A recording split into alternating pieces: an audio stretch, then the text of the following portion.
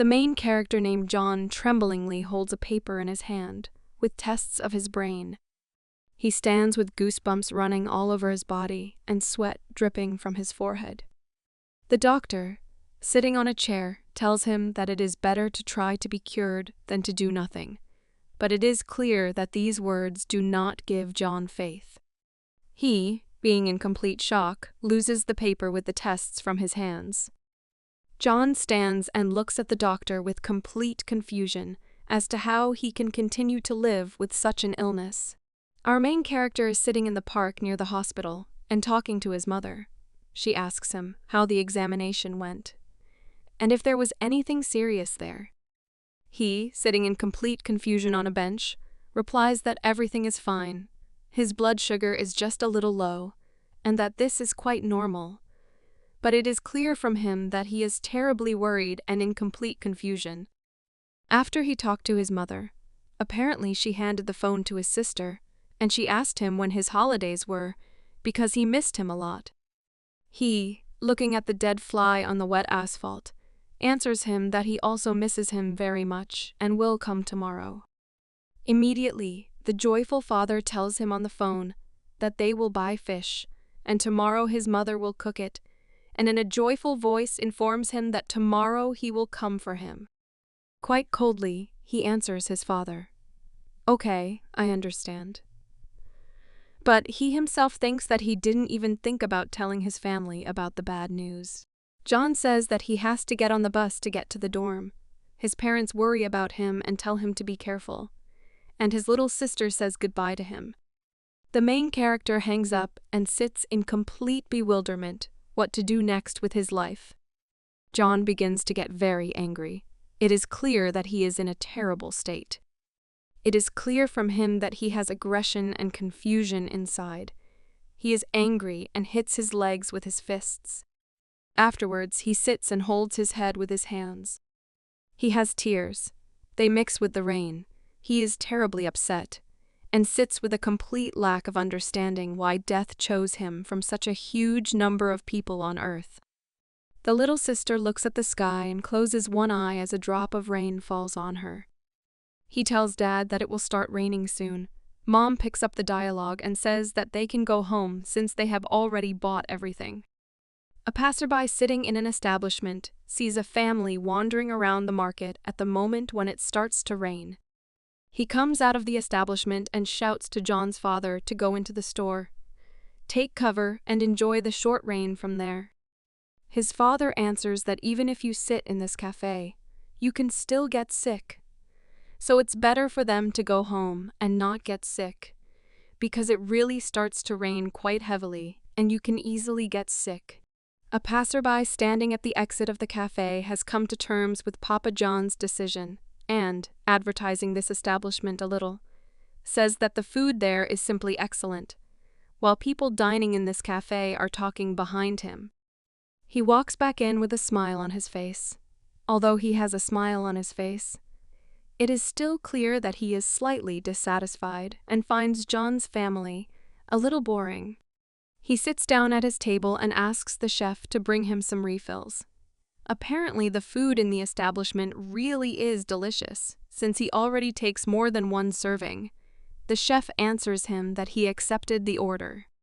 He continues to dine on rice with meat. His facial expression shows that he really liked the food, and he eats insatiably further, talking about how incomparable it is. The veins are showing on his forehead, and he's sweating a little. At this moment, in the kitchen, the chef kills the animal, apparently for the dish, and blood gushes out. The chief is talking to a woman. Apparently this is his wife or girlfriend. She tells him that things have been going great lately, and that everything is fine with them.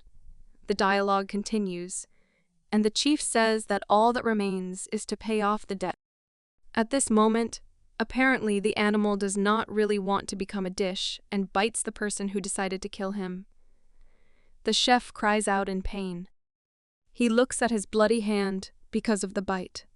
It is clear from it that he is dissatisfied. Of course, he was bitten quite hard by the animal, and his whole finger is now covered in blood after the bite. Sweat runs down him, and he decides to stop the bleeding with his mouth so that it will somehow stop. Meanwhile, John started bleeding, and his girlfriend, wiping the blood, asks if everything is okay with him. Apparently, she is worried. But on the other hand, she doesn't mind making fun of him and says that perhaps he is thinking about some vulgarities. Before the bus itself, he asks him if he got caught in the rain yesterday. She wipes away the blood, still grinning at him. Whether he is thinking about something erotic or perhaps about her, he looks tired and asks her to calm down. John's sweat drips from his forehead and closes his eyes. In fact, he was remembering yesterday's conversation with the doctor and thinking about why his nose bleeds so often. In his head, he thinks that if he had not had brain cancer, he would have become close to this girl. It is clear that he is not indifferent to her. They get on the bus and the guys come behind him, bully him, and one of the main ones stands right behind him. The impudent man takes John by the shoulder and jerks him to the side with a sharp push. Our main character falls to the floor and, unhappy with this situation, says that it is a dog club that humiliates him at the end of each semester. The protagonist's girlfriend rushes at Tim, who acted very rudely to John, but Tim tells her that he doesn't like the way she acts and why she protects him at all. Tim's sixes begin to shout in a joyful voice that she should continue to protect her husband. From the girl's side, it looked terrible. She very impudently answers him that it is better to be his wife than him, and bats away the hand with which Tim wanted to touch her. Tim's sixes indicate that she stands up for this little sucker every time, and Tim asks not to interfere because it's none of her business, in his opinion. The boys also pester him with the fact that he is not worthy to be called a man, but it is not John's fault that he was born with poor health and body. John restrains his aggression and clenches his fists tightly, beads of sweat already appearing on them. It is clear that this company mocks him year after year, insults him and humiliates him, but he cannot fight back. Tim, with a cool appearance, walks past John, sitting on the floor, and John thinks to himself at this moment how tired of Tim he is and how annoying he is. John apparently pulled himself together. He was tired of enduring this, and he wanted to stop all this bullying. John looks at Tim with a very angry look and can no longer hold back, thinking that he doesn't have much time left. He roughly grabs him by the cheekbones. John is completely bewildered. Tim menacingly brings it towards him. John can no longer contain his aggression and snaps at Tim with angry eyes. Tim's look shows that he is very dissatisfied with John's actions and wants to do something unpleasant. He takes it and throws the main character onto the floor with all his might. So much so that John falls head on the floor and the phone flies out of his pocket. A phone falling out of a pocket shatters into pieces. We are shown the hospital, the city in which the main characters live. The news reports that people went completely crazy after eating game at a restaurant in the market. Clearly, something is wrong with this restaurant. The father is worried about his son. He doesn't understand why he doesn't answer his calls, but at this moment, the mother wants the father to stop calling and just send an SMS because the son is just going home. The father is perplexed and does not understand why the 3RD brother suddenly became so aggressive. Loud screams can be heard, and yet he recently dined in that very restaurant. The doctors are trying to calm him down, but it's clear that this is not working well. The man is incredibly aggressive, veins have popped out on his forehead, and he is behaving very strangely. The father is worried about his brother and says that the only thing they can do is stay there. The mother decided to ask what made him sick. The doctor is at a loss and does not know what exactly to answer, because in a few days he saw a lot of people with similar diseases. The father stands in complete shock and absolutely does not understand what is happening. We are shown someplace with a name. Some sounds can be heard there. Now everything is becoming clear. City residents are breaking into this establishment and waiting for an explanation from the chief why. After their relatives ate there, they went to the hospital with an unknown disease. One of the people is angry and begins to break down this door with something heavy, shouting in anger that he should open it. The crowd screams in anger and breaks into the establishment. After they broke down the door, they saw blood and flies all over the establishment. Something incomprehensible happened inside. The tables were overturned. There was a complete mess inside. Everything was broken. There was blood everywhere.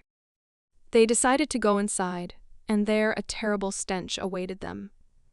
People were completely confused as to what could smell like that. They all look together at the door inside the cafe. Sounds are coming from there, as if someone is eating. Absolutely all people have an absolute misunderstanding.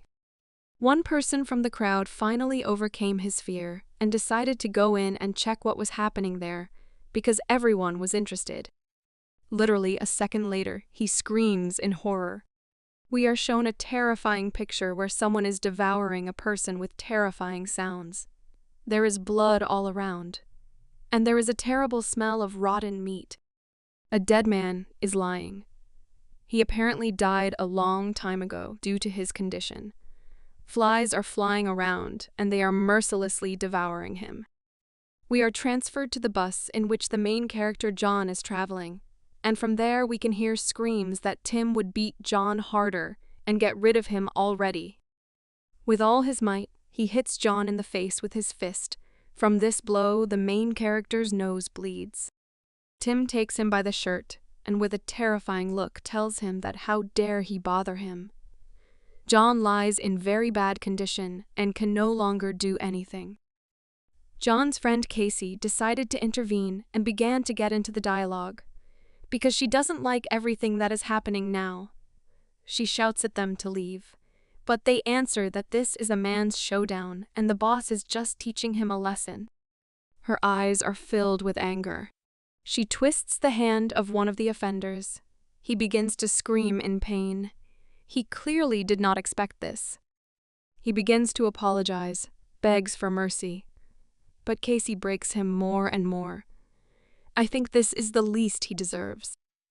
The driver is extremely dissatisfied with the situation that is happening in his cabin and asks everyone to calm down, because this is greatly distracting him. But in response, he receives a blow to the face from one of the participants in the conflict. At one unexpected moment, the bus driver does not notice the man and hits him.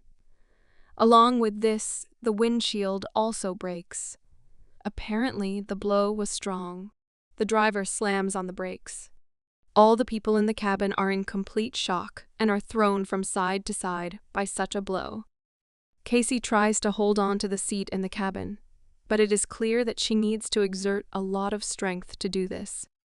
After stopping, the driver immediately jumps out of the car and goes to see what is there in the end. Blood on the front of the car and a broken windshield. That's all that is visible. One of Tim's six screams out the window at the driver with complete dissatisfaction, and the driver is still standing in shock near the bus and absolutely does not understand how this could happen. Tim shouts from somewhere on the bus about what the driver is doing. It's clear that everyone is unhappy with what happened. John tried to hit Tim, but he did it very poorly and only grazed him a little. He looked at him with an angry look. Jack looks into his eyes and breathes heavily, blood dripping from his nose. Tim laughed and looked into the eyes of the main character with a nervous grin, urging him to look at this dog who was still fighting. Raising his hand to strike, Tim wants to deliver the decisive blow. There is a sharp knock on the window. A bloody hand with claws is visible on the surface of the glass. Tim was taken aback and was unable to complete the strike, looking at the picture in front of him. Noticing the people inside, the zombie began to scream more actively. Casey and Tim were scared and sweat started running down their faces. A man sitting on the ground watches a zombie hanging on a bus and watches the people inside the bus.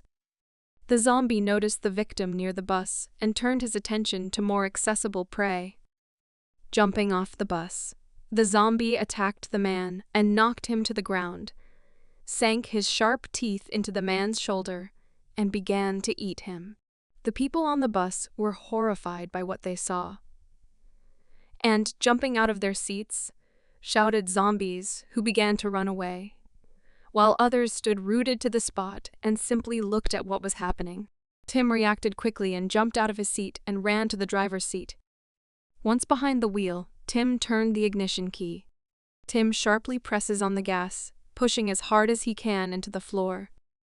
The bus takes off and runs over the zombie and the man with its right wheel, crushing the zombie's head so that he definitely does not survive. Slightly slowing down, the bus travels further along the road, taking passengers further away from the scene of the incident. In the rearview mirror, you can see the silhouettes of two bodies and a trail of blood left by the wheel of this bus. Tim, looking in the mirror, thinks that they got carried away and need to return to the city. A sharp yell from a scared-to-death passenger tells Tip to look ahead. Tim looks forward and is horrified, and a small drop of sweat runs down his temple.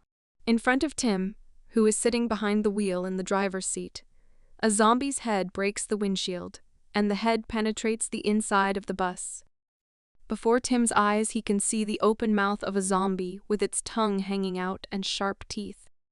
Squeezing himself into a chair, Tim looks at the picture in front of him, and now he is definitely convinced for himself that there is a zombie in front of him. Turning the steering wheel sharply to the left, the car makes a sharp turn and the zombie begins to fly off the windshield. Having caught on the windshield wipers, the zombie does not fly off onto the road, but begins to climb onto the bus. The zombie begins to climb through the broken glass and reaches out with its claws towards the stunned Tim's face. After Casey is wounded by a rapier, the zombie falls immobilized into the interior of the bus. Shocked by everything that is happening, Tim turns back to find out who struck. Casey stands in a combat-ready pose, holding a rapier in front of him, and the shocked faces of the passengers can be seen behind him. Casey, with one kick, pushes the zombie's body into the open door of the bus, which is traveling at a decent speed. The bus simply rushes through the checkpoint at high speed. John sits in the lotus position on the floor of the bus and looks at the screen of the phone he holds in front of him. The panicked screams of passengers can be heard behind him. John looks at the broken screen, and his thoughts are only about one thing. Only with his loved ones, everything was fine. Tim's face was covered in blood and expressed irritation at what was happening in the cabin. A small checkpoint booth was visible in the side rearview mirror. The bus pulls into a deserted stop, and inside the bus, people rejoice at their arrival. People slowly began to get off the bus to a stop where there was not a single soul. Tim was the very first one to get off the bus and began to look around. And behind him, the passengers got off more slowly. And while they were talking about why it was so quiet, Casey got off the bus, holding Jack's arm and walking a little behind him. Someone from the crowd of passengers shouted, pointing his index finger in front of him. Behind the glass doors, one could see the blurry silhouettes of a crowd of people. Someone was squatting on the floor in a crowd of people and holding his head. Having cheered up, the passenger began to joyfully shout that there were living people there. Taking off from his place, he ran towards that crowd of people. The first glass doors opened, letting him through, and Tim looked at what was happening and tried to stop him with words. Placing his hand on the man's shoulder, the passenger said, "You won't believe what happened to us." The woman turns around with a terrible look, with red eyes. A passerby can't believe his eyes and looks at the woman in horror. Later, he notices that standing in front of him is not just one zombie woman, but a huge crowd of the same monsters. But it's too late. He can't do anything, and several Inhumans attack him, one of which drives its fangs into his shoulder. The loud scream of horror he uttered spreads throughout the entire street, causing all the people to panic. Casey grabs John's hand, trying to get him as far away from the zombies as possible. Everything could have worked out, but the zombie's hand is already reaching for her neck to grab and tear it apart. Just a little more, and he would have succeeded, but John manages to push her away. thereby saving her from the attack. Because of his attempt to help, John falls to the ground, hitting the car hard, leaving him in a very dangerous situation. Casey understands that they cannot remain idle, otherwise they will die. She quickly takes the sword out of her bag. John sits exhausted. The only thing he can do now is watch. Without even a second's hesitation, his girlfriend points her sword with great force towards the zombie and wounds his arm. John is very surprised for something. His gaze is not directed towards Casey. He sees a red car in front of him with his toy in the back seat. John decides to move, but with great caution so as not to fall into the eyes of one of the zombies. The front door of the red car is open. John is very happy about this and calls his mom and dad, hoping to see them inside. But coming a little closer, he sees the empty interior of the car and is clearly disappointed by this. A surprised look was directed at the seat of the car. John saw something on it. It was a phone with the screen on. He takes it in his hands, and before his eyes a correspondence with his father opens, in which the last message in plain text was a call to escape. John's eyes well up with tears and he is shaking all over. He is overwhelmed with emotions, but having managed to contain them, he loudly shouts "Dad," still holding the forgotten phone tightly in his hands. Suddenly, someone's child's hand grabs him by the t-shirt. John turns around and looks through his tears at the back seat of the car. All this time his younger sister was sitting there, scared and in tears. She said, "Brother." Seeing her, he begins to cry even harder. John is incredibly happy to see his sister alive, and reaches out to her to hug and reassure her. Meanwhile, she tells him that their parents left and did not return. They hug tightly. John strokes his sister's head. She is still crying and asks her brother how he managed to come back. Suddenly, out of nowhere, a zombie tries to attack them. He breaks the glass in the car, the fragments of which fly straight towards them. The zombie begins to reach out with his hand towards them, already climbing part of his body into the car through the broken window. It would seem that there is not much left, but Casey appears and was able to knock the monster to the ground. Her gaze is directed directly at the zombie, holding a sword in her hands. She swings it. At the same second, the tip of the sword pierces right through the monster lying on the road. John, stunned by this whole picture, looks at the beautiful and fearless Casey standing at sunset, in whose hands is the sword that saved their lives. Casey approaches the car and extends his hand towards John, who has been tightly hugging his sister all this time. There are drops of blood on the face and white t-shirt of their savior. She calls John and her little sister to come with her. They did not refuse and ran quickly in her direction. They are in a hurry, so John picks up his little sister and runs for cover. Casey understands that at this rate they will not have time to escape. She pushes John in the right direction. With difficulty, they all manage to crawl into the closing garage. At that very second, the garage closes with a roar, creating a safe place where they can hide from the zombies. John looks towards the door with a very tired look. He exhales with a certain feeling of relief. The glances of two guys are directed at them, who also look tired and shabby. There were many people with them in the shelter who began to discuss the horror that had happened. The zombies intend to break the glass, getting inside, and the blonde comes up with the idea to send someone to the zombies, thereby distracting them so that the rest of the people can escape to a safer place. Outrageous cries are immediately directed towards him, because no one wants to die and sacrifice themselves to save others. Since no one wants to volunteer, the blonde chooses himself who he will send to certain death and grabs Jonah's sister by the hand. Naturally, Casey and John were very outraged by this, and were against his actions. But the blonde does not pay any attention to this, like his surroundings. They are going to do something deliberate. The poor girl cries loudly and asks to be let go. John responds to her cry for help, pushes the people who were in his way and runs to save his sister. The blonde scoffs at what is happening and offers to go out to Zombie John if he so badly wants them to let his little sister go. The matter does not end with ridicule. Blonde kicks John in the face and tells him that he will die along with his sister. John fell to the floor, clutching his head in pain. Out of the corner of his eye, the blonde saw danger. A sword was pointed towards him, but he quickly reacted and was able to dodge the attack with a large wooden stick. This was a disgruntled Casey who had no intention of remaining idle. Their eyes met. Casey ordered the child to be released immediately. The blonde pushed the little girl and told his friend to hold her so she wouldn't run away. The blonde struck the first blow, but Casey managed to stop him with her sword. The man advises her to give up before it's too late. While everyone is distracted by the fight, one guy offers to take advantage of the moment and quietly throw the girl out into the street, but the girl starts screaming.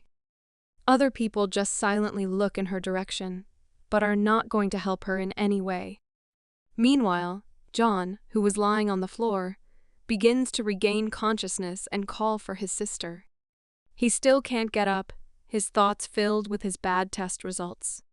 John sees pleasant and warm memories where their family is all together. They clearly look happy. He remembers the words of the doctor who told him not to give up, because it is better than doing nothing. John is very worried. Questions arise in his head that make him cry. Remembering the current situation, he falls into powerlessness. John gains strength. His body trembles, but he still crawls towards his little sister. As soon as she saw him, she immediately began to call her brother, in the hope that he would save her. John shouts loudly that he is ready to go himself instead of her, but in his heart he understands that he does not want this at all. Surprised glances headed in his direction. Casey was the most surprised of all. John realizes that he must do this to save his sister and, with a trembling body, gets to his feet. In a confident tone, he orders to let his sister go, assuring that he himself can become bait for zombies. He still manages to convince everyone and return his sister. He takes her in his arms. John reassures his little sister, promising that everything will be fine and she has nothing to worry about. He tells her that he will find Mom and Dad and will definitely return. But the girl doesn't want him to leave and leave her. John pushes his sister away and tells Casey to take good care of her. Casey disagrees with John's decision to become bait and tries to persuade him. But John silences her by touching his index finger to her lips. He brings his finger to his lips, thereby telling him not to say another word, because it will no longer be possible to convince him. Finally, John hugs Casey and his sister and says that he loves them. Casey looks at him with worried eyes. John grabs his little sister's hand and tells her to always obey Casey from now on. He turns away from them and slowly walks towards the exit. His little sister cries after him. The guys who wanted to throw his sister away to the zombies see him off, shouting at him to go and get lost. The blonde looks at John with a very stern look. John just looked at him calmly. The blonde man swings the door open for John. John crosses the threshold beyond which he is met by a crowd of monsters who will soon pay attention to him. Casey throws the sword to John so that he has something to defend himself with. John catches it and holds it tightly in his hand. The sword gives him confidence. John directs his gaze towards a large number of zombies. Standing against a crowd of monsters, he tells himself that he must return. John begins to defend himself from the zombies, waving his sword, blood spattering everywhere. John was able to eliminate several zombies, but there are still many monsters who intend to attack him. Things are bad for him. He has no opportunity for a break. Fighting off one zombie, the next one immediately climbs in. Another monster, which was once human, falls on the corpses of zombies lying on the road. John's sword becomes bent from too many blows and will soon become unsuitable for use. He decides to run away from the zombies a short distance. The ugly creatures began to scream angrily and follow John. A strong hatred for them awakens in John. He looks at them with disgust. One of the monsters has his back to him. Taking advantage of the chance, John points his sword at him. The zombie turns around and looks straight at John with red eyes. John stands in a stupor because of this. The look of the zombie seemed familiar to him. It was his father turned into a zombie. But in front of him stood not his father, but a monster with greenish skin and teeth that could easily bite off human flesh. John could not hold back his tears and move from his place as the zombie slowly came closer and closer. He becomes easy prey and the zombie attacks him. John does not resist and allows the zombies to pierce his neck with their fangs. Other monsters want to bite him too. They attack our character, causing the main character to fall to the ground. He cries and remembers the image of his mother. This image corresponded to the zombie that bit off part of his flesh. John gritted his teeth in pain. Tears and sweat mixed on his face. The zombies that used to be his parents continue to bite off his body, piece by piece. Lying in a pool of blood, John hugs his former parents.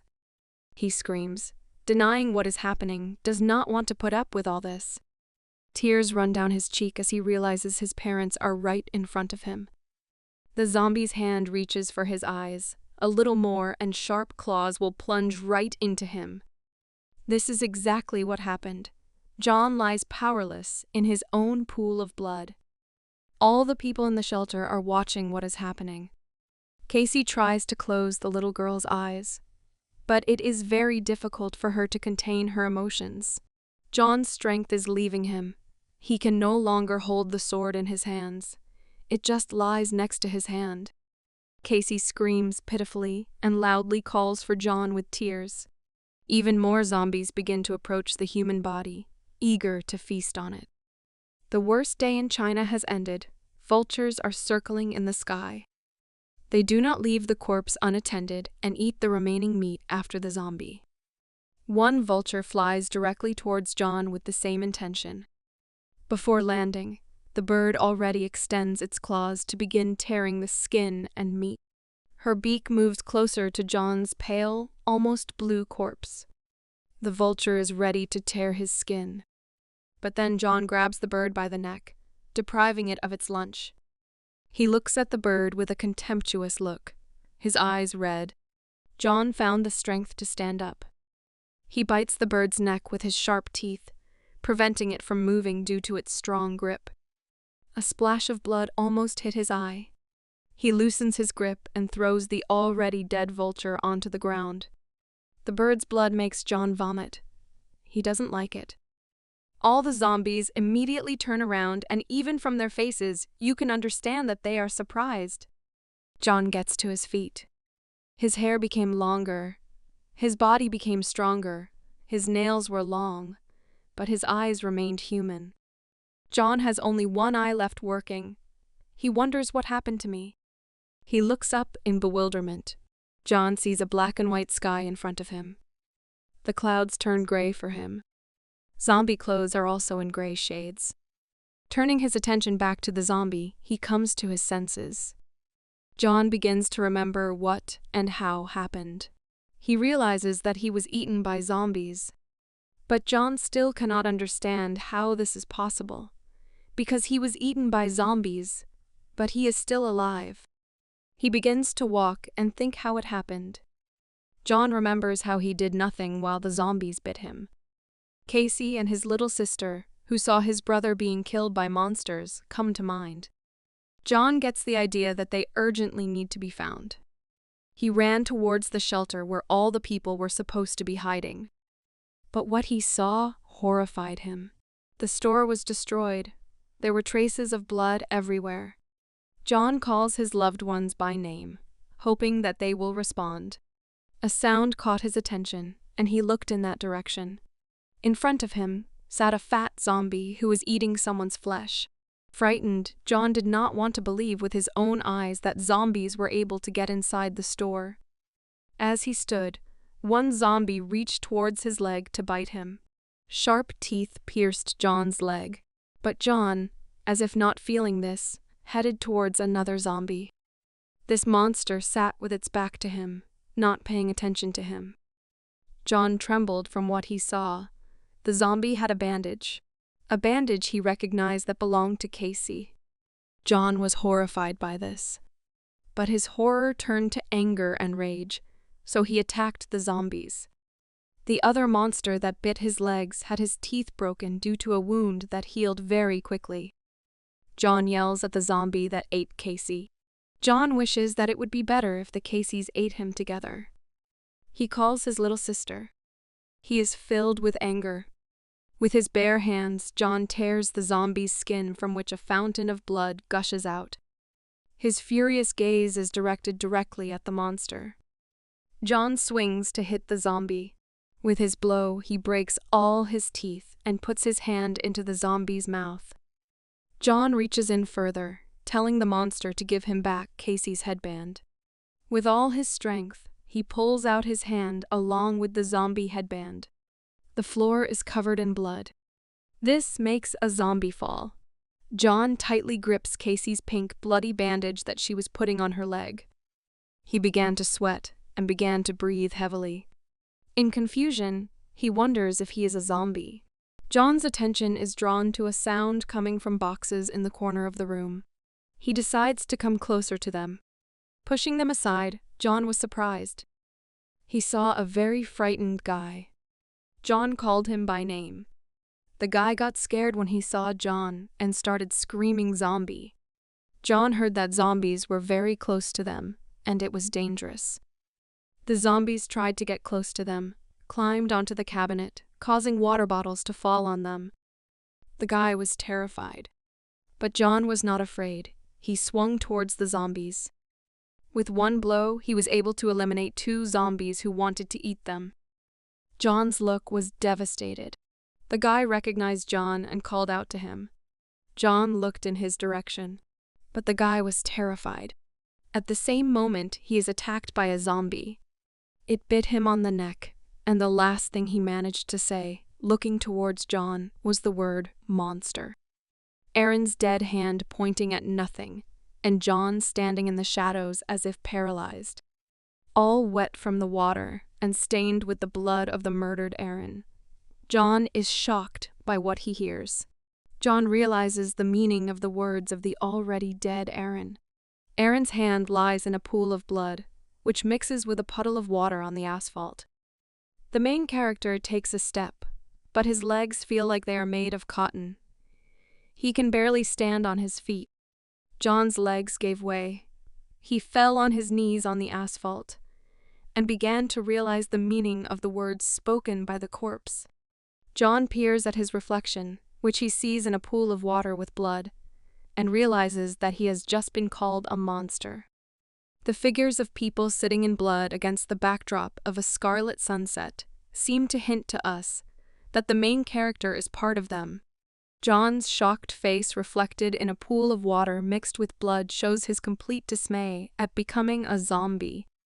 He notices a zombie that furiously continues to eat Aaron's defenseless body.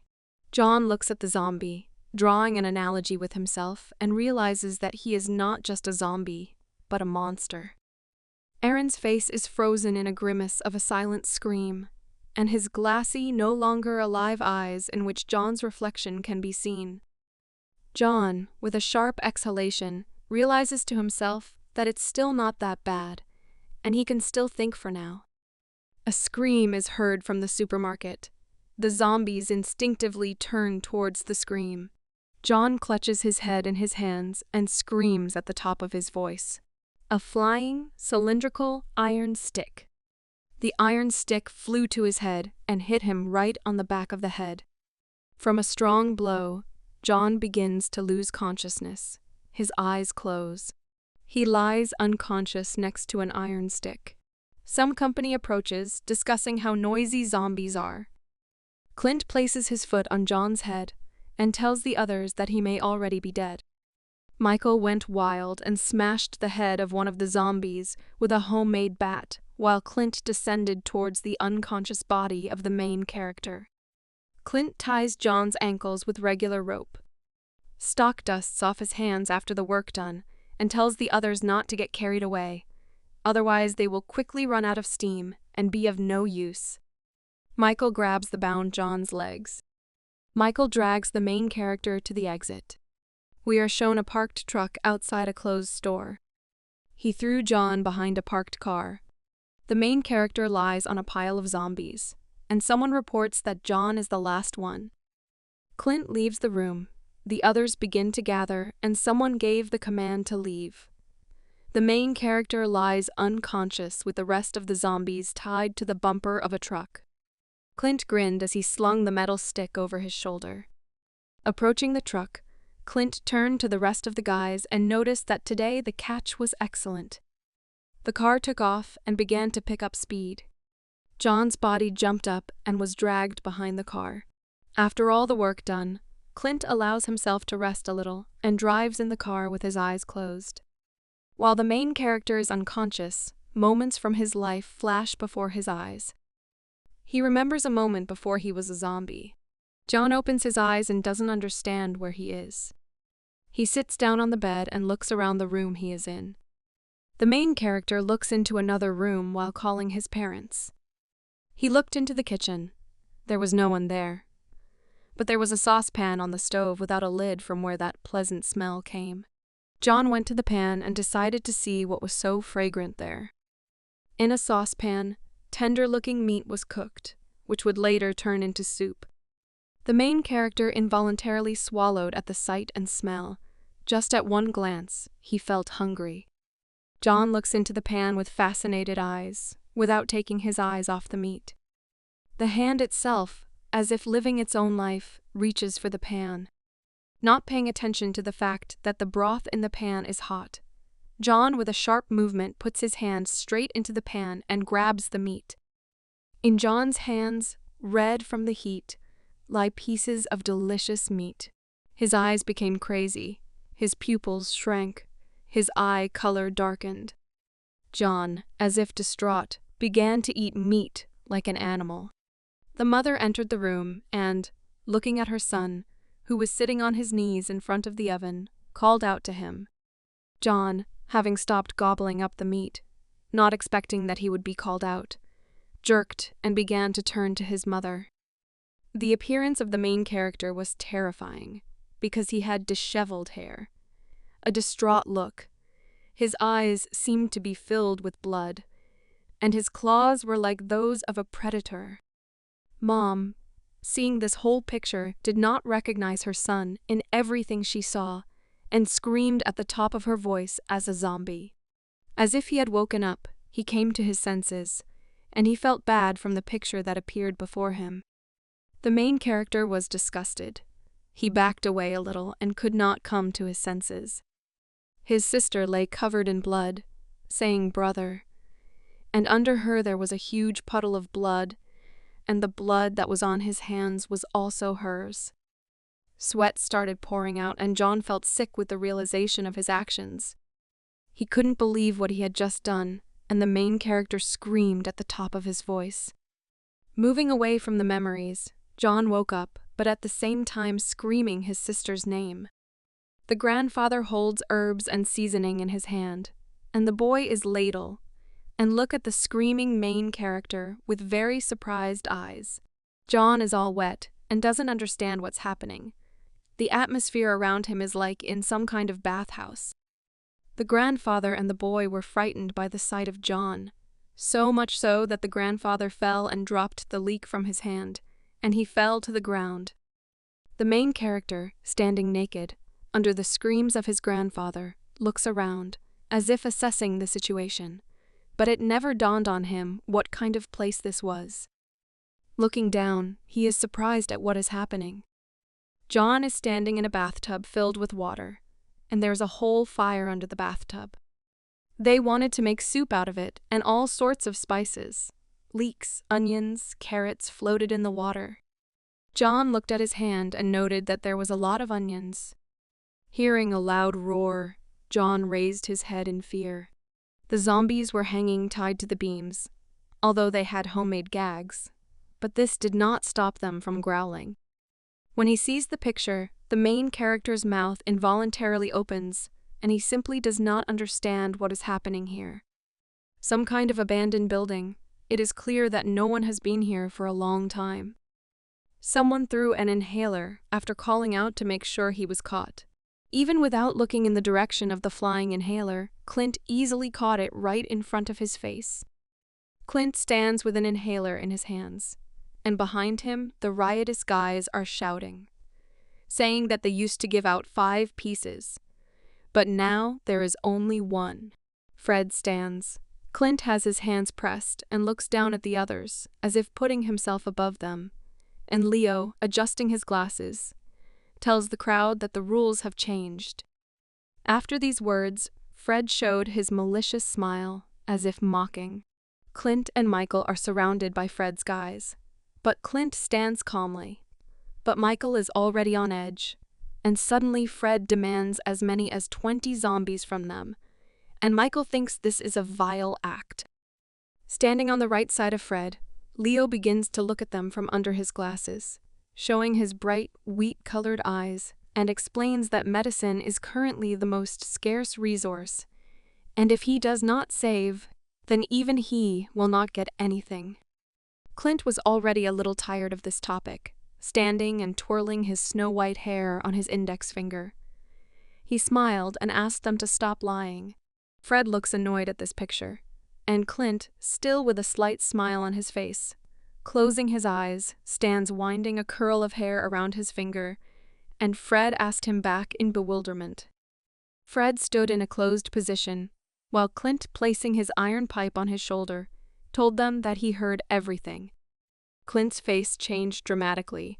It became angry and had an ominous aura, and he said, "I know you want to deceive us." This phrase brought Fred to his boiling point, almost bursting into a scream. He said that how dare he. Clint, saying that he was already pissing him off, took off and hit Fred with his pipe.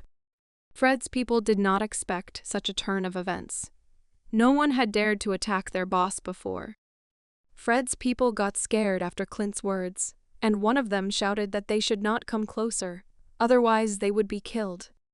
Fred's entire team came to their senses and decided to call out to him, but no one could move. Everyone seemed to be standing around him, and Fred, as if bending over a little, held his head with his hand, where the blow was struck, closer to the temple. Fred's rage soared to the skies, and his eyes became bloodshot, and a pathetic puppy sounded through his clenched teeth. In a rage, Fred raised his hand to strike. His eyes turned white, and, preparing to strike, he shouted towards Clint, "Die!" Fred's fist flew past an unfazed Clint, who made the dodge without any problem. Clint's hand suddenly grabbed and squeezed Fred's shoulder. Clint pushed Fred effortlessly, sending him face first onto the floor. Clint, his hair in shadow but one glowing red eye visible, swung his iron pipe at Fred, who was on all fours in front of him. Dark figures of Clint, who finished hitting Fred's head with an iron pipe against a red background. Fred and Leo's men look on in shock as Fred falls unconscious after being hit by Clint with a metal pipe dripping blood. Out of breath, Clint exhales, taking the medicine, and then says that he is very sorry that he has asthma. Having taken the medicine, Clint puts the pipe on his shoulder and notes, exhaling, that sometimes it even annoys him. Gasoline was poured on Fred's evil people, and they were perplexed. Clint, wiping his pipe on Michael's t-shirt while he is silent, turns towards Fred's people and tells them that now he needs to decide with them. One of Fred's men, after examining himself and sniffing the liquid, suggested that it was gasoline. Clint stands above them looking down, but their eyes are hidden by their hair, asking, "Did you really think you could outplay me?" And on either side of him stand his company with open bottles from which the remaining liquid is dripping. A matchbox and a match appear in Clint's hands. He carefully lights the match. The match lit up in front of Clint's face, who looked quite scary, and he said goodbye. "It's time to make a barbecue out of you," to which Fred's people begged for mercy. The figure of a grandfather in a hat, who not so long ago tried to cook John, appears in the sharply opened door, and he calls the boss. Fred's men sit motionless in fear, while Clint, with a match in his hand, turns with a silent question towards his grandfather. The grandfather's head is grabbed by a zombie's hand and dragged away, before he could just say that there are zombies there. It was clear from Clint's eyes that he was surprised while someone sighed in the background. A bare-chested John appeared instead of his grandfather, and asked all the people in the room about who was in charge here. Clint stood in a tense position, as if ready for anything, and looking at John, who was coming closer. He thought to himself that he was that same zombie. Clint's thoughts left him in shock, sweat pouring down his temples. He remembered how he placed his foot on John's head. From unexpected memories, a lit match falls out of Clint's hands. Clint and Jen look in silent fear at the flying match. Someone shouted that there was also gasoline here, and John's gaze was focused on the falling match into a puddle of gasoline. Something rushed past Clint at an imperceptible speed to the eye, ruffling Clint's hair with the wind. Clint froze, looking forward with his hair disheveled. Behind the motionless Clint, who simply could not imagine that what had just happened was simply impossible, stood John after he quickly caught a match, flying into gasoline. From John's clasped hand, small coals fall and smoke comes out. John turns and looks at Clint's back and asks the question that he should explain himself. Clint lowered his head slightly, covered his eyes with his bangs, and thought to himself that he was a special zombie. Clint's hand squeezed the metal pipe, and it no longer mattered to him that John, who stood in front of him and looked with a question in his eyes, was special. Clint, rushing from his seat, set himself the goal of knocking the main character off his feet and raised the pipe to blow at John standing in front of him. John easily stopped the metal pipe with his left hand, which was aimed at hitting him in the head. Looking up, John grasped the pipe in his hand without any effort. There was a tense silence between John, who was holding the now broken pipe in his hand, and Clint. The realization of what was happening came to Clint's head, thinking to himself that he was finished. This led him to disappointment. After Clint's pipe fell into disrepair, John threw it straight onto the floor and hit the concrete with a characteristic sound. Clint's company stood behind, and only Michael decided to call him, a little afraid and stuttering. The two glared at each other, Clint opposite John. John stands in front of Clint, who curses, damn it. The main character looks forward with a straight face and makes a remark that he asked a question. John is surprised when Clint suddenly falls to the floor. Clint fell to the floor, bowing at the feet of the main character, shouting that he should not kill him. John was surprised by Clint's actions and does not understand what is happening. Clint screams as if begging for his life and says that he shouldn't have stolen it, and that he made a mistake, while the main character calmly approaches him. When John approached Clint, he fell down, hugging him by one leg, and continued to make excuses. "I made a mistake for the first time. Forgive me." Clint's company was shocked by the behavior of their boss. Clint continued to beg for mercy. "I will do anything for you." John looks down at everything that is happening, and words flash through his head about what the hell is happening here. John takes Clint by the scruff of the neck, like a cat, to put him on his feet, while agreeing to their pardon. The main character, turning his head towards Clint's company, says that he needs to talk. Fred's people in gasoline and Leo sit on the sidelines, watching everything and shaking with fear. John sits on the floor with his elbow on his leg, and the rest of Clint's company sits in front of him and listens to his story, while Clint sits on boxes to the side. Clint, sitting with his back to the others, greedily drinks water, and John is already finishing his story about how he became such a monster. After the pumped-up story about his life, Clint's company briefly repeated the story, as if clarifying all the details for themselves, but they did not understand how he retained consciousness. John sat and stared into space and was silent while the others tried to digest the information. An empty, crumpled water bottle, which Clint had been drinking to the phrase God, This is so romantic, fell to the floor. Clint turned around on the boxes to face the main character and crossed his arms over his chest and spoke about sacrificing himself for the sake of his sister and lover, and said, summing up, that it was cute. Raising his index finger up and looking at John, Clint said, what if he told him that no one he knew was eaten that day? John couldn't believe Clint's words, but he continued and said that if they were eaten, there would be skeletons left. Clint closed his eyes and, putting his hand to his chin, continued to think that if he had not seen their remains, then most likely they were still alive. Clint opened his eyes and looked at the main character. They also became zombies. Clint's words unsettled John, and he sat with his eyes wide open. People stood in front of a boiling bath and could not understand why others did not kill the zombies. They looked at the hanging zombies and talked about calling the boss. One of the zombies' rope broke. As people screamed, the zombie fell into the bath fire. The zombie's arms and legs were still tied and he squirmed in the fire, growling. The smell of burning zombie flesh reached the people, and they froze. One person started drooling and said, "Wow, that smell." John says the zombies are screaming. Everyone turned and looked at the back of the departing main character, and Clint asked where he was going.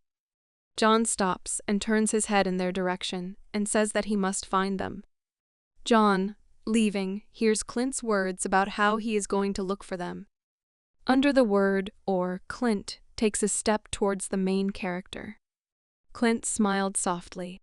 Clint, throwing his arm over John's shoulder as if hugging him, continued to ask him to unite with him. Clint's team was shocked and one screamed. Clint, turning his head in their direction, looked with an irritated look, only producing a tusk. John remembered that Clint had knocked him out earlier, and Clint turned his head back to him. Having brushed off Clint's hand, the main character said that he did not understand why he should catch zombies, and also that he did not trust these people. Leaving, John continues, "Since we don't trust each other, there is no need for such proposals," and Clint, looking at his back, noticed that he was refused. Clint lowered his head until the shadow of his bangs fell on his eyes, and he looked at the figure of John, who silently left the room. Clint, who had an ominous aura about him, turned towards the one who interrupted his conversation. Twisting his hair around his finger, Clint angrily asks who allowed him to interfere in the conversation. From the impudence of such an outburst, Clint angrily hit the man who dared to interrupt their conversation. The frightened people, seeing this, tried to defend themselves against this unfortunate newcomer, who had been under Fred's command for relatively little time. Satisfied with his sudden impulse to punch someone, thereby venting his anger and emotions, which had been more than enough in the last few minutes, Clint smiled victoriously. Clint was very pleased with himself, which is why he continued to smile and stare at the back of John as he walked away. John continued his vague direction down the corridor, thinking about the incident involving Clint that had happened just recently. Suddenly, John heard some sounds coming from very close to him. The main character, without thinking for a long time, sharply opened the door of the room from which mysterious sounds that interested him were coming. The protagonist's surprise knew no bounds. It was written in his gaze, which expressed nothing but surprise. There was a disgusting smell in the room, the source of which was scattered and dismembered corpses, of which there were a lot. Distracted from his not-so-boring activity, the unhealthy creature drew attention to the sudden guest who dared to interrupt them. Without thinking twice, it pounced on John, who continued to stand like a stone with an unreadable expression on his face.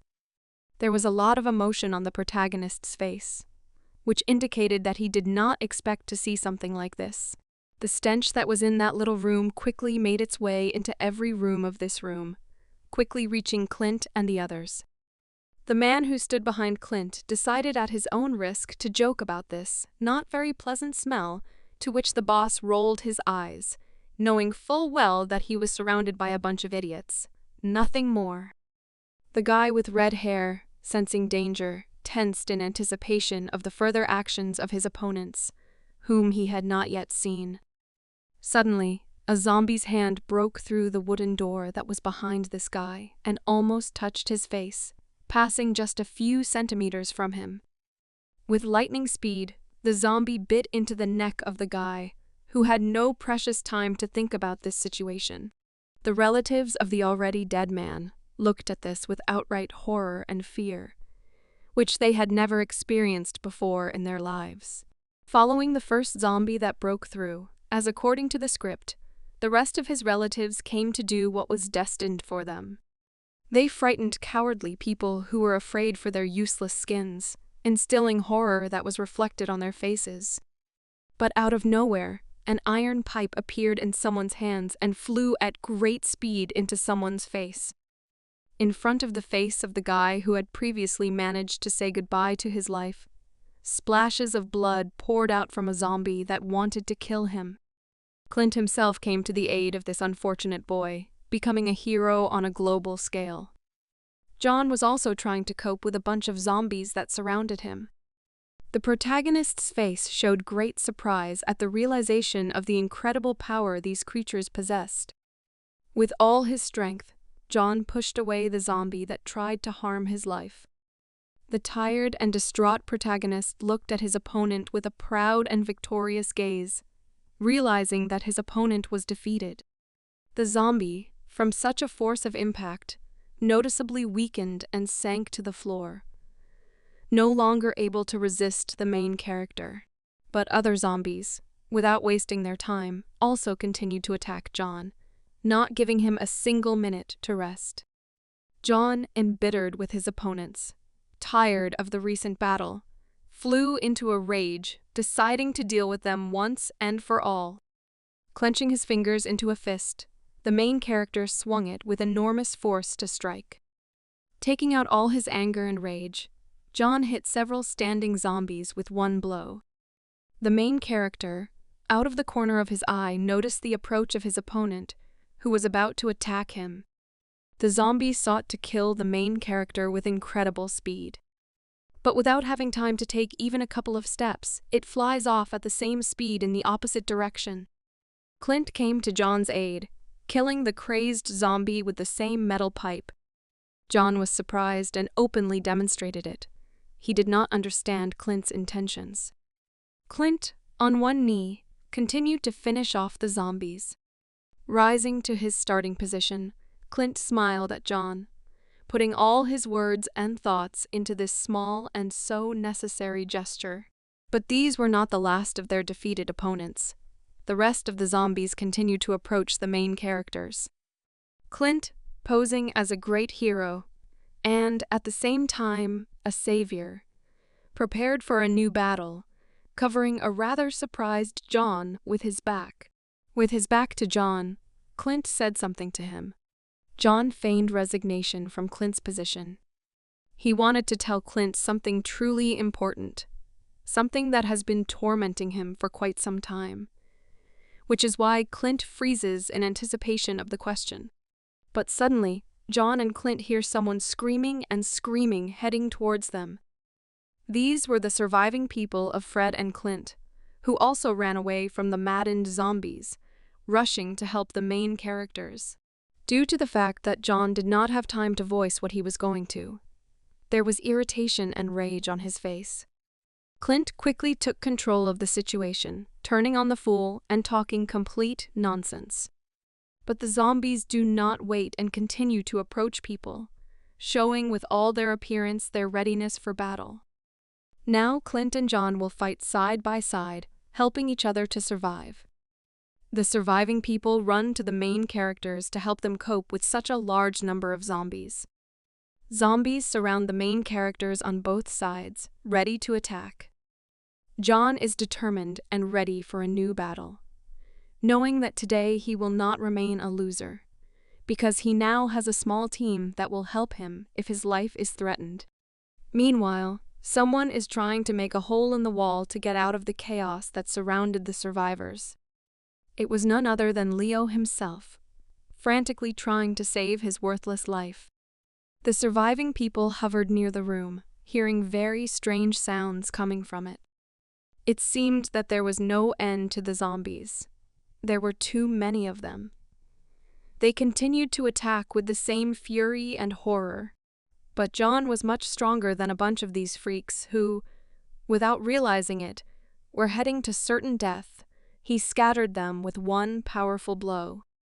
But the zombies did not give up, continuing to fight the main character. One of the zombies managed to bite into John's neck in a jump. John, without expressing any emotions or feelings, looked at this zombie who attempted to kill him. But then his face contorted into anger and rage. John grabbed the crazed zombie by the hair and began to pull him away from his neck. With all his might, John threw it aside, amazed at the impudence of this zombie. John then jumps and kicks the zombie in the face, but it continues to scream. But before he can kick him, John stops abruptly, his face expressing complete surprise. The main character has a question: who could stop him from such an action, which brings a lot of pleasure. Lower your head, Clint. The main character sees his palms clasped together in order to stop him. Turning his head, John notices white hair that belongs to Clint, who has a death grip on the main character. The main characters shout at each other, trying to convince each other of opposing things. Clint firmly holds John's back, wrapping his arms around him, blocking him from making even the slightest movement. The iron pipe, which was abruptly thrown by Clint from the scene he saw, lies not far from them, while the main character continues to hold John. But despite this, zombies continued to attack Fred's people. No one could stop this chaos. There were too many of them. Michael, realizing the danger of the situation, hastened to warn people that they could not cope.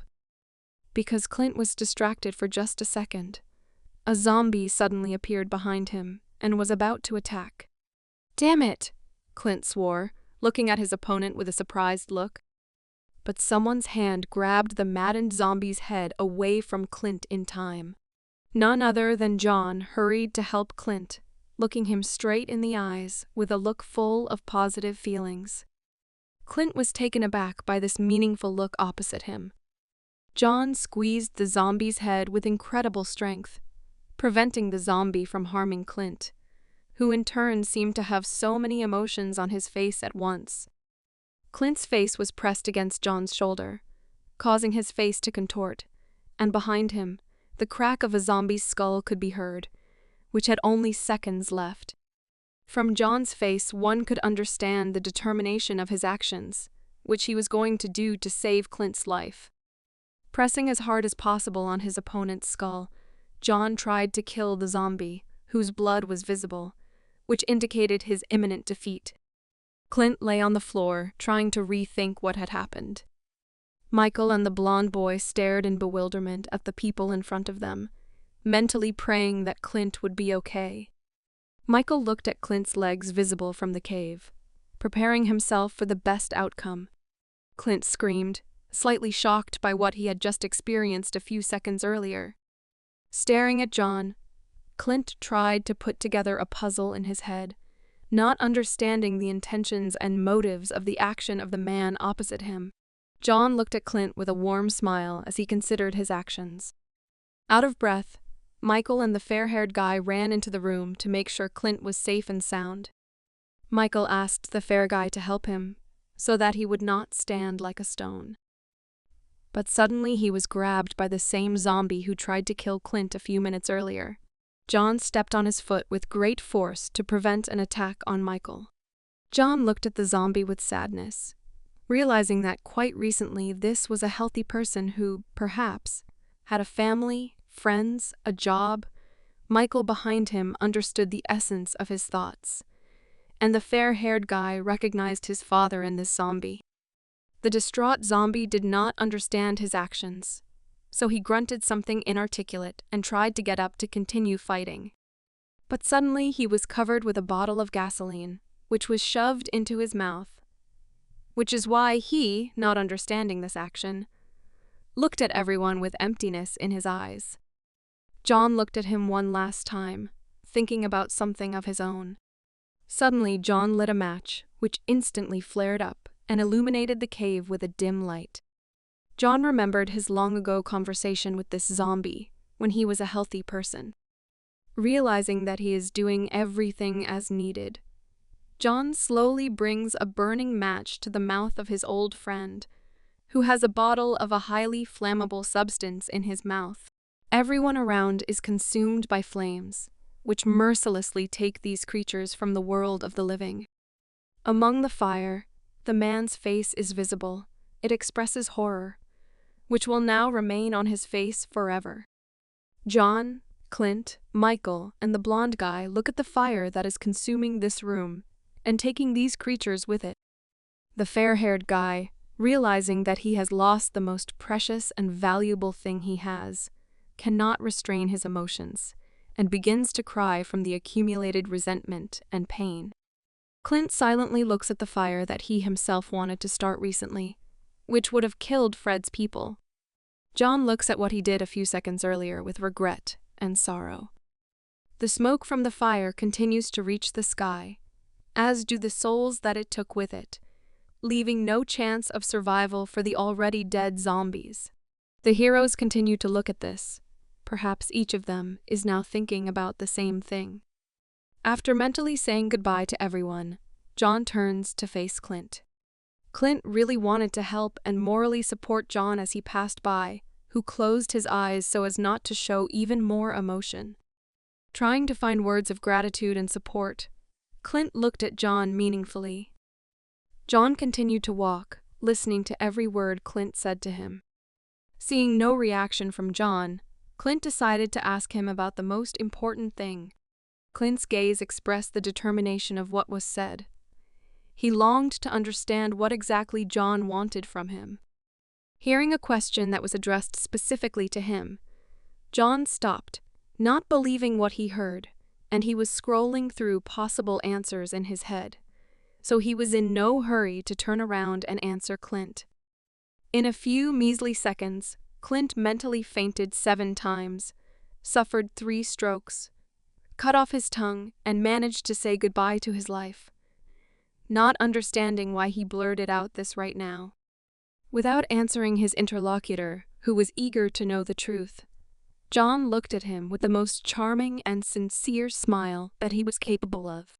And John, without calculating his strength, shoves Clint in the stomach, as if turning the entire dialogue into nothing more than a joke, thereby relegating this conversation to the future. From such a force of the blow, Clint was twisted in half. A small stream of blood gushed from his mouth, and his eyes expressed a problem on a global scale, which puzzled John a little. Michael and the fair guy were surprised by this trick and were noticeably worried about Clint's condition. John grabbed the surprised Clint's hand to help him. He then slung it over his shoulder so that he could carry it on his own without causing any discomfort to Clint, whom he had nearly injured in the last few seconds. Pleased with this prank, Clint looked at John with a smile and calmness. But suddenly for everyone, the car in which they could safely leave this territory also caught fire, depriving them of the ability to move. This undoubtedly left everyone confused and surprised, so they simply looked at the car. We have nothing to leave with. We are doomed. No one will help us. We will die, the fair guy panicked, realizing the absurdity of what had happened. Unexpectedly for everyone, Clint, who was hanging on John's shoulder, managed to slap the little guy in the face, shouting that he had no right to throw around such phrases. Michael tried to defuse the situation, calming Clint and covering the boy with his back, who, not expecting such a turn of events, began to roar again, and John, accordingly, tried to calm the man screaming and screaming, cursing the little one. But out of nowhere, everyone heard a malicious laugh that Leo let out while smiling feignedly. Everyone sharply turned their attention to the new participant in this idyll, certainly turning their attention to Leo. He twirled the keys to the car that belonged to him on his finger, hinting that he had a way out right in his hand. Clint looked at Leo with some contempt and distrust of his person, thinking that this could be another setup. Leo hit himself on the forehead, mentally amazed at this caution, but time waits for no one. If he doesn't hurry up right now, then soon, only a name may be left of him. Leo turned to everyone present, asking for help, clasping his hands together, showing that he now needed them like nothing else. Having found the car that belonged to Leo, he inserted the key and turned it. Wiping beads of sweat from his face, he realized that the car was not working properly, or he would run out of gas. Looking at the other cars, Leo tried to come up with something new that would help them get out of there. Adjusting the collar of his shirt, which clearly showed his excitement, he announced to everyone that he had run out of gas. The company looked at Leo with a very unreadable look. They were mentally exhausted and very tired. Clint, with not very good intentions, approaches Leo and expresses a look full of anger and fatigue. But suddenly Clint's eyes fall on something that will help solve his little problem with emotions. Clint hits Leo in the face with all his might, causing him, in turn, to fly his entire body into a small motorcycle that was standing nearby.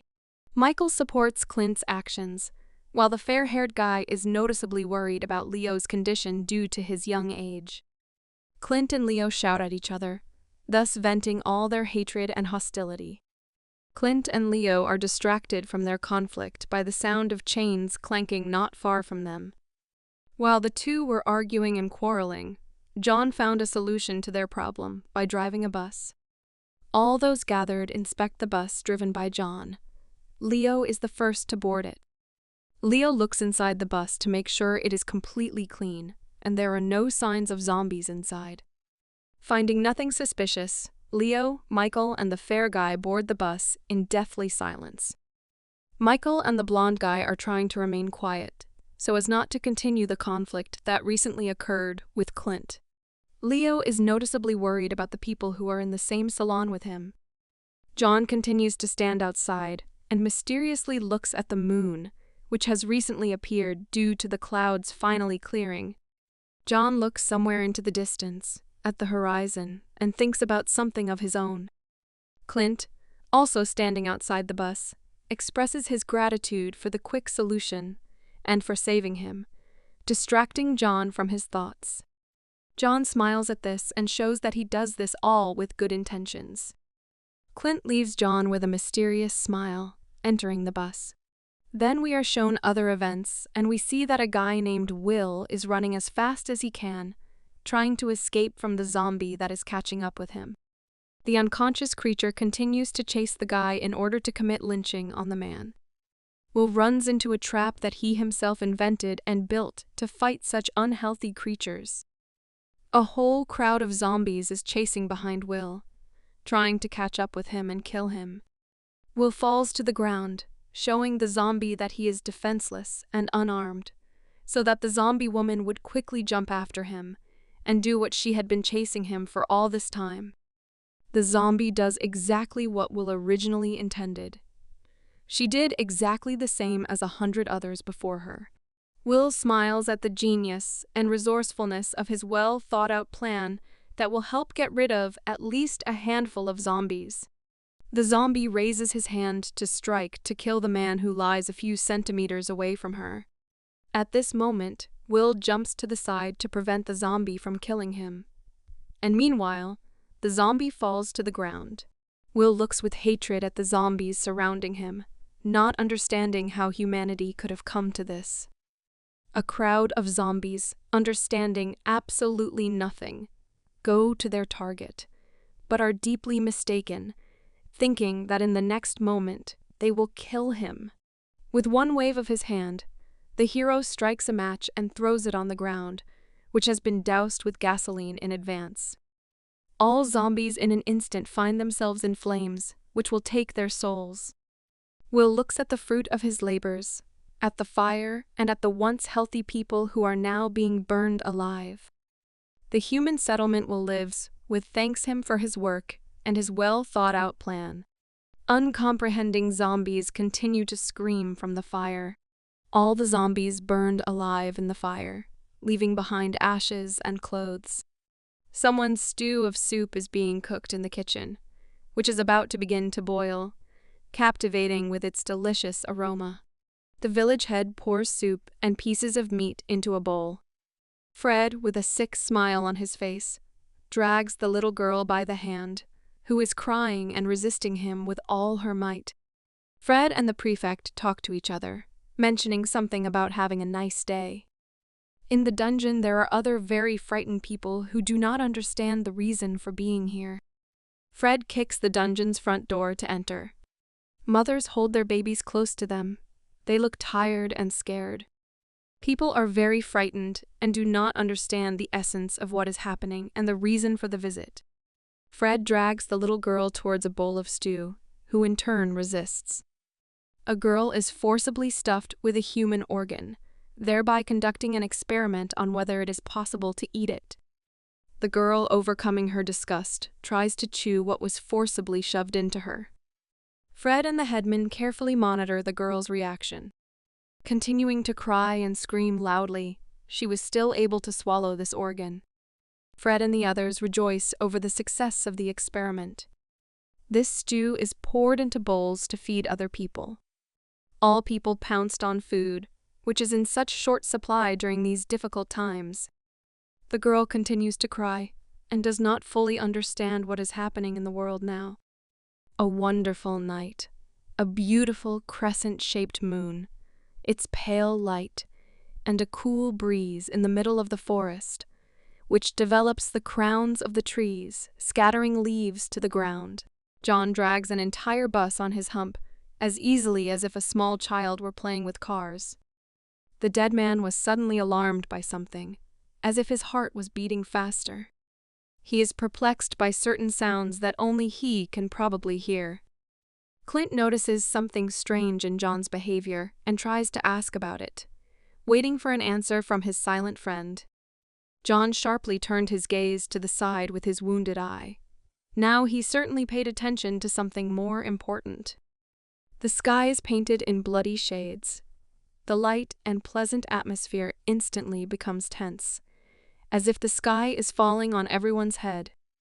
It's not without reason that the atmosphere has become so tense. Crowds of hungry creatures are following the bus without reason. What a horror it is to meet these monsters in the middle of a dark forest. Their skin is already peeling off. It is gray like ashes after a fire. But one thing definitely distinguishes them from ashes. Unfortunately, they will not be scattered by the wind to the 4 cardinal directions. Clint noticed the threat. He was very scared as such a crowd was approaching them. John demands that Clint and everyone get on the bus without making unnecessary noises. Bus passengers are in a panic. Some have already lost hope for the future and can only wipe the condensation from their glasses. John went to scout the situation for zombies and how they would react to him. The dead were already on their heels, but something haunts them. Their goal. They are looking in a completely different direction. If they were hostile, they attacked our hero at that very second. The creatures passed John by as if they were their own relative. Apparently, they only hunt people, which is both bad and good, since this can be used by pretending to be someone other than a person. John was amazed. They walked around him, continuing on their way, as if he were a spirit to them, unreasonable creatures over whom some virus had taken possession. The danger passed them. It was even some kind of impudence on their part. John was already preparing for battle, and they brazenly bypassed him. Michael can't believe they just left without taking a bite out of each one. Clint calls out to John again, who finally pays attention to him. He decided to mock his dead friend and says that other dead people put themselves above him. One of the subordinates suddenly screams and points in the direction of the zombie. Everyone paid attention to their friend's announcement, and it really was something worthwhile. The dead were heading towards a village inhabited by people, which foreshadowed the worst consequences. The crowd of dead people found a more interesting target than a small bus, and decided to wipe even a small village into dust. Leo hopes that they will not be able to decide to follow them, which is why he is shaking as if in the bitter cold. Clint is not happy that the dead are heading to the village, and he needs to make a decision quickly. Otherwise, it will be too late. John knocks on the bus window and asks them to take their seats and secure themselves well. He grabs the steel chain with his blackened hands and prepares all his strength for an instant jerk. John's last phrase makes even the most fearless tense, as he has planned something that should bring them to the village in a matter of seconds.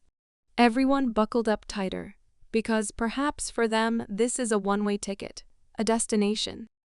John only forgot to hand over the fare, but did not forget to take care of their safety, that everyone was wearing their seatbelts, and that no one needed to get out. Their eyes had left their sockets. No seatbelt could save them from such a trip. John runs with a bus behind his back. Such strength is very frightening, and the speed is amazing over and over again. The bus finally stopped floating in the air and descended to the ground. The hero has a serious intention and will destroy any obstacle in front of him, razing it to the ground.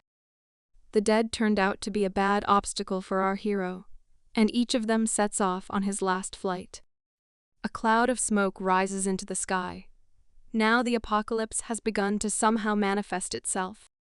The flame, like inferno, flared up in the hayloft, releasing clouds of smoky smoke. The dead still reach the village earlier, which is not good. People greedily eat meat that is somewhat similar to the meat of the dead, and this is even worse than a regular zombie attack.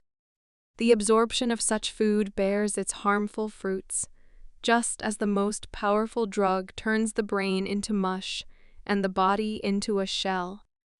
The stinking meat of the dead attracts with its smell and forces its victim to enjoy food for the last time, gaining unimaginable strength, and the mind is placed in a wooden box and under the ground.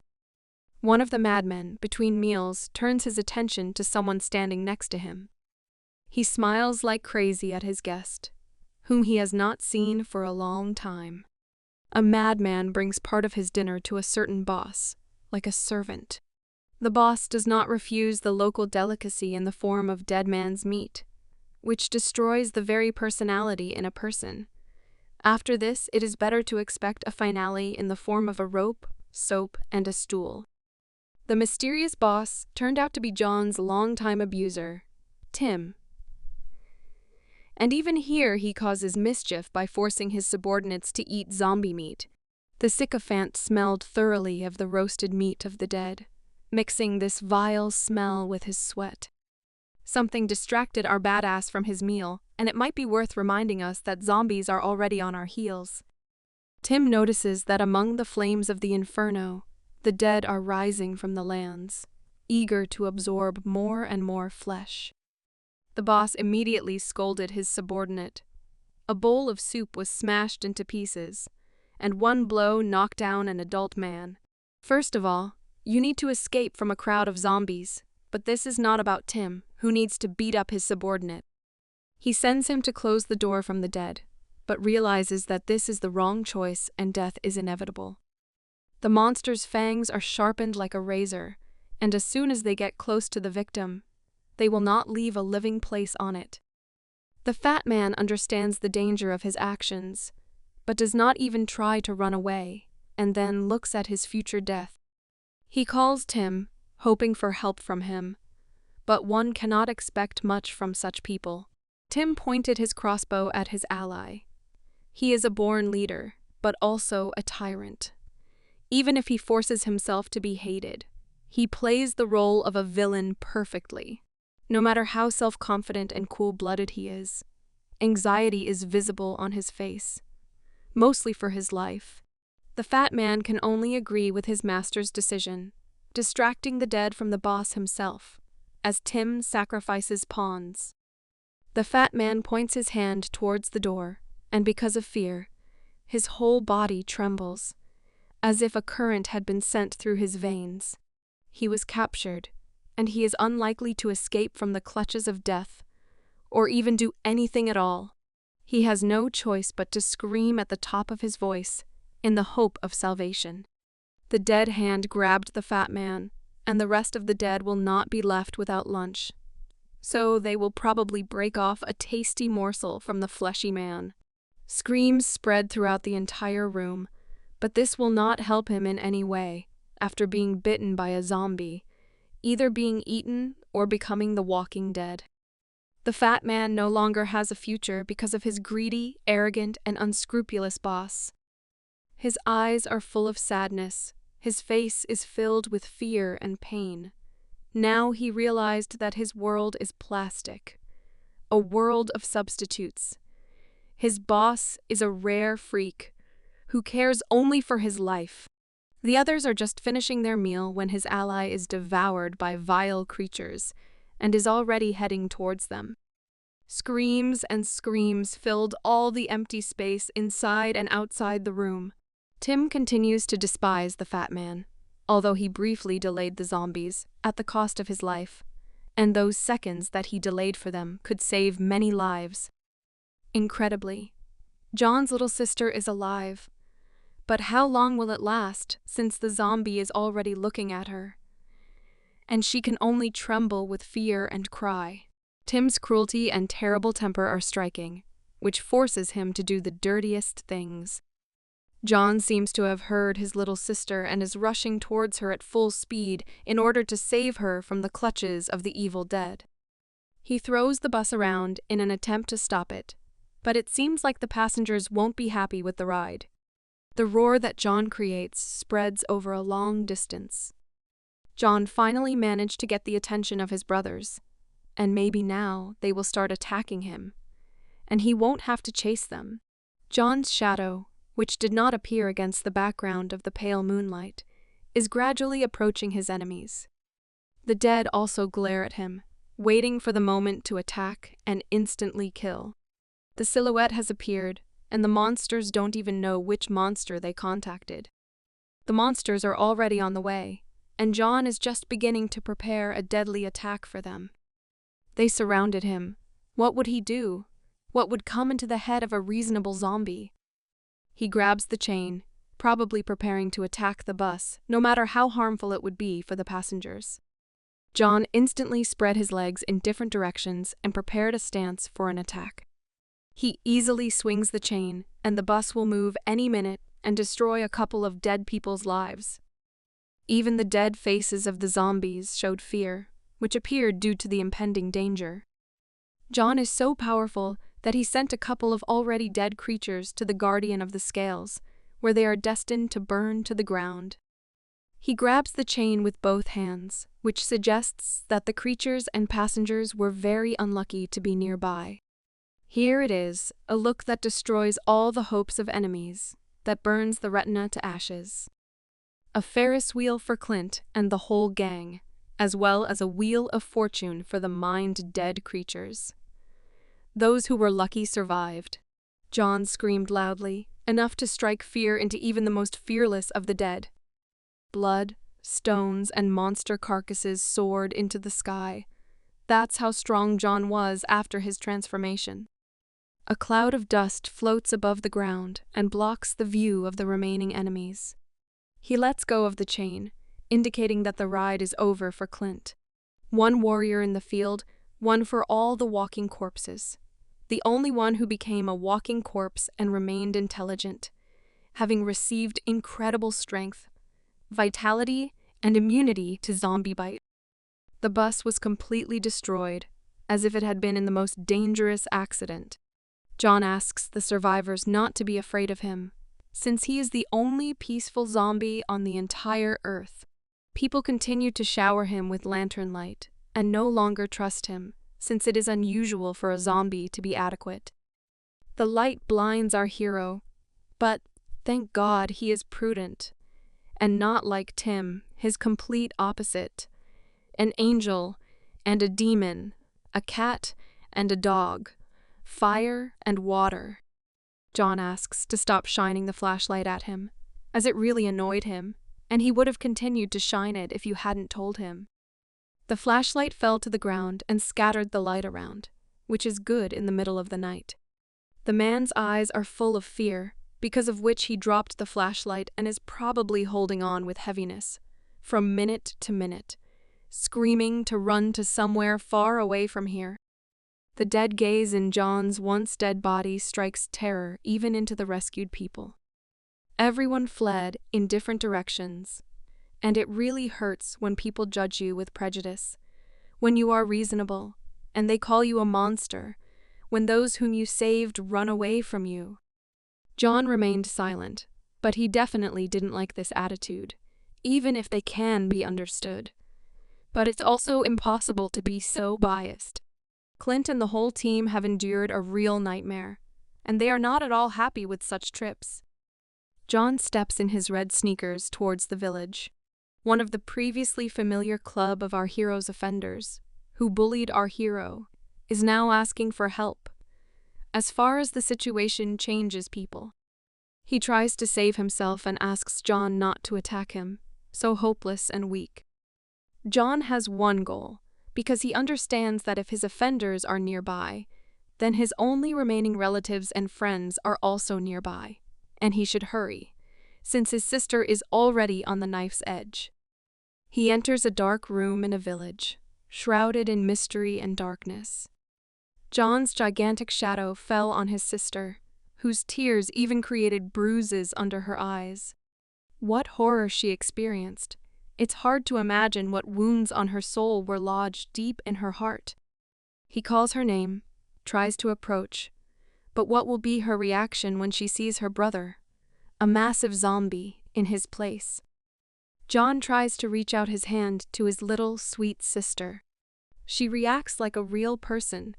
Screams and screams are typical on her part, since she has already seen a lot, and the dead man is also reaching out to her. He was frightened by this reaction, for sure. He could not expect that the last person close to him would reject him. The hand stops abruptly. The tension has increased, and it is unlikely that anyone after this could hold back his tears, which filled his eyes with constant moisture, after such an attitude as if the sun was going out. He is in shock. His face is filled with despair. His body is constrained, even in the body of a dead man. Human emotions, feelings, and affection for his loved one do not leave him.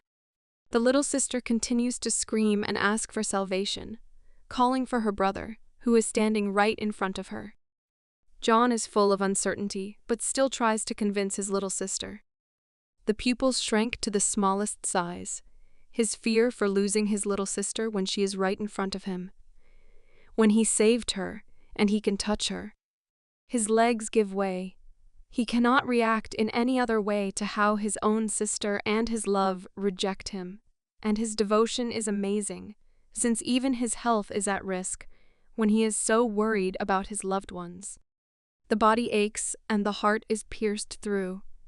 This is the most terrible feeling for a person, because no matter how strong you are, it destroys you from the inside. He is already ready to fall. The strength leaves his legs, and a stone falls on his soul, which proves his humanity. John was knocked to his knees, as before. Execution.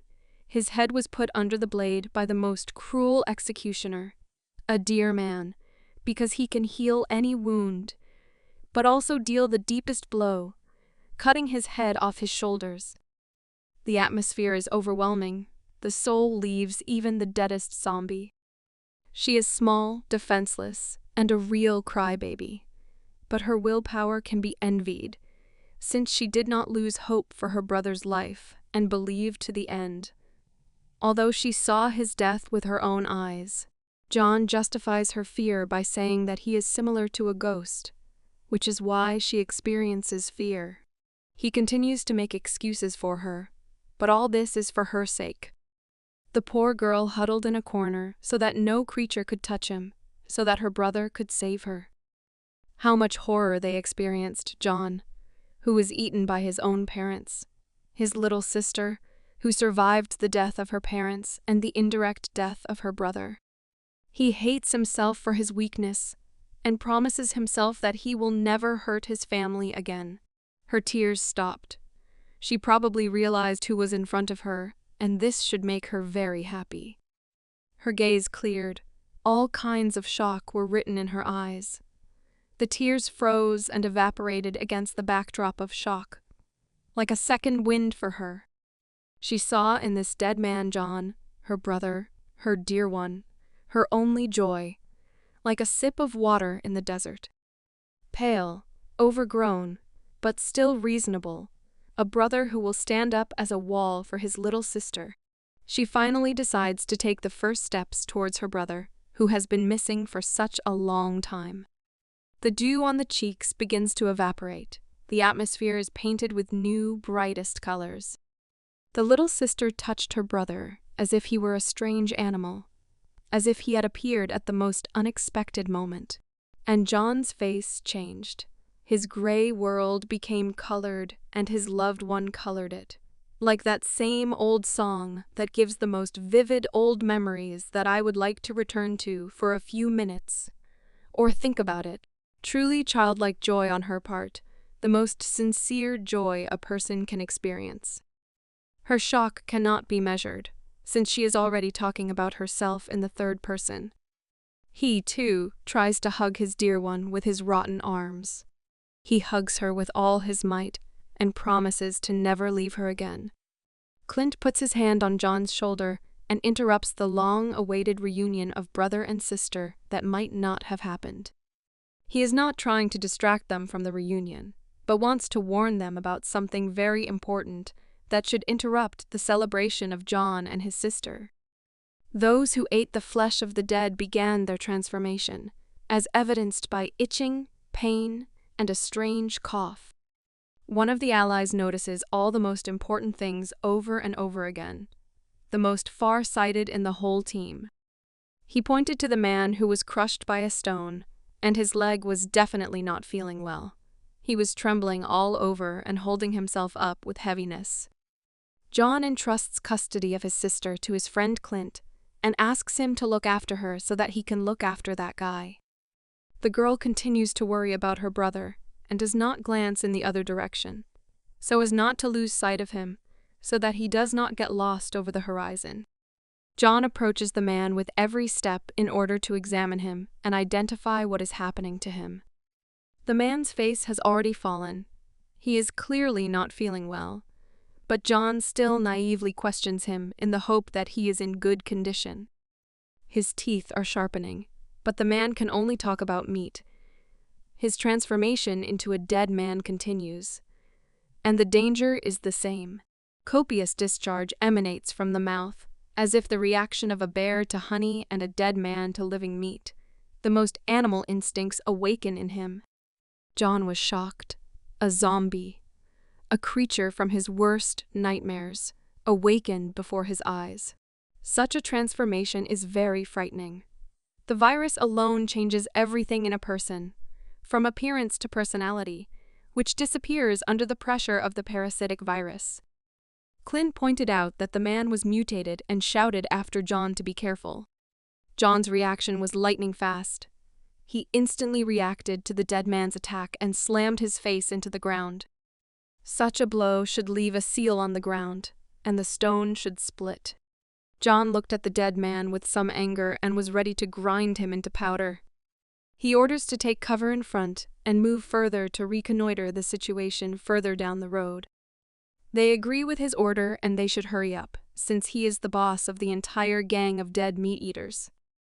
Clint calls everyone together to find shelter from the zombies as quickly as possible.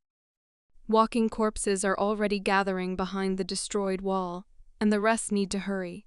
Otherwise, John alone will not be able to save everyone, no matter how strong he is. The dead can still speak, but their words seem to be programmed, and they can only endlessly beg for food, as if their stomach is a pit of burning waste. All food burns within a second. John still holds the head of his enemy, but even after such a blow, he shows signs of life. Even such a strong blow could not extinguish the torch in his life. John noticed his vitality, which makes each dead person much more dangerous and makes him the highest stage of evolution. The face of a dead man is immersed in the ground, where he should have been waiting for a long time. but the evil virus makes a doll out of him for its reproduction, to obtain energy and protection. As soon as you relax, a mouthful of sharp teeth flies at you, biting through metal and crushing stone into dust. John is not so weak and easily stops his own kind, grabbing his head to carry out the execution. He is terribly annoyed by the behavior of the dead, how they attack without even figuring out who their enemy is and how strong he is. So to speak, they get into trouble. With one movement of his hands, John sends the zombies to the next world, quite ironically, to die twice in their lives, where one of the lives is simply a mindless consumption of meat. John is truly special. He is not a human, but he is not a zombie either. But on the contrary, many factors make him different from everyone else and set him apart in the same way.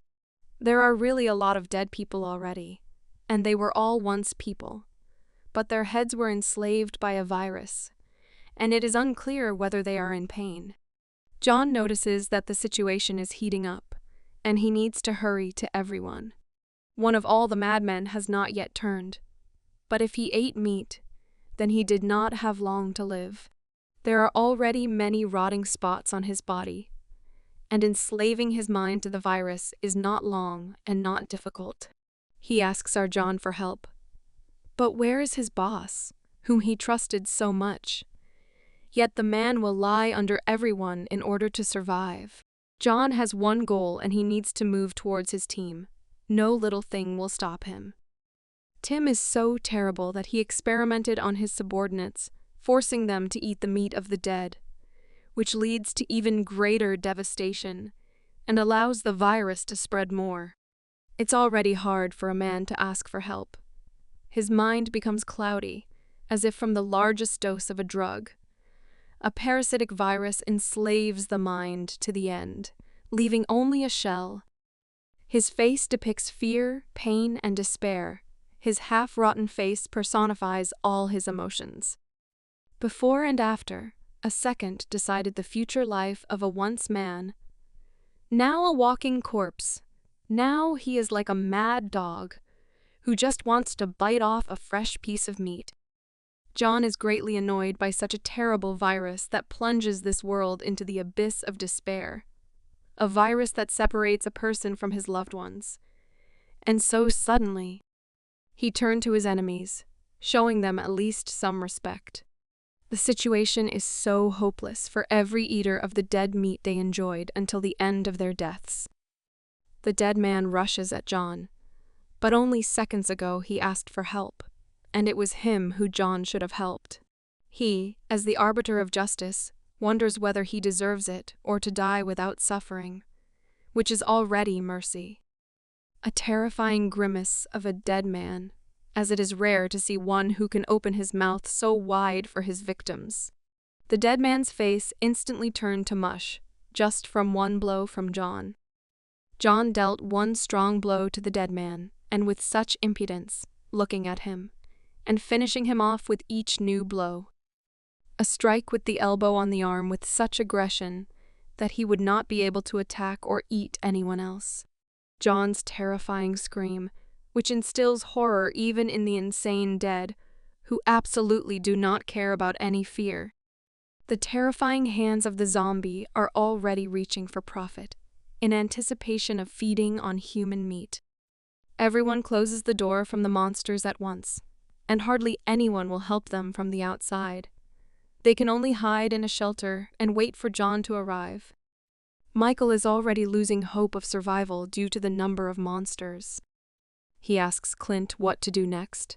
Even if there is no hope for the future, only fate decides their future.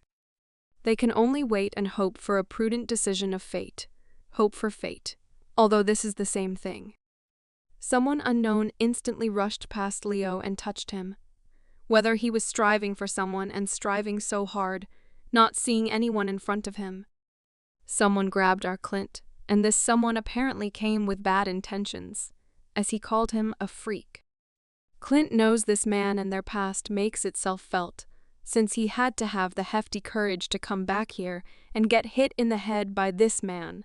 Clint and the girl were thrown towards the door. The team was shocked by such events. Everyone was trying to help them.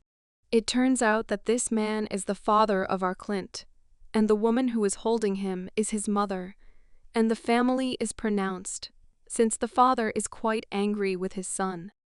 The scientist and the whole team are shocked by the sight they saw, and stand with their mouths wide open. Clint's mouth began to bleed from such a blow, and everyone else would have wanted to help him. The father points to Clint and orders the mother not to protect her son, since he allegedly wants to exterminate his entire family. Clint cheekily mocks his father, since he rarely thinks about the fact that they are a family, and perhaps the father himself is the root of the problems in the family. The cheeky smile does not leave Clint's face, and he continues to mock his father, since he probably hates him and the feeling is mutual. He likes the fact that he can mock his own father, who, apparently, has done a lot of things to achieve such an attitude. Someone from the highest building is looking at everyone, shining something. He looks at John's battle with the dead, and, perhaps, is preparing something for John himself. The surprise was a familiar arrow from a crossbow from a familiar freak. John skillfully sends every dead man flying, as if he had devoted his entire life to exterminating walking corpses. The guesses turned out to be correct, and the previously familiar crossbow belonged to our boss Tim, who could not aim at John because he was too fast. A certain beauty is trying to be insolent to Tima, and claims that today is clearly not a good day. Tim immediately sensed the impudence in her words and asked what she said. The beauty turned out to be John's girlfriend, whom he lost and whom he loved so much, but sacrificed himself to protect his cute little sister and beautiful friend. She points out that everything bad came back to Tim like a boomerang, since he taught people to eat zombies, but now they will eat him. He was greatly hurt by this caustic phrase, and she might not feel well after such words, knowing his character and bad temper. No one knows what she expects from her words, but her face full of misunderstanding suggests that she does not know what can await her. Tim, like the most evil villain, mocks the girl's words, not realizing that he is in a really dangerous situation, but his self-confidence overshadows his prudence. He began to laugh even louder, which confirmed his incredible confidence. Tim let go of his crossbow and was apparently preparing to strike the beauty or simply hurt her. He grabs the poor girl by the neck and begins to strangle her, like the most arrogant freak, such cold-bloodedness towards the one he loves. Without even a second's hesitation, he will throw the love of his life into the crowd of zombies in order to survive. She's in pain, but he doesn't stop holding her by the throat, saying that she has no right to contradict him. But she just can't stop, and, obviously, she's already received punishment from him more than once. He brazenly grabbed her most tender and inviolable parts of her body, like a real freak who only needs to burn in the flames of inferno. A terrible rapist who ideally plays the role of a villain. The beauty obediently obeyed him and even shed tears, which was painful even to watch. The worst feeling. Tim is so terrible that he took away one of this beauty's legs. This freak cut off her leg so that she would be submissive to him and only him. His insolent gaze pierces and frightens our heroine with his hot breath. Everyone would like to grind him into powder, make a sieve out of him. She finally understands the horror she faces and the danger that awaits her. Grabbing his neck in a death grip, he holds it in the air with one hand, which is amazing, since you need to have a lot of strength to do this. Still, something stopped him, but it is unclear what exactly. Maybe his conscience woke up, which is not there. She begged for death, but he didn't like that, and he threw her on the bed so that she would never talk like that again. She started coughing because of this, and clearly she didn't deserve such an attitude. No matter how insolent she was, he himself deserved it, since you can't be nice by force. He looks down on the beauty, who was out of breath from each of his blows. Tim breathed a sigh of relief, probably to calm down and calm his anger. He tries to apologize. What a two-faced freak who needs to wear a straitjacket to treat his narcissism and anger. The girl clutches her chest to catch her breath, since every breath of air is important to her, especially with such a tyrant who will sacrifice the most important things in order to survive.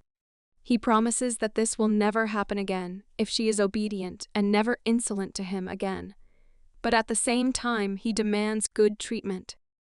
How quickly his character changed in a matter of seconds so that she would not be angry with him, since he loves her with all his heart.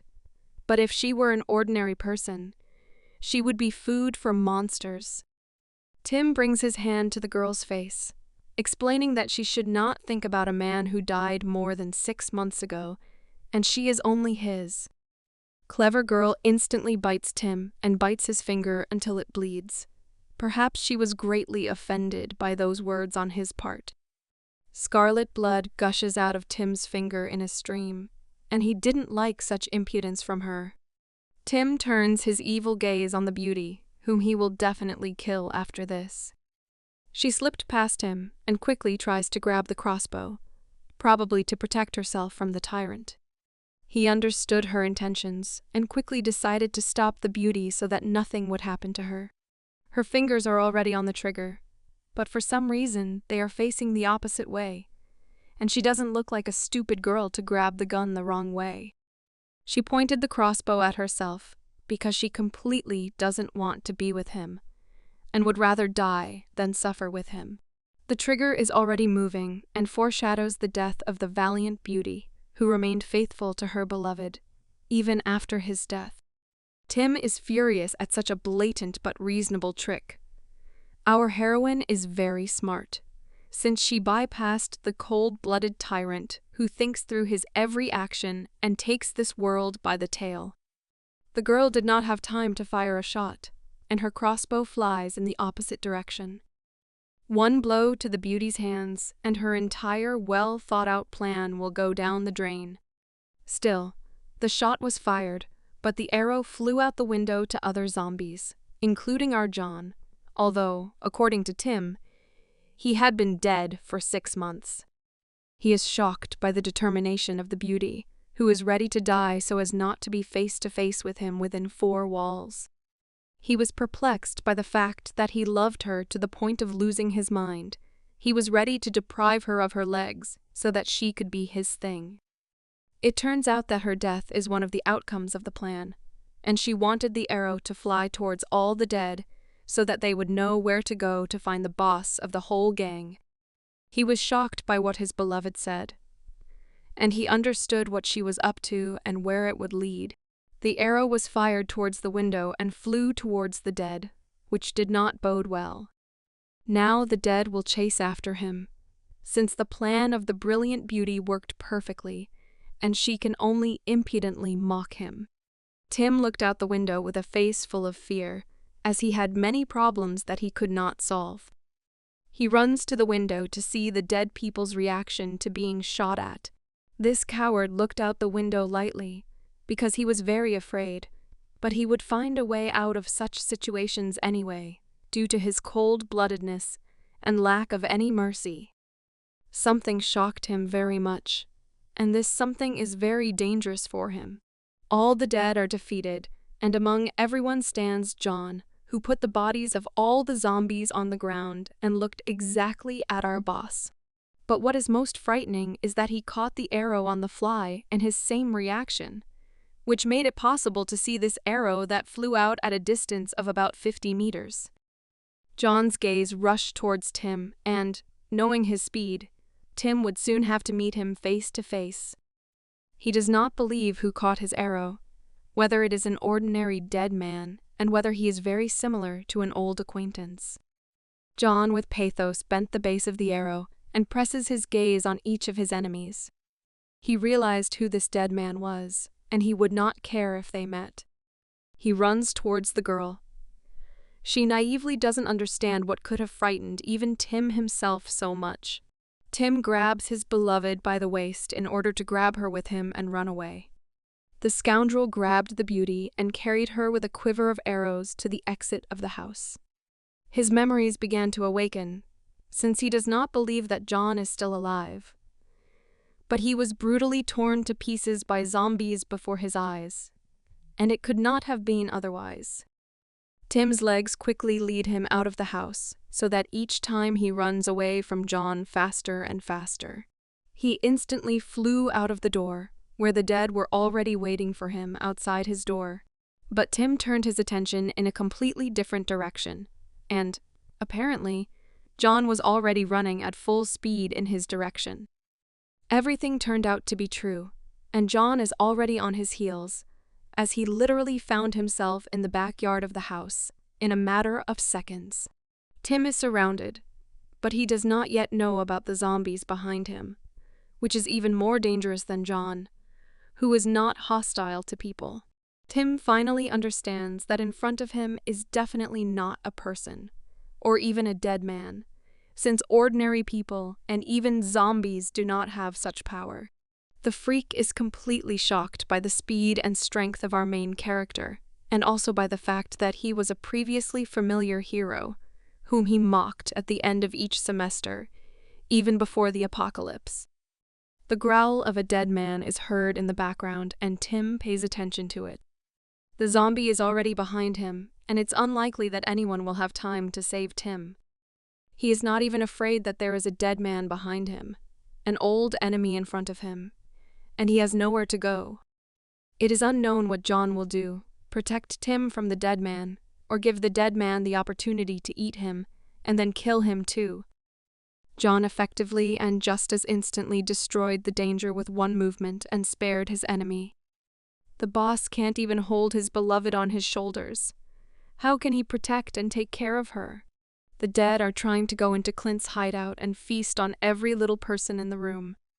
John sends one of the dead into the crowd of his relatives with one of his kicks. Clint's fists are smeared with blood. The battle is even between people. He deals blow after blow to his father, so that he finally understands that he shouldn't constantly interfere with him. A man loses a couple of his teeth for every blow from his son. The scarlet blood that flows like a river from the father's mouth has already stained the whole earth with its color. Mother begs and begs not to continue the senseless family fight. The only one who thinks sensibly in such situations. The whole team is perplexed by what is happening here, since no one expected such a family meeting between Clint and his father and mother.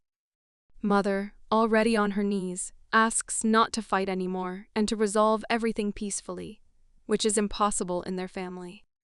Clint believes that he is not worthy of life, and he returned home just to kill him, just to get rid of his parent. She is shocked by what her own son said, but still hopes that everything will end much better than she thinks. Clint pulls out a knife and is clearly determined to end everything here and now. Beaten half to death, the father lies on the ground and does not even imagine that a sharp blade is waiting for him on his throat. Clint is determined to win and is ready to plunge a knife into the heart without any regret and send his father to the afterlife. Suddenly he is stopped by a roar behind him, which our John probably created and arrived right on time. Pieces of wood fly in different directions. Michael tries to cover John's sister and somehow protect her. The finished-off dead flew into the doorway and broke the doors themselves against the backdrop of a cloud of dust. Clint understood who stopped him and nervously remained silent, as he could say too much, thereby leaving the world without even taking revenge on his father. John himself appeared in a cloud of dust, dead and alive at the same time. A dead man with the mind of a man. The most powerful zombie among all.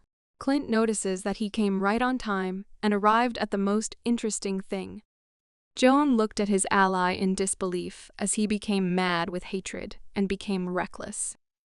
The crowd of the dead is defeated by one zombie man, who is so strong and fast that he was able to defeat all the zombies in a matter of minutes. Tim is on the verge of life and death and can only sit in clouds of dust and await his fate. The poor beauty has suffered a lot, and only one person is to blame for it all. She tries to open her eyelids, which grow heavier with every new event. The girl languidly tries to pronounce the name of her beloved, whom she lost 6 months ago, who sacrificed himself to save her and his sister, hoping for their happy life, in which he was mistaken. A wonderful sunset against the backdrop of the apocalypse. Where is the sky of a real dystopia? Gray from emptiness or red from shed blood? The most terrible dream appeared before the girl's eyes as she saw memories of how her beloved died, and that beautiful sunset would never seem so beautiful, so wonderful to her again. How she screamed in morale pain when the dead took a bite out of John, when she tried to close her sister's eyes so that she would not see this horror with her children's eyes. While John distracted the zombies, Tim decides to break the glass and run for the hills. The glass broke easily, and sharp fragments flew in different directions. Tim grabs the beauty who is holding the girl who wants to return to her brother and breaks out of her hands. She was able to get out of the beauty's hands and cannot understand the danger that lies outside the windows. The girl sees nothing behind her tears and strives for her brother, but he sacrificed himself to save her. The beauty calls on her to return to her and run as fast as she can. One of the zombies has already gotten close to a small, stupid girl who doesn't listen to her elders when it's really worth doing. The zombie is already before her eyes, and she can only stand in a stupor, like a deer in front of a truck. John's beloved escapes from Tim's arms and rushes towards his little sister to save her. The scary monster has already struck terror into the girl, and she can only drool in front of him. Incredibly, he bit the girl, and apparently she didn't have much time left to live, and all because of one stupid thing. Still, the beauty managed to save the child from the clutches of the monster, and she apparently was able to survive, since the girl fulfilled her duty to John. The girl can only cry emotionally, although she put everyone in danger. The girl probably did not have time to escape and was wounded in some part of her body. The dead man bit her on the leg, the same leg that Tim cut off, so that the virus would not spread throughout the girl's body and completely leave her in a desperate situation. She still continues to believe that John is still alive. The stage of denial haunts her. Her tears can be understood, since she experienced the loss of her leg, her loved one, and her family. She was forced to live with her hater, and it was as if all the worst things happened to her. The girl cannot see dead John in front of her, cannot believe that he is dead, that he was eaten by his parents. Tim saw that she had been bitten, and he needed to quickly make some drastic decisions. His gaze lit up with a golden flame, and he meant it seriously, without any mercy. He snatches the axe from his brother's hands and runs to save his beloved so that she survives. The dead man was killed, but the entire leg was saturated with the virus, which in a matter of seconds already spreads throughout the body, enslaving it. Tim can only cut off the leg of his beloved, and there is no other way, calmly and without hesitation, cutting off the diseased limb to give the opportunity to live on. The veins on the leg have already bulged, and a purple spot has covered the floor of the leg, which means that the virus is already spreading throughout the body. Tim makes a strong swing with the axe, so as to be sure to chop off the legs and not regret it. The blood is gushing in different directions, and Tim put all his strength into the blow, even if it is his one whom he loves so much. The severed leg lies further from the body. A bloody puddle has covered the entire ground around. What a strong will she is, since anyone would have already fallen into a painful shock and could not even shed tears. And she cries not even because of pain, but because of the loss of her loved one, who has suffered much more than she has. The clever girl reaches out to the cold body of John, who is unlikely to ever answer her. Still, there is not a drop of life in John. He is dead. Everything is over for him. Now our heroine is drawn to John, who is alive, but no longer the same as before. Having become a zombie, he has not lost his mind, which should be complete happiness for both. She calls him, to which he does not react, standing in a cloud of dust. Our beauty asks to look in her direction, so that John at least looks at her, so that he protects her and warms her under his wing. He only now notices her, hears her words. This is probably the most anticipated meeting during the entire separation. Suddenly, one of the surviving dead pounces on her, and she will be in trouble if she gets hit. John instantly reacts to the dead man and will take the fastest step in order to save his only moon among the faded stars. Like lightning, John comes right in front of the zombie and stops its attack. She is fascinated by the speed, because she didn't even dare to dream that she could see him, her beloved, again. She managed to react to John's rapid movement, but she was worried that he had been bitten by the dead man who had once bitten her. The walking corpse has grabbed onto our hero's shoulder and is not going to let go. Blood flows from the bite site, and this irritates John over and over again. The heroine did not expect such endurance, such immunity, speed, and strength, something beyond the limits of reason. Someone hits a zombie and stops his life in this world, once and for all. The savior turned out to be Clint, who asks not to interfere with the reunion of the lovers. Two lovers' gazes met after a long separation, which changed their lives upside down, which deprived them of the meaning of life, and all their efforts were not useless. She tries to recognize in him her beloved John, whom she could not forget 6 months later. A bright smile lit up on John's face. His world was painted in even brighter colors, due to the meeting of the long-awaited person, his loved one.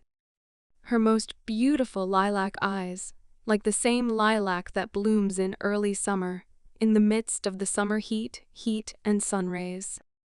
John claims that he heard every word she said, every rustle she made. He sweetly wiped the blood from her cheeks, thereby showing trust in himself and his own as well. He couldn't control himself then, which is why he didn't react to the words as he should. The heroine's eyes were covered with tiny diamonds that flowed down the beauty's tender cheeks, but these were just tears of happiness. The beauty extends her warm, gentle hand to her John's face. The girl still cannot believe that this is her John, that he is standing in front of her and rejoices at her appearance in the same way as she does. She hugged our hero tightly, showing her affection, care, and love. She clearly believed that it was him.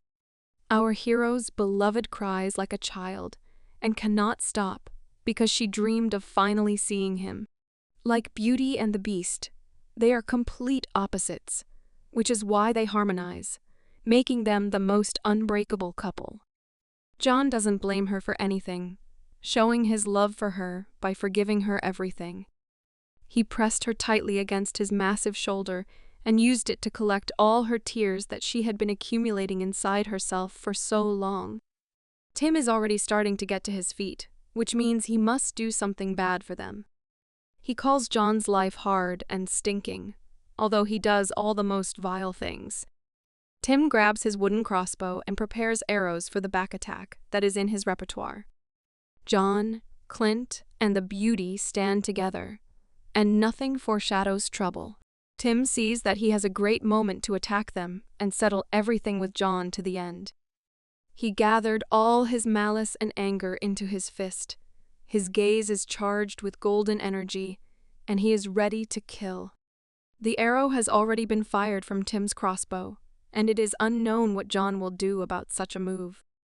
Clint notices the attack from behind and warns everyone about it so that everyone can escape. John spectacularly catches an arrow in flight that was capable of piercing everyone in one shot. John is so strong that he is able to stop an arrow in mid-flight, even despite its flight. Tim is shocked by what he sees and has no choice but to run headlong. John points out that it's been a while since he and Tim have seen each other, and he's missing a couple of life lessons. after the moment when he sent our hero to be devoured by monsters. John decides to return the arrow back to him, as if it returned like a boomerang, without reaching its target. One strong swing, and the arrow flies stronger and faster than from a crossbow. The arrow pierced Tim in the left chest, which he could not have expected. The arrow attacks like a cannonball, and also drives him into the wall with its force. The dead crawl out of the clouds of dust and want to attack our hero again as quickly as possible and eat everyone in this village. Tim's hand is dripping with blood, and he can do nothing but hang on the wall. Everyone remained silent, and Clint smirked at his opponent, embodying his dignity. Tim is nailed to the wall like a nail on a hanger. This is exactly what he deserves most, to bleed. He still doesn't understand what's going on here, where John gets such power from, and what he should do. The situation is very bad for him, and he has no choice but to hang in there and hope for all the good. He clenched his teeth tightly, as if they would crumble into dust any minute. The boss screams like a real madman, whether he is trying to beg everyone to pity him. The beauty is worried about Tim's behavior, as if she is haunted by the life she lived for 6 months. The little sister runs up to her brother to express all her worries for them, for everyone who saved and protected all this time. John is full of shock, but hugs his little sister, and she talks about all the experiences that visited her head during a couple of hours of separation. John brought something for his beloved sister, and it is unclear what kind of surprise awaits her. She thought that John had brought her the meat of the dead and was amazed at how Tim, a cruel tyrant, and not a ruler, raised children here. John was shocked by what his little sister said, how you could do this to a child and why. The girl is a real smart girl because even when Tim forced him to eat zombie meat, she always refused him, saying that she was not hungry. She had to keep the stinking meat of a dead man in her mouth so that she would not be scolded by the cruel time. John is still in shock from the news that the little girl tells him, who is also his younger sister, who should never see such things in her life. Even a small trifle from the old days saved the life of a smart little sister, but this is a dirty trick on the mother, but salvation in a different situation. He was visited by warm memories from a carefree childhood, where they did not have to run from a crowd of dead people. My little sister saw her parents who had already turned into zombies, and to see them like this is a real horror for a small child. Her face of joy was filled with sadness. She would never be able to see them again, feel the warmth of their tender skin, hear the fragrant smell of their perfume, and hear the pleasant voice of her father and mother. This will bring tears to the eyes of even the strongest soul, who can chop stones with his willpower, but will cry because of the death of his relatives. The girl could not eat zombie meat, not because of her own motives, but because the dead could be someone's parents. John remained silent once again, realizing that his little sister had experienced too much during her years. And it was scary. The beauty shed tears after the girl's words, as they were truly sincere and sincere. She realizes that Tim deceived her again, because he promised that he would not harm the girl. Her determination was gigantic. She was ready to grind him into powder so that he could never do any mischief again. Tim plays the role of a villain perfectly, and his charisma is amazing because even in a dire situation, he continues to smile evilly and laugh like a villain. He considers his beloved strange, since she trusted him, the one who in life will not follow anyone's lead. The mad ruler raises his hand, trembling, and tries to do something. He cannot believe that he loved her and even shed a tear, like a little child. Putting his hand to his face, Tim is clearly thinking about how much he hates himself for allowing anyone to get close to him. John looks completely blankly in Tim's direction, understanding the reason for his tears. His willpower is amazing. Clint easily rips the arrow out of his body and does not show a drop of mercy towards him. Clint claims that the one who destroyed the family hearth does not dare to live and will not allow him to do this to anyone again. He is already preparing a bloody arrowhead to send Tim to another world once and for all. In Tim's eyes, there is no longer that hefty confidence, and only fear is written in them. The fear that he caused to all the people around him has returned to him. Something shocked even our Clint, who is cold-bloodedly ready to kill his own father. Tim's brother stopped the arrowhead, taking the blow himself, thereby saving his cruel brother.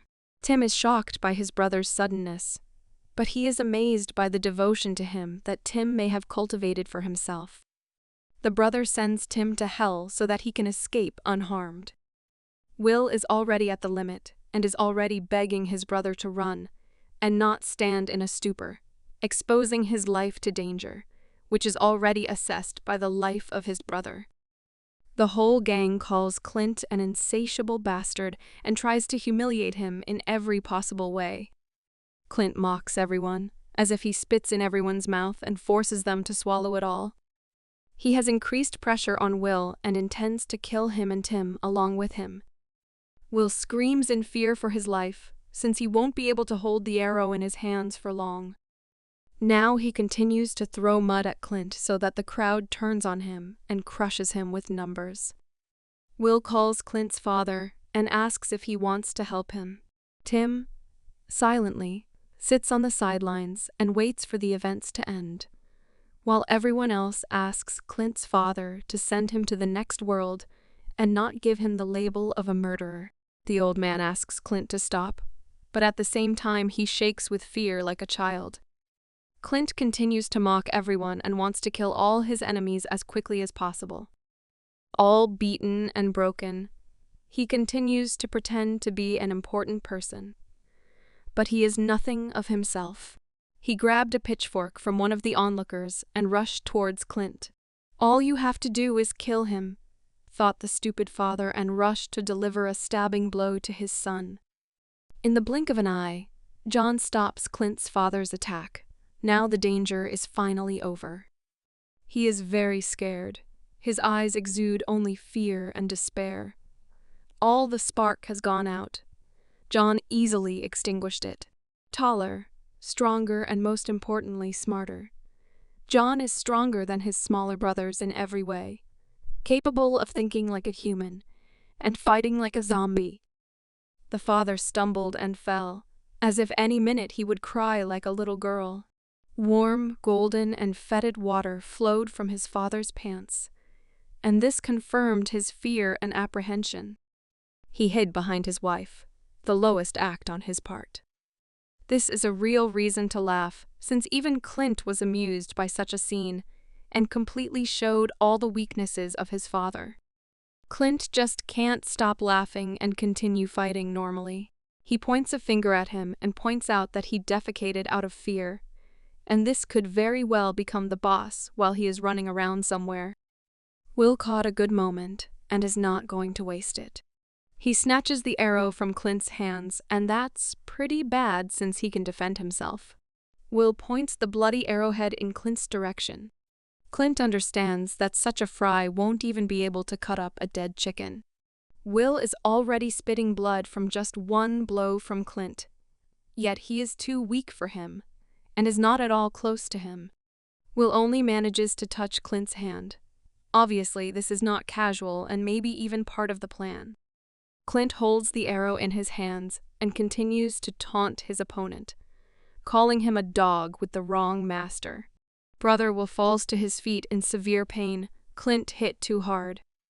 Incredibly, even now he does not lose his fighting spirit, and says that Clint only needs to be bitten to defeat him.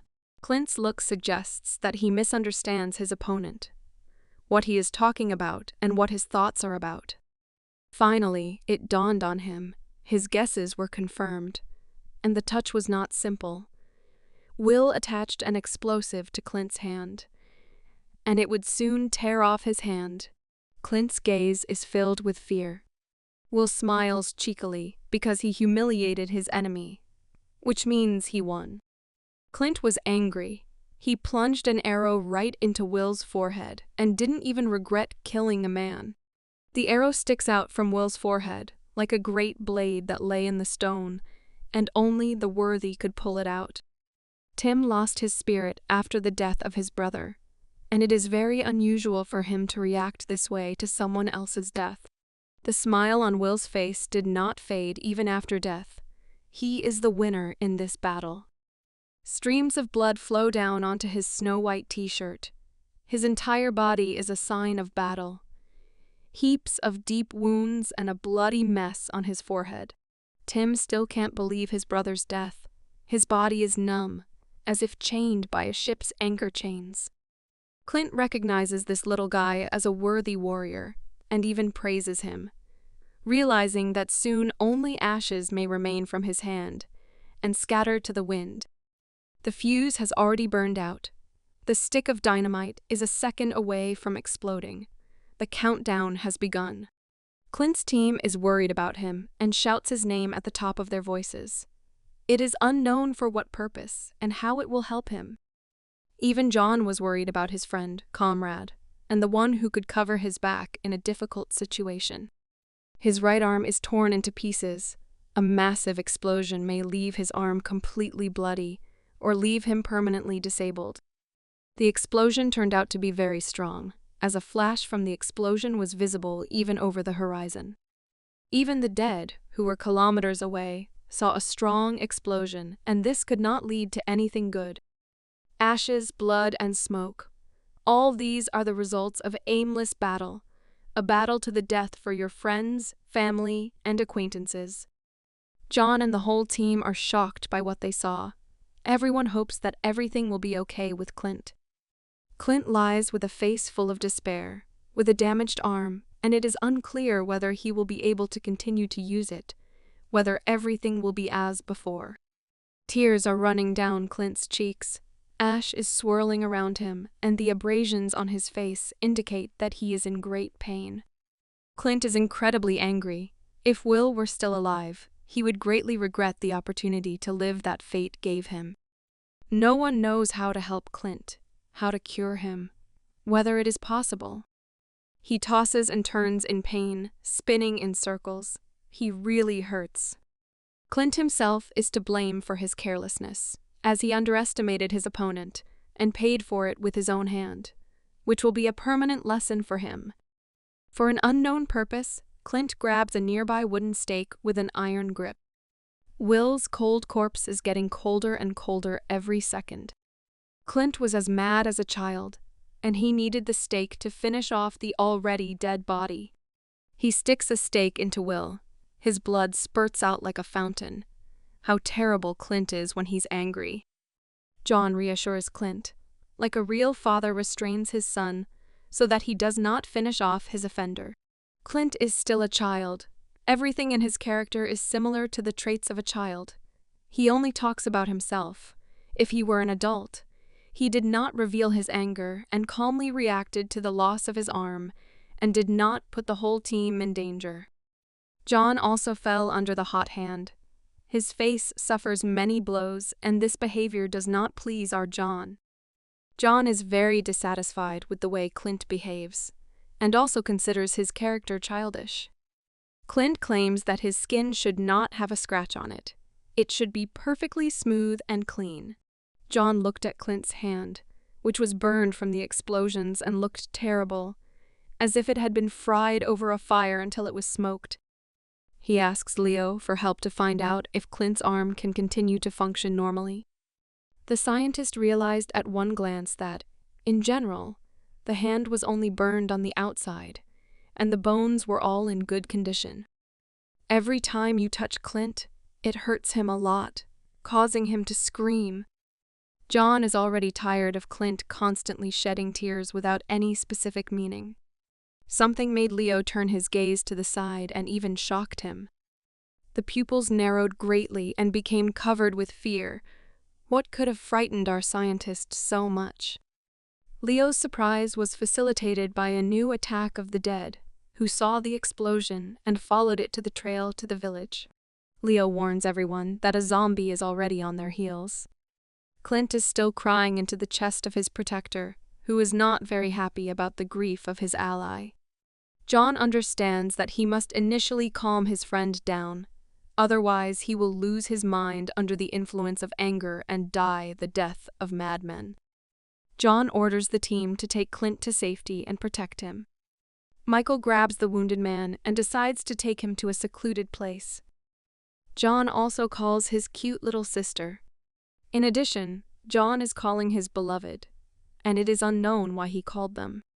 He puts his girls in his arms and is going to help carry everyone to a secluded place, since he does not dare to lose everyone again. One of the gang of dead meat-eaters grabs Tim, offering to help him. John, even after such dirty tricks on Tim's part, is ready to help him. John's kindness knows no bounds. But still, such kindness must be paid for, and nothing else, since this is real alms on his part. Heaps of corpses lie on the ground and their fetid smell develops in a light breeze, and spreads this horror in different directions. Tim's gang brought John to a vault with explosives, and such payment is quite valuable during the apocalypse. John glares at Tim's sixes and is not entirely sure that they are not lying. He stripped them naked, and they stood there and were embarrassed to show even a piece of their body. The team gathered in one place to bring one corpse, as John needed it. Flies flew around the dead man like vile vultures, eating the rotting flesh. It is unclear why John needed the zombie corpse, but he is serious about it. He pierces the stinking corpse with his sharp claw, like the sharpest knife piercing its flesh right through. Everyone is shocked by John's actions, and they all want to quickly find out what is going on in the head of a dead man and a man. John smears the six's face with zombie blood, and his intentions are clear since, having become a zombie, he also lost the attention of the dead, and this will be like an experiment. Whether zombies are guided by smell or otherwise. He knows about everything in this village. Even the gunpowder warehouse is no secret to him, and he instantly interrogates about it. Tim's gang is shocked. How does John know everything? How does he get so much information? John points out that he only saw this amount of pyrotechnics on the eve of the Chinese New Year, which means in such large quantities. John plays it safe and ties Tim up at the same time so that he doesn't have time to do anything bad despite all his madness. He thought through everything wisely and even realized that the blood of zombies would protect them all just a couple of meters from the dead man. Tim is tied up. Is this the end for him, or will he get out and continue to abuse everyone and use their lives to save his own? John explains Clint's role in the plan and that he and everyone he leads should not care about their lives, because he and only he can tow the bus on which they will all escape. The beauty and the girl are worried that John will survive and return to them alive and well. He pays attention to them and understands that their hearts literally skip a beat when he repeatedly pretends to be a hero and tries to save everyone at the cost of his life. John strokes his little sister's little head and assures her not to worry, and he will never leave them again. He also asks his beloved to protect herself, and he will definitely come back and hug her tightly. She asks him not to overwork himself too much. In short, she takes care of him, encourages him in every possible way, and pleases him with her touches. She has only one demand for him, that he return unharmed and, headlong, run to them to express that he is alive and well. The girl parts the long hair from her lover's face in order to see his scar. Someone left a terrible scar on our hero's eye, and it's scary who could have left it. He kindly walks away from such touches, since this scar can cause not only physical pain, but also, possibly, moral pain. Probably the scar on his eye is his only weak point, and he can only hide his wounds to himself. Although he has many other scars. They finally decide to go out before it's too late, so that there won't be too many dead at one point. John orders the 6 to take the explosives and carry them with him, as if they were kamikazes. The door opens slightly. our saviors, led by John, come out, and their plan is sure to be successful. There are indeed a lot of dead people, and their corpses are much more numerous, whether the graves spat out their inhabitants. They are not sure that the blood of the dead will save them, and still ask this question, since this operation could cost them their lives. Blood ceases to act within a radius of 2 meters, and this is its only weakness, which does not make it ideal in everything. They immediately went crazy after our hero's words, and cannot imagine what would happen if they came closer than 2 meters. John is tired of being surrounded by only crybabies who constantly whine for their lives. His claw lit up with fire, as if a spark ran through his fingers like a stone hitting a flint. John does not want to die here. He first of all hopes for the success of the plan, and to survive in any case.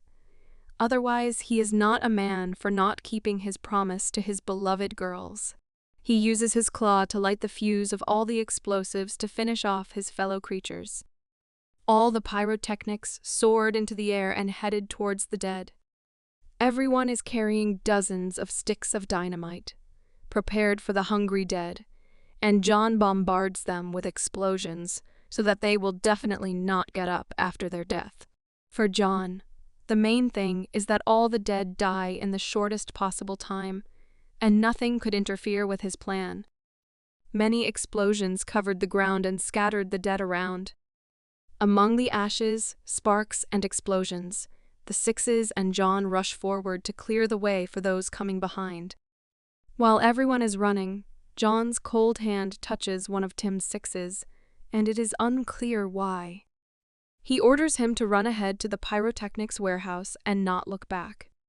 Against the background of explosions, a real, fearless man runs and moves the entire team to clear the path forward. Explosions, blood, and zombies, all this scares the team. Everyone is trying to escape and save others. Six hates John for his dangerous plans and tries to express all their emotions by screaming and yelling. John calls him a zombie sadist. Whether with some self-interest, he laughs and jokes at him. Often the bodies of the dead fly in different directions. If they were people, there would be much more screams. Against the background of the dead and smoke, the door from the hiding place of our heroes opens slightly. Familiar white hair makes its way between the cracks, and its owner is apparently trying to find out whether the dead have left or not. Clint's team has scouted everything out, and they can all probably move out. They see a clear path to the bus and prepare to evacuate the village. Clint takes responsibility for John's sister. Michael takes responsibility for his beloved girl. The bus, even after such destruction, continues to operate, looking like a military vehicle that has gone through all the horrors of war. They got to the bus without any problems and are already going to take their seats. Clint instructs everyone to board the bus and not forget anyone. The others are worried about Clint, but he is responsible for everyone and must personally make sure everyone is in their seats. But this is not his only goal. He needed Tim, and he somehow set him up. He grabs Tim by the long hair to stop him, and Tim doesn't like it much. Clint talks about some things that were stolen by Tim. Tim was shocked by Clint's words, since he probably understands what Clint is talking about. At the same time, the rescue team made its way to the warehouse and are preparing for the second part of the plan. The Sixes open the door to the pyrotechnic warehouse to take all the explosives from there. They have come to a large amount of explosives and are waiting for orders from John. John is tormented by a scar on his eye, and this could plunge the entire team into mortal danger. Meanwhile, the dead are already on their heels and attack one of the six. The fat man knows a lot about explosives and grabs the biggest one to certainly solve the problem with the dead. The bearded monster sees a large stick of dynamite in front of his face, and that is the last thing he sees. The explosion was so strong that it tore out the doors and jambs and sent the dead man on a long flight. The dead pay attention to the explosion and even say something in their dead language. They understand that they have only made things worse, and the real danger has begun now.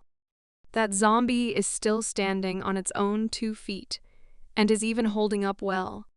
The dead attack the gap and don't even see the obstacles in front of them, just to eat human flesh, and don't care about anything else, since they are led not by their minds, but by their legs, and wherever they lead, they will come. John manages to grab the zombie by the hair and saves his temporary ally from a zombie attack. He hits him on the ground and is amazed by the force with which he does this, with what ruthlessness. Over and over again, John beats and beats his enemy, leaving no chance for his victory. John sees a crowd of his relatives in front of him and is going to tear off the head of each of them and screw it back so that they never want to bite off a piece of a person again.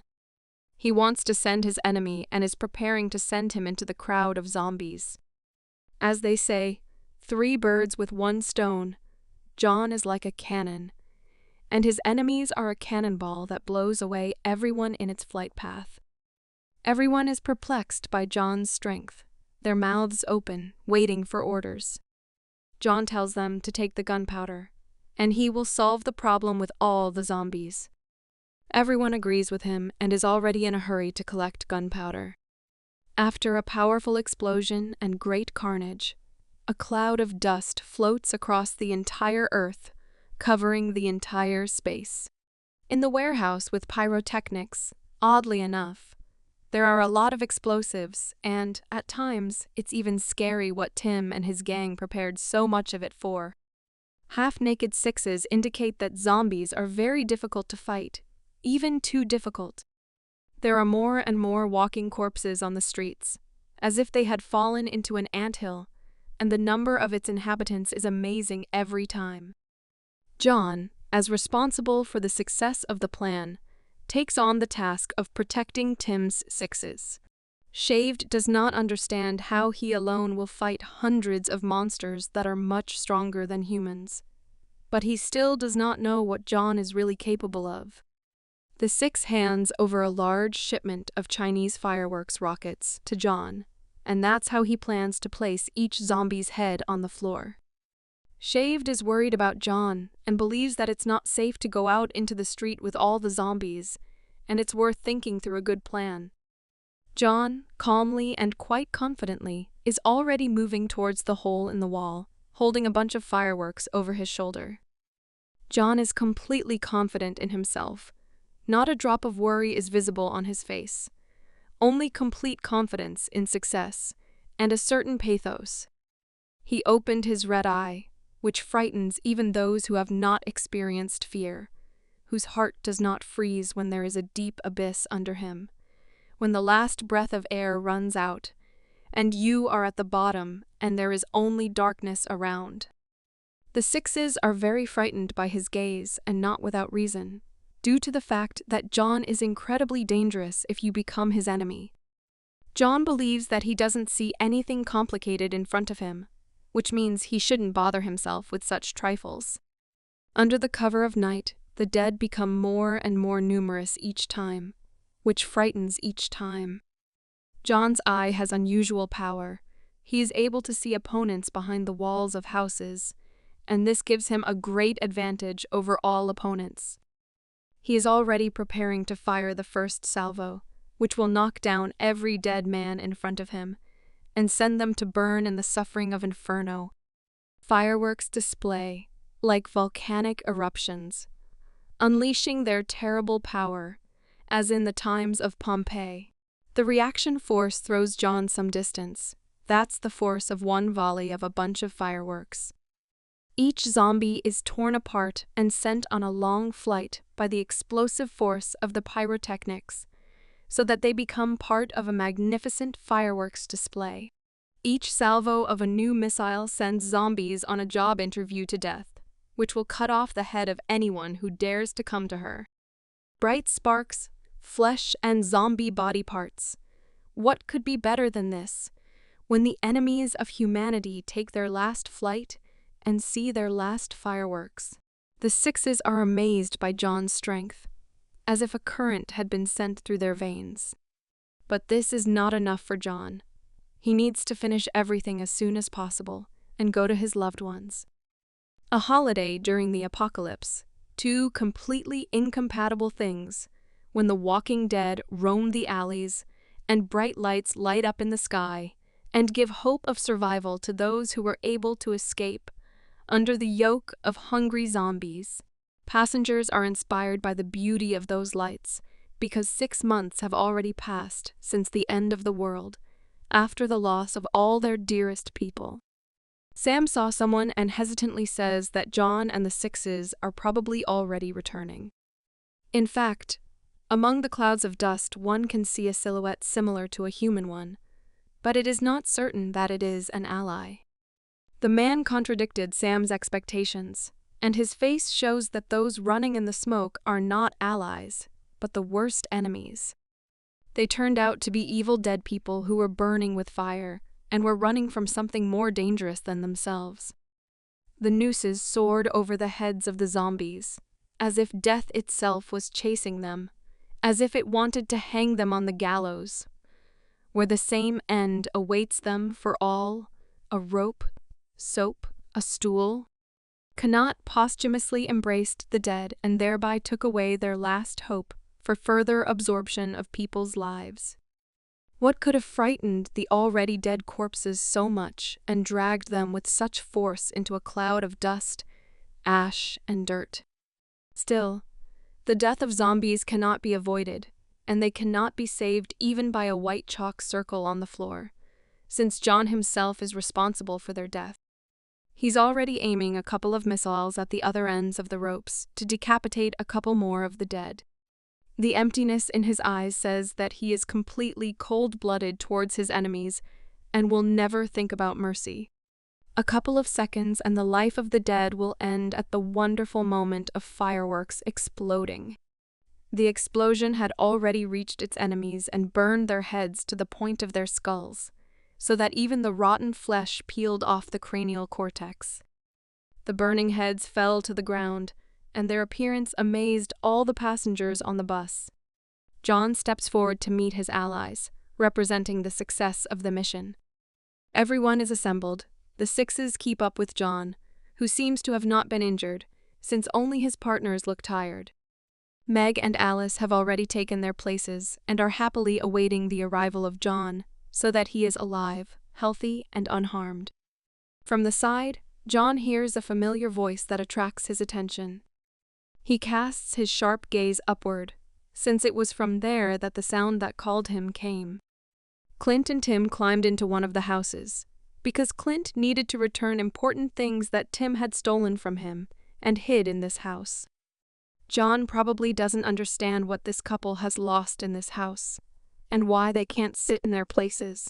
Clint makes a stupid face and asks John to catch him while he jumps. John's look suggests that he doesn't like this idea, and is completely tired of looking after him like a small child. Multicolored explosions of fireworks enveloped the gray sky and painted it with the brightest colors, as if buckets of paint were splashed onto a snow-white canvas. No one ever hoped to see with their own eyes such beauty as the Chinese fireworks display. John still reaches out his hand to Clint and is already preparing to catch him in his tight embrace. Clint is already throwing himself from the window, screaming, expecting a soft landing in John's arms. You can tell from Sam's look that he noticed something wrong in Clint's jump, as if he had forgotten something very important. Clint is already climbing down the stone wall of the house and is preparing to touch the ground. John, like a real savior, catches a child from a burning house. Clint forgot about the most important thing, that he is attached to Tim, and this will not lead to anything good. The grimace that appeared on Clint's face shows the stupidity of his actions, that he did not fully think through his soft landing. Tim is already flying after Clint, screaming something incomprehensible in fear. Clint himself will soon pay for his absent-mindedness and lack of attentiveness, which is already in his blood. Tim and Clint had already collided with their heads, and they were obviously in trouble after such blows. John, for obvious reasons, did not dare to catch them both and left all responsibility to fate, to Fatum. Two fools are lying one under the other, and it is literally written on their faces that they are not happy about such a fall. But Clint, the team boss, is to blame for everything. Clint is trembling and doesn't understand why John didn't catch him. What the reason is. John said contemptuously that he had changed his mind about catching him and Tim, but next time he would be smarter. The entire team expressed contempt for them and put their hands to their faces, which means complete shame for their bosses who act like children. Meg is already running to John to hug him tightly and probably express all her emotions about the magnificent fireworks display. She jumps into John's arms, and if she had been Tim instead of falling, John would have just as happily caught her and tossed her up a couple of times, making sure to catch her so that she could see much more from such a height than usual. This is true joy in the eyes of a child, in the eyes of a little girl who immensely loves and appreciates her brother, whom she has not seen for a very long time. John invites Alice and Meg to escape from here to the most remote places in this world, and his interlocutors listen to him carefully, expressing their agreement. Clint does not like their attitude in the family, since he hates his family with all his heart, for an unknown reason. He is dissatisfied that John did not catch him, and considers himself a dog that John allowed into his family for a while. A drop of water fell onto Clint's shoulder, and he instantly turned his attention to it. Heavy rain poured down, and it would extinguish all the fire that was created by the explosions of hundreds of fireworks. Cold drops flowed from Clint's face and covered his hair with a light color, as if after the morning fog, when on each blade of grass there are many drops of water of the fallen humidity of the fog. The sky brought down one of its natural phenomena, raining down a large amount of water on the earth, which will wash away all the dirt from the face of the earth. The lights went out, the flames were uprooted and extinguished by tiny droplets of rain. The burned corpses went out, and their eyes, like lunar craters, filled with emptiness and darkness. A certain smell spread and caressed the noses of the rescued. The pleasant smell lured with its charm and directed their gaze towards the sources of that smell and all the victims of this smell, which captivated with its charm. Leo was frightened by something. He swallowed the saliva in his mouth because of the strange charm that appeared suddenly, foreshadowing something bad. John noticed Leo's strange behavior and, grabbing his shoulder, asked why he wasn't heading to the bus to take his seat. The scientist was distracted by a loud scream, which greatly alarmed him, since the cause of the screams was severe hunger, which was awakened by that very smell. Six is trying to keep their ally from starting to eat the zombie meat, from which a strong, alluring smell was just coming. Leo's calmness disappeared at that very second, as he realizes that consuming a zombie will lead to transformation into a zombie himself. Clint's father, the people from Tim's gang, and those who ate the meat of the dead, went crazy, and their faces became similar to the faces of drug addicts after another marathon of taking drugs. Leo suggested that the reason for people's madness was the smell of fried zombies, which lured their minds like drug addicts are lured by one kind of the next drug. John did not even think about the fact that they could become dead, since they had already eaten dead meat. John was shocked by Leo's words, and he said that it is not necessary for a zombie to bite him for infection. The madmen rushed towards the stinking meat of the dead. Their faces went crazy, covered with a terrifying grimace, as if they had already become bloodthirsty zombies. Leo already had experience with such patients. He adjusted his glasses and began to tell his long story. The behavior of the virus is very peculiar. People lost their minds without even eating the flesh of the dead. At the beginning of the end of the world, hospitals already looked quite terrible, as if they had been in constant ruin for decades and had been completely abandoned for a long time. The doors of the hospital locker rooms were shabby and scuffed from all parts. At the beginning of Armageddon, Leo found himself in the locker room of his hospital with his colleagues and some patients. Since everything happened so suddenly, they only had time to eat small snacks, and it is so bad that they will have to eat them for a long time. During the 2 weeks, Leo had one chocolate bar left, which was like the most delicious morsel during a long-term fast. He's already bringing a sweet bar in a beautiful wrapper, thinking about what he can afford today. Leo didn't even have time to touch his candy bar with his lips when someone unfamiliar and probably very arrogant snatches it away. His look instantly changed to a more fearful one, since perhaps that candy bar was his last food for the near future. The thief turned out to be a certain scoundrel who had become very skinny all the time and threatened Leo with a broken bottle of wine, since he certainly would not have had the strength to take his food from an adult man. The man turned out to be not such a scoundrel, since he did not eat the bar himself, but shared it with his wife, like a real man. Like the most loving wife, she refuses to eat and invites him to eat, since he has become very skinny. He makes excuses for her and says that his hunger cannot be satisfied with such a trifle. He only needs raw meat and let her eat a sweet bar. He did all this for his future son, so that he would grow up healthy, and his mother would remain as beautiful. She nevertheless agreed and thanked him for such generosity, and he answered her with a sweet and kind smile. Leo noticed that the man was very exhausted, and everything he said was a lie, since he was very weak. The man's face was empty, no emotions. He was greeted by death, but the sweet smile did not leave him. He was completely weakened, exhausted. His strength and soul left him. He is at his limit. His pupils have disappeared from his eye sockets. His lips have become very dry, and he himself has become very withered.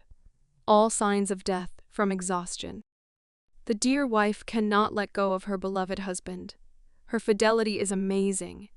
She's afraid of losing him just as she is afraid of her own death. The beautiful wife tightly clung to the still warm body of her husband, a man with a capital MM, who for the sake of his family was ready to sacrifice himself until he lost his mind. Leo understands that he is probably already dead, and all he has left is to leave this world with the death of a brave man who defended his lady of his heart until his death. The girl asks all the doctors sitting here for help, accusing them of being doctors, and why can't they help him? One of the doctors justifies himself by saying that the man can no longer be saved, and that it is definitely impossible to help him. For him, this is the end. But for that, it is very bright. She hated all the doctors the second they refused help, since, in her opinion, they should have at least taken the initiative. She hugs her husband for the last time and sees him off to another world, so that he can live there happy and healthy. Still, he answered her, calling her darling and grabbing her soft, shiny locks of dark hair. The look remained as empty as before, but he sensed a strange and at the same time fragrant smell from the side.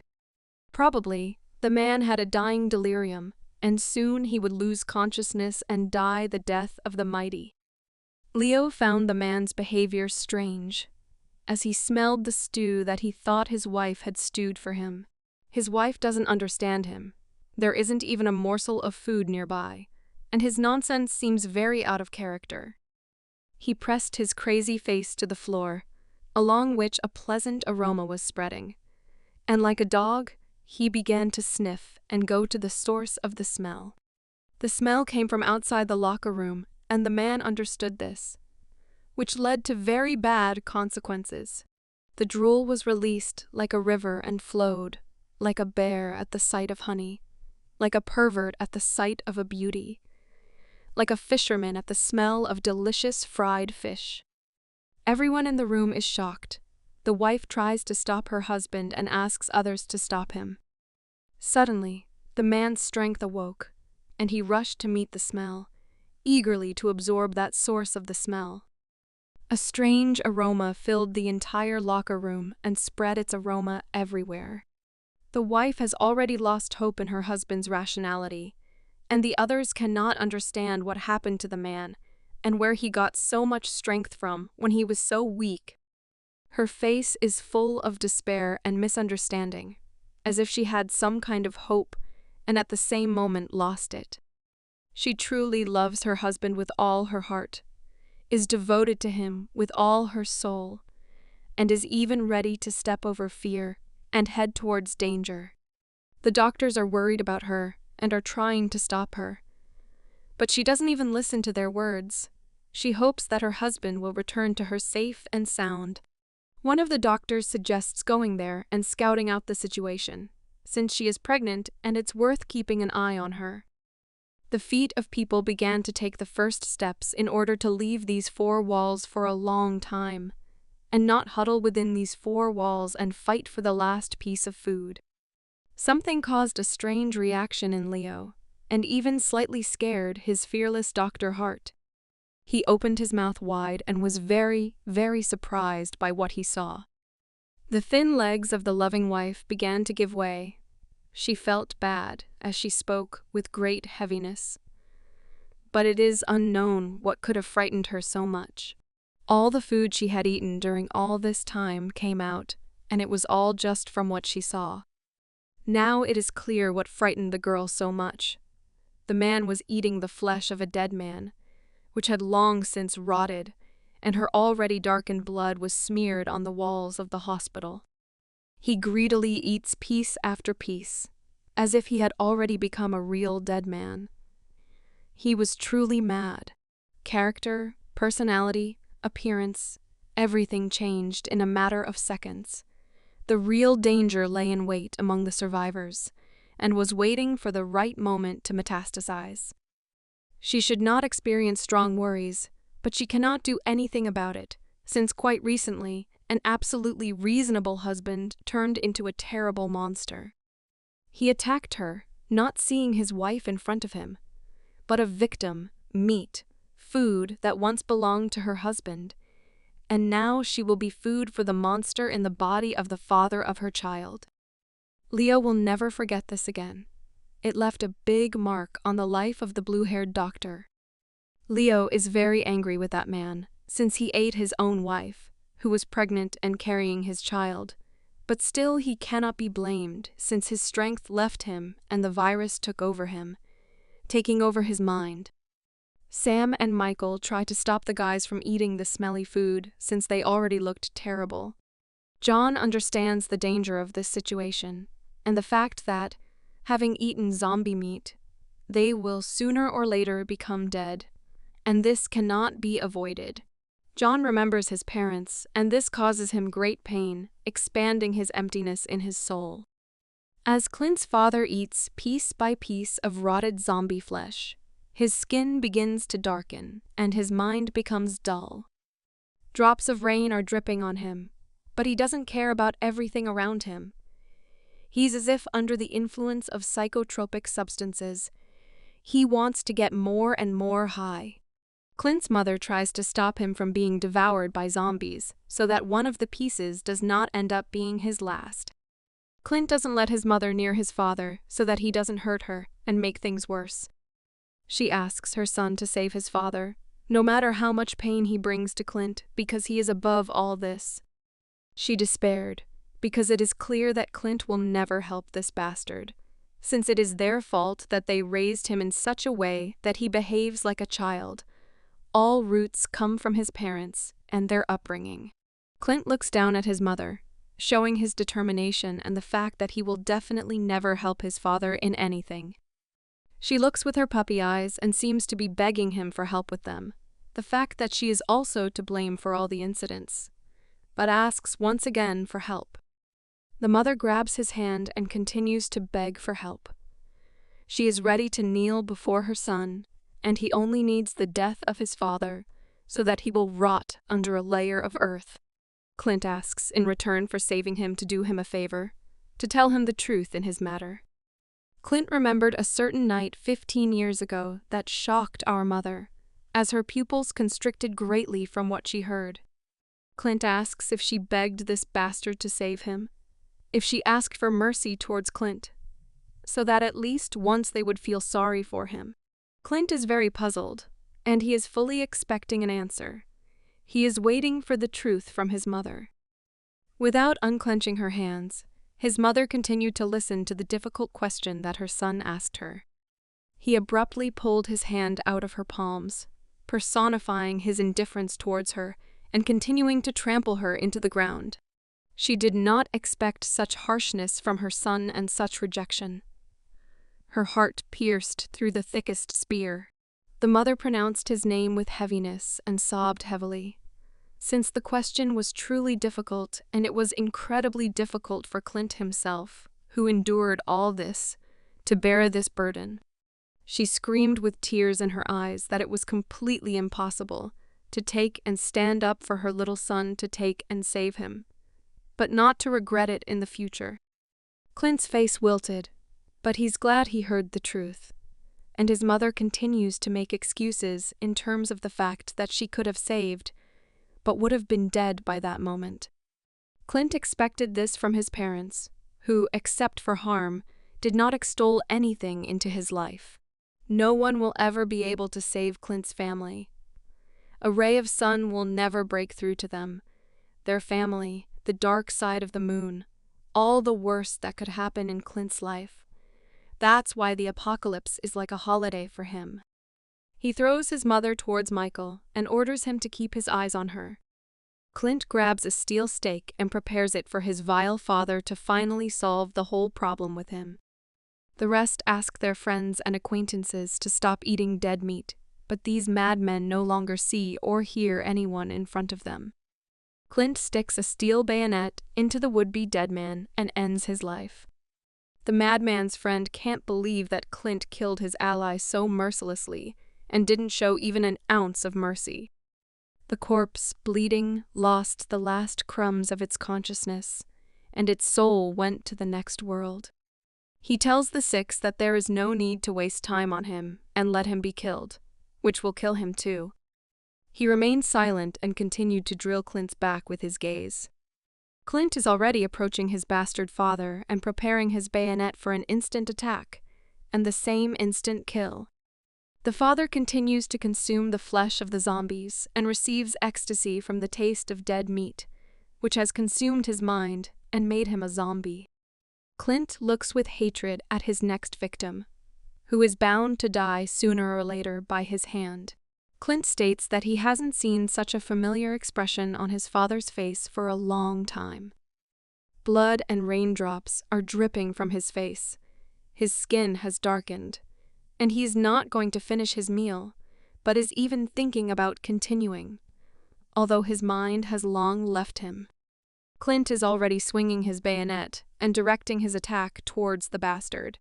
His face looks like he's on a real high, as if his brain has turned to crumb, like cockroaches from de Clorvos. Here is the face of a shameless man, humble and completely high. He absolutely does not care that his son is pointing a weapon at him. He does not care that there is a heavy downpour. He gets a big buzz. It struck Clint. This expression on his face is worse than any horror. How you can bring yourself to such a state. Food began to burst out. That grin killed all the desire to kill him. His father's face infuriated Clint. He wanted his soul to finally leave this dirty shell, so that his father would commit suicide. Clint began to cry as this grimace reminded him of one of the events of his childhood. As a child, Clint also cried constantly, for which his parents were guilty of bringing everything to the point of absurdity.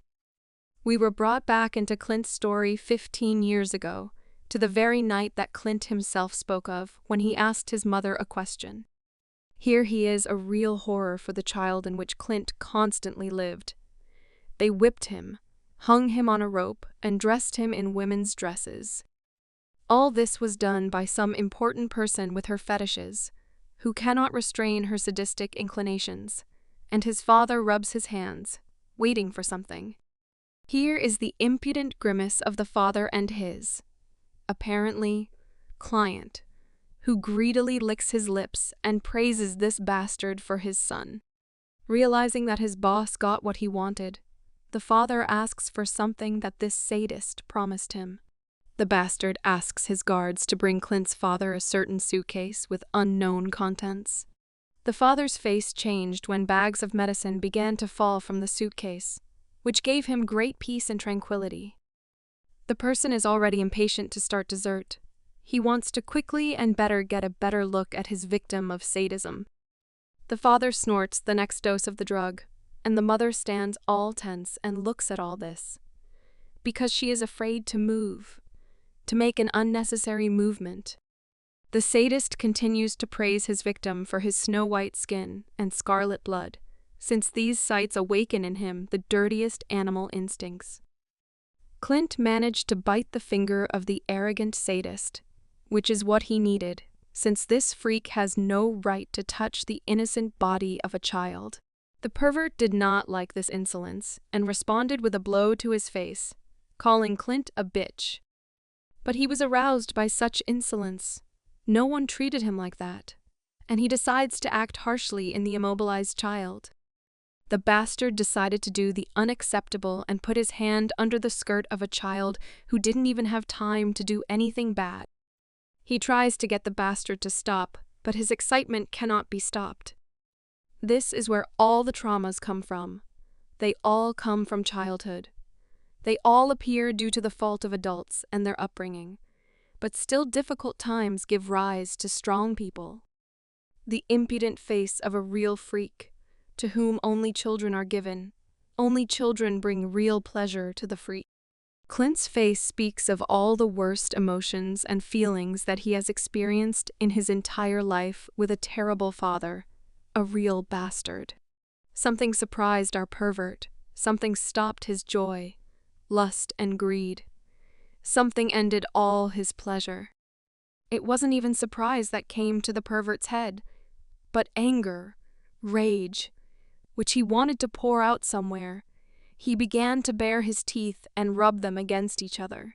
He did not expect that a man's body was hiding behind the women's clothes, that behind the snow-white skin and scarlet blood there was a boy, and this plunged him into anger. The mother is crying. The father is enjoying another dose, and the boss is angry. All the sins gathered in one room.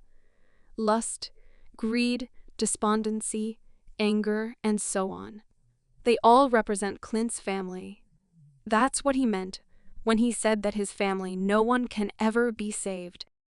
The boss slams his father's face into one of the bags of drugs, and he gets an even bigger buzz than before.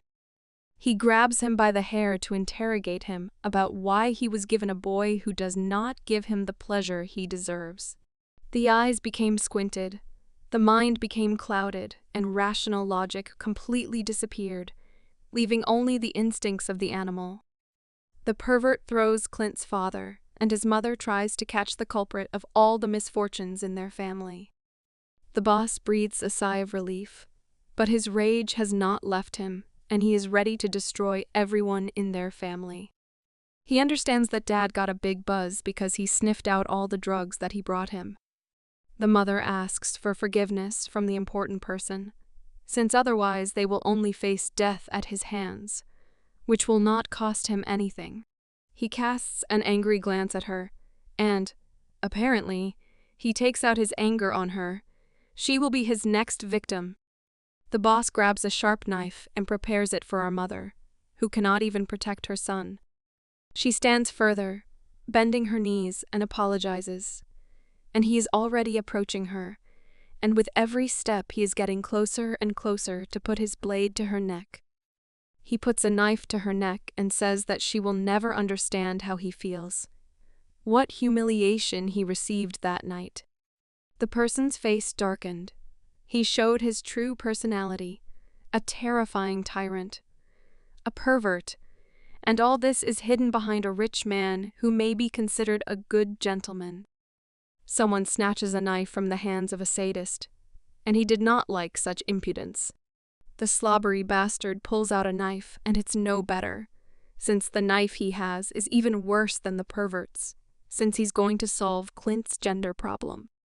Even the pervert was intrigued by a certain method of the scoundrel's father, since it was not without reason that he snatched the knife from his hands, certainly not in order to protect his wife. He already points a knife at Clint and says that after his birth, our dad began a series of failures, and all the consequences were brought by the birth of Clint. He has lost his last strength to even speak, and can only silently look at his distraught father, who is already bringing the knife closer and closer to him.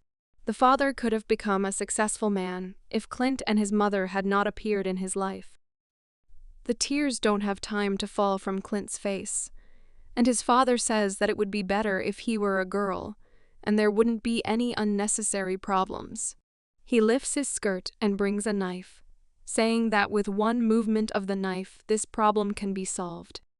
Clint begs to save him, begs his mother, calls her, and it's as if he's standing in front of him and is holding on with difficulty not to snatch her husband's hands. Mother cries and tries to stop her husband, but she does not have the strength to do this, since she understands the consequences of her actions. He noticed that the mother decided to say something against the actions of the father, and he did not like it, since he liked this child. But his only problem is that he is a boy. Mother froze and could not say anything in response to such contempt, only remained silent and silent. The boss liked his father's decision, and the blood began to boil again, as if it had been boiled and was evaporating from the temperature. Father is already licking his lips and preparing his knife to cut off what, in his opinion, is superfluous to Clint. What must be deprived of our Clint? His dignity. He began to scream even louder. With every second, the pity for him manifested itself more and more, since such an attitude should not be towards a child. Clint has already come out of his memories and shouts to his father that he will never forgive him in his life. The bastard has already transformed and is already rushing towards Clint to kill him too. Clint understands that he has been sleeping for too long, and it is unlikely that anyone will help him. Someone will save him. Someone snatched Clint's bayonet, and it is unclear whether he is an enemy or an ally who has come to save him. The unknown person grabs Clint by the belt and tries to save him, which suggests that this is our savior. The stake is sent towards Papani to hit him and put an end to him once and for all. Incredibly, our savior turned out to be John, who, when necessary, will always come to the aid of his family and friends. The steel tip pierces the dead man's father and sends him on a long flight to heaven, where he will be sent to the very bottom of hell, burning with the flames of inferno. Everyone silently looks at the corpse of a dead man, who a minute ago was a man who could show signs of an intelligent person. John, silently, looking at his father, puts Clint on his shoulder and carries him to the bus, since they have already lost too many and they don't dare lose the commander. Everyone is trying to wake up Clint, and John orders them to hurry up and get on the bus and finally take their seats. Clint gets wet in the rain and realizes that it's all over with this bastard. He will no longer be in his life. He wipes away all the tears that have accumulated in him over a long time, and the moisture on his cheeks is hidden by the downpour, which has been pouring in every moment for a long time. Morning came. Birds flew out of the green crowns of the trees, as if the nightmare that had passed at night had evaporated the very second the sun appeared over the horizon. The steel chains that John used to pull the bus on his hump fell down, indicating that they had arrived somewhere. John dragged the bus all night to its destination, and still arrived only in the morning and was probably very tired. One of the passengers noticed a very important thing. John led everyone to a cave, which for the first time would protect them from the next influx of zombies. The sixes accompanied Tim to the cave in order to explore the territory and shed light on the darkness in the gloomy cave. John takes responsibility for ensuring that everyone leaves the bus and goes to the cave. They found a place to stay for the night, but Tim seemed to still be without a roof over his head. He didn't even have a face. He was completely drooping, because he had to obey John, the one whom he had despised and humiliated all his life. John is a real gentleman, as he is ready to carry his lady of his heart in his arms, so that she does not have any problems with this. John and Alice agree to go inside and make themselves more comfortable. But Meg seems to be worried about something, as if that darkness does not give her peace, and she does not take her eyes off the cave. John was alarmed that Clint did not enter the cave with everyone, but rushed in a completely different direction. The darkness of the cave swallowed up all the light. Every ray of sun disappears without a trace in the darkness. But still, the inside of the cave is quite cozy, and everyone has already found a comfortable place for themselves, including John and his girls. John asked Meg and Alice to sit here, since he would need to leave, and, clearly, for what reason. Alice played sweetly and tickled her little sister like a real big sister, like a loving mother comforts her beloved child.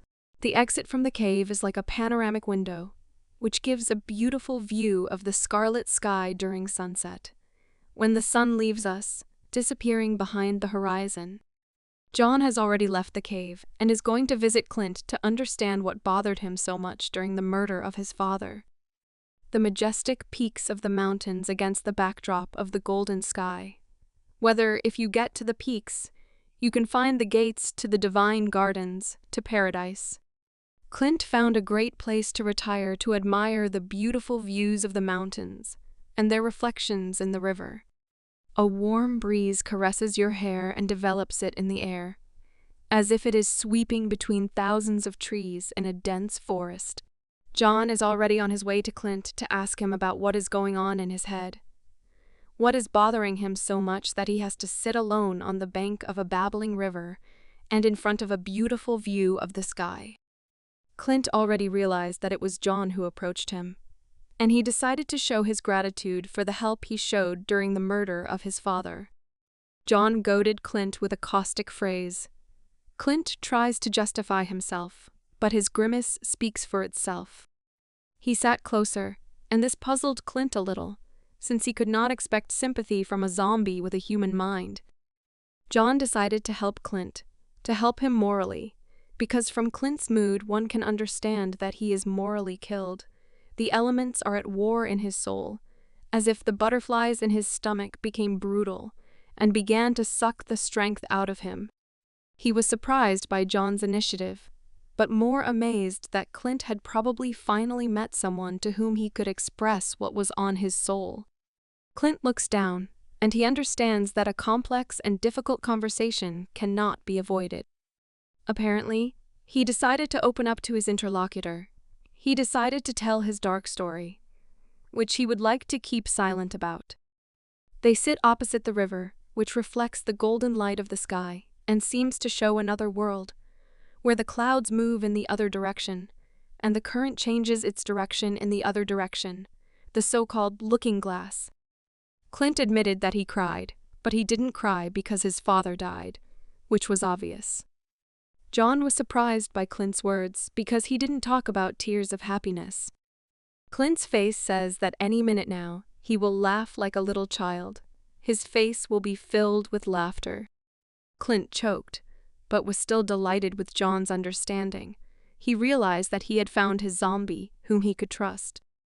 Sitting in front of such a view makes it very atmospheric to talk about difficult topics and thus gives them a great friendship bond that gets closer each time. At the first meeting, Clint thought about why it was John. Why he was the chosen one among so many people. What fate owed him so much to give him a new life, in the body of a zombie.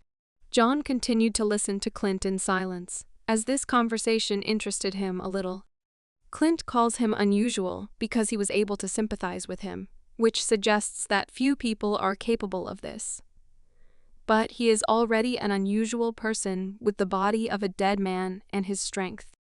John continues to belittle Clint with his snarky remarks, because he thinks he's special, and John is right to point this out to him. Clint was infuriated by this attitude towards his injuries and towards him in general. He straightened his shoulders wide and said in a relaxed manner that he had absolutely no sympathy for Clint, and that Clint was completely right. Clint did not like this news, since he expected reciprocity from his interlocutor, but received a complete refusal. John looked up and began his magnificent quotes with great meaning, as if inspiration had struck him from heaven, and under its influence, he began his story. There are a lot of analogies in the world, and the fact that someone can be truly fearless, and someone can be a weakling, is as commonplace as it is meaningless, since fate can turn in any direction. The weakling will become strong and fearless, and the fearless one will crawl at his feet. Everything changes every time, and what was a second ago is already meaningless. Fate pushes you forward, but the choice is yours. Live in the past or keep pace with fate. Those whose eyes were full of hope lost everything within 1 second. The whole life of the moment and the past will already play a role, only in the form of a lesson, but definitely not to dwell on it. Here he mentioned his parents, whether everything that was in their eyes disappeared after Armageddon. John finished his thought well, that the whole past is meaningless. Everything that a person is driven by has no logic. While your legs are moving you, while your heart is beating in your chest, and while your torch is burning, you need to find fuel to saturate it, that there is a goal that will make you move on. John's train of thought amazed Clint greatly, as it was rare to hear such a good thought from a dead person. He breathed a sigh of relief and decided to ask John if he wanted to listen to his story. John is not at all interested, and he is already moving away so as not to hear Clint's whining about his sad life. Clint tells him to sit down and listen to him, since their conversation has already gone too far, and they shouldn't waste time with him. The crescent moon peeks out behind the cave while they were talking. It was deep night. Everyone had already lit fires and were getting ready for bed, warming the inner walls of the cave and warming themselves up before the cold night. Michael points out that it's time to go to bed, since they've been without sleep for a couple of days, and don't even have the strength to go get food, but everything will be the next day. Sam absolutely agrees with Michael, yawning as he gets ready for bed. Alice put John's little sister to bed and was already at the limit of her strength, getting ready for bed. Tim was completely depressed. It was unclear whether he had planned something or had lost his dignity, lost his faith in the future. Michael and Sam were already drooling by the fire and looking at the 7th dream. Incredibly, Tim found a way out, even in such a hopeless situation. Even now he found a piece of glass and hid it in his possession to use at the most inconvenient moment. John and Clint blithely warm themselves by the fire and look at the river, while Clint continues his story in parallel.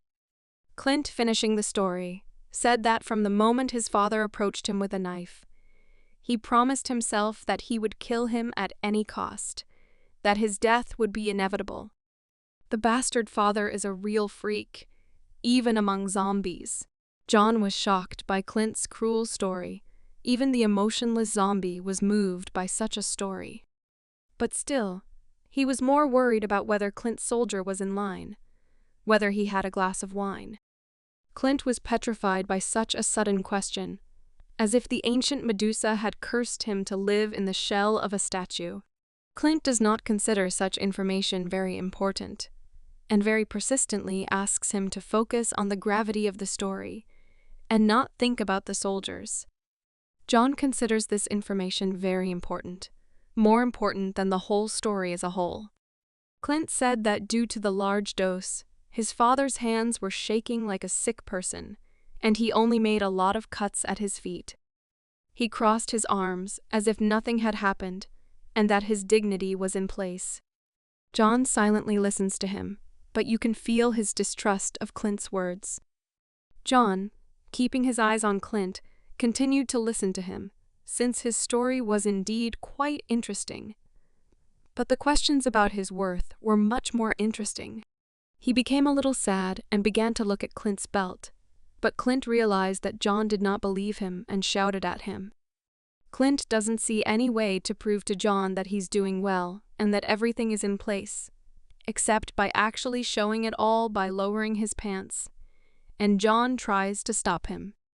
Still, John only lowers his pants even further and sees a leg in front of him, which is covered in scars as confirmation of his story. Both remain silent, and then the awkward situation stuck a lump in their throats. If anyone saw them, they would be branded on their backs, like a couple who loved the open countryside. John instantly jumped away from Clint. Their eyes darkened. Both crossed their arms, and Clint didn't even have time to lift his pants. The silence did not stop, only their position changed. The atmosphere in the air was just as tense. John glanced at Clint, his long hair blowing in the forest breeze like a current blowing seaweed at the bottom of the oceans. He looked at Clint's scars, the many cuts that had been caused 15 years ago by his freak of a father who, God willing, was basking in the hellfire of Inferno. Clint noticed this look on himself and offered him something that could take off his panties if he didn't trust him in any way. But John turned his gaze to the side to personify the refusal of the offer. John still asked the question that Clint's scars date back to the time his father started cutting him. Clint indifferently answered him that this was true. The child's blood flowed from deep wounds inflicted on him by his own father, who did not care what to sell, or how. He needed drugs and was ready to do anything for them, even cripple his son. Clint tries to kick in front of him, but his father needs to move away from this state, since his eyes are already squinted, and the picture in his eyes is floating like an oil painting in the rain. Little Clint's eyes were empty. Even the tears stopped flowing. The strength to kick was gone, and his father continued to try to cut off his dignity while he could only watch, hanging on the ropes. He's a real madman. Even now he's trying to convince his boss to continue working with him and dealing with his child. The pervert clearly indicates that Clint cannot be helped, and such people will never arouse his interest again. He gives him a strong blow and sends him to his bags of joy, giving drugs. He, like a fish, falls towards the red bags and begins to swim, breathing through his gills. The drug killed the person in him, and this is its most dangerous side effect. The worst thing is that after taking such drugs, the person's personality evaporates the very second he gets his high. He was thrown to the floor, but he continues to laugh. There is no longer a person in him. For him, the zombie apocalypse began much earlier. The bodyguard offers to kill Clint's father, but he especially likes the way he behaves. He is intrigued by how he can control a person with his money and capabilities. Finally, the pervert leaves the place of torture of the child, straightening his tie. He leaves the house and takes the guards with him. Clint was in the torture room. He was beaten with a whip. He was stared at. He was cut in front of his own eyes, and all this in one night, during the most miserable night of his life. His eyes are like diamonds, pure in plan. They are pure because of the emptiness to them. In his eyes there is nothing, not a sparkle of hope, nothing, only emptiness that has absorbed the best in him. Now there's a sparkle in his eyes. The emptiness has been eclipsed against the backdrop of endless rage. He is ready to destroy everything and everyone in front of him. John slaps his cold hand on his leg, as if there was something there. John's behavior is very strange, since he was already lowering Clint's pants, and now he is touching his bare leg for no reason. Clint was shocked. He was in a very awkward situation. His face immediately changed to one of incredulity. John pointed out that he caught a mosquito on his leg. Clint probably wouldn't like this, and he definitely wouldn't consider such actions normal. As expected, Clint is furious. He definitely doesn't like such closeness, and even more so such impudence. John's gaze seemed to sense something, as if a sixth sense suddenly made him nervous. He looked back, since for a long time they had not explored what was going on in the cave, since their enemies were also located there.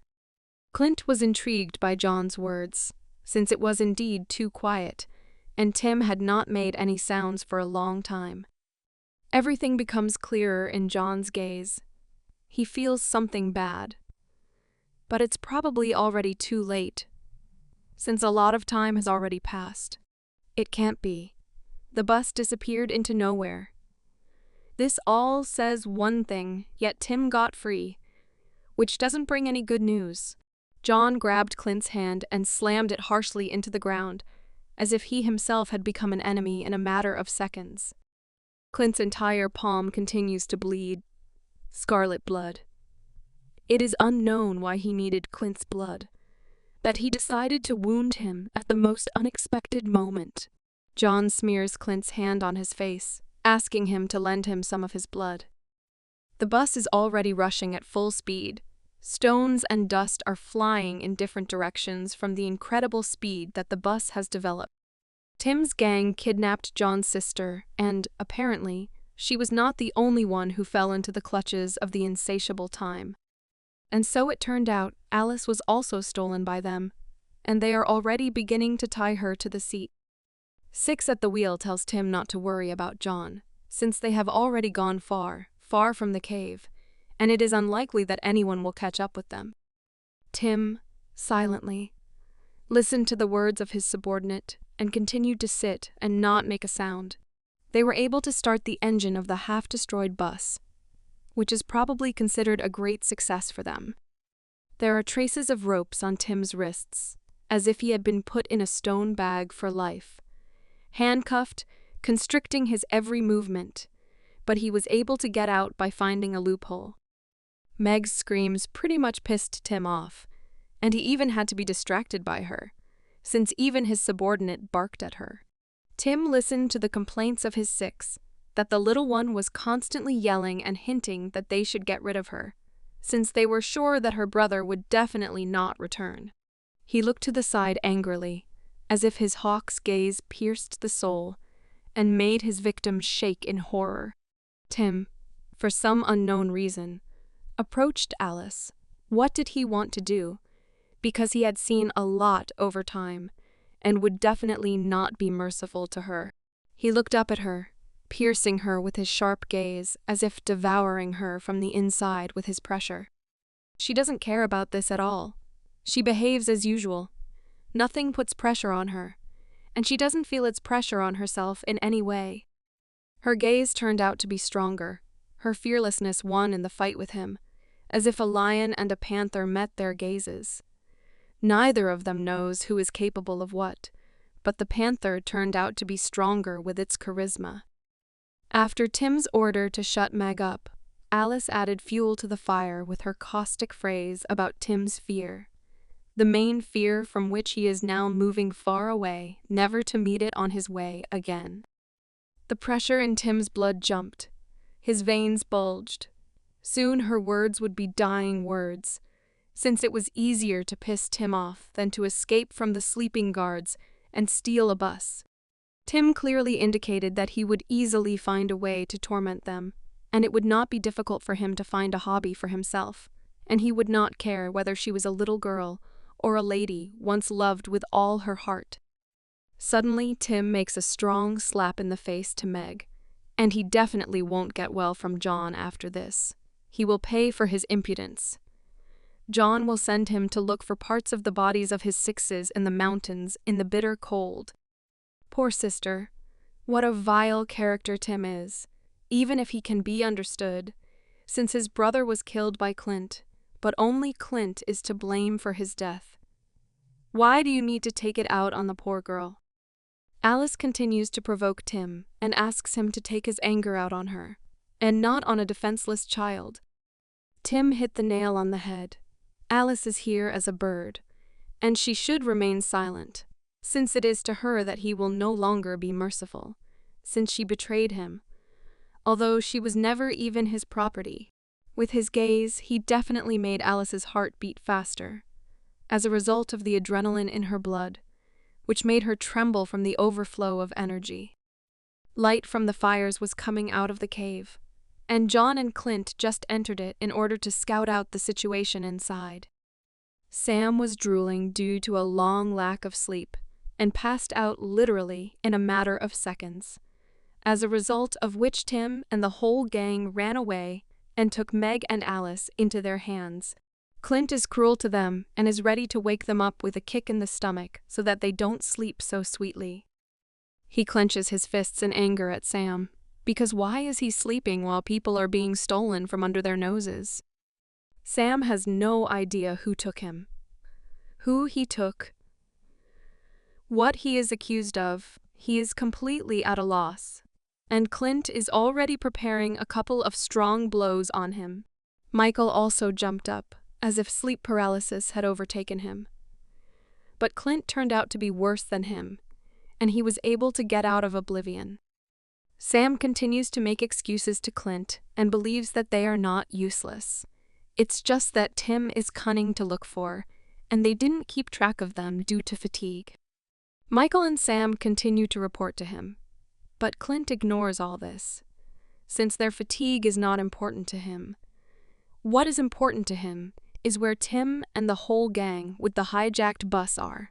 No matter how hard Clint is with Tim, no matter how hard Clint deals with Tim, Sam decides to give advice that he needs to be tougher with Tim. And only recently he killed his brother without any regret. Clint was infuriated by Sam's words.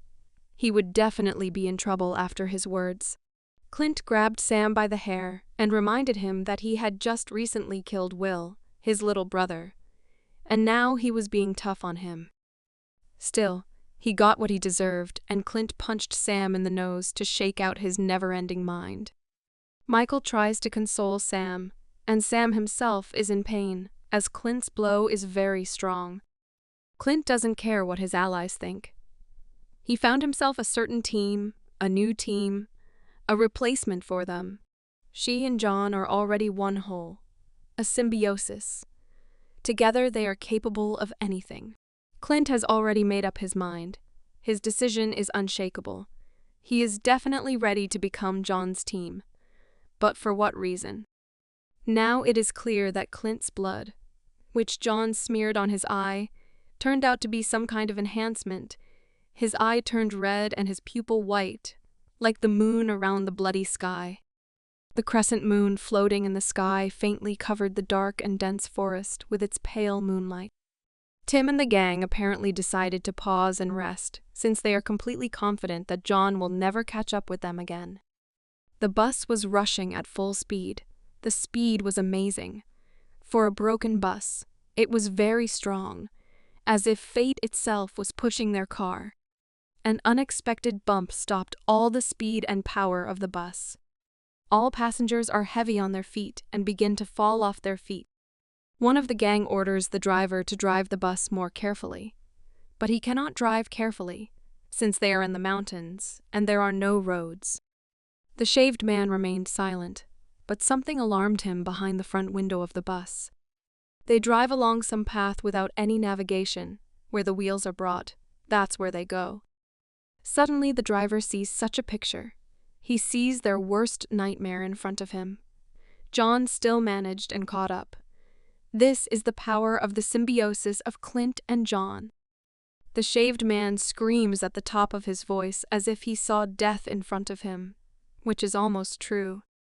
The wheels of the bus finally stopped. The six's heart not only froze, but also their foot went numb on the brake pedal.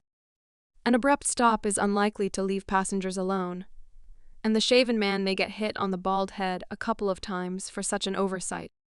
Tim approached the six and began to be indignant at what made him stop so suddenly. The shaved man is breathing very heavily, since their main enemy was in front of his eyes. Just one sight terrified him. Even Tim is not so scared. Six says that he was stopped by the silhouette of a familiar dead man. John showed up for just a moment, and already stopped an entire bus. Tim was shocked by the news from the six. He was very scared. The possibility of John catching up with them did not even creep into his thoughts. He could not imagine this in any of the variations of further events. He still can't believe it because it's hard to imagine even in a dream. Before Tim's eyes, the bushes rustled strangely. something that definitely should have kicked his heart into his boots. Meg's cheek is very red. She is trying hard to call him. It is unknown how strong Tim's blow was. She doesn't have time to scream when the fat man covers her mouth, but she still tries to mutter at least something. The fat man shouts to the shaved man to hurry up, start the engine, and drive into the very distance. Suddenly the glass breaks and its fragments have already pierced the fat man's face, which does not have any good consequences for him. He is trying to react to a sudden attack from the side. John spectacularly bursts into the bus cabin through the window and is ready to send all the kidnappers to the afterlife. The fat man screams at the top of his voice to meet John, since he can hammer nails into the lid of his coffin with his strength alone. John is preparing a strong blow for the fat man. Excess weight will definitely never save him. His face turns to mush, his teeth fly in different directions, and the speed of his fall leaves behind mirages. John sent the fat man to the wheelchair, where he will sit for the rest of his life. John's strength amazes time after time, since it takes a lot of strength to send such a massive carcass flying. Tim's heart began to beat faster. His six had already lost all their spirit. Only snot and drops of sweat were released more and more. A strong dent was left on the fat man's face, indicating that he had been knocked down by a blow of superhuman strength. Steam flowed from John's fist. He was ready to send every passenger, except his girls, into the world of dreams. Meg was wounded, but he freed one of the captives. The main thing is that he did not forget about the second. Meg was very glad that John had come, but she did not doubt his strength. In any case, he would have come running and saved her in the shortest possible time. He sat her down on the seat and asked about her cheek. What happened to it while he was not around? Meg is such a strong girl that she even endured a blow from an adult man and remained just as kind and sweet. Tim still managed to capture Alice, which is very bad for John, since she is one of the best hostages for John to intimidate. He heard the screams of Alice, who called him with her angelic voice. Tim put that same shard of glass to the delicate skin of Alice's neck and began to threaten that he would kill her if John came even one step closer. John is not so far away. He only needs to make one jerk in their direction. And he is not a survivor, but he will not risk his beloved. She is calm even at a moment when she is on the blade of a knife, when there is a shard of glass at her neck. Tim knows how to threaten his opponents. It's not for nothing that he took them with him. John remained silent once again. It was with him that he was not so talkative. He breathed a sigh of relief, preparing to talk with his longtime abuser. John began his dialogue with Tim, and decided to mention that Meg told him that he cut off Alice's leg to save her. But what's strange is that he's the one who's now putting a shard of glass to her neck. Meg silently sits in her place and eagerly awaits the end of the brawl. John was sure that Tim was a bastard, but he was also sure that even he would have something he wanted to protect. But again, he was disappointed. John stepped on Tim's heels with every step, which he definitely shouldn't do. Tim pointed out that it would be better for John not to come closer, as he continued to interpret his speech. John asks the question over and over again why Tim threatens to kill the one he loved and protected. The fragment is getting closer to Alice, and Tim continues to yell so that John finally understands that there is no need to move one step closer. The shrapnel had already pierced her skin and a small stream of blood flowed down her neck, which meant that Tim was serious. Meg instantly became worried about Alice and screamed loudly so that Tim would not lay a finger on her. John is very angry. He clenches his teeth and could have done at least something, rushed into battle without delay. Tim put the fragment to his neck and decided to tell him why he was doing this, the motive for his actions. From birth he was a spoiled child. He had everything, and now he just wants everything at once. Tim's words startle his sixes, but they understand that it is better for them to remain silent. On the one hand, Tim could dominate and take the desired girl. But John, in his opinion, is a bug who stood in his way. He continues to mock John because he considers his way of thinking stupid, and he himself is arrogant and a complete scoundrel. He points out that John can protect her if he can, and if not, he can destroy her. John realized that there would be no meaningful conversation with him. They would always be fire and water for each other. They had nothing in common, like two boots of a pair, but both looked in different directions. Alice suddenly grabbed Tim's hand as if she was planning something. She turned on him, which greatly alarmed Tim himself, since he could not have expected this.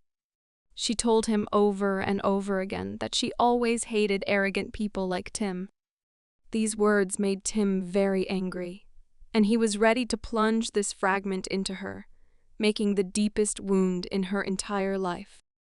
She also pointed out that she and John had not seen each other for a long time, and he had probably forgotten what a fighting woman she was, that she could put down a crowd of the dead with a swing of her blade.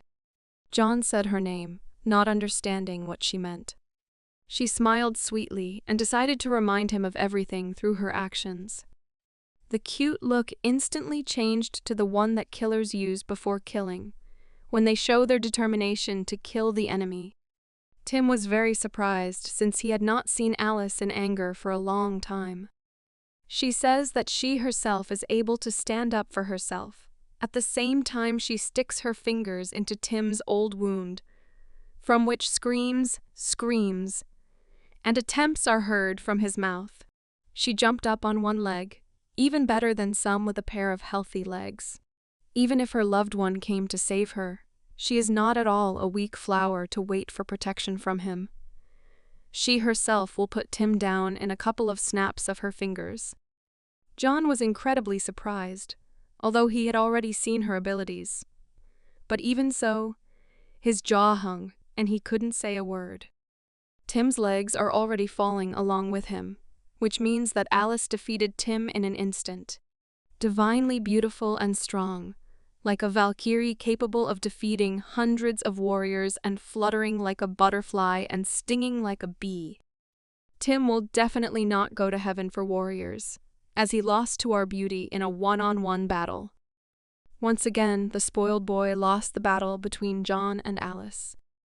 She reigned on him like on a throne. Now you can hang his head on the wall, like a pedestal of honor. She is breathing heavily after such a battle, since she has not practiced for a long time, and problems with her leg did not give her the opportunity to train. Tim misunderstood when she couldn't answer him sooner. Previously, she was lenient towards him, which is why she did not respond to his every blow. Alice set foot towards her goal, to see her beloved, as a result of which she never resisted. John and Meg are at a loss. Or rather, it is impossible to describe their emotions. The family of strong people is amazing. A strong woman needs a strong man. She beamed as she was able to approach John. Now everyone was saved. Perhaps even Alice herself could be saved alone. John met her gaze, the eyes of a loving man, their gaze like a hot kiss that should be dessert at the end of the battle. Meg admires Alice. She would never have thought that her little sister could move so gracefully and hit hard at the same time. Everyone was pleased with the spectacle and the battle itself. Everyone was delighted. Alice effectively stood in a pose so that the blood of all those who admired her would boil, and their hearts would boil in this boiling water. They finally returned to the cave to everyone alive and unharmed. Tim is thrown to the ground because his behavior contributed to their attitude towards him. He is very angry at everything and everyone. He lost again. He again lost the opportunity to get everything and everyone. Michael decided to ask, what about Tim? What he would do with him? Clint angrily pulled out a knife and said that he would kill him in the very near future. Clint is very angry with Tim's gang, because even when they spared them for their own benefit, Tim still found the strength to hijack a bus and kidnap the girls. Tim is even more frightened, as if not an ordinary knife blade is rushing at him, but a large guillotine blade, as if the executioner is already ready to cut off the head of the judge. John again decided to spare Tim. It is unknown whether this is a mistake or he knows the use of him. Clint was puzzled by why John decided to forgive Tim and the whole gang, because they were the ones who stole his girls. It turns out that John needed Clint to tell him about a certain City B before killing him. The same suitcase that was stolen from Clint by Tim. But still Clint was able to take it from Tim. What is he hiding? There are many secrets in it, and this is obvious. John looks with interest at the secret suitcase, which contains something he needs. Clint, opening the case, says that this is a treasure chest that contains everything John needs. He easily snaps open the suitcase, which closes with strong latches to hide the contents. Not everything is so important there. Ordinary things soared into the skies, including even strange things for a boy. Clint is definitely unhappy that he decided to open his case in front of him, since he could not have expected such an eruption of things. John's head also suffered from the sudden attack of the suitcase. Even the suitcase dared to attack the sentient zombie. John is at a loss. He can't understand why Clint needs so many unnecessary things, sometimes even children's ones. Clint is very embarrassed. He couldn't expect this, and he has to justify it by saying that every person can have all these things, and sometimes you can find even worse ones than him. He again rummages through his things in order to find something important there that worries John so much, and what he so wants to know about. Incredibly, he pulled out the radio and, apparently, she will be the one who will tell everything in City B. Clint turned on the radio and began to switch it, but in response, she only hissed. He connected to the station of City B, and she finally announced that everyone who hears this message should hurry to the city, since they have a lot of space and goods. John was intrigued by the message, and wondered if it was true that they could be protected there, or if it was a trap. Everyone was surprised or glad, since in City B it would be possible to accommodate up to 20,000 people. But still they received this message about a month ago, which could refute the relevance of the information. He abruptly throws the radio at John, and says that the radio is old, and it's quite hard to hear anything on it. John catches his feed, continuing, listening to all the information about the radio from Clint. John turns out to be an expert in old radios, as he even knows that older models do not have sound recordings, which confirms its age. John is haunted by the question of what binds Clint and Tim together. What constitutes their connection? What is it based on? Clint didn't immediately understand who John was talking about, who he managed to unite him with. Clint pointed at Tim and hit the nail on the head because there was no connection between them. He smiled and apparently decided to start a new story, only this time about Tim and his story that connects them. It's not for nothing that Tim calls himself a spoiled child. After all, his father is the ruler of City B, to which their new path leads them. Tim's father has great power in his hands, because it is not for nothing that his son is so arrogant and everything is allowed to him. Incredibly, how could the ruler of City B be Tim's father? At that very moment, Tim grinned with satisfaction. John immediately cried out how it was that his father, Tim's father, turned out to be the ruler. Immediately after John's screams, a fist flies into Tim's face with such force that even his father's power will not help save him from it. How senseless is the power that he had. John and Clint mock Tim because they cannot believe such information. He cannot be the son of the head of the city. A strong blow hit Tim. This will definitely make him reconsider a couple of dreams. And if he's lucky, he'll even reconsider his views on his behavior. Shaved decided to stand up for his older brother, and even decided to threaten Clint and John, since as soon as they arrived in City B, they would definitely not be welcome. He gritted his teeth and promised to tell Tim's father everything they did to them. Clint and John look down on them so that they don't think too much of themselves. Clint easily finds a solution for the shaved man. Just kill them before they get to City B, and that's it. John is merciful as always. Although he just recently sent Tim into the world of dreams with one blow. Clint doesn't like the way John acts. He wants to solve them as quickly as possible. Make a sieve out of them, and not worry about it again. Tim is already rising after a short period of oblivion, and John even thinks that they could be useful. The fat man is still recovering from John's strong attack, and the dent in his face will take a long time to heal. But still, John hit the wrong person who injured Meg. John looks around at the inhabitants of the cave and realizes that the road to City B is very long. But it is worth it, since perhaps it is an oasis for them in the middle of the desert. A young mother is rocking her hungry son, who urgently needs to find food, and indeed they all need to find food and provisions. John assesses the situation sensibly and understands that he cannot force children and mothers to get food on their own. Tim didn't like John's idea. He was ready to die, but he would never work for him. Shaven tries to stop Tim, as he is clearly at a disadvantage to show his character. But Tim doesn't care about his words. His pride is higher than that. John also did not like such impudence and turns his furious gaze towards him. The shaved man is already shaking with fear, and Tim was suppressed by the fact that he so instantly turned his attention to him.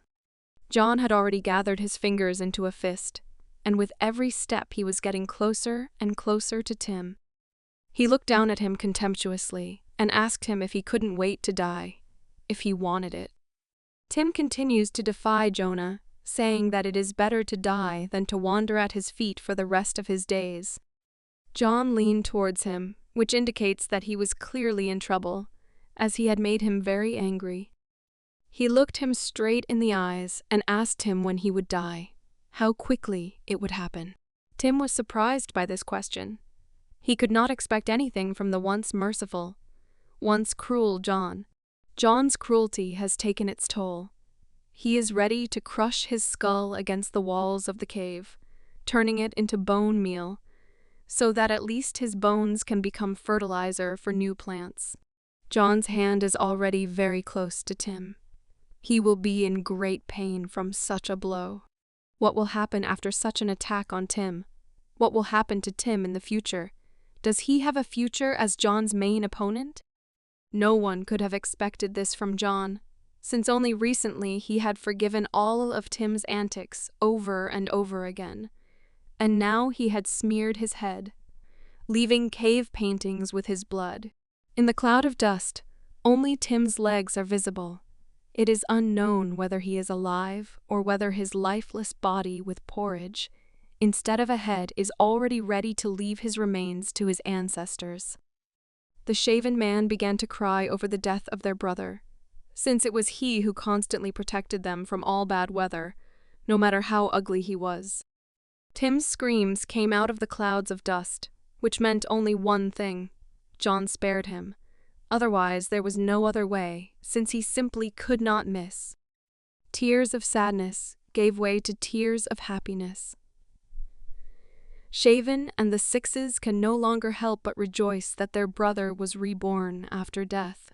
Still, Tim is afraid of his death, since he is shaking for himself the most. His life is most dear to him. The pupils constricted very much.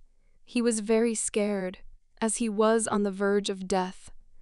His whole life flashed before him. It was like a rebirth or a second birthday for him.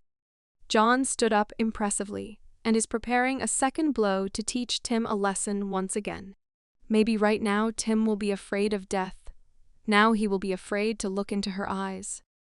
Tim feels like he's on a roller coaster, and every time he descends from the high part of it, he squeals like a little child.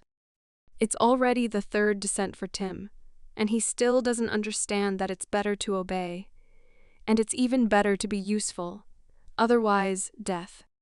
When it comes to him, it must eventually dawn on his stupid head that his pride will only destroy him.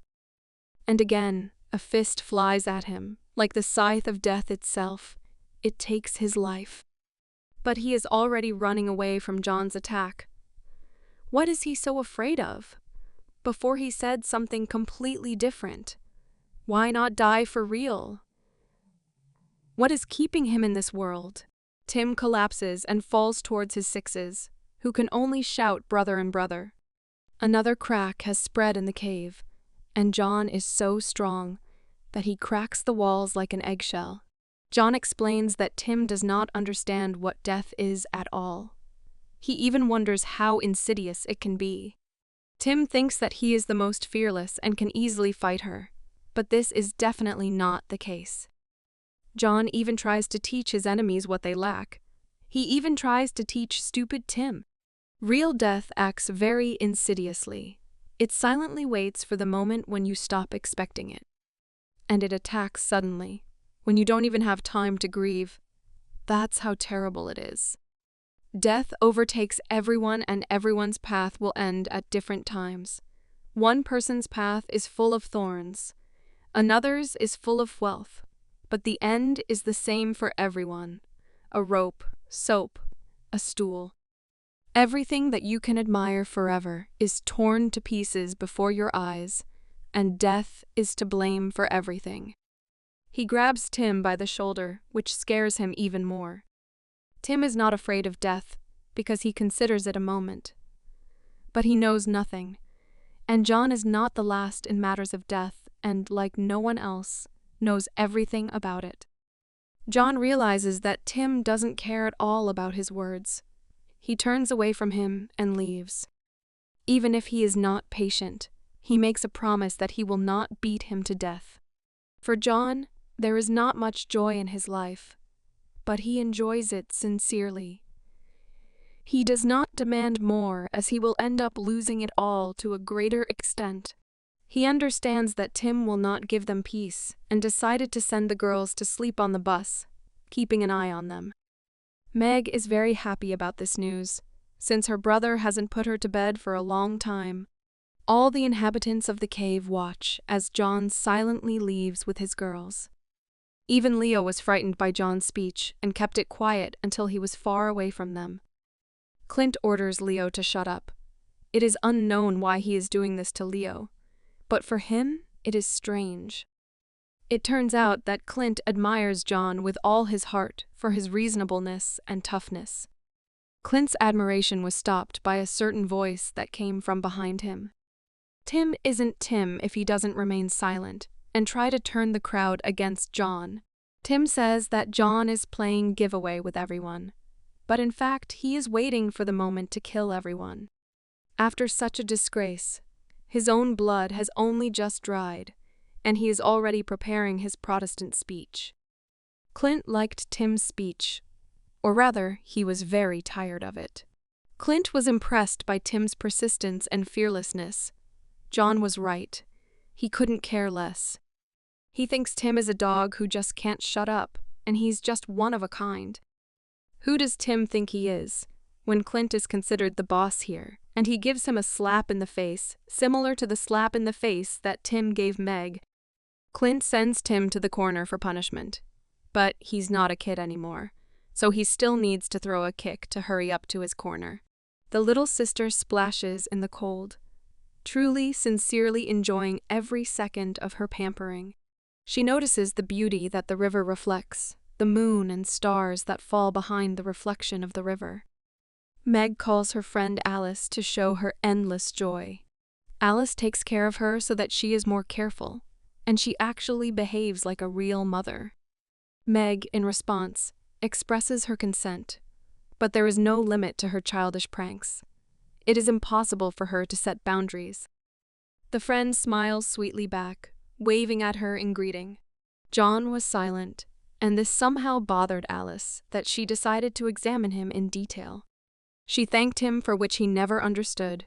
He was left confused with just one thank you, as he couldn't have expected such frankness so suddenly. Now everything is clear. She thanked him for the fact that John was looking for her and eventually found her. Wasn't it fate? Even after such gratitude, she herself shone brighter than the moon in the sky. Finally, A bright smile appeared on John. At first he was confused, but his chest became warmer because of the pleasant words of such a beauty. John has something hidden in his pocket and is trying to find it so he can show it to Alice. What is this? It shocked Alice greatly. She was very confused, as if he had taken out a wedding ring. This is the same bandage that Alice had on before the apocalypse, which was stolen from her by a zombie, and John carefully kept it, as if it was leading him to her, like a guiding star leading him to the north. After waking up, the first thing that caught his eye was a bandage that was eerily similar to Alice's bandage. Maybe it was then that he began to have hope of saving her. John, without any regret, snatches the bandage from the bloodthirsty mouth of the dead man, not giving him a chance to survive. Still, he was wounded by the news that visited his head. He could not believe that his loved one could so easily pass away without leaving a trace behind. Later, one of the survivors made it clear that John was definitely no longer a human, and indeed a zombie. He was something in between, a zombie with a human mind. His soul was divided into two parts, a dead man who had the mind of a man and a man with the power of a real dead man. His life was divided into before and after. His despair knew no bounds. He tightly clutched the bandage to get rid of such thoughts. John is not pleased to admit that fate has awarded him such an opportunity to survive. It has turned him into another dead man, and it is unclear whether it would be better for him to die or wander in the body of an irrational zombie. Alice puts her hand on his strong shoulder, trying to reassure him in every possible way. His desire to find his sister and Alice knew no bounds. His heart could not just bark once, and it would humbly calm down. He searched blindly, walking wherever his feet carried him. The worst scenarios of events visited his head. Alice was very frightened by what John experienced, what he had to overcome on the way to them. John hugged his beloved tightly, fully expressing his affection, his sincerity, his joy that they were found alive and not remains on one of the streets. She did not expect such sincerity from him. She was also shocked. She was confused. She never thought that she could feel the warmth from her beloved again. He is on the verge, as if any minute he will burst into tears, and all these tears will fall on the shoulders of the beauty. He thanked her again, but she silently smiled and was also very happy about this opportunity. Alice stroked his head, running it through his silky locks, calling him a puppy, which was very, very sweet. He doesn't really like it when they call him a little dog or worse. Her kind smile does not fade from her sweet face. She continues to delight him and enchant him with her unearthly beauty. Even here, John is depressed. Supposedly, he cannot be like a cute dog, since he is dead to himself. She doesn't think so. She doesn't see the downsides of John being a zombie. She touches his cheek, expressing her sincerity in the words she speaks. Even if he is a zombie, he never ceases to be kind, strong, and most importantly, even in the body of a dead man, he remains human. The kindest feelings are written on his face. He has not heard such words in his direction for a long time. His heart beat faster. It is precisely such words that give endless motivation to protect what is dear. Everything around was shining. Wet lips were reaching out to each other. The most significant moment was about to happen any minute. It could not be avoided. A couple of centimeters separate them. Even in a dark night they shine, like dawn in the early morning. But it's still an eclipse. Meg stops this spectacle and points out that John wants to bite Alice. She has no idea what is happening here. She seemed to want to help, but she stands there in complete bewilderment. Silently, John asks her to go play a little, and Alice, embarrassed, cannot even glance at Meg. The little sister will not stand aside and will always give practical advice. She immediately warns Alice not to allow John to bite her. You see, A foul odor will come from her mouth. John is not happy with this news and is completely furious at his little sister's words. Suddenly, a knife is already flying from the side. An enemy or another joker who decided to stick a knife in the back. John is not so weak as not to catch such a childish attack. Even in complete ignorance, he is ready to catch a bullet that flies in front of his eyes. Again, this Clint, his ability to intervene at the most inconvenient moments, is amazing. He arrived in time like never before to throw a knife at an ally, in time for privacy with his beloved. Ilya and John recognize a familiar silhouette. It can be recognized from 1,000, and its impudence from millions. He clearly doesn't care, but still apologizes to them for interrupting their intimacy. Even when he wants to sleep, he will give his friend some attention to play a little joke on him. That's all, Clint. John asked, more than once, to give him at least a little free space. For some unknown reason, Clint took the scissors with him. Something had crept into his head again, and John might not like it. Here it is, an evil grin. All his evil intentions have been revealed. He wants to deprive John of a couple of silky strands from his head. John cannot react to this in any way other than with apprehension. When the scissors are in Clint's hands, you can't expect anything good from him. What has gotten into his skull? The hair is already lying on the cold stone floor, which means that the haircut is already over. Clint wanted to do one thing, but it turned out completely different, leaving everyone nearby in shock. Whether from minute to minute, they would pour out laughter. What is John's transformation after Clint's masterful haircut? What will make them all laugh out loud? Apparently, Clint did what he wanted. It turned out very funny. The brutal zombie turned into a cute, long-haired teenager. Everyone is already trying hard not to laugh at John. They are trying not to reveal their emotions. But this does not help them, since they literally have everything written on their faces. Everything is in vain. Sam and Michael are already tearing their stomachs with laughter. This reaction is typical.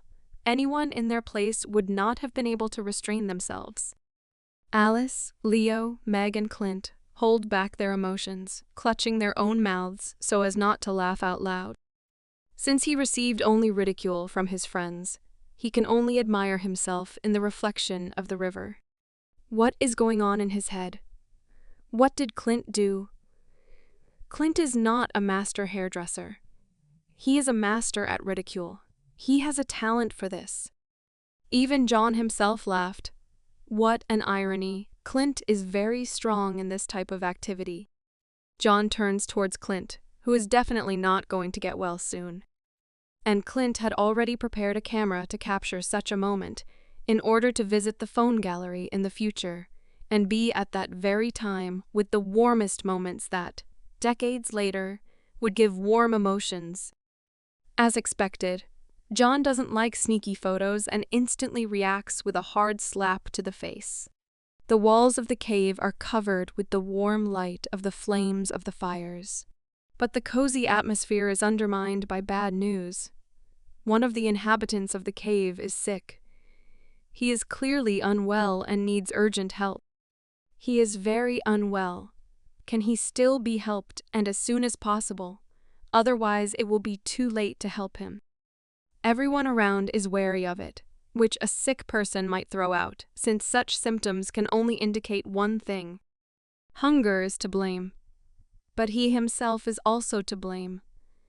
These symptoms are similar to the symptoms of someone who has eaten the meat of the dead, or rather, someone who has not eaten it for a long time. All his strength was gone. He fell on the cold floor, but he couldn't die. Still, everyone adheres to the idea that the man died. It is no longer possible to save him. Tim was frightened by this. The theory about the absorption of zombies turned out to be true. These are the symptoms after his experiments on people.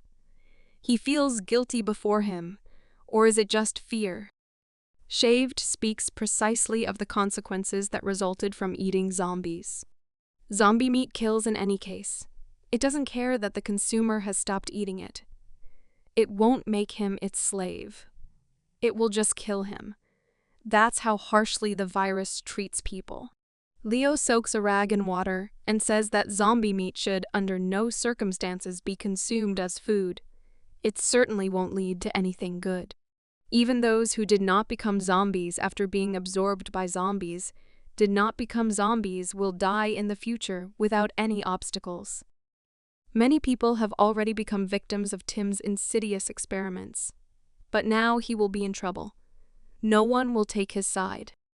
There are many people in the cave who have at least once tasted zombie meat, and this scares them, plunged them into fear. The worst thing about this food is that it is addictive, and for good reason. Since everyone enjoys it as if they had never eaten anything tastier, they plunge into ecstasy, as if under the most powerful drug. Anyone who receives a certain level of toxins will die or become a zombie. It's only a matter of time, and such information is terrifying, because no one even felt the consequences after such meals. Someone is already scratching the back of their head. What could be creating such an itch? It can't be where everyone around them was looking when they are already rotting alive and turning into dead people, and the skin under their hair has already darkened and resembles the skin of a zombie. What did they all hope for when they fed on the dead, or their brains were controlled by a foul odor that enslaved their minds? The screamer began to call out to everyone in fear in order to identify the next madman who was trying zombie meat. Everyone passed the screamer test, yet most of the inhabitants of the cave have already tried zombie meat, and without quick decision-making, everything can only get worse and lead to tragedy. Finally, Tim himself understands that the situation is heating up, and soon accusations will fly at him, which suggests that nothing good will come for him. Everyone in the cave is like a Trojan horse. Some take zombie meat with them. Some have no meat, but they become zombies. Even one sick person can infect everyone in the cave. It's strange, but Clint is happy that the situation is heating up. But Michael is not happy that there are so many sick people. Clint thinks sensibly, but not fairly. He believes that there is no other way than to leave everyone in the wake of fate, to hope for fate, only to leave everyone here to certain death. Clint has already made up his mind. His decision may be wavered, but in the future, he will always find a reason to get rid of unnecessary people. Clint does not hold his people. He waves his arms and indicates that everyone should collect their things. They separate. He is already looking for a candidate for the position of leader in order to give all the patience to him, since our boy is not going to bother with solving the problem. He rests against the strong chest of John, who has already arrived and just in time to start solving the problem, and not leaving everyone here. Clint didn't like who he bumped into. Any collision at all would have led him to such a reaction. John despises Clint for this way of solving problems, even humiliates him a little for such cowardice, since the commander is the last one to flee the ship, nothing else. Clint doesn't like this kind of impudence. He's furious because he didn't expect his friend to stand up to him. John understands the difficulty of the situation. Most of them ate zombie meat, and if he took responsibility for leading them, let him take it only on himself. Clint can only rub his nose and remain silent in response to John, since he is truly wrong. Most of those caught trying to eat zombie meat turned out to be alive, and this is real happiness, since many were transformed into zombies instantly. John clearly wants to override Clint's decision, since John's conscience is much clearer than Clint's. John believes that Clint has no right to leave those people alone. He must help them, even if they are useless in the future. Clint is only concerned with the visual component of John. Only here he wants to find a common language with him. He exhales and even thinks that John has become nicer. But it's true that John's new image is good. The one who did this has taste. Clint still listened to John and decided to help the others, and also asks Leo for help. Leo didn't expect that he would be forced to treat everyone. Although this is stupid, he's a doctor. People from the outside were instantly glad that they could be helped, since among them was a doctor who is very much valued at such a time.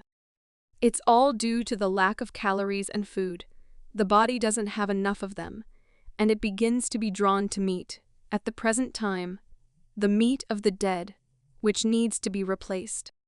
John adjusts his glasses and understands that, to maintain life, he needs to bring animal meat, which is quite difficult to find at this time.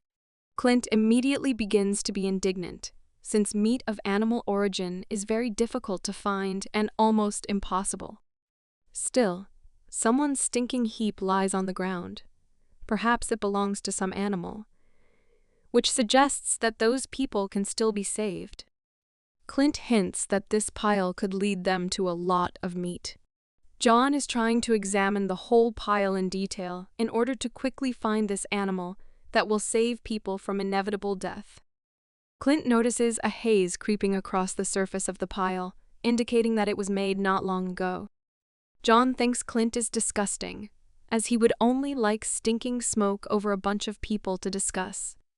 He cannot take his eyes off such a spectacle, smoking with its disgusting smell. Clint understands that the chances of finding the animal in such a large forest will be difficult, even impossible. John points in the direction where the tracks lead, that do not look like human ones. Clint realizes his stupidity, and they begin to follow the tracks. Clint orders Tim to be tied to him, and they should already be moving out. As soon as Clint turned away, his face changed and turned into a face of shock. What brought him to this? Sam and Michael are not far away from Clint. Both look at the pile exactly with him and discuss it in exactly the same way as he does. Tim is waiting for him to be tied up and for them to go in search of the secret animal. Clint will not feel sorry for such people. He immediately hits everyone on the head so that they don't behave stupidly. Everyone got it, even Tim, who didn't do anything extra, but fell under Clint's hot hand. John tries to cheer Clint up because after such a shame, it will be difficult for him to forget him. John's gaze changed sharply. Something prompted strong attention in him. Maybe an enemy, or maybe that same animal was found. He grabs Clint's hand and forces him to stop. Something is still wrong. Clint doesn't listen to him and continues to walk, not seeing any obstacles in front of him, like a bull at the sight of a red flag. Clint looks down and sees something that scared even John, as if they didn't notice, but were walking towards the abyss. Under Clint's feet, there were a lot of remains of blood and rotten flesh, not that a crowd of zombies had already been here. This whole picture shocked everyone. Something incredibly vile fell under their feet. Something that did not bode well. Heaps of bones, flesh and blood, and most importantly, a vile smell that makes it impossible to even take a breath, as if clogging the nostrils. The meat was already decomposing, and when I grabbed some of the meat with a stick, it began to drip down like some kind of sauce. Such horror can only be encountered during the apocalypse. Such a smell comes from rotten meat. Clint can't believe what exactly zombies could do, that they could kill every single animal and leave them only rot. John confirms that these definitely cannot be the Walking Dead, who already like animal meat. John studied everything in detail and noticed some traces that belonged to the killer of all these animals. One can only envy John's attention, the only one who time after time finds all the traces that no one in the gang can see. Clint immediately guesses whose footprint it is, since it was very large, which means that the animal must be of amazing size. John silently ponders who the giant monster that left such traces could be. Clint was distracted by a sound from the side that was coming from behind everyone. The giant boar turned out to be the same killer of animals. Only from what moment did boars become predators? The giant screamed at the top of his voice to demonstrate his strength. He was hostile, which was quite strange for an ordinary boar. Everyone is already scattering in different directions, and Clint froze, As if in a deer's stupor, nothing could move him. A strong stench came from the hungry monster, which confirms the boar's involvement in devouring those animals. Clint can only stand in front of the monster and silently look at it. There is no way to even run away, since it is already late. He puffs out his cheeks, and John grabs him by the collar and tries to save him from the boar attack. John is still not a weakling, and easily saves Clint from a rushing boar, as if he stopped a train in motion with his own strength. The boar could not have expected such strength from a dead man, but John gives him a strong kick so that he runs off in fear in search of truffles. Clint is already so sick from all the stench that all the food is coming out. John is annoyed by Clint's carelessness and sends him flying to keep him out of the way and underfoot. Clint already felt the ground with his whole body. John threw him to the side quite hard. Clint can only crawl and complain that John abandoned him, while he spits out the remaining pieces of food. Everyone is in a hurry to escape from the boar so as not to get hit, and also so as not to get underfoot again and not get in the way. During the battle, John even manages to be indignant while he is attacked by a giant zombie boar that has eaten all the animals in the area. Clint didn't like the way he behaved in the battle, lost his vigilance, and also released a stream of food at his friend. Clint, warning John about the danger from behind, screams as if he would tear his ligaments any minute. John sharply glances at the enemy and prepares for his attack, which will clearly not be weak. Our hero catches the entire blow with his chest, like a real man. But such an attitude towards battle cannot lead to anything good. They rush towards Clint. Will he again stand and just watch the battle from the sidelines and expose himself to blows? John felt all the mighty power of the wild boar. Such animals cannot be found in any zoo during the day with fire. For Clint, everything worked out fine. The boar and John flew past at high speed. If Clint had been in their way, he would have already been razed to the ground. The boar slammed John right into the tree. The boar's strength is also impressive. This is the highest degree of evolution. John cannot answer the giant boar, since he is definitely not weak and is ready to fight to the death, until the death of his opponent. He takes advantage of the situation and prepares to bite John's head off, opening his large mouth wide. John is not a weakling and easily grabs the boar by the tusks. The boar's mouth will only close when it dies at John's hands. Clint won't stand by when a giant zombie boar tries to devour his friend. He grabs the sheath to pull out the knife and jumps towards the boar to wound it in its weakest place. Clint takes the handle of the knife, prepares it for a large boar carcass. But this will probably not be enough. Clint is already rapidly flying towards the boar and makes a strong swing with his knife to deliver the strongest blow possible. The knife easily entered the boar's carcass, and it is unknown whether it hurt him at all, or whether he felt anything. Still, the boar was unpleasant, and even painful. He growled strongly at them, revealing his displeasure. John is trying to take care of Clint, but he himself is in much greater danger, even mortal. Clint points out that he should worry about himself and help himself first. He wounds his hand with a knife in order to share his blood with John, so that it will increase his strength significantly. Clint throws a little of his blood at him and says that even after becoming a zombie, John will not cease to be truly human. A drop of blood is almost reaching John, such an enhancement for him only from a drop of human blood, an incredible ability. John's eye lights up with its own unique flame, as if such a flame burns the soul from the inside, covering the victim with eternal fire. Clint takes John on a bet and forces him to defeat this pig rather than stand in a corner. Here is John's incredible strength. Finally, the impudent pig will fly away to another forest and leave all the living creatures alone.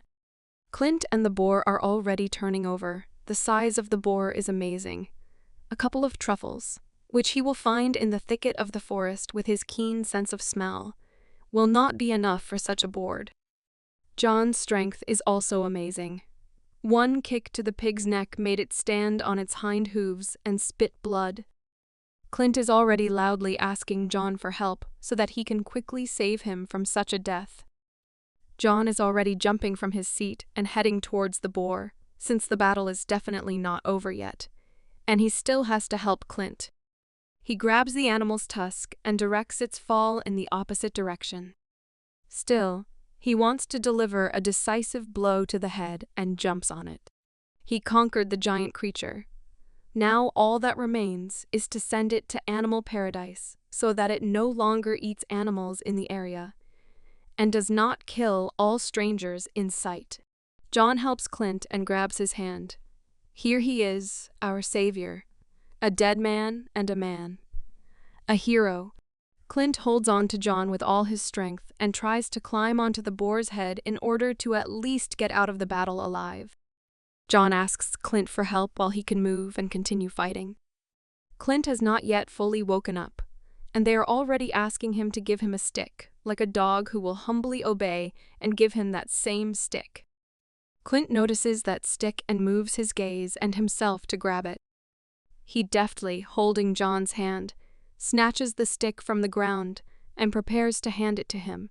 He throws it to John. It is already flying straight into his hands to finally finish off this giant creature and clear the world of yet another zombie. The stick is already in his hands, which means John only has to plunge it into the creature's head and send it to the guardian of the scales. Incredibly, John throws Clint's head to the ground for the second time during the battle. For him, this is a personal record. This requires hefty strength, since not everyone can throw friends away. The frightening creature screams at the top of its voice in pain. Apparently, it doesn't have long to live. Or rather, life has already left it. John waves his stick like an executioner waves a halberd before decapitation, in order to most likely deprive his victim of his life once and for all, leaving him no chance of further survival. The stick went very deep. The monster has no choice but to leave this world and leave behind only his horns and legs. The animal's eyes rolled back. Another monster fell at the hands of John, who cleanses this world of evil creatures, putting his life on the line, betting on the future. He took the tip of the stick out of the pig, as if taking out a holy sword from a stone that had been lying there for hundreds of years, waiting for the worthy, sending it to another world. The creature was truly strong and fell in battle like a hero, fighting to the end. She left many wounds on the enemy, but was able to defend herself like a real warrior. At the same time, Sam and Michael try to wake up Clint, who was thrown out to dry by Joe while he was trying to help him. John comes up to them to find out if everything is okay with his friend, who can always be thrown to the side so as not to get in the way. And when he brings it, go and don't interfere. John brazenly approached and decided to worry about his friend. Maybe he felt bad after he threw him far away so as not to get in the way. Clint lies silently on the ground, and Michael is surprised at John's impudence, since he did not even apologize for such impudence. Clint didn't like how he was thrown in different directions, when he tried to help in every possible way, and even lend a helping hand. But he was thrown as if as a sign of gratitude.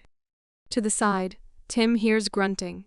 It's impossible for another creature to crawl out on the sly. Clint definitely won't withstand a second attack. A strange rustling from the bushes. Is the enemy coming out of there? What is there? What awaits our heroes again? What is the danger? Tim had already begun to warn everyone about the sound that was waiting for them on the side, as if a new danger threatened their lives. John and the entire campaign are sent for testing, and they are clearly ready for anything. Even if the sky falls on them, John catches him and lifts him back up. He parts the thick grass to find out everything about what is hidden behind it. Probably the real food is hidden there. John's eyes shone, whether this means that there was an enemy behind the grass or animal food. The joy in his eyes says that they were lucky after all.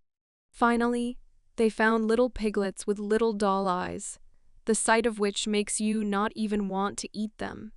You want to cuddle them and hug them with all your might. They found a treasure hidden by a creature that retained its maternal instinct, helping to protect its children. John lowered his eyes because they killed the mother of those boars, who defended her boars with all her might, and they unknowingly killed their only protector. Sam showed his sympathy for the boar and his kids, who were left alone and will soon go into the soup to cure people. He understands that everything has its price, and sometimes no one pays off. Clint was wounded right in the heart, since even a boar has a maternal instinct. But even his mother did not have it. Even a boar fought to the death for his children, and his mother allowed all the worst things to happen. Sam shed tears after Clint's words, because their mistake cost 5 lives, 4 of which could continue to live and give birth. The only fate that awaits the wild boars is boiled broth, which will be a medicine for useless people. Everything immediately flew into the soup with pork. The fragrant smell filled the entire cave, enchanting with its aroma. The broth was saturated with the taste of the animal, which it would still be a pity to eat. The inhabitants of the cave are already wiping their drool to try the meat of real animals for a long time, and not the toxic meat of the dead.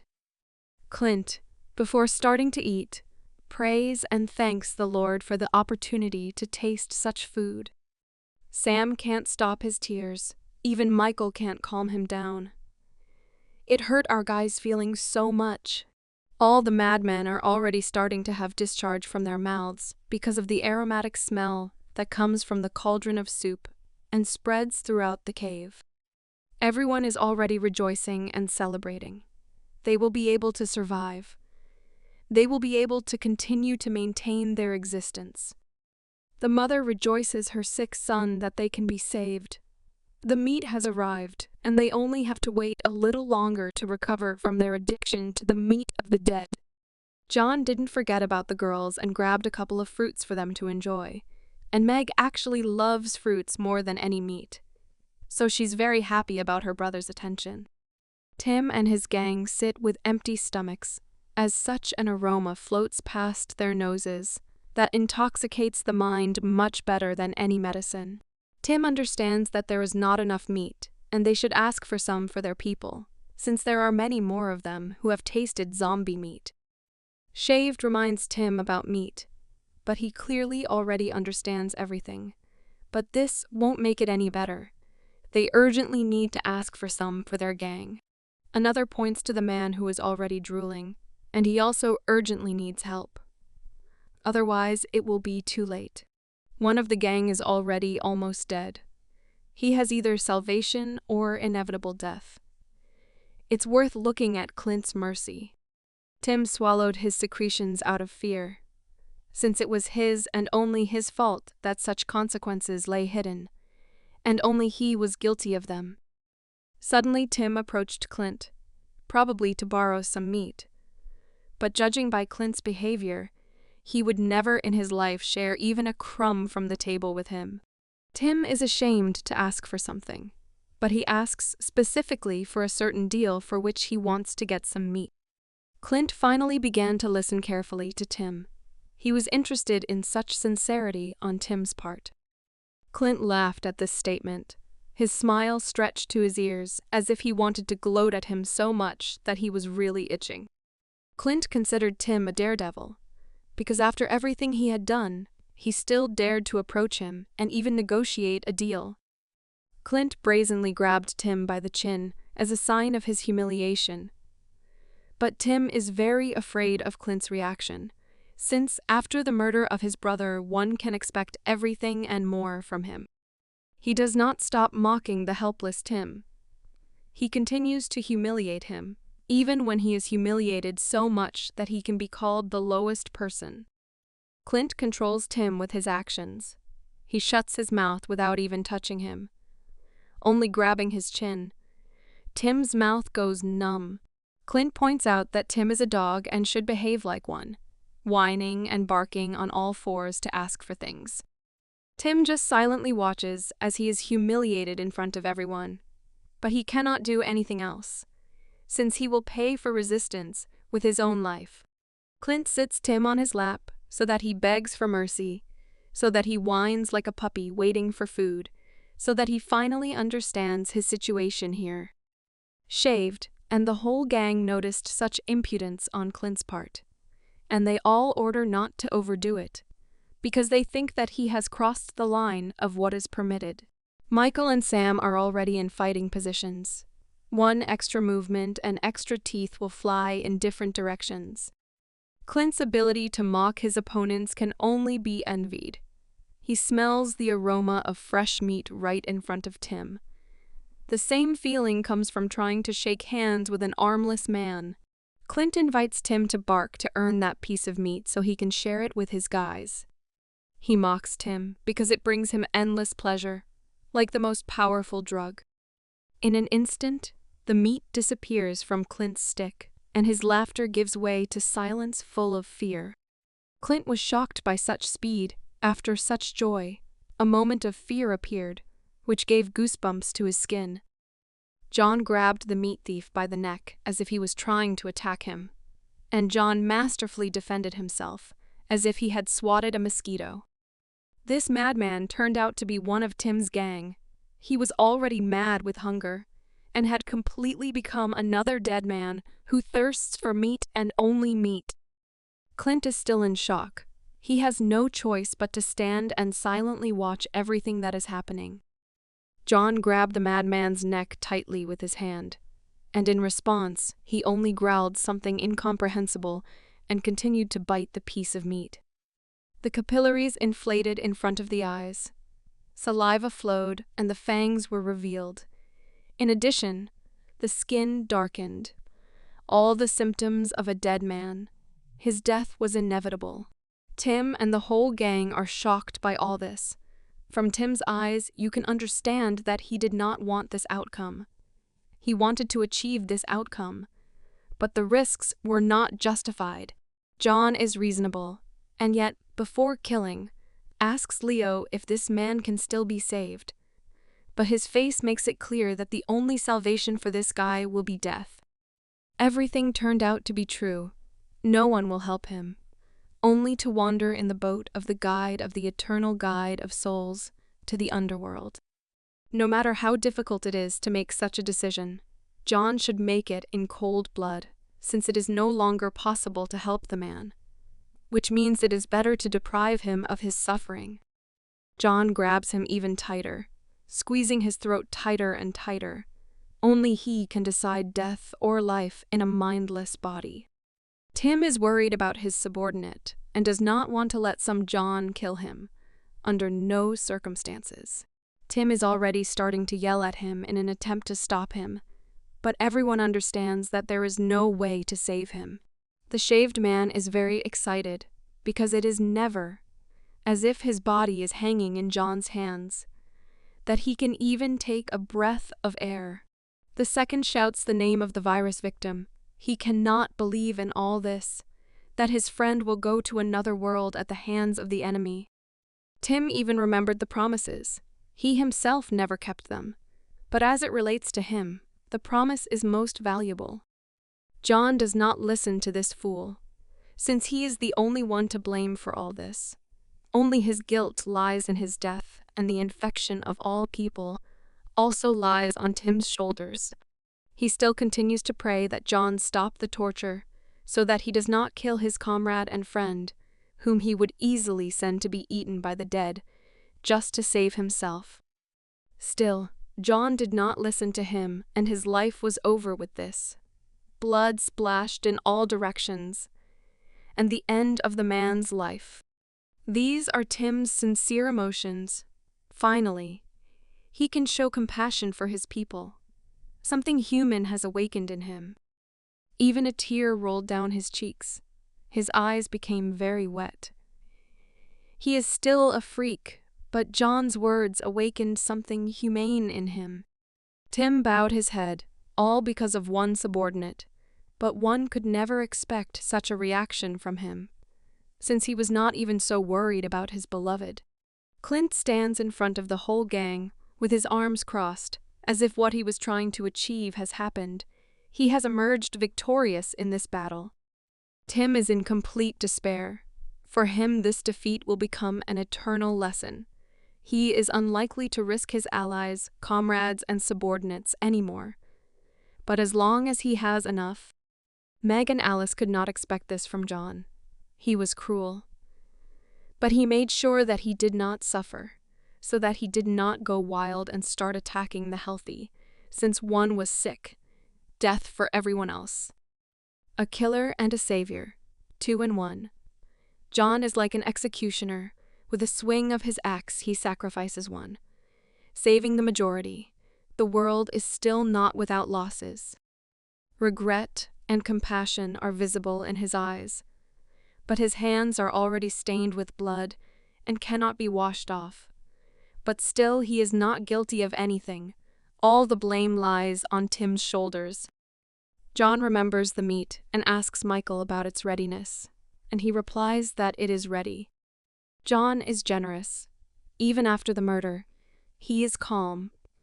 He is ready to share his spoils with fools who only have on their minds how to eat and listen to their boss, who is putting their lives on the line. Clint was instantly indignant at how they were going to share the meat when it had been so hard to get it, when they were basking in the cave in complete safety. John thinks strategically. He understands that one mutated person can lead to a tragedy. If they don't help, death is here for everyone, and even significant people can be at risk. Our hero explains everything clearly to Clint. But in his eyes, there is a kind of self-interest that never happened before. Something was definitely wrong. He clenched his fists tightly, gathering all his fingers into a fist. Is it all because of John's decision? Is everything to our Clint's liking? Here is Clint's evil look. Everything was red in it. His intentions are not clear, but he doesn't like the fact that John makes such decisions. He put a mask on himself. Everything is clear with him. He most likely wants to throw this whole burden of responsibility far away. Everything in the cave is a burden for him. He only needs John. Clint wants to leave a difficult conversation and says that he will go eat sour berries while his people eat his meat. This nervousness is visible in Clint's movements. Sam tries to slow Clint down so that he eats more slowly, but his anger cannot allow anyone to hear. John perhaps understands what is happening to Clint. He silently looks at him because he wants to understand what is happening to him. But still his gaze is interrupted, and he throws it towards the people whom he saved with his generosity. Finally, they were able to escape, and it was all because of John, who showed mercy, solved Tim's problem, and generally saved many lives. From John's appearance, one can understand that everything is not as good as everyone thinks. He noticed that strange reaction in Clint. Sincere joy for the survivors was not visible in his eyes. He wanted them all to die. Alice wants to reassure John, thinking that for the near future all problems are solved. John soberly assesses that it is not for nothing that there is a downcast expression on his face. He refused Alice and her decision, since the decision was only to delay the inevitable. John's gaze examined everyone in the cave, who eats, how they look, and most importantly, who wants to throw all their people into the abyss. Clint nervously eats the berries that he and John and the whole gang picked after the hunt.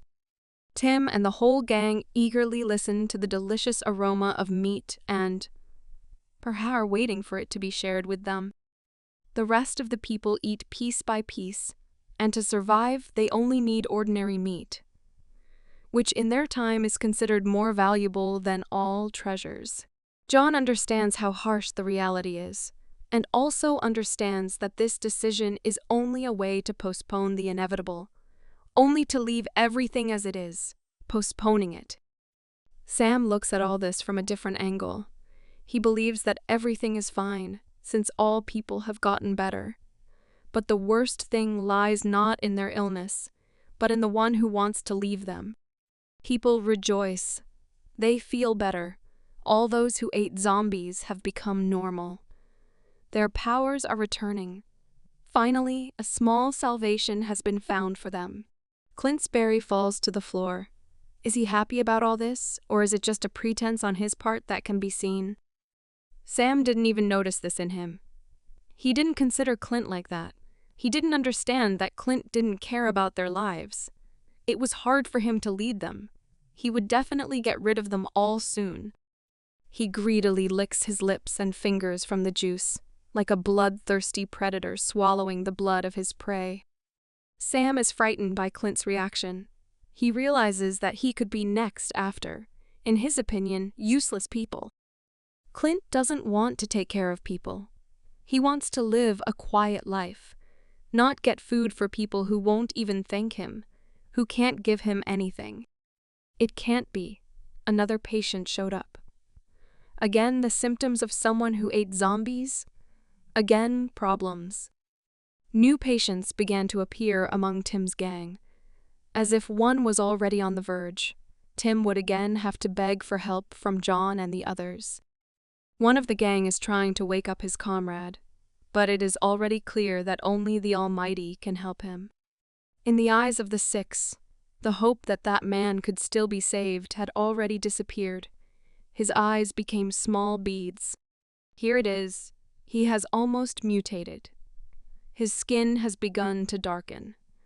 The virus is taking its toll. Now he doesn't have long to live. Tim understands the seriousness of the situation. He urgently needs to make a decision that should solve this problem in the shortest possible time. Tim's people are in despair. They all think that soon they will all become dead or die before everyone's eyes. Tim is very scared. He is confused when he risked their lives. He could not think that he would be so brazenly forced to sit on his knees with his bags tied in a knot. He casts his gaze towards those from whom he can ask for help, and he will again have to disgrace himself in front of them. Incredibly, Tim decided to turn to Jonah, to his old enemy, to the one whom he had despised all his life. This desire to solve all his mistakes. John remained silent, because he did not expect such determination from Tim. Or rather, he could not at all expect that he would understand his mistakes and try to solve them. He tries to make a deal again, only this time with John, since it was not possible to find a common language with Clint. Now he has come running to John. Tim offers in return for the meat whatever John asks for, whatever John would want from him. Again, this loudmouth interjects in the middle of the conversation. Again, he is itching. He doesn't seem to solve anything, but points out that John has no right to share meat with Tim. He believes that their people have not eaten at all, and they need to share with Tim's gang, who did not consider them valuable, but now wanted to atone for their sins. He accuses Tim of forcing them to eat zombies. It's all his fault. But they themselves happily stuffed their cheeks piece by piece. Tim is also furious. He is not happy to hear this. But he is also guilty, and even more guilty than anyone else for everything he has done. To the side you can hear the cries of those people that the whole gang should die, every single one. And Tim continues to talk about the deal. Now he began to speak, not with requests, but with threats. That it would be better for John to give meat to people, for the sake of their lives.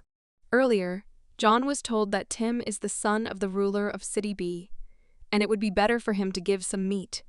Otherwise, they will not get into the city, even through battle. John nevertheless started a dialogue. Now, Tim definitely won't have the words to continue the conversation. He stood in front of him so that he would not look down on him, in order to be taller than him and put pressure on him with his charisma. Tim fell silent, yet he was overwhelmed by his strength of spirit. He had no choice but to silently listen to everything that John told him. John points Tim to the reality that if his people don't eat enough, they won't live to see tomorrow morning. All that will be left of them is their horns and legs. Will people care about City B if they don't know whether they will die, whether they will eat today, whether they will live to see tomorrow? John says that there is no need to remember this. Their priority is that they and their families live until tomorrow, so that their bellies remain full and do not need food. John leaves Tim without taking his eyes off him, showing him his strength and capabilities. Tim silently looks at John's back, since nothing he says will matter. Is John going to negotiate with his captains so that they share the meat with them? Will he really show mercy even for him? Tim continues to look after John, thinking that he will give them some of the rarest medicine, meat that will save the lives of many in the whole gang. Shaved is very worried about his elder, because last time everything went badly, and he cannot guarantee that everything will go well this time.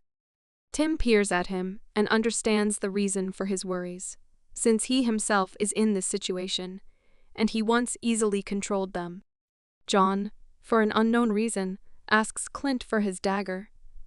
But Clint assumed that John needed it in order to kill the impudent Tim, who had the courage to even threaten him.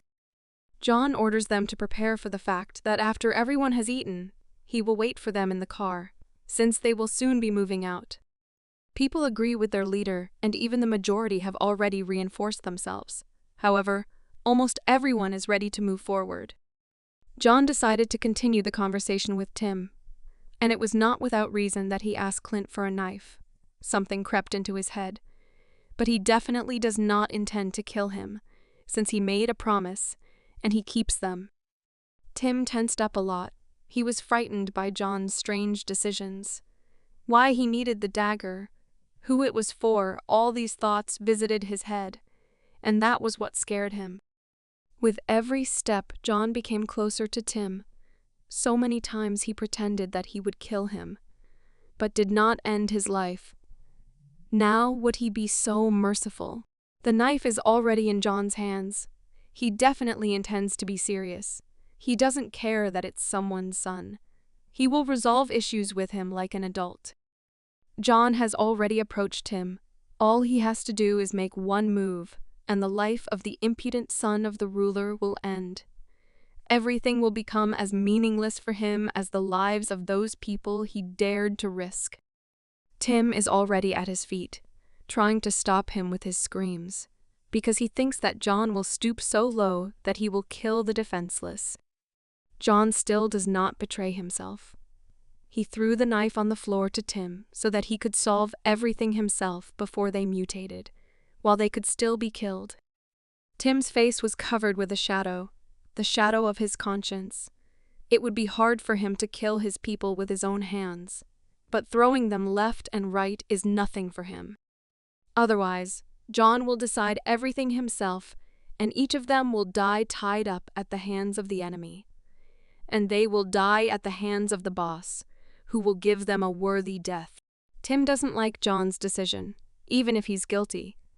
Guilty of everything, he won't be able to come to terms with killing his people. John continues to put pressure on him. He knows how to put pressure on a weak spot like no one else, even for someone as fearless as Tim. John remembered Tim how he tried to throw his little sister out to be eaten by zombies, back when the apocalypse had just begun, in that very store. What now scares him? Tim is already in despair. He has no choice but to truly solve this problem in only one way. Only killing his subordinates will lead them to a dignified death, but to nothing good. John is very angry. He grabs Tim by the mouth and points out how he fed zombie meat to people. Just for the sake of an experiment, he put so many lives at risk. John put a lot of pressure on him. He is ready to kill him. Now he asks if his hand is raised now, if he can kill his people who he put in danger. John didn't leave Tim to save him, not because he's so kind and generous. It's certainly not the kind of decisions that haunted his head. Tim is more scared than ever. He definitely could never feel such fear. He is in adulthood, which means he needs to solve issues like an adult. And this is exactly what John teaches him. taking off his rose-colored glasses. He throws Tim to the floor so that he will finally understand his place, so that he will finally understand what he has done, and the fact that John left him alive, so that he will face his sins. John understood that all his sins would not come back to him. He just had to wait a little, and everything would definitely come back like a boomerang. He abruptly rips the ropes off him, freeing him from his shackles. And now he can finish off everyone who is sick. John orders him to pick up the dagger, which in no case will please him. John shows all his superiority, all the superiority that Tim himself used to show over him when they were still students. After a while, now Tim is crawling at John's feet. Now John is telling him what he will do. The countdown has begun. He is already reaching for the knife and preparing himself and his fortune to end the lives of many people, before it was easier to send a couple to be eaten by the dead. But now he does it. The countdown is over, the last second of life for all patients, and now Tim will raise his hand to cut off the heads of his comrades. Tim begins to bare his teeth as if they are trying to cut off a limb, and he holds a piece of cloth in his mouth to ease his pain. He is already making the first swing of the knife, but now there is one end for everyone. An eternal guide along the river of souls will prepare more places, since there will be quite a few deaths. John orders not to waste time, but he has already gotten up, and from his facial expression you can understand that he is dead inside, but he is obliged to kill them. John urges him to make such a difficult decision. His sixes ask for alms so that he does not kill, but it is too late. One of them is already very bad, and John continues to point out that either he or he will kill. The man's eyes are already covered with dew. He doesn't want to die or becomes a bloodthirsty monster, but he can't be saved. Tim is very unpleasant to admit this. The man's tears forced Tim's tears to break through the layer of pride. Now he understands the cost of his decisions. No one will help him, and his father is very far away. John never stops rushing him, and never forgets to put pressure on him. But Tim orders him to shut up and be completely silent. So he became a dead man, but he didn't have long left. Now he's a dead man, and there's nothing good about it. Tim continues to tell him to shut up over and over again, but his face shows no rage. John continues to humiliate him, even when he has already made up his mind, but John still wants to bring him to the point of absurdity. Tim still could not stand it, screaming at the top of his voice. He pointed the knife at his ally with the intention of killing. The horror for Tim is over. They have already moved out, which means the death of that man has already happened, and everyone else moved on well-fed. John looks around. Michael has taken control of the bus. Tim is sitting in the farthest seat. Clearly, the worst part of his life has begun for him, and it's his own fault. He looks at his hand, which was stained with blood, which was shaking with fear. For him, this day will be a real lesson in life, and John has become a real mentor for him. The elder looked at his hand and could not take his eyes off it. He could only look at it endlessly, and was afraid to encounter this again. Clint, without putting in his 2 cents, does not remain himself. He called his comrade a dog and continued to mock him. He shows his power by mocking the son of the ruler himself. For Clint, Tim is a real coward who lacks the strength and fearlessness to kill the dead man he made. For him, everyone was disposable. But here he was afraid to kill his subordinate. The 6 tries to intercede for Tim, thereby only aggravating the situation, as Tim again hides behind the backs of his allies. Clint confirms that he can only hide behind the backs of the 6s. He remembers the death of Will, Tim's younger brother, who protected him. Tim is hurt by every word addressed to him, and Will's death pierces his heart even more. 6 is very angry, or rather, he is furious. He is ready to blow Clint's head off so that he will no longer say unnecessary things. Suddenly, Tim stops him, since he is already depressed, and he definitely doesn't need unnecessary conflicts. 6 is in shock, but Tim has had enough that day, and he's definitely had enough. He doesn't even have a face. He's completely drooping. He doesn't even have the strength to fight. He was killed mentally, even if he himself was to blame. 6 is confused, as he has never seen the boss in such a state. Clint's mockery can be heard from the outside, but there is no way to avoid this.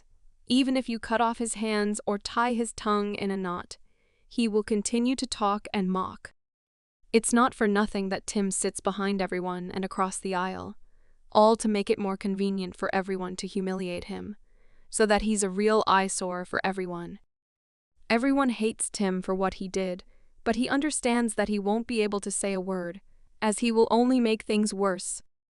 They even remembered City B, thinking that on the same bus it was much better than in this ill-fated city. Clint, for some unknown reason, decided to stand up. What could be on his mind?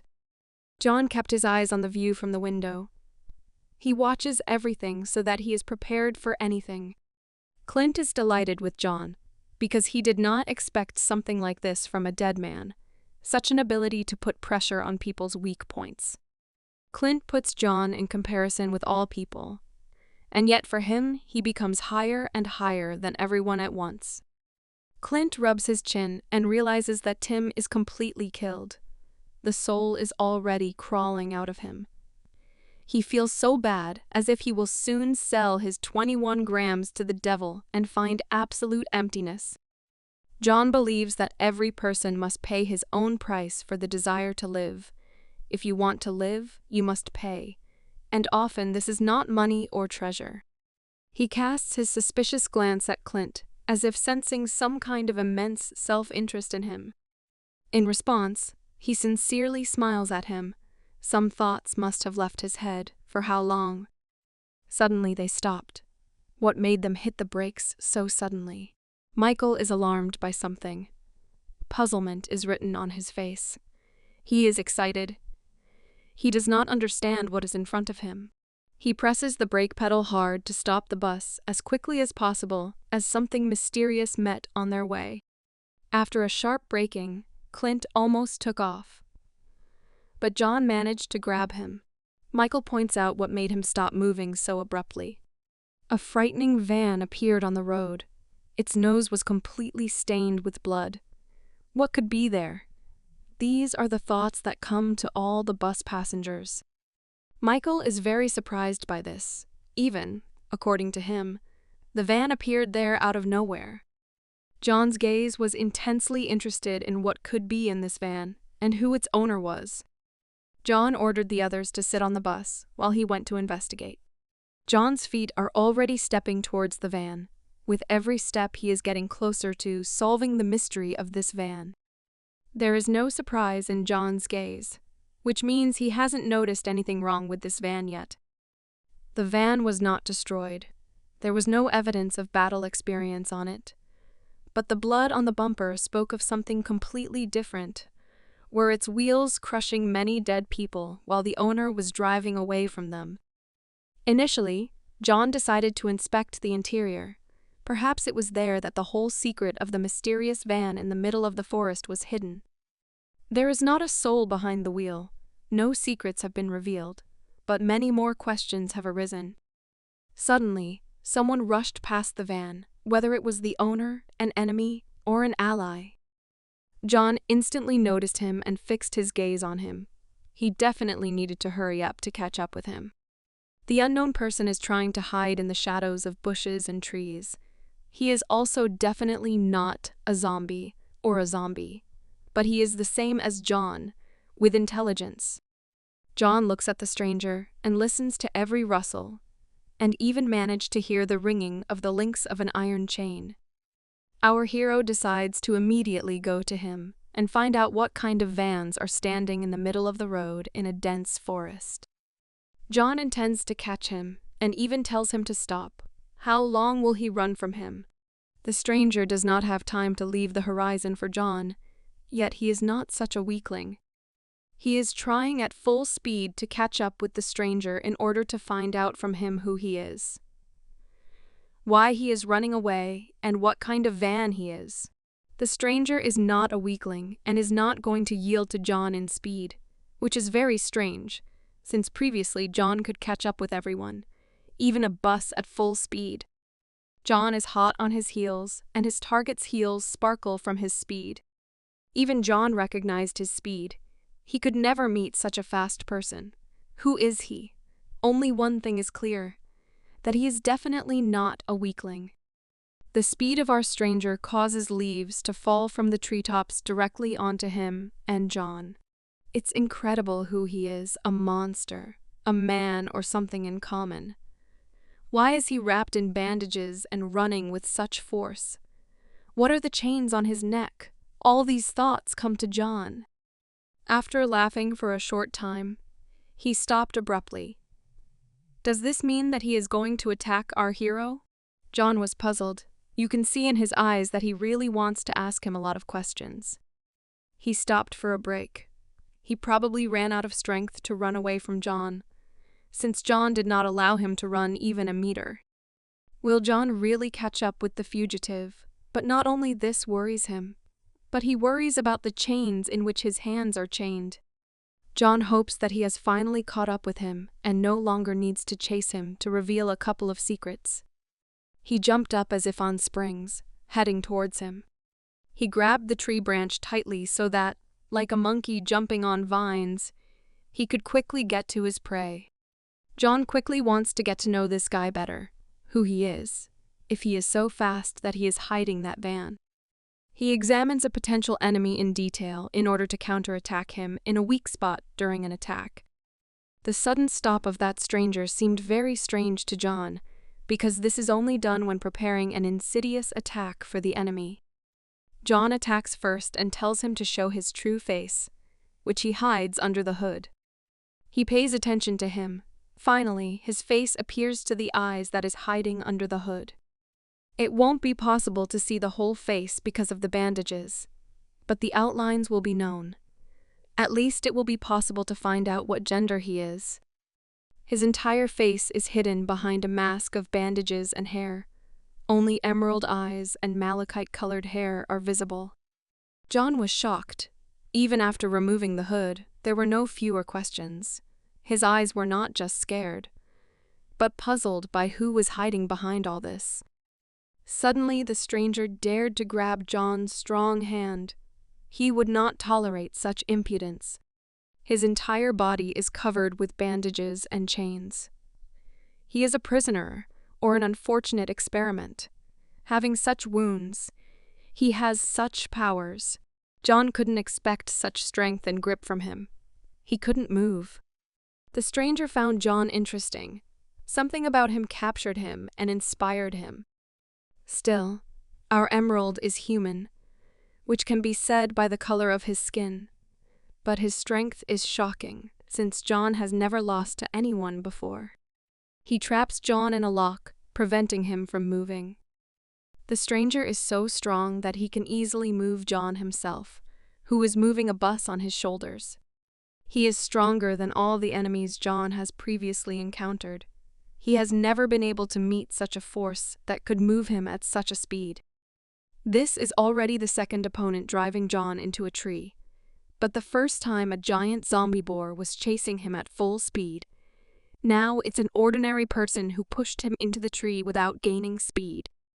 John has already put in all his strength, but still he cannot move from his spot, since he is very strong. The stranger began to put pressure on him by saying that he himself recognized his strength, but was not going to concede even a little in strength. John had already begun to exert excess force to at least push his opponent aside. Unheard of impudence, he grabs John by the hair, but only let John free himself, and this impudent man will not live. But John still needs to free himself from the scoundrel's hands, but he can only stand pressed against the wall and clench his teeth. The stranger does not even forget to mock.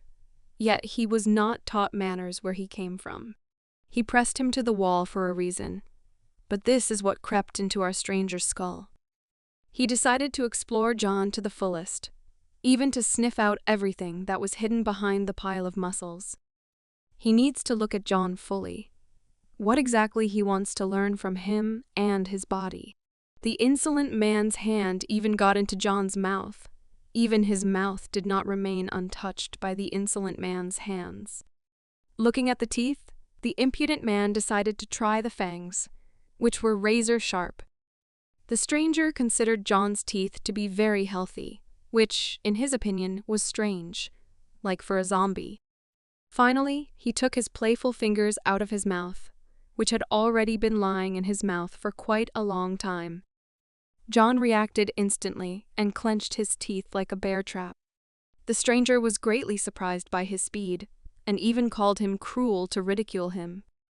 John is very angry with his opponent, and he is even more angry because he constantly puts his hands where they shouldn't. He thinks John is a weakling because he isn't that strong to him. Even if that's true, he shouldn't have said that about him. Suddenly an arrow flies from the side, trying to pierce our heroes, who are pressed against the tree like a sweet couple. The stranger is no weakling and easily catches the arrow in mid-flight, exactly as John did earlier, suggesting that his reaction is the same as John's or even better. For our emerald, everything around seems interesting. Everything around awakens delight in it. John's entire team came running to save him, but it is unlikely that they will be able to help him in any way. Clint orders the stranger to let John go, holding him at crossbow point. The others are very worried, since no one has ever been able to corner John, and some person took him hostage with such ease.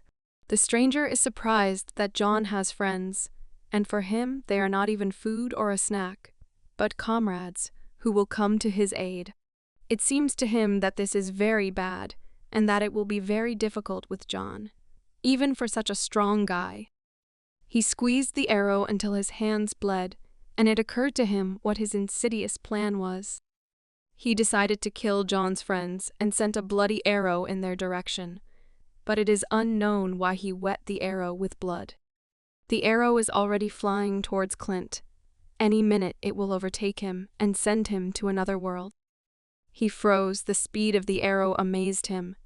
He did not have to use any devices to throw the arrow with such force and speed. John immediately freed himself from the enemy's grasp and rushed towards Clint to save him. Everyone nearby screamed his name, fearing that he would no longer be able to escape. He remained standing and watching all this, as if he had done all this just to see John's reaction, whether he would try to save his friend. Still, John manages to save Clint, grabs his head and takes the entire blow upon himself. Clint can only say his name as the arrow pierces him and seems to be touching him with its tip. It really hurts him, even the most severe zombie bites. The blows of a giant boar were a tickle for him, and now one arrow made him clench his teeth until he cracked. What would have happened to Clint if he had not been saved by John? The arrow would have pierced him through, and others would have suffered. Everyone is surprised by John's speed, since even here he managed to catch the arrow with his whole body, but saved Clint. The stranger silently watches how a dead man saves a man. For him, this is the most amazing experience of his life. Still, he considers John problematic, since he has a conscience, or his friends turned out to be very important to him. A certain rumble from the side caught the attention of our impudent man, and he even turned his gaze towards the noise. The roar spread throughout the forest as if something more terrible was heading their way. It can't be that same van. It's from it that the rumble comes and is so strong that it spreads to the entire forest in a matter of seconds. The rumble still did not stop. Everything about that van was strange, and the fact that it had never been beaten. But there were many bloodstains on its white paint. Filled with horror, those who saw it on the horizon. Something was trying to get out of the van. Something was hitting the doors of the van, and blood was gushing out through them in different directions. This creature forced the stranger to leave them and go deal with him. The last phrase aggravated the situation. He said that they would definitely meet, since they still had an eternity ahead of them, and now he had to go. Clint is still scared, and John is trying to get up from his knees and continue interrogating our stranger. The enemy whistles at someone, as if calling his puppy or his ally, whom John and the whole team would definitely not be able to defeat. It got out and right next to the bus with passengers. What is it that follows the whistle of our impudent person? What a pile of blood, flesh, and rot. From inside the van, heaps of stains of bloody hands are visible, as if this van is a Pandora's box, in which there was something very terrifying. The giant creature crawled towards our heroes and left a bloody trail behind it. A stranger is waiting for his dog, a rather strange pet. But they are similar to each other, two oddities in the middle of the forest. The monster is as fast as its owner. It covered this entire distance in a couple of seconds. He is very dangerous. It is rare to see such a strong enemy in the middle of the forest, who also has such a strong pet. He points out that John may still enjoy his life, but he will definitely return later.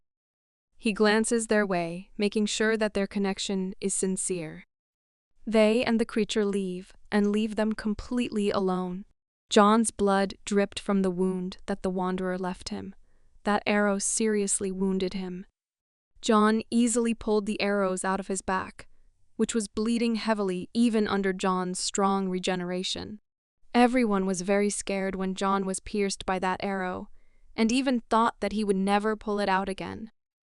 John gets up with heaviness after such a battle, yet the strength of the new enemy is too great for the current John. Clint worries about John the most, since it was his fault that he got hit. It's hard for John to even breathe. This is the strength of the enemy he will meet in the near future.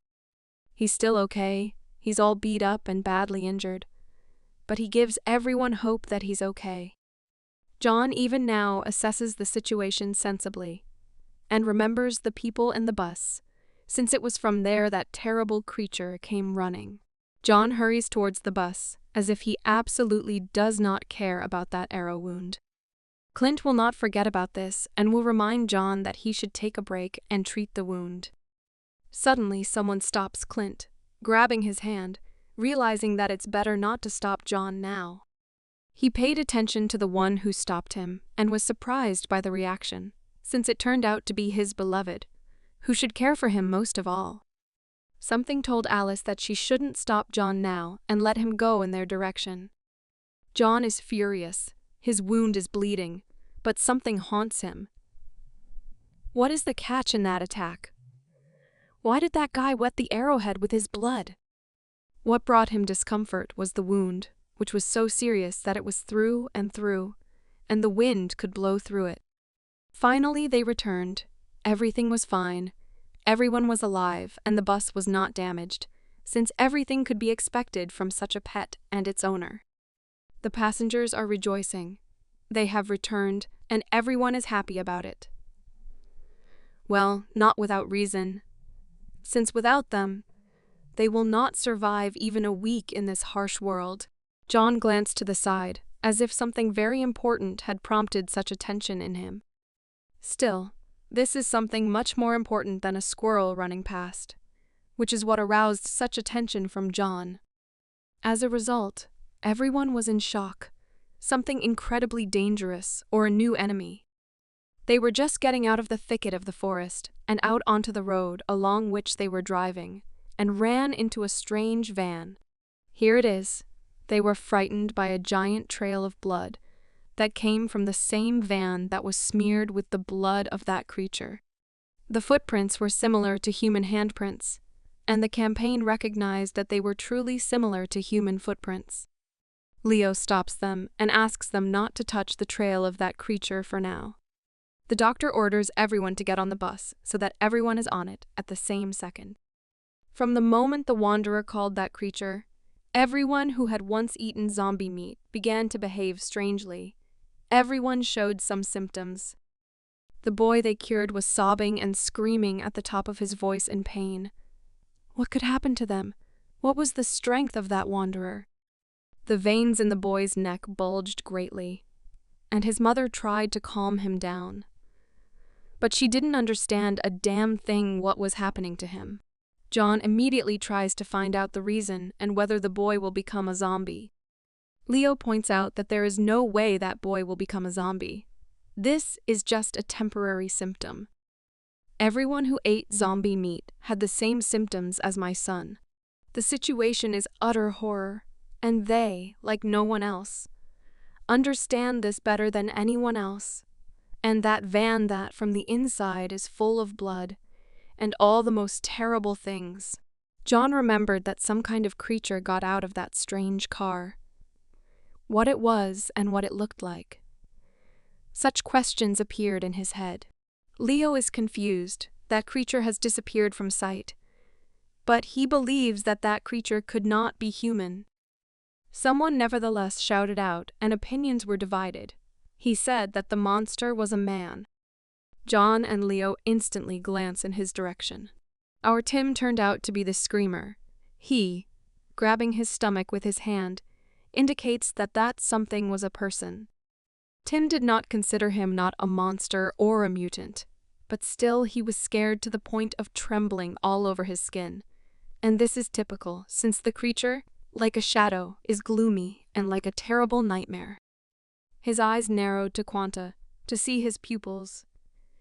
You need to look at them under a multi-million-dollar magnification.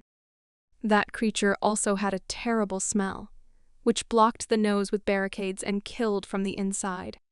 Clint is not even going to mock Tim after he almost let a stream flow under him.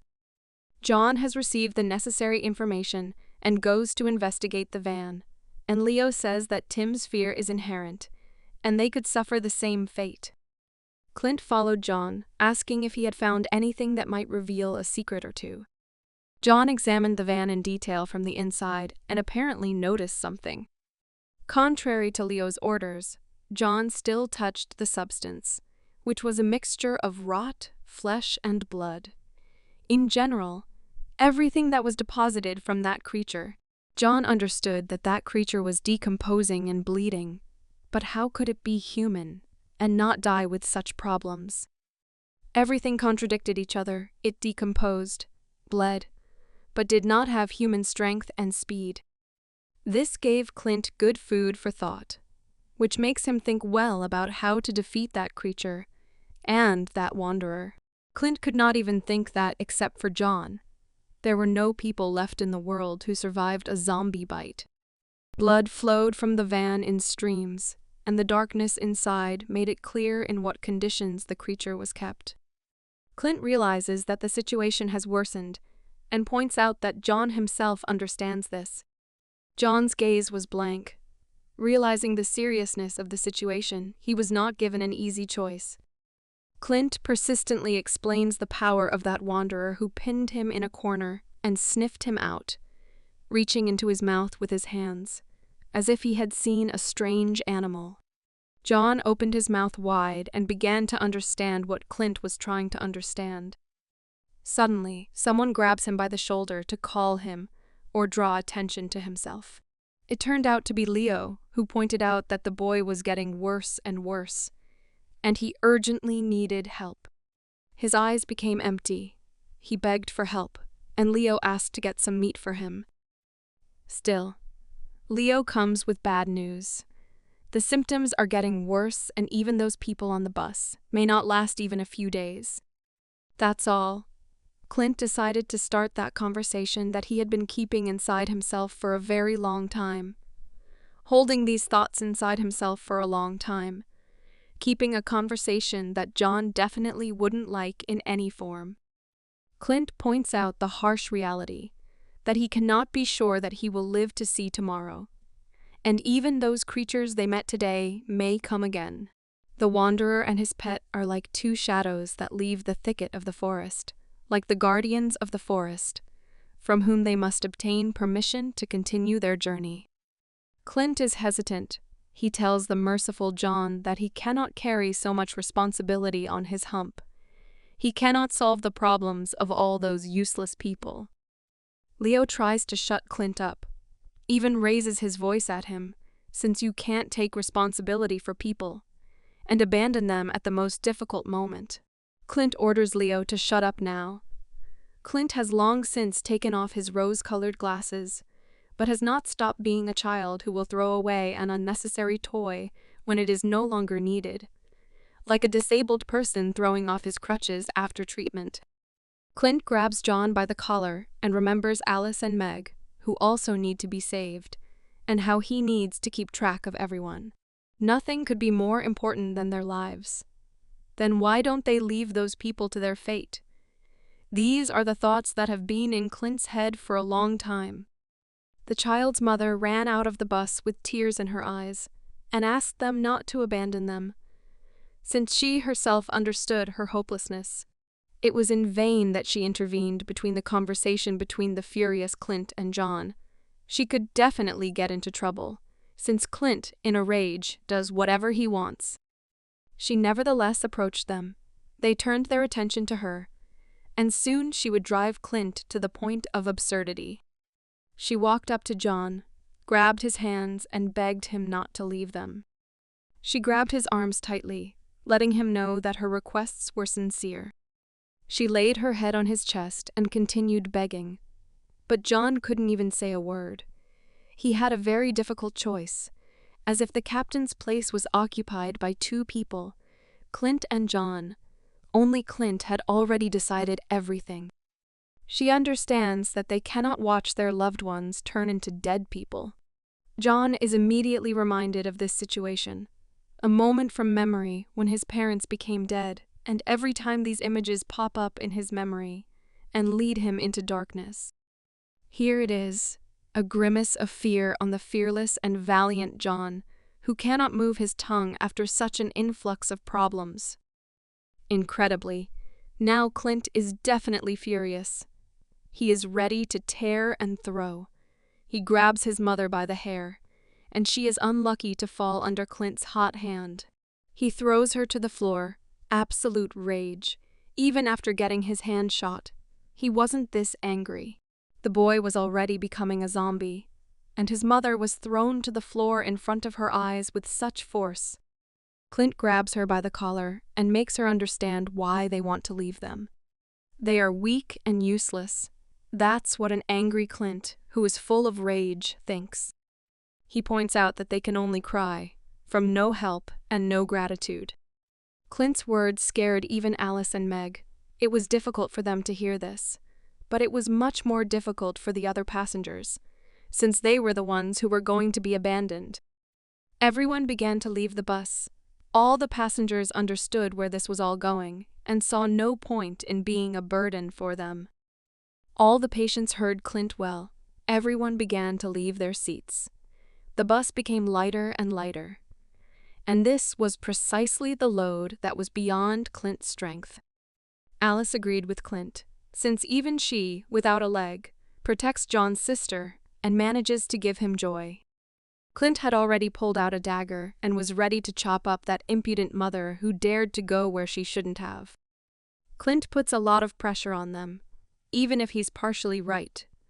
But he shouldn't get away with such craziness. Clint is cruel to those who do nothing. Everyone is equal to him. Be she a mother with small children, be a wise old woman, he will not take them into account and put a knife to their neck. John is silent. Something in his character doesn't add up. He would never allow Clint to do whatever comes into his head. Clint was determined to send every single burden out the door so that they would never cause trouble again. Mother begs for help. Wrinkles appear on her face from fear and pain. Still, one of the passengers decided to show his character and hit Clint very, very hard so that he would stop doing all this. Michael tries to catch the falling Clint, and his offender brazenly stands and watches as his enemy.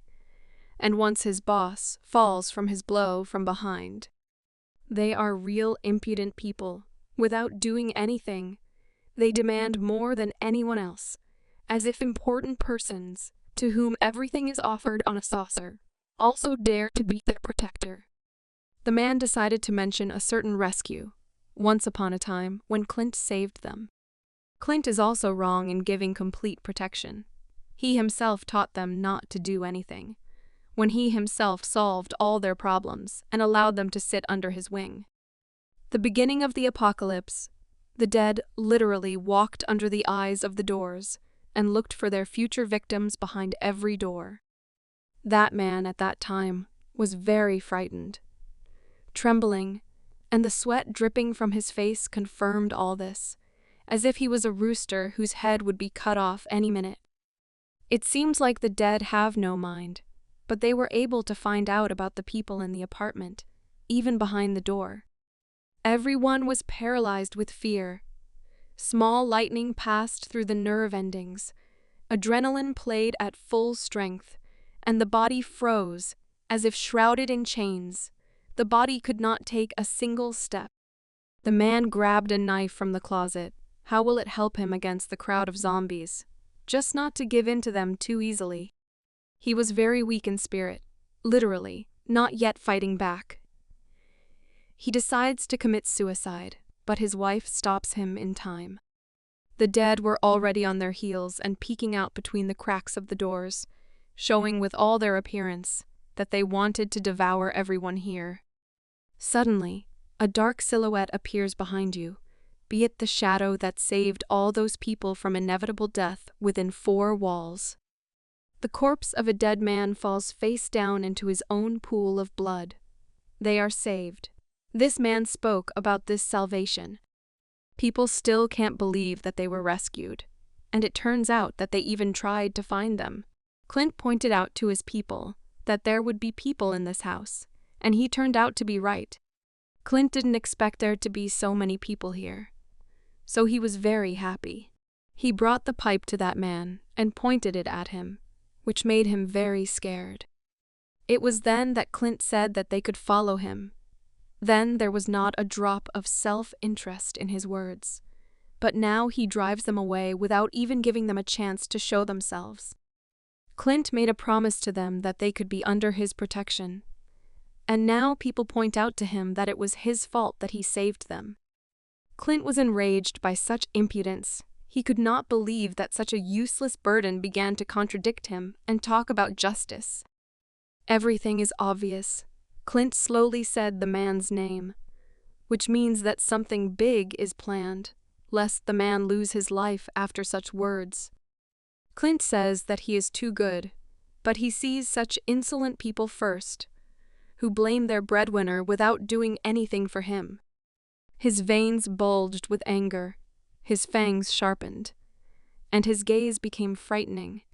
He was ready to send every rebel to the next world so as not to meet with them.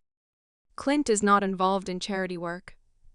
You want a roof over your head and food on your plate. Be prepared to give at least some benefit to the boss. He throws this insolent one and points to his place, from which moment Clint began to have the responsibility to cater to their every whim. The following impudent people are not far from the man. Everyone wants their share, and they are ready to kill Clint, considering him their equal. They pulled out their knives and quickly rushed towards Clint. Michael and Sam take the brunt of it, and overall the entire fight rests on their shoulders. Sam has already been grabbed by the face. The battle is both ridiculous and serious. Michael is surrounded on all sides. The battle is quite tense for both of them, especially when the fight is not equal. They were not weaklings, and even showed themselves well, since even Sam had probably already lost a couple of teeth. Sam flies off to the onlookers after taking a strong blow to himself. But everyone around is surprised at the fight in which both sides are in the wrong. Meg is very frightened and holds on tightly to Alice. Everyone could not expect such a brawl in the middle of the day. The mother of a sick baby asks that they not fight. She is afraid of the consequences. She dares to beg for help, but is afraid of fights. In her place, she should hide in a secluded place and not stick her head out for a while.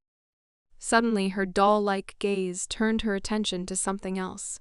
She does not lose hope that John will help her and calls him again and again, asking for help. She addresses him without saying his name, as if she never cared what his name was, even after what he did. Still, Clint will not leave her alone. She will always get what she deserves for every impudence she has. That sparkle instantly disappeared from her eyes. All her hope disappeared the second Clint grabbed her hand. Whether everything was lost for her, it all depended on his mercy. From Clint's face, one can understand that nothing good is in store for her. Only more pain, fear, and horror. Clint explains to John that these people don't give a damn about him when they don't need him. And when they do need him, they will always ask for help. He believes that they do not value anything that is given to them on a plate. All they need is constant protection and food right on their plate. Clint tries to reach out to John, but in response, he receives unanswered silence. Something is definitely wrong with John. The words of that mother were too painful for him. He continued to remain silent, as if the whole outside world did not matter to him. Perhaps the attack of that wanderer, the arrow, the tip of which was smeared with his blood, was to blame for this state. Clint endlessly explains about the personalities and character of those people who beat Michael and Sam at that very second. Explains to him that for all of them he will always be a monster, whom they will honor as a god and pray as needed.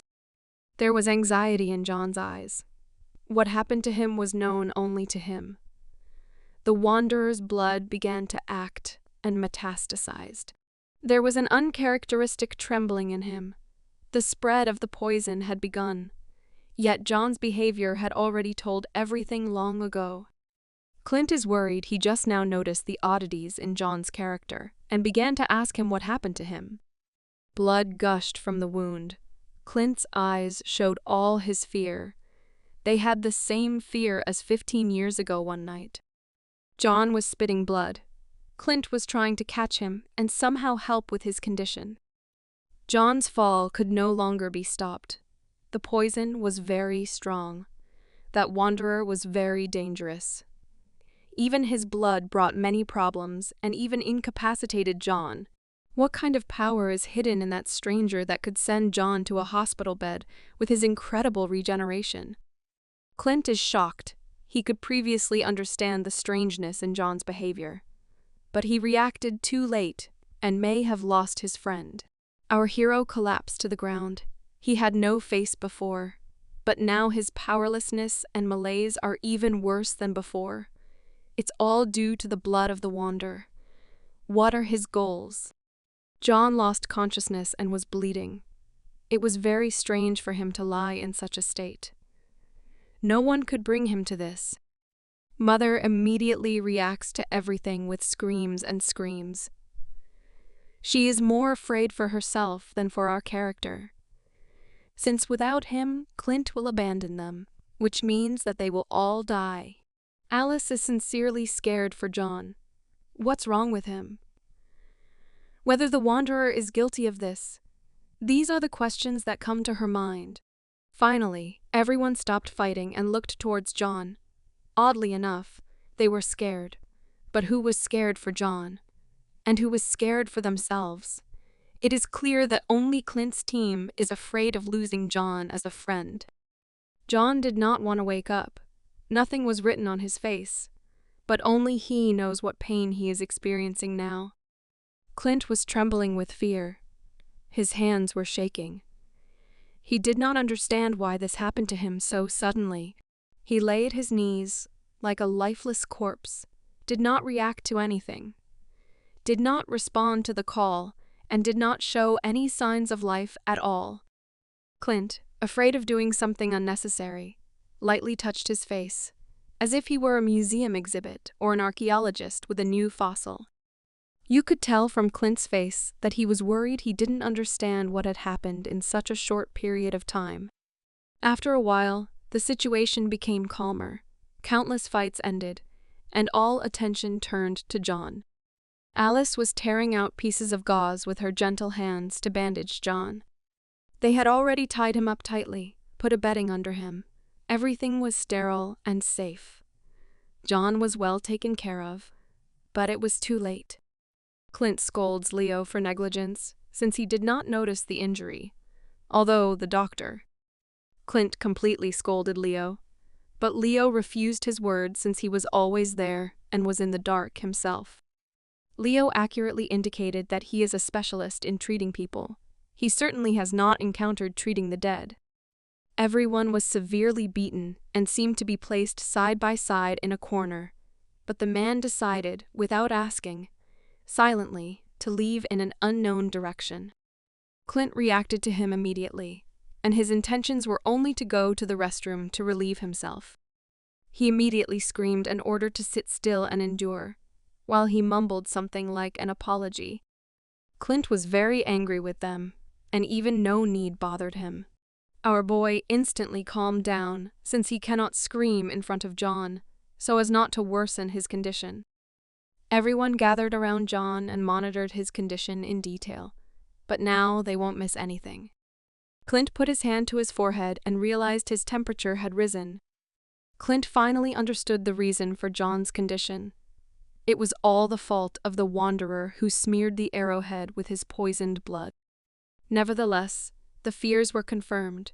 The stranger squeezed the arrow until it bled, wounded himself in order to finish off his enemy. John saved Clint at the cost of his safety. Only the speed of the arrow would have been enough to kill Clint. But the wanderer was serious, and decided to kill him without mercy. Clint's hand was shaking. He was afraid that he and his carelessness were to blame for everything. It was he who was attacked, and it was him who John saved, covering him with his body. He felt guilty. There was sadness on his face about what he would have to do to atone for his guilt. John's sudden cough pulled everyone out of the abyss of despair, and he finally woke up.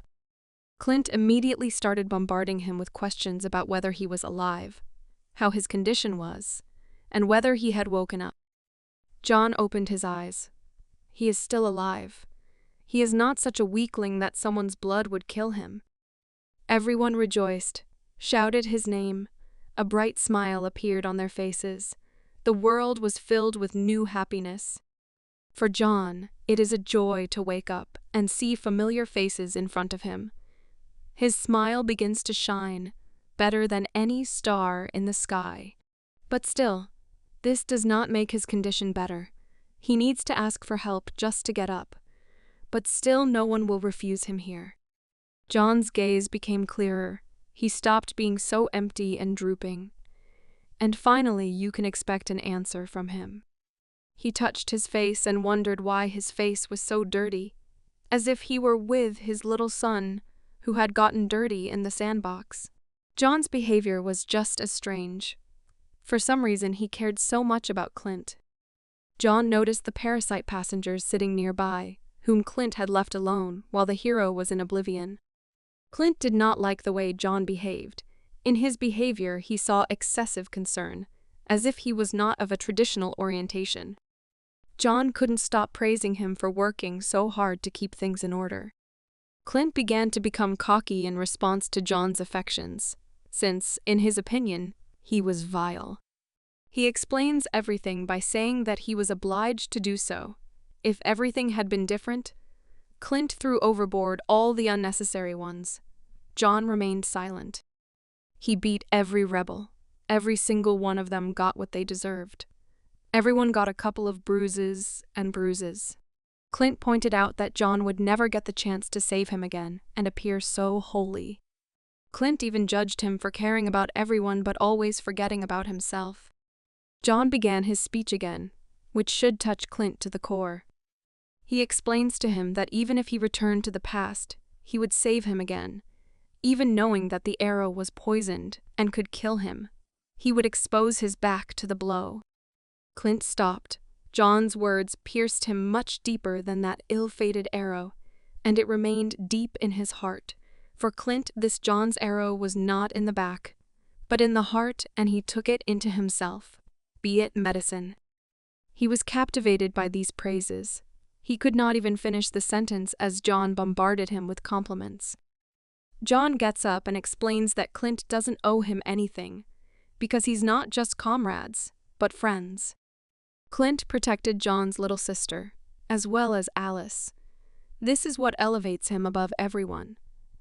This is why John considers Clint a true friend. Even when that wanderer attacked him, Clint did not leave his friend in danger. He went into battle with a stronger enemy and threatened him with an ordinary crossbow. Then Clint was the only one who came forward to help John. Clint was touched by John's words. Joy was visible in his eyes that he was praising him so much, praising his virtues. John sits up and lets Clint finally understand that all his good deeds mean that they both don't owe each other anything. John considers such signs of relationships to be characteristics of sincere friendship. Clint froze in one place. John's words struck him so much that he was petrified at that very second, as if he had been standing in the bitter cold for a very, very long time. Clint's mouth opened very wide. He did not understand how to react to such praise, since he had probably never heard such words from anyone. Here's Clint's real smile, full of joy and happiness. He finally heard what he so wanted to hear. He was very embarrassed, but continued to pretend that John's words sounded vile and disgusting. He did not stop praising him, but others reacted to this with their contemptuous silence. Alice was the most unhappy about this reunion. There was no joy in her face, only obvious disgust. What use was a blood-stained t-shirt for them that their hands were shaking just from the mere sight of it? Clint's entire team couldn't even put on bloody clothes, but why did they need them? Sam wonders what is special about this clothing, why it was smeared with blood from the van. Clint listened to John again and ordered them to do as he told them, because if he said so, then it was certainly true. One of them decided to express his dissatisfaction and explained that under no circumstances could he even throw it on himself. John coolly pointed out that if they did not wear these things, they would meet death much earlier than fate predicted. They immediately became worried because death is a bad joke, and John is even worse. John's decision is driven by the fact that the slime on his clothes will delay the transformation of those who ate the flesh of the dead earlier. John found a use for even this useless slime and rot that would save many lives. Michael and Sam looked at their clothes, realizing that it was pointless for John to deceive them, and they could trust him. But putting on such horror was beyond their strength. Is Tim really up to something again? His strange hum can only mean one thing, that a new thought has crept into his head. How to annoy John and Clint's entire team into the bargain. The shaved man and the whole gang reacted to their boss's grunt, and were also confident that he had come up with something again. Answering a question with a question, without even turning around, suggests that Tim's insidious plan has begun to take effect. He wants to survive, although this is not strange for him. But there is a hidden intent in his words, since his methods of survival can reach the point of absurdity. Tim's gaze was more determined than ever. He was excited, but also cool about everything and everyone. His feet stepped towards all the people and passengers to pick up his clothes. Something is not right in this van, but for sure, a lot of rot, flesh, and blood. This whole mixture of everything kills the desire to approach it. Tim had already approached Sam. He tried to push him aside to get to the van. What happened to Tim a minute ago? Everything was normal with him.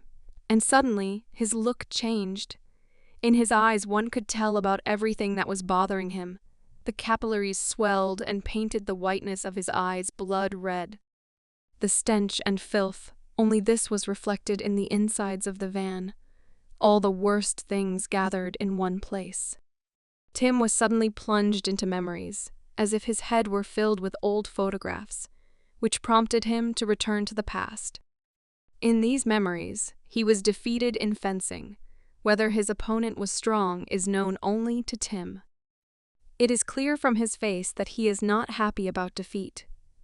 Otherwise, he was afraid of something. Defeat for him is not just one time. He will constantly remember it and torment himself.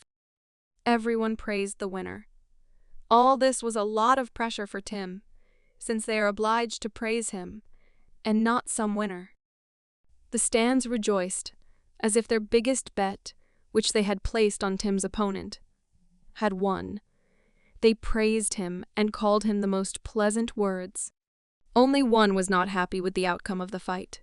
He chuckled contemptuously in Tim's direction. The non-rejoicing fan turned out to be Tim's father, and it was he who brought him the greatest fear. Defeat frightened Tim, since his father's reaction would be too cruel. The father got up from his seat and went in his direction. There was nothing holding him here anymore. His cruelty was too extensive. Even when Tim shouted at him, he no longer reacted to a single word. Tim asked his father for forgiveness, asked him to give him another chance to prove his worth. He calmly answered him that it was not worth it, since for him personally it had no value. The most terrible and influential person in Tim's life has always been his father, who was influential for everyone, and not only for Tim himself. The father had no hope for his son. He initially considered him a weakling, and nothing could change his decision, not even an ill-fated victory. All hope of rising in the eyes of his father disappeared from him. His eyes filled with emptiness in the same way as his fortitude. All efforts were in vain, all hopes for elevation before his father fell to the ground. Hope left him first, followed by everything else. Even if it was a real fight, even if Tim was pierced with a real blade, none of it would bring the same pain as the pain of disgust from such an influential person as his father. He was chilled to the point of trembling in his bones. He bowed his knees and did not stop trembling, as if one defeat stopped his life. Time passed more slowly for him. He suddenly cried out towards his opponent, as if victory would have made a difference. Behind the mask, the face of the opponent was not visible, who had deprived Tim of such a good opportunity to rise at least a little in front of his father.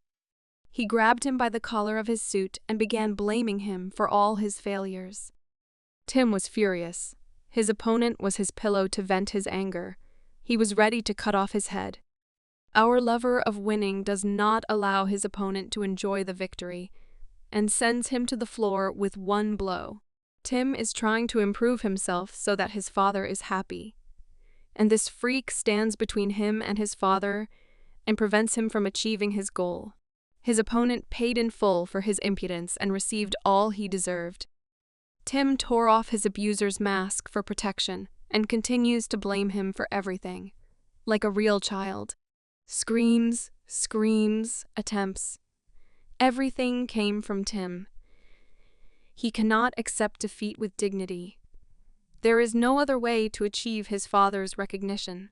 For Tim, this is no longer just a dream, but a real nightmare, since even in his memories, his main enemy turned out to be John, who haunts him even in oblivion. Again, Tim's screams and fears awoke. The one he never wanted to see again appeared in his dream. The dream turned into a real absurdity, and now he was an adult and met an adult John. He decided to look around, since nothing could be expected in this place. Everything was new to Tim. Now the stands are filled with the dead. They have driven him into a corner like cattle. He is surrounded. There is no hope of salvation, and only inevitable death awaits him around the darkest corner. Tim orders them not to approach, but it is unlikely that any of them will hear him. Each will reap his own peace, and will not leave a living place on it. The lifeless bodies of the dead spun in a round dance, like dancing with the devil under the moon. By selling your soul weight, you get temporary bliss. A shudder ran through Tim. Fear permeated him completely. What he saw plunged him into horror. In the dream, John considered Tim only as food. He saw only food in front of him. Pinch Tim already. Free him from this nightmare. Show him the way out, since more than one person cannot withstand such pressure. Tim tried to push everyone and everything away, but it was unlikely that the mindless dead would listen to him, who violently attack and do not see obstacles in front of them. While the boss was sleeping, Night had already fallen, and his nightmare caused him to shout to the entire bus, which disturbed all the passengers in the middle of the night. He woke up in a cold sweat, as if he had been doused with ice water, which pulled him out of the abyss of that nightmare. Everyone was surprised. No one could have expected Tim to wake up so suddenly. Clint and John are next to each other again, and they also decided to show their attention to Tim, who is having nightmares and will soon start cutting his teeth. The sixes ran up to their eldest and began to explain everything that happened to him while he was unconscious. They began to speculate on the cause of the collapse, and pointed out that the foul aroma of dried blood from the van had caused Tim to pass out and fuel his dreams with nightmares. He grabbed his head. It was clearly in great pain, since the dream was truly terrible from beginning to end. A silhouette of his father from a deep past appeared in Tim's head, a past that appeared in his dreams and plunged him into even greater despair. He breathed a sigh of relief and said that his father would no longer do the same to him as he had done before. The night continued. The stars shone with small lamps, but could not outshine the moon with their light. They suddenly stopped and were ordered to hurry up and vacate their seats. Shaved continued to explain what happened while Tim was unconscious, and he said that all the women and children were hidden in a washed van, as it was safer. They stopped here to wait out the night and live until tomorrow, and for complete comfort, they lit fires and began to warm themselves. In the dense forest, it was not so gloomy. It was quite light, and the light from the fires provided not only this light, but also warmth and comfort in addition. The boy is getting worse and worse every second. The scar on his mother has healed, and the man is trying to ask for help. He asks to get some meat, but Clint instantly reacts to him with aggression. John no longer gives a damn about how Clint behaves. He is absolutely indifferent to his goal and does not see any obstacles. Clint is absolutely right, as he orders them to find a way to get the meat themselves, and not endlessly hope for salvation from John and Clint. John's vision with Clint's blood gives him an incredible advantage, being able to see the body heat of his victims and know their location in advance. John gathers everyone who is dressed in bloody clothes, and apparently he is going to teach everyone to hunt and get food on their own. They were very surprised. They hoped for free help, and John was not a fool, and to prove that the men among the passengers were hunters and not cowards, John put forward the most correct solution, did not throw anyone overboard, but found a method to train everyone and avoid a lot of problems. It's unclear whether Clint is happy with this fair decision, but John is right, as he gave them the opportunity to prove their worth. Everyone else despaired as they were heavily criticized. Even if they were wrong, they certainly did not want to hunt. Tim and the shaved man glared at John, but still remained silent, as they were given the opportunity to feast on the animal's meat. The boy was already coughing a lot. His condition was getting worse and worse every minute. He urgently needed help. The man began to understand that his son urgently needed help, and it would be better for him to hurry up and get meat for the family. Otherwise, he would lose his offspring. He clenched his teeth. There were many contradictions in his head. He could not decide to hunt in the dark forest, but at the same time he really wanted to feed his son and heal him. Nevertheless, he pulled himself together, gathered his fingers into a fist, and made up his mind to get meat for the family. John clearly knows how to manipulate people.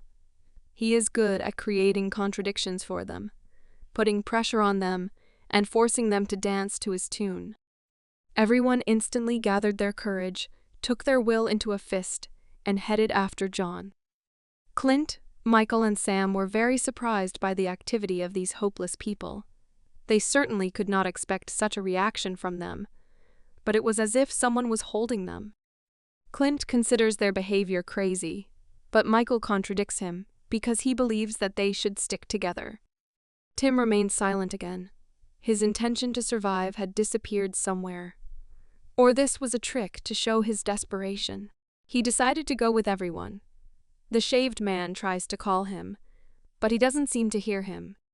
Those who participated in the hunt will receive the meat, and Tim's 6 understand this well and also decide to go after the boss. One of the survivors noticed something strange on his clothes. Something vaguely similar to a sticker or photograph was stuck to it. That picture caught Tim's attention. It reminded him of something familiar, as if he had seen it before.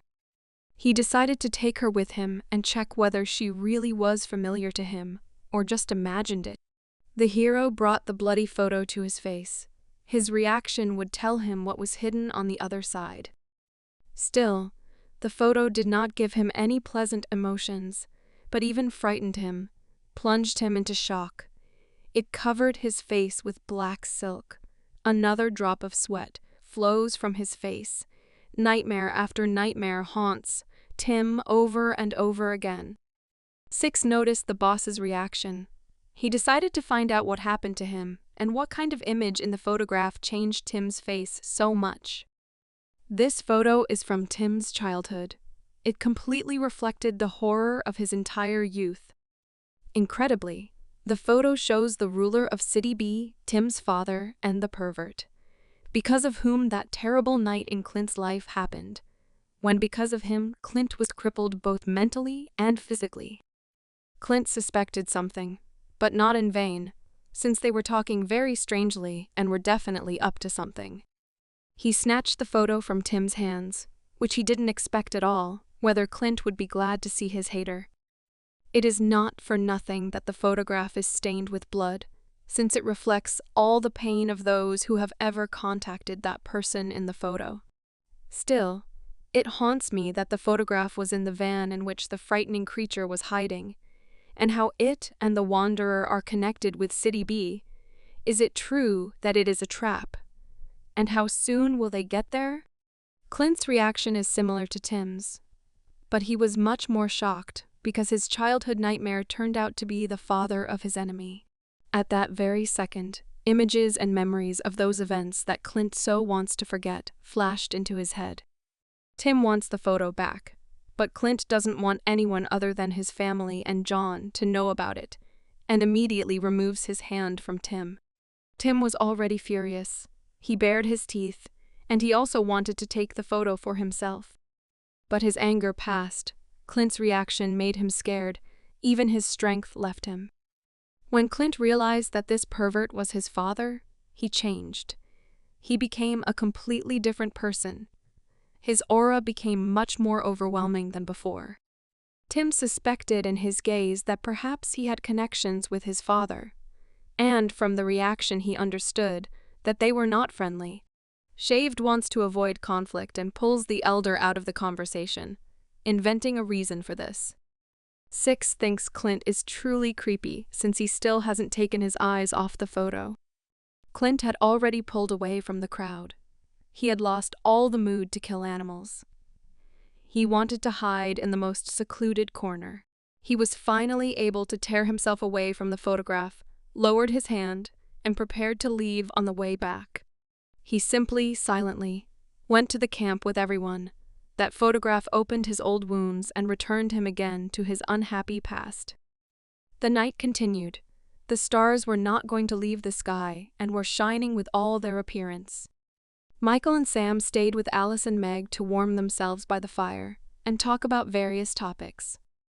Alice asked them why they didn't go with everyone in search of meat. Sam explained everything by saying that Brother Zombie told them to stay and look after the girls. Meg noticed that Alice had a new prosthesis and asked her if she was in pain and what she felt like. John did his best, so to speak. He gave her the leg that Tim took from her.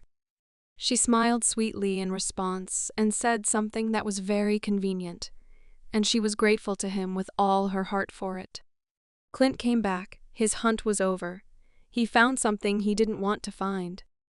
Alice turned her attention to him and decided to call him, since it was strange that he distanced himself from John and the entire squad. Michael also asked him why he was not hunting. What made him leave there? It was clear to everyone that Clint was not telling something, What kind of excitement he was talking about? What had happened to him? All these questions visited his head over and over again. Now he turned to Alice. What did he need from her, since before he had never been able to exchange words with her, even greet her, which was hard for him. Clint started with a difficult topic for her, as if he knew all her motives in advance, and that she never wanted to end up in B-Town. She was excited, after all. Clint hit the bullseye when he asked such a tricky question. Clint understood the sad truth that John had to get along with people through desperation. In addition, Alice herself understands that when they reach the city, they will have to part, and this can only be avoided if they turn off the path. Clint knows how to apply pressure to get the truth out of a person, but it feels like he already knew everything. He feigned a smile at her and pointed out to her that it would be better for them to stick together. But she already knew the solution to this problem. He spoke in riddles that only Alice could understand, because even if all the problems were solved, John would not stop helping all these people. Clint said everything that was stored in her head. It was not without reason that she agreed with Clint when he began to point out to all the passengers that they were a worthless burden. We returned to the forest at the very height of the hunt, and, fortunately, everything around was already brighter, all the conditions for a successful hunt. Tim's gang was chasing a deer with doll eyes, but they don't care about any eyes. They want meat and only meat. Tim is not a fool and is already holding the tip of a stick and preparing it for an attack, just like I did in ancient times, when people hunted with spears and bladed weapons. His strength is incredible, whether he trains and throws a spear so that he can always be ready for this moment. It is not the smartest or the strongest who survive, but the fittest. The spear hit the target and pierced the deer in the center of the belly. Now all he could do was run into the hot broth. Such a spectacular throw and such a ridiculous fall. Tim failed immediately after such a pathetic attack. Everyone immediately forgot about their eldest and rushed at the deer, as if they had found a pot of gold under a rainbow. Still, the deer will kick to the end for its life and will do everything to escape from these greedy people. Six shouts to Tim to quickly get up and run to the rescue in order to finish off this animal. The hunt is not so easy for them, Tim falls, but gets back to his feet in time to get his piece of meat. He grabs a large boulder. Apparently the deer's death will be quick, but not painless. The deer continues to kick, and Tim walks for a long, long time with his stone. But you can rely on the sixes, since they are able to hold one deer. In the eyes of a deer, as if nothing ever happened and will never happen. The eyes of a doll have a sweet appearance and complete defenselessness. Tim delivers the final blow to the deer and finishes it off, blood gushing out like a fountain in all directions. Still, Tim did his best. They realized that it was not in vain that they went hunting, since they were able to taste such delicious meat and did not even need to share it with anyone. The sixes praise their eldest for the beautiful murder and offer not to share this delicious meat with anyone. Shaved still can't believe that John was able to survive, and also became a reasonable zombie, and all the problems are because of him. If it weren't for him, they wouldn't have gone down like this. They can't trust John and want to escape in their van, replacing the wreck with a nicer car. The sixes do not have time to finish chewing, but chatter constantly. Only Tim remains silent while he eats, and enjoys every piece of food he gets. Still, the six are itching, and he needs to ask Tim a tricky question about the photograph they met on the eve of the hunt. That photo was in the truck where that creature was sitting, and the six noticed it well, since it was very important information. Tim pushed his subordinate away, since he did not like such information. Yet all the memories with him were very terrible. Tim agreed with the plan, but the discussion of the photographs asks to be postponed, and perhaps for a long time. Tim has already made up his mind. His eyes are filled with confidence, and he is ready to crush them. How on time John arrived at such an interesting conversation. He considers Tim a real person of any kind of fear. All their faces changed dramatically. John destroyed their entire plan at the stage of its discussion and eliminated it at the root. Soon, John will have the joy of catching Tim in the midst of executing a plan.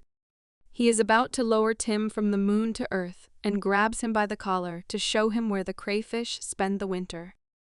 In addition, he asks to compose a song about everything that has been said and to perform it in tears so that he can listen to this symphony. Again and again, his plan fails, and he can't finish it, as John catches him at the most inconvenient moment and chops him down, stopping them. John will not even let him reach the camp in peace. He will do everything himself and drag him to the people on his own. Finally, they returned. The entire fleet was in place. Every car was in place, as it was. John throws Tim to the ground and clearly shows him his place. He must not leave the camp even a meter. He is distracted by shouts from the side. People are worried, and someone is trying to calm them down. What happened during the absence of John and the gang? Why is everyone so scared? They clutch their heads and shout that the city is occupied, and there is no longer any salvation for them. Tim was pierced by new information that they would not be able to make it, and perhaps his reaction was connected with his father. On the radio, they say that the city is under attack by someone, and there is rustling noise due to interference. Such news is the worst for all survivors. Tim crawled on all fours and could not believe that the city was no more, including his father. He was greatly shocked by this news, as if the sky had fallen right on him, as if he had fallen off a cliff into an endless abyss and fell endlessly, losing all hope even of death. In his mind, the city was burning, and his father and the city were like a log in the middle of the wood chips. He is very worried. He cannot believe that such an influential man as his father simply allowed his own city to be occupied. Tim is in complete denial that his father could be dead. Even if he died in his arms, he would constantly refuse to accept it. The image of his father popped up in his head more and more often, as if his father was next to him every day. Tim could not deny the power of his father, and his thoughts made it clear that the ruler could never allow his city to be occupied. People could not know about the power of that man and had completely lost hope of survival. Clint explains to everyone that it is too early to give up hope, and the problem is that the radio works with interference, and they do not know the full information. Because it all happened so quickly, almost instantly, that was all Clint could write down. It turns out that Clint was not the only one who heard this information and remembered Alice as if this was all their plan to avoid getting into the city. Based on her reaction, everything is clear. It is definitely connected with Clint's plan. But is it true that the city was occupied? The sister had her say. She confirmed Clint's words. Her words should have made John forget about the decision to go to the city. There was no joy in her. She completely sank, as if such a sweet little girl had lost all hope. She jumped on John and told him to never think about going into the city again. John seemed to suspect something. Meg's reaction seemed strange to him, as if she was doing all this feignedly. The reactions of the people were sincere, since they were already completely confident that the city no longer existed, which means that the last salvation had left the horizon. There was even a crybaby among the people. Someone was deeply struck by despair, which plunged him into the abyss. Fate hurts Tim from time to time, whether it punishes him for what he has done all the time, or whether unfortunate events came together at the same time. He was incredibly angry at everything that was happening, the death of his father and the destruction of the city. He became John's hostage. All the worst things happened at the most inconvenient time, and he would not be able to find a solution to this any time soon. By the same time, night had already fallen. It was time for everyone to go to bed. But the news did not allow us to relax for a second. People already easily obtained food, as if it was always at hand. They just had to open their eyes slightly. Still, the destruction of the city bore fruit. Such power gave Tim at least a chance to stay among the survivors. But now, for them, he has become an outcast. The impudent people decided that the city no longer exists, which means that Tim is now an entry ticket that has expired and has no value. Even a small crumb is very difficult for Tim. But now he doesn't even have those connections. Now he's not even a nobody with a capital letter. He has completely exhausted all his strength. And they are also throwing him in different directions, like a ball on a football field. They decided to take even the last hair from Tim's hands. Otherwise, he would be sent to hell. The only ones who remained on his side were only his team and subordinates. Only they were always faithful to him. Only they were from the very beginning and will be until the very end. They despair, but do not give up. This is not the first time for them to lose meat and give it to those insolent people. They understood the reason for this attitude, since the city was occupied, which meant Tim lost his last trump card, and besides, the entire conversation was heard by Clint, who was standing nearby. John, as always, is there and more than ever on time. He caught Clint spying on Tim, and it was not without reason that he thought it strange. Clint doesn't know how to lie, and points out that John is a real spy, as he approached without making a single sound. Blonde understands that the situation is the worst. People are desperate. The city is destroyed, and the desire to look for food is getting weaker and weaker each time. John still insists on continuing towards the city, even if there is no hope at all. John explains everything by saying that with every kilometer traveled, there are more zombies and less food. John's words are confirmed by the fact that children and adults were starving and hoping that today they would be able to taste a piece of meat. The city is quite large, and you should not lose the chance to visit it, since they have already come a long way, and it would be a mistake to stop there. Clint is clearly not happy with his decision. His plan is not working, no matter how much he wants to tell John that he should stop. He does not hear a single word. Tim seems to have noticed the strangers who have been looming for quite some time, and listening to their entire conversation. Shaved and Tim notice them. The two gangs are plotting around each other. Clint realized that it was too crowded here, and it was worth finding a secluded place to talk with important information, since an extra word and all further actions would be in vain. Clint points out the truth, that people can constantly circle around John with his abilities. John does not like this truth, and he remained silent. He was able to squeeze those words out of John. He won't be able to defend them forever. He means Alice and Meg, whom he will leave on Clint's shoulders. Clint was shocked by John's words, as he understood the consequences that would happen after John left them.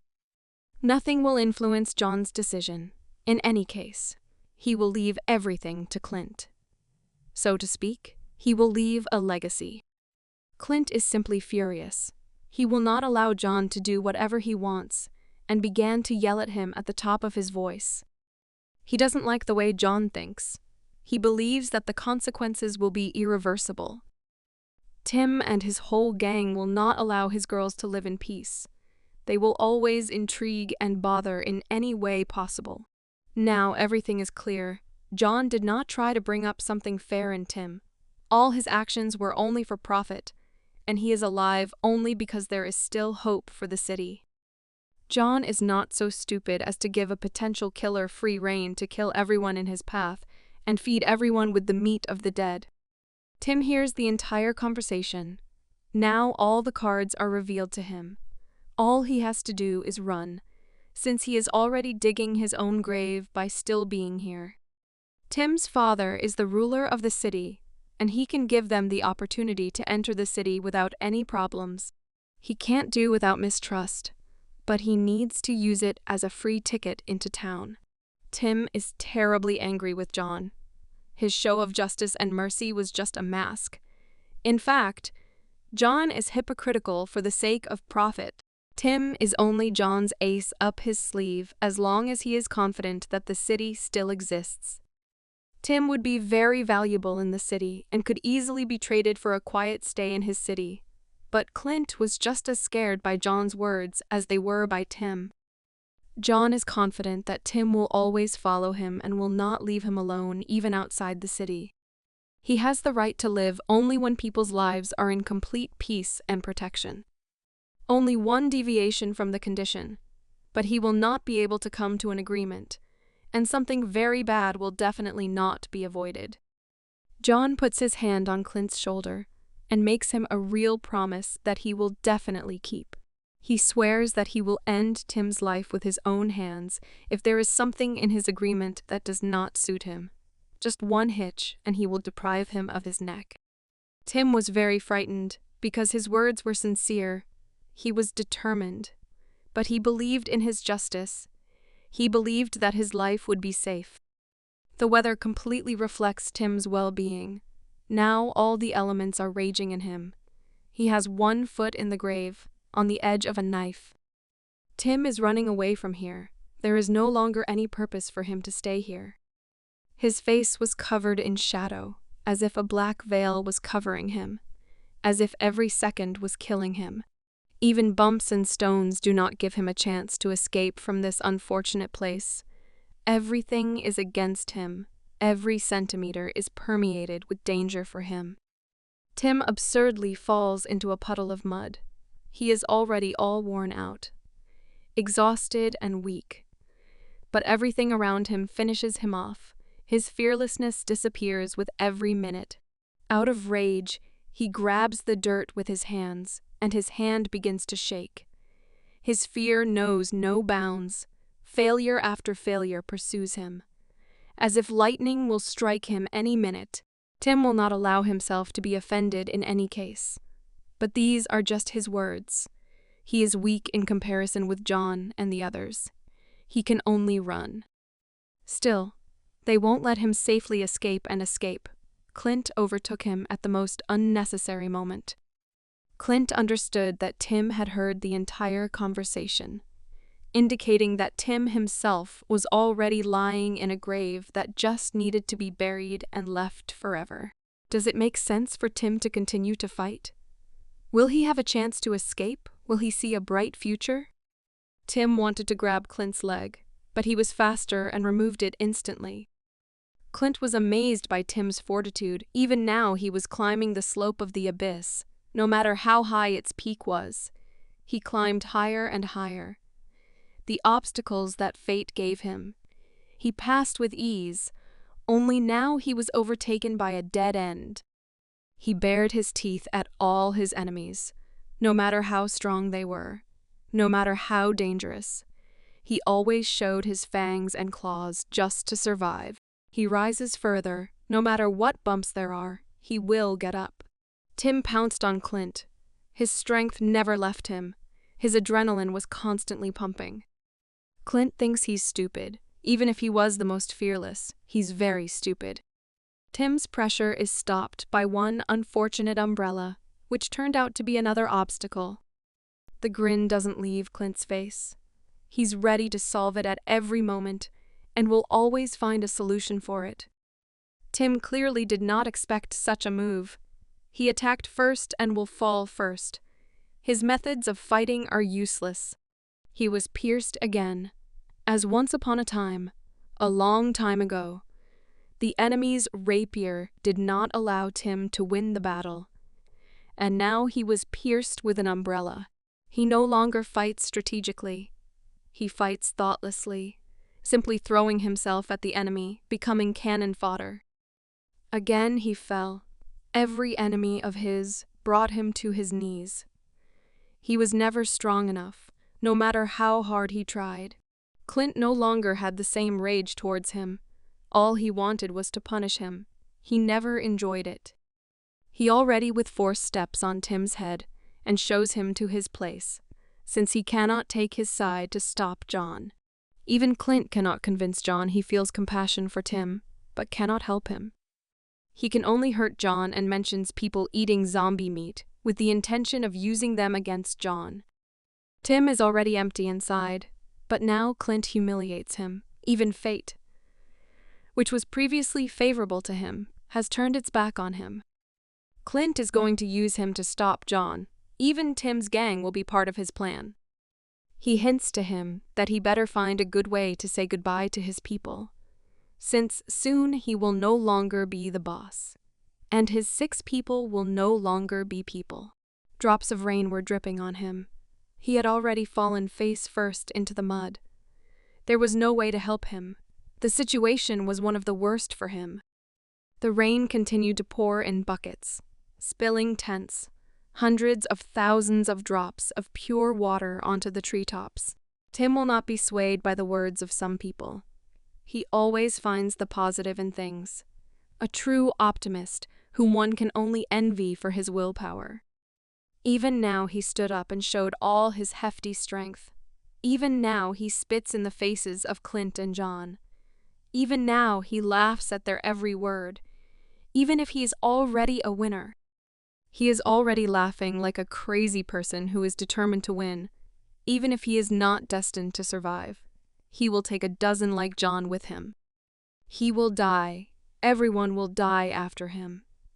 He is a suicide bomber who will take him with him to the guardian of the scales, and it will be he who will decide who will go where. The rain stopped along with Tim's madness. The sky became completely clear and reflected that things were getting a little better. John tries very hard to help his beloved, whether it's all for the sake of leaving without any regret or genuine concern. The prosthesis is getting better and better. Now the bones will become a strong support. The prosthesis has become like a full-fledged leg. Clint pokes him with his umbrella and points out that he is as interested in the prosthesis as a child is with a toy and spends the whole day with it. He asks him to fix the umbrella, since it has been broken for a long time, and he is just doing other things. Clint opened the umbrella and showed its condition. Now it is like a sieve, and allows moisture to pass through much better than before. The umbrella has become truly useless. You can see everything through it. No need. John came up with something brilliant at that very second. He would not restore its previous properties. He would add new ones. So simple and ingenious, he took a certain bone and placed it at the tip of the umbrella. Now Clint is a warrior with an umbrella. He really liked his work. A new weapon in their times was an irreplaceable gift. John interrupted him and grabbed his hand, as his stupidity could lead to bad consequences. He instructs him to never allow himself to get hurt on this bone, since it could become his last weapon. Still, Clint was distracted by shouts from the side. Someone was very indignant at the expense of someone. A kind grandmother was sharing food with a young boy, and a man behind was yelling at her as she was handing out food. Clint finally realized that these people are also capable of helping a friend and comrade. John points out that people tend to express their feelings more strongly when they're having a hard time when they should have been given a chance. He is very glad that they are still human, and their humanity makes them much stronger than all the dead. Even Clint was curious about where all this would lead. John did a good experiment and showed Clint what kind of people all these survivors could become. When Clint becomes interested, he twirls his white silky hair and begins to wonder if sometimes he really is wrong. The eyes are filled with interest, as if every burden began to disappear, and useful people came to replace them, capable of at least something. But the thought of what Tim would do did not give him peace of mind about how far this could all go. It's a clear sunny morning. Birds are soaring into the sky. But looking at the sky, you can never say that the walking dead are roaming the paths. The rain left a heap of dew on the grass. The ground was damp, and there were small puddles on it, which were seas and oceans for the small inhabitants. And suddenly, a zombie attack in the middle of the forest. Someone can no longer save his hand. The dead man has already sunk his sharp fangs under the skin. The shaved man turned out to be the victim of another dead man, and someone is ready to come to the rescue and cut off his hand before it's too late. The shovel pierced the skin, flesh, and bones. Part of the arm ended up on the other side. They did not leave the dead man unattended and hit him on the head with a large stone so that he would not get up for the second time. His head fell to the ground and created a large puddle of scarlet blood. Finally, he was completely dead. Shaven is grateful to his comrades for being able to save him and cutting off his hand in time. Six turned back with a kind of questioning look, as if someone was walking behind him.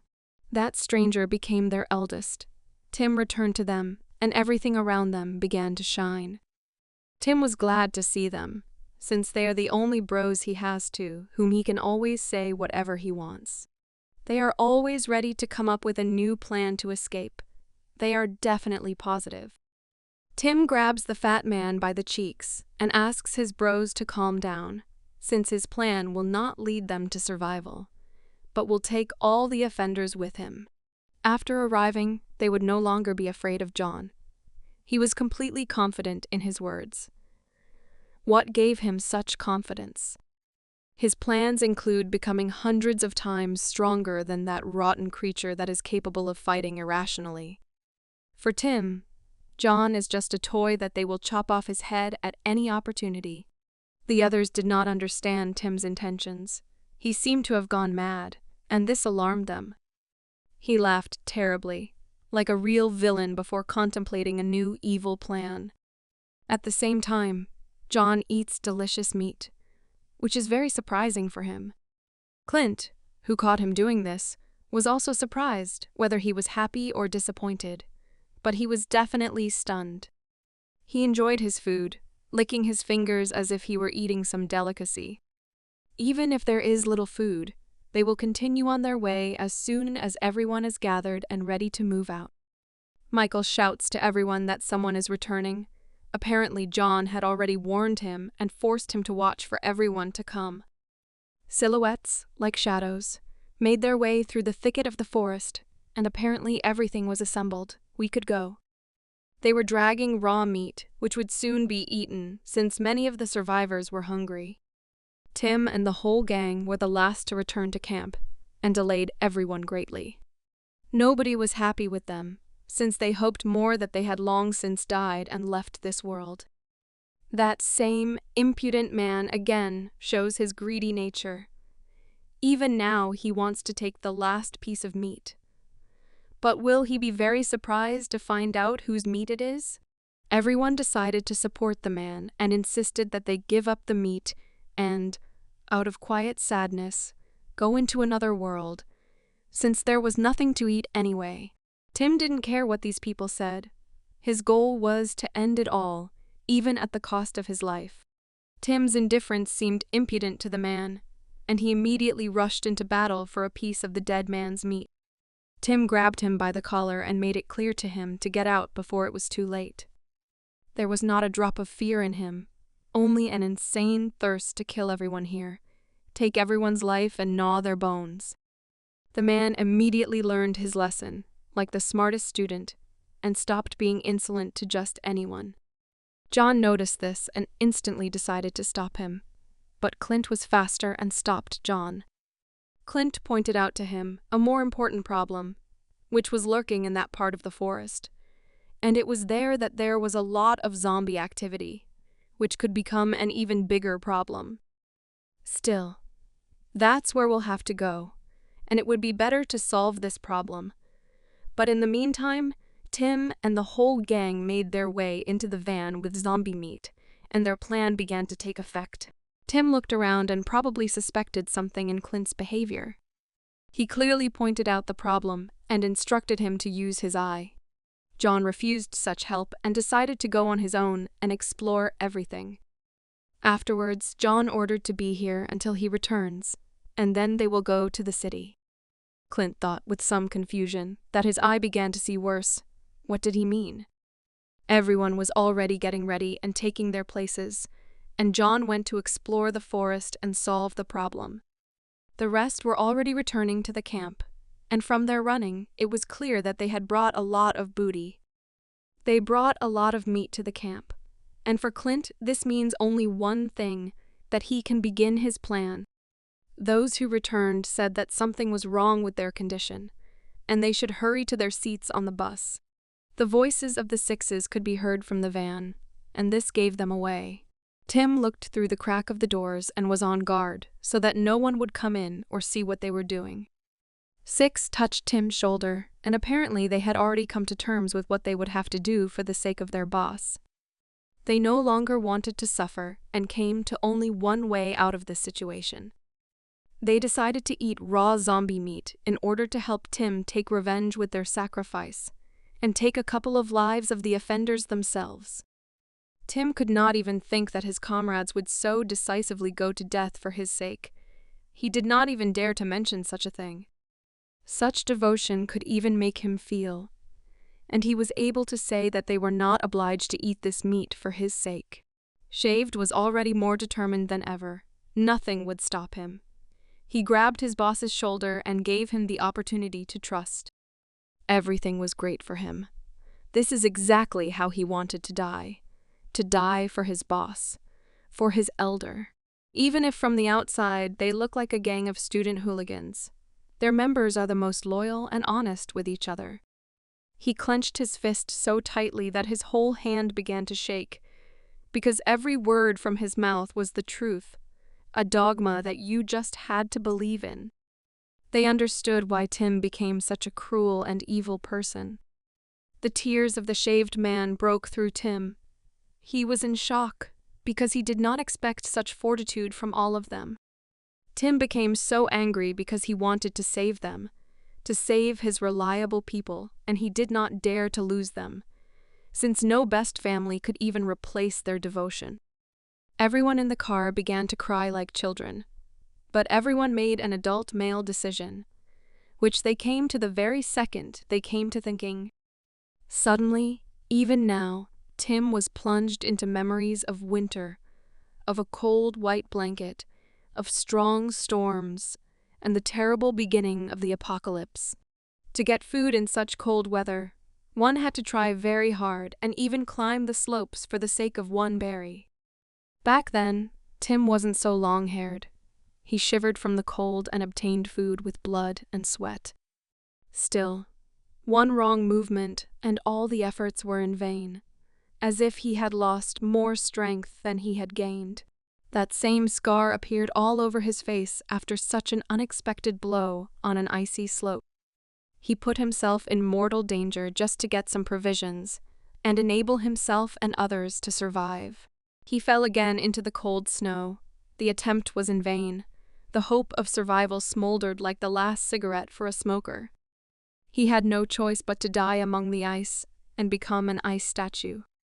They were so hungry that they couldn't even make a move. Only Tim didn't give up and fought with fate equally.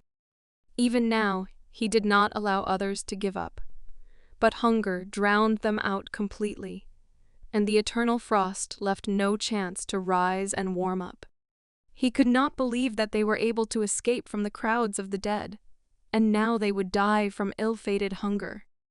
His voice was very pained, but his only desire was to save his bros. He was at a dead end. There was no food nearby. There was severe frost everywhere, and crowds of zombies were roaming. There was no mercy from this world. Even the fat man lost weight. But he really wanted meat. Any meat? He would taste even the most disgusting meat. They wanted meat, even if it was impossible to get. Tim always tried to find a loophole. He rummaged everywhere, but there were only fresh zombie corpses around. But he never stopped trying for the sake of his people. The dead were everywhere, as if an anthill had poured out of them straight onto the ground, and now their lifeless bodies lay with empty eyes. Tim thought that this was the solution, the dead as a substitute for meat to fill the empty stomachs of his bros. He lit a fire and was ready to cook dinner for everyone, which would temporarily postpone the inevitable death of his comrades. Everyone greedily devoured the meat and could not believe that Tim was able to find the only salvation for them, meat, which was once in abundance. But now they have to fight just to take a bite. Shaved with disbelief decided to ask Tim about the meat. which he had not even tasted. Tim understood his guilt, but he simply could not do otherwise, because he would have lost his comrades on the same day. Now the most important thing is survival, and then we can discuss this meat. They cried like children, but they proved their devotion, and they are Tim's true and only friends. Warm feelings awakened in Tim. He was touched to the very depths, as if a ray of sunshine broke through in the deepest cavity.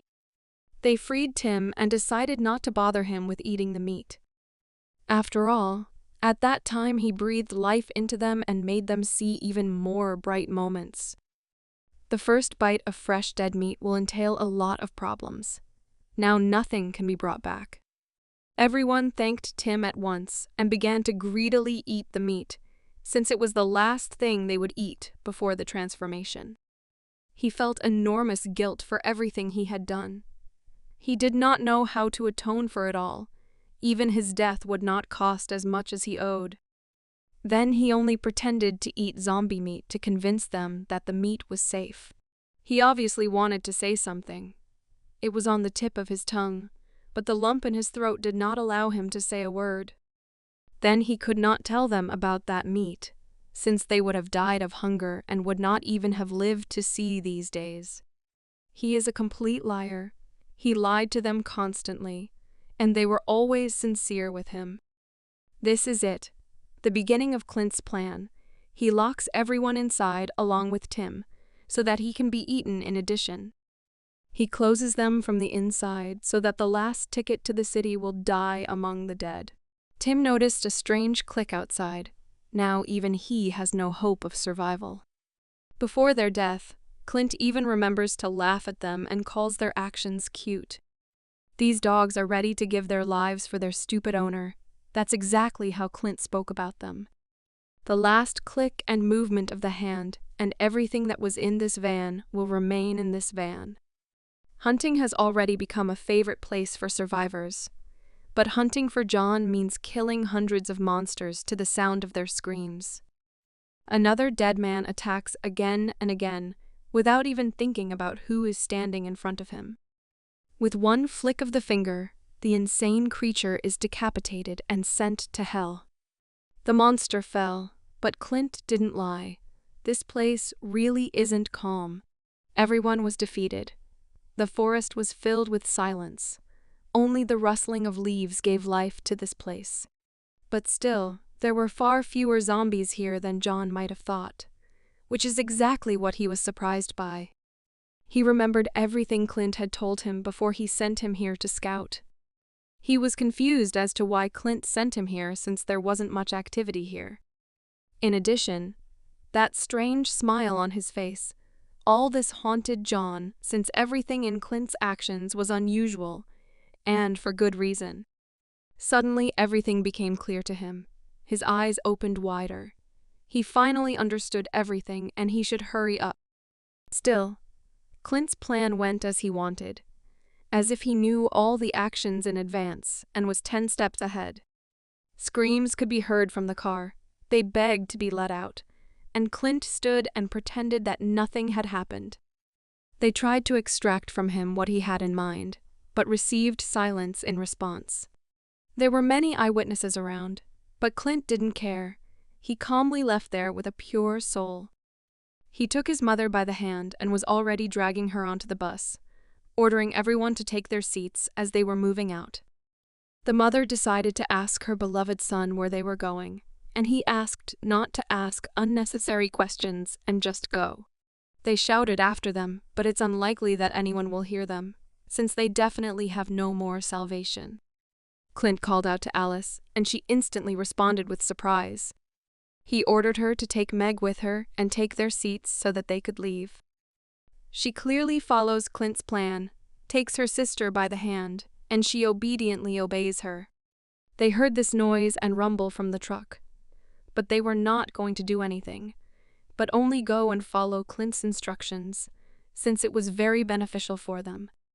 Screams, roars, and screams came from the car, but everyone had to hurry up and become passengers on the bus. Everyone was disturbed by the roar from the car, and they wondered what was there and what was hidden in it. Nobody understood where they were going and began to be indignant about it. They put forward the right thoughts about waiting for John, but none of this was part of Clint's plan, so no one will hear this guy. Clint makes it clear that they better go quickly. Otherwise, their flight will end and they will not go anywhere. The man was indignant, but could not contradict him, as he would have lost his rightful place. But he was also haunted by the truck with its screams and roar. What was in it? Such questions were circling in his skull. Nevertheless, they decided to follow him. Since they have no other way, he will abandon them at any convenient opportunity. First, they all have to come in, and later they will talk about everything that is tormenting their head. Clint sometimes glanced at the truck, something that brought him discomfort. The screams continued. No one could shut them up from the inside, but what was also frightening was what could come out of there in the end. Clint glanced at the ignition button and clearly decided to hit the road so that John wouldn't catch up with him. He pressed the button too sharply and too hard. Now he must take full responsibility for the consequences in the future. Old men and women were left out. There were no places for them. They were late. Clint is not going to feel sorry for anyone. To enter the bus, you need a ticket. They didn't have one, which means such passengers cannot even be present in the baggage area. He grinned brazenly and made an arrogant grimace to prove his cruel intentions. Clint orders Sam to head towards John. He definitely didn't want to get into the city and killed Tim for this. All those who dropped out ran after the bus, but it turned out to be faster than them, and soon they would leave the horizon. They fell, screamed, and asked to come back. But Clint in the driver's seat didn't hear a damn thing, of course, on purpose. The last hope fled and left behind a cloud of dust. Clint is too cruel a ruler to be merciful. The truck was too dangerous for them, since it contained the biggest danger for them, zombies that would devour them. Tim kicked the door with all his might, but it was too strong for him. He was surrounded. The guys would soon become mindless monsters, and the door was locked from the outside. He tried to get out, investing all his remaining strength. He fought against this ill-fated door like a monster. He wanted to open access to survival for himself. The boss was in despair, but tried to find a way out of this situation. He was like an experimental mouse that was locked in 4 walls with predators. He hit the door over and over again, but it was all in vain. There was no longer a chance for him to get out. He could only resign himself to fate. No one heard all the screams and calls. No one cared that there was still a person among the dead who would eat him, or, even worse, infect him. Although he could be heard, no one would save him in such a hopeless situation. He is only one among the bros. Whether everything is over for him, only his determination can help him, since only it will give him the strength and energy to fight again. Tim was trembling with fear, but he knew that he could not die, and he would definitely prove it. At the same time, the guys had already transformed. Their eyes shone like candles in a temple with a grin like the devil. They were already ready to kill Tim. Fear filled Tim with adrenaline, but chilled his body, as incredibly dangerous creatures stood behind him, from whom nothing could be expected. But he couldn't die today. He had to take revenge and grab the handle of the knife to finish off his boys. They had already become brutal. All that remained was to kill them, since it was either him or him. That's how natural selection was. But Tim should not face death yet. He still needs to take revenge on many people, and now it is too early for him to die. Someone was quickly rushing past tree trunks and creating a whistle from their speed. It turns out that John was already rushing towards the camp, because he was sure that Clint was up to something, and he turned out to be absolutely right. He fought his way through trees and bushes, knocking down everything in his path to stop Clint, since he had been acting strange lately. He was eager to find out what his friend Clint was up to, who decided to distract him and go in his direction. The bus was racing at full speed, At such a speed, it would be difficult to catch up with it if it was also constantly on the move. Alice grabbed Clint's hand and wanted to force him to return in order to take those people before it was too late, since he could not do this to them. This plan was very difficult for Clint, and there was no way he could sacrifice it for the sake of some people. She believes that Clint takes on too much, since he had to distract John in order to get rid of them. He was definitely furious after her words. If she hadn't been John's beloved, she would definitely have been in trouble. He was very tired of listening to nonsense from John.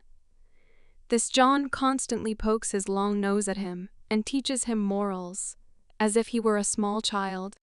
He threw her on the seat, and this greatly agitated Meg, as she was very frightened for Alice. He doesn't understand that John wants him to become the most generous and fair. It really infuriated him. The passengers are perplexed by everything that is happening, but they will sit silently and look at everything with empty eyes until the end. Clint was very angry. He grabbed his head and clenched his teeth as if he really felt guilty. He had been alone all his life, and suddenly this John came out of nowhere and started teaching him everything. It was both good and bad for Clint. Obvious bruises appeared under his eyes.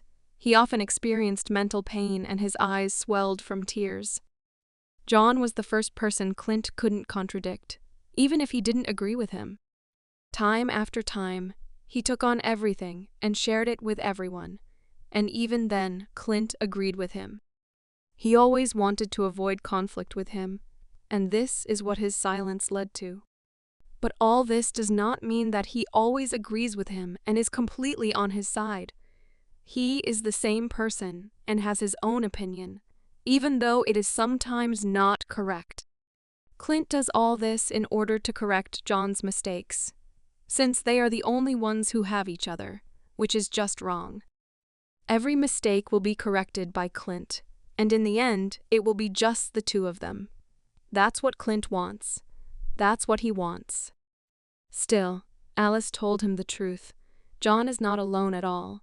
Besides him, there is Meg and herself.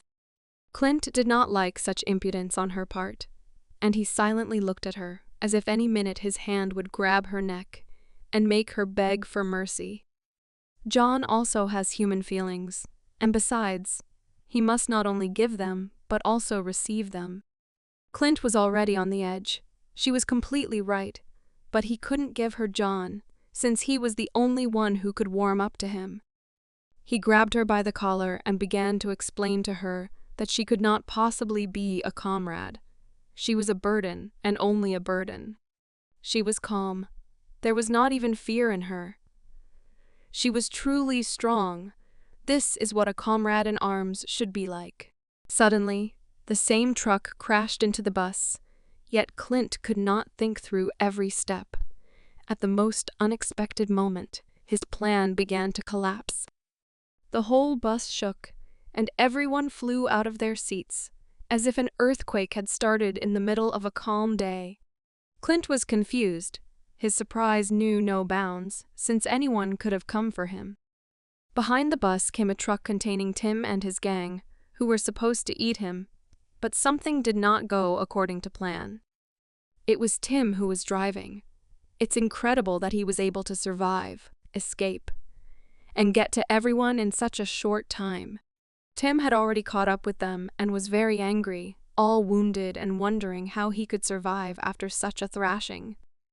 The bros were lying in the back compartment of the van and apparently were killed by Tim. That's the man's fortitude. He escaped through broken glass, as evidenced by a piece of cloth from his clothing and a lot of spilled blood. He himself almost became a dead man. His breathing was heavy. He was ready to take revenge.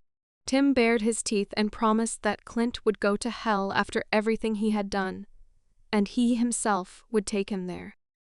He leaves them no chance to escape as he steps on their heels again and again. Clint's plan began to collapse before his eyes, but he did not take into account only one point, and everything began to collapse like a house of cards.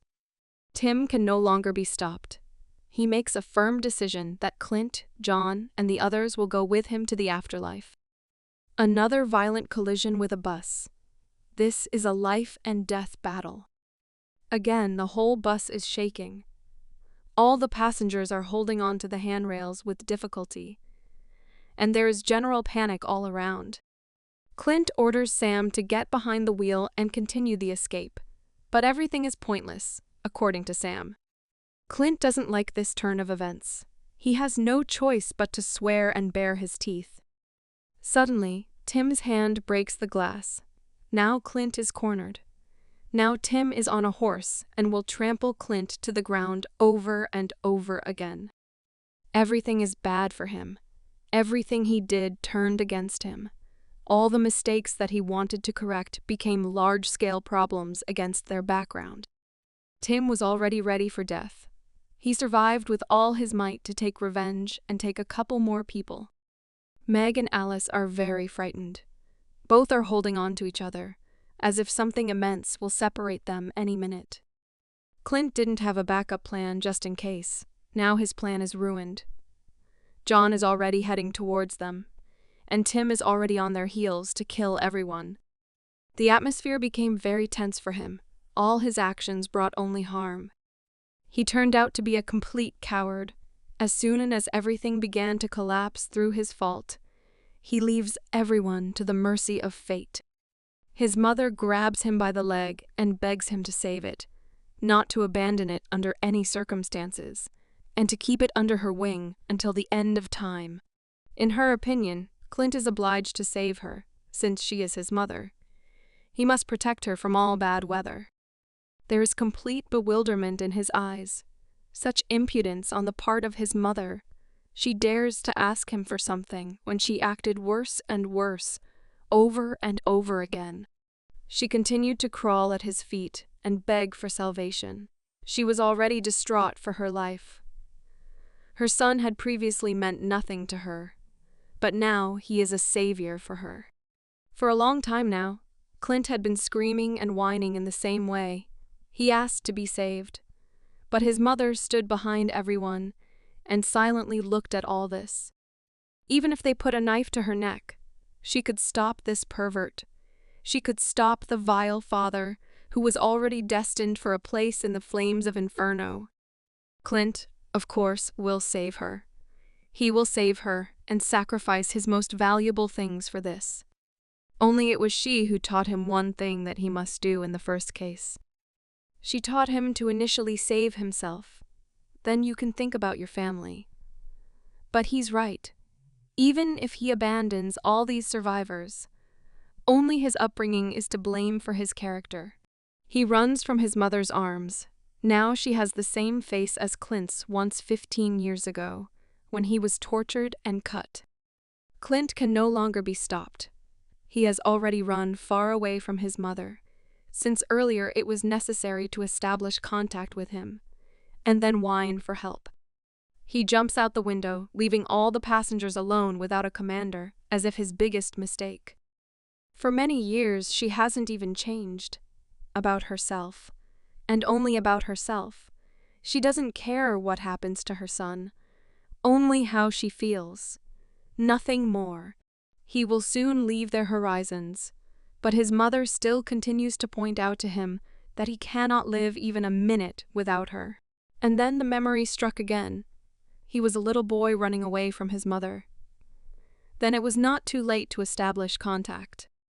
He tried to shout out to her. He had once wanted to run away with her, far, far away. To leave all his problems here. Just the two of them to go on a trip and forever forget about what kind of life was prepared for him here.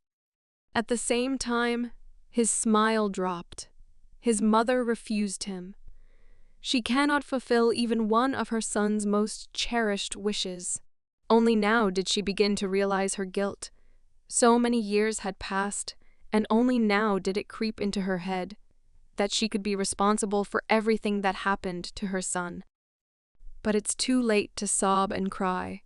Tim is already breaking into the bus and is ready to take many lives before he himself dies. Now Tim is not such a trash. Every offender will be chopped up by his hand. It's not without reason that he decided to do this. The survivors were very scared. They could not do anything to the zombies, especially when Tim became one. They begged for mercy, but Tim's eyes burned with a different desire. They burned like candles in a temple. His smile scared everyone around like the devil. He was definitely ready to leave everyone's hopes on his sharp claws. Clint made the biggest mistake of his life. He left John's girls right in Tim's hands. And if even a hair fell from them, John would destroy everyone. Alice protected Meg with all her might. She covered her with her whole body so that he would definitely not touch her. Tim was already very close. He looked into their frightened eyes. John had to hurry before it was too late. She broke out in a cold sweat. Her fear knew no bounds. No one could have expected what would come into Tim's head. Tim finally turned out to be happy for a long time, even when he knows about his death. He is happy to take revenge on everyone who has annoyed him in his life. Clint was already running as fast as he could. He had no thoughts of where to run or how far. He ran wherever his legs took him. But suddenly he is stopped by someone's dead hand, whose it may no longer be important. Everyone with that skin color wants to kill Clint. It turned out to be John. If he finds out about everything that happened during this time, Clint will be in great trouble. He was very angry with him. John was ready to drill his angry gaze all over Clint in order to finally pierce his lying heart. He still wondered what had happened during all this time, and how such a plan had crept into his head to distract John and escape far and long. Tim didn't care anymore. The blows on him were pointless. They only did what irritated him and drove him to rage. Alice threw herself at him. Even if she was a fragile beauty, she could easily fight back the crowd of men in the alleys. But Tim will definitely not fall for such naive attacks. He easily catches her leg with the intention of depriving her of the other one so that she cannot kick as before. He squeezed her leg tighter, grabbed it with such force that it would crack any minute. It will not be easy for Alice to get out of his shackles, and she understands this well. Tim is now not the same as before. Now he is a dead man who does not care about death. Now an ordinary person is unlikely to defeat him. Tim is a real madman. He survived even after what happened to him. Anyone would easily accept death and go with it to the afterlife. But he is not like that. He laughs in the face of death and walks away from the swing of her braid from time to time. But Tim completely forgot that John added a good accessory to her. Not only did he become stronger, now she, having 2 legs, can give good blows. Still, for Tim, such blows will be a trifle, like a mosquito bite. Now even a pistol bullet won't kill him. She was amazed by his strength. No matter what blow she tried to throw, he always deflected it. Tim believes that Alice can only be taught something by force, and all because she is trying to fight him on an equal footing. Her willpower is the envy of everyone, even when her neck is squeezed. She bares her teeth to her opponent. Even if her legs are cut off, she will not stop kicking. Tim is truly cruel. It's not for nothing that he came out of that truck alive. It's not for nothing that he's trying to take revenge. The last breaths of air were gone. She couldn't even say a word. John was too far away. It was unlikely that anyone would help her. Her hands were shaking, but never out of fear. She was shaking due to lack of air. She was not afraid of death. Tim wanted to turn her into a dead man, and only then they could be together. Only then he could achieve her. But she contradicted him. Tim was amazed by such impudence. Alice grabbed his cheek while he was strangling her, and brazenly said that he would not dare to do this. The elder didn't understand why he couldn't do this, why she thought so, why she was so unsure of him. She smiled back at him. Even in such a difficult situation, she did not despair, but only because she knew him well. No matter how cruel he is, there is one weakness of his, one weakness that she will tell him right to his face.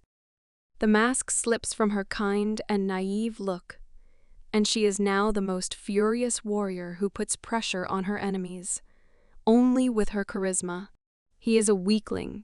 Tim again left his guard along with his head in a completely different place and lost his eye.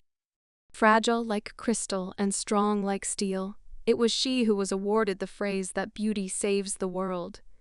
It is she who remains strong and beautiful, smart and reasonable. The best woman for the best man. Tim again remained a joke. Alice made fun of him, and he continues to kneel and prove his helplessness. Beauty is no longer the first to save her sister.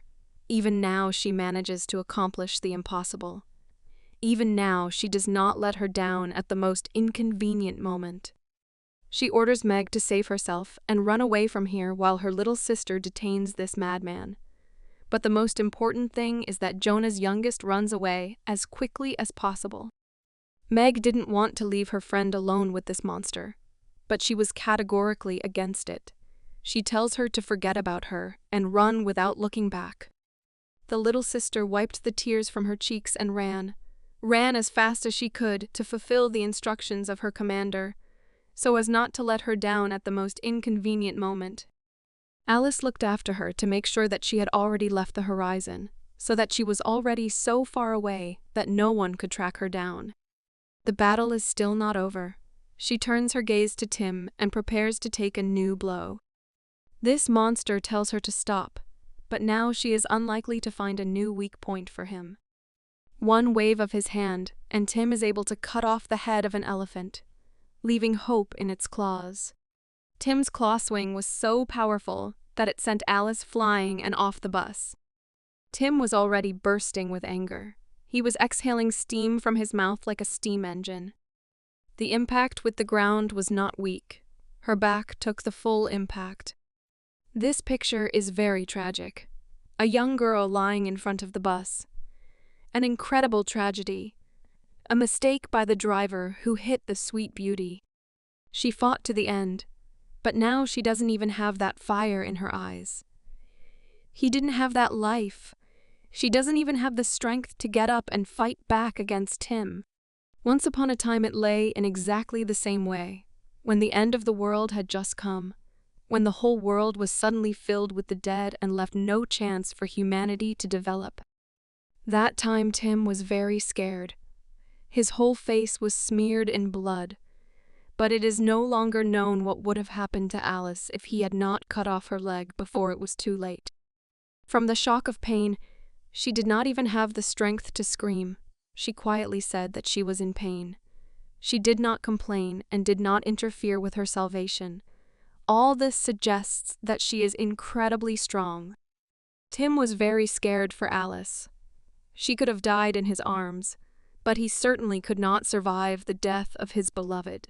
Tim ordered his six to take off his t-shirt in order to help stop the beauty's bleeding. He instantly snatched the t-shirt from his subject's hands, his hands shaking due to fear of loss. He bandaged the bleeding leg. Only one thing is unknown: whether such first aid will save her, or whether everything is in vain. He sincerely hoped that she would be able to recover. He cared for her as if she were the rarest jewel. He touched her face and said that her leg had finally stopped bleeding. This was real luck, even a miracle. He promised her that it was with him that she would always be safe, no matter who stood in front of him. Now Tim was in complete madness. His mind was clouded. He could not utter reasonable words, but it was clear that he wanted to kill her. He grabbed her artificial leg and squeezed it tighter and tighter. Tim tears and destroys everything to smithereens. Even Alice's prosthesis is destroyed into the smallest pieces. Like a wild beast, he rushes at Alice. He is ready to die with her on the same day and take her with him to the afterlife. The willpower has dried up. Now she has lost the strength to survive. All hope remains in the Savior who will arrive from time to time. She has already said goodbye to her lover, to her chosen one, with whom fate has brought her twice already. But now she is ready to meet only in another world. How harsh this world is, even such a beauty is taken away by this cruel fate, which initially gave everything that was most valuable and took it away for no reason. Her whole face was stained with blood. It was unclear whether she would live on and delight everyone with her beauty and strength. Incredibly, she opened her eyes. She survived, yet fate was kind to her. John, as always, is on time. Always comes when the situation is already on the brink, when hope disappears, but his silhouette calls her back to him. It pierced right through Tim's belly. He was bleeding, but did not scream in pain like crazy. Tim, even becoming a zombie, did not become immortal. He is mortal, as before. Only the power to fight, like a warrior with several lives, intoxicates his mind, and he does not see the danger in front of him. Seeing a target, he goes to kill it. John now doesn't care who he is. It doesn't matter to him that he is the son of a ruler. John can deal with him as he pleases. Tim can no longer escape from the angry John, since he is more angry than ever. His intentions no longer have mercy, only the murder of his long-time offender. The long-haired man wants to say the name of his enemy. He wants to whine him. But the virus that has already enslaved his mind has filled his head with fog, and his tongue is tangled over and over again. Everyone was already gathered. They stood behind John and watched Tim's execution. Clint was with everyone, and it was unclear what John would do to him for his initiative. An ideal warrior without fear of death, without feeling pain. He does not care about enemy attacks. He will always attack the enemy until he becomes a corpse. Tim rushes at John again. Not a single blow will teach him that John is much stronger than any dead man. Every dead man can only strive for his strength. John was well aware of his strength and grunted at every arrogant attack by Tim to mock him. He again begins his show-off speech, which sincerely will never mean anything to him. Everything is decided for Tim. He would have taken his life in any case, even if he had not become a dead man. Tim's rage knew no bounds. He had experienced too much in such a short period of time to leave this world without taking any of his offenders with him. Even here, John is trying to humiliate Tim. He cannot send Tim to the next world without further ado, as a righteous warrior who did not die for revenge against his brothers. John's words again plunged Tim into memories. Again he sees the old silhouette of his main enemy. Then for Tim, it was golden time. He could do whatever he wanted with John. Tim did all this to prove his superiority. He beat John in order to show his power and strength, as if everything was under his control. If he said so, it would be done in the near future. John fell over and over again, but got up and continued to mock Tim's strength, since he understood what motivates Tim when he does such things. Whether Tim was angry, he beat John. Whether he was cheerful and joyful, he beat John. He was not in a certain mood. The main thing is that John's face was ready to take a few more blows. All this so that John would independently recognize his strength, in order to assert himself in front of others and rise above John. But John is not a simpleton. He grabs his impudent hand and squeezes it rather weakly, but his intentions to break it were too strong. He called Tim a weakling, and the scoundrel's face immediately changed. He literally froze from such impudence, since hardly anyone had dared to say such a thing to him before. The hero recognized his strength. He believed that Tim was strong and his health was excellent. But only one nuance did not give him unlimited power.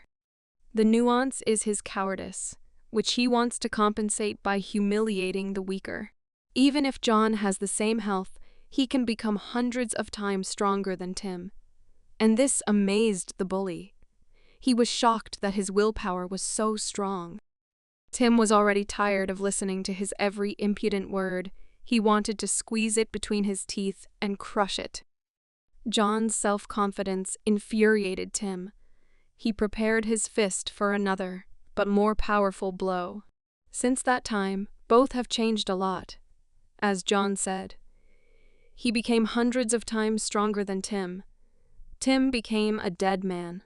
Only he remained at the same level as before. The main character does not even give a chance to win. Tim can take blows like a punching bag that cannot respond. Tim was confident that he would easily defeat everyone in his new guise, but remained disappointed because he understood that he would die at the hands of the one whom he had always towered over. John didn't even give him the opportunity for a break. Tim no longer had any salvation. He had lost his last hope of victory, since you had to be lucky to become a rival for John. One more blow, which will not be the last, but one day one of the subsequent ones will still send Tim to another world and hammer nails into the lid of his coffin. John, even before Tim's death, tries to teach him something, as if his words even mean anything. Tim was already completely destroyed. His whole face was beaten, his gums were flying out, and blood was flowing like a fountain. John believes that only Tim is self-confident here. Only he fights at the expense of his willpower, at the expense of his pride. He is too strong for Tim. Just one blow sent Tim flying. In the clouds of dust, Tim's face is still visible, which seems to be asking John to hit him, which really wants to take a couple of blows. The character does not resist his desire, and with every step gets closer to Tim in order to finish him off. Tim spat blood. He no longer had the strength to stand up and fight back John. Only despair in front of this world. Fate punished him for everything he had done. Now he is destined to die at the hands of his main rival. He was shaking. He was growling like a monster, but John would not be bothered by his pitiful appearance and would not force him to show compassion. Tim, even in the guise of a zombie, began to see danger in front of him.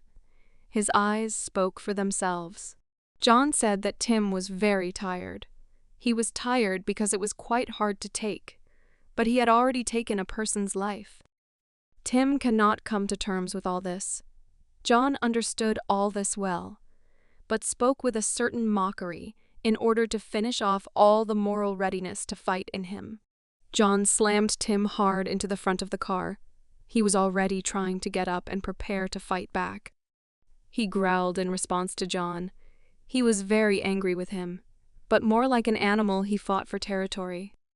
John doesn't even allow Tim to stand up. It's too much for Tim to even get to his feet. John remembered everything that happened to him, how all the survivors treated him. When he beat John remembered all this, and it greatly ate Tim's heart.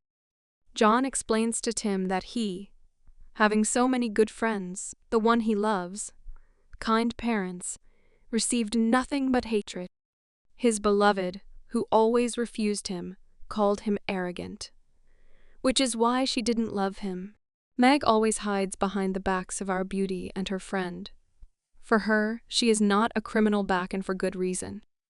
He did not receive any warmth from all those who praised him, all his faithful friends, loving parents, and so on. Tim ordered John to shut up. He was ready to kill him, but John's leg pressed him hard against the car. According to Tim, John does not understand anything. Everything he says is real nonsense for him, but he is right, since John does not know his entire life. He does not know what kind of life fate has prepared for Tim. Yes, he had a loving mother who constantly played with him in his childhood. He received the warmth that John spoke about. And Tim had sunny days in his life, and he could feel it all, and his smile shone brighter than the sun in the sky. But no matter how hard Tim tried to hold on to these sensations, they went away and closed the door with a roar. All the good memories were shattered, like a photo in a frame. All these memories for Tim meant only pain, as if these pieces of glass were sitting deep in his head. Well, in the end, everything he tried to protect, Everything he tried to hold on left him. Everything was meaningless. A certain sheet fell, an important document that could mean a lot, but there was nothing good about it. Tim's mother was crying. That paper brought a lot of grief into her life. Tim understood this well. He approached his mother, collected all her tears with his finger. He tried to calm her down and keep her closer to him, so that she would not be completely desperate. She hugged him.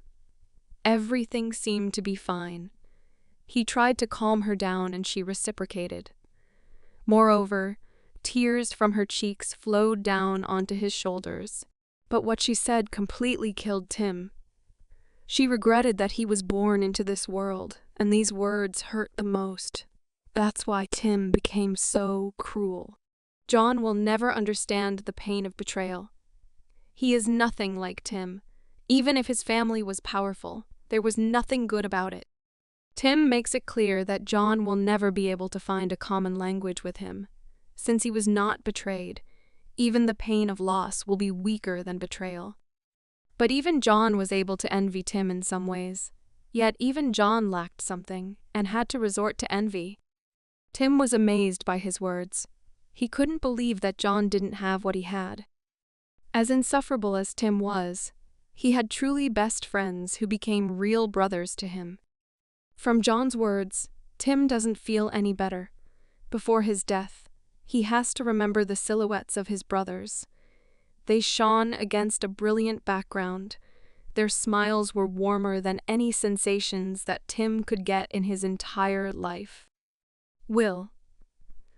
Who was the first to give his life for his elder? His younger brother, who made a promise that they would always be brothers. Tim was bursting. He was trembling after such warm memories. Since he had lost everyone, and all because of a harsh fate that took away a lot of valuable things from many people, from millions of people. John did not stop reminding Tim about his friends. He wanted to teach him something a second before his death. But John tried to convey to him that he himself killed his friends. All his brothers died through his fault. But it was also his fault that they lived to this day. He destroyed his brothers. Now his brothers will destroy him. He is destined to die one day with them. And, apparently, he cannot avoid this. They attacked him without any thought. They were ready to kill him, even if he was their best friend, older brother, and boss. The whole gang attacked Tim with shouts and screams. No one in front of them saw their own brother.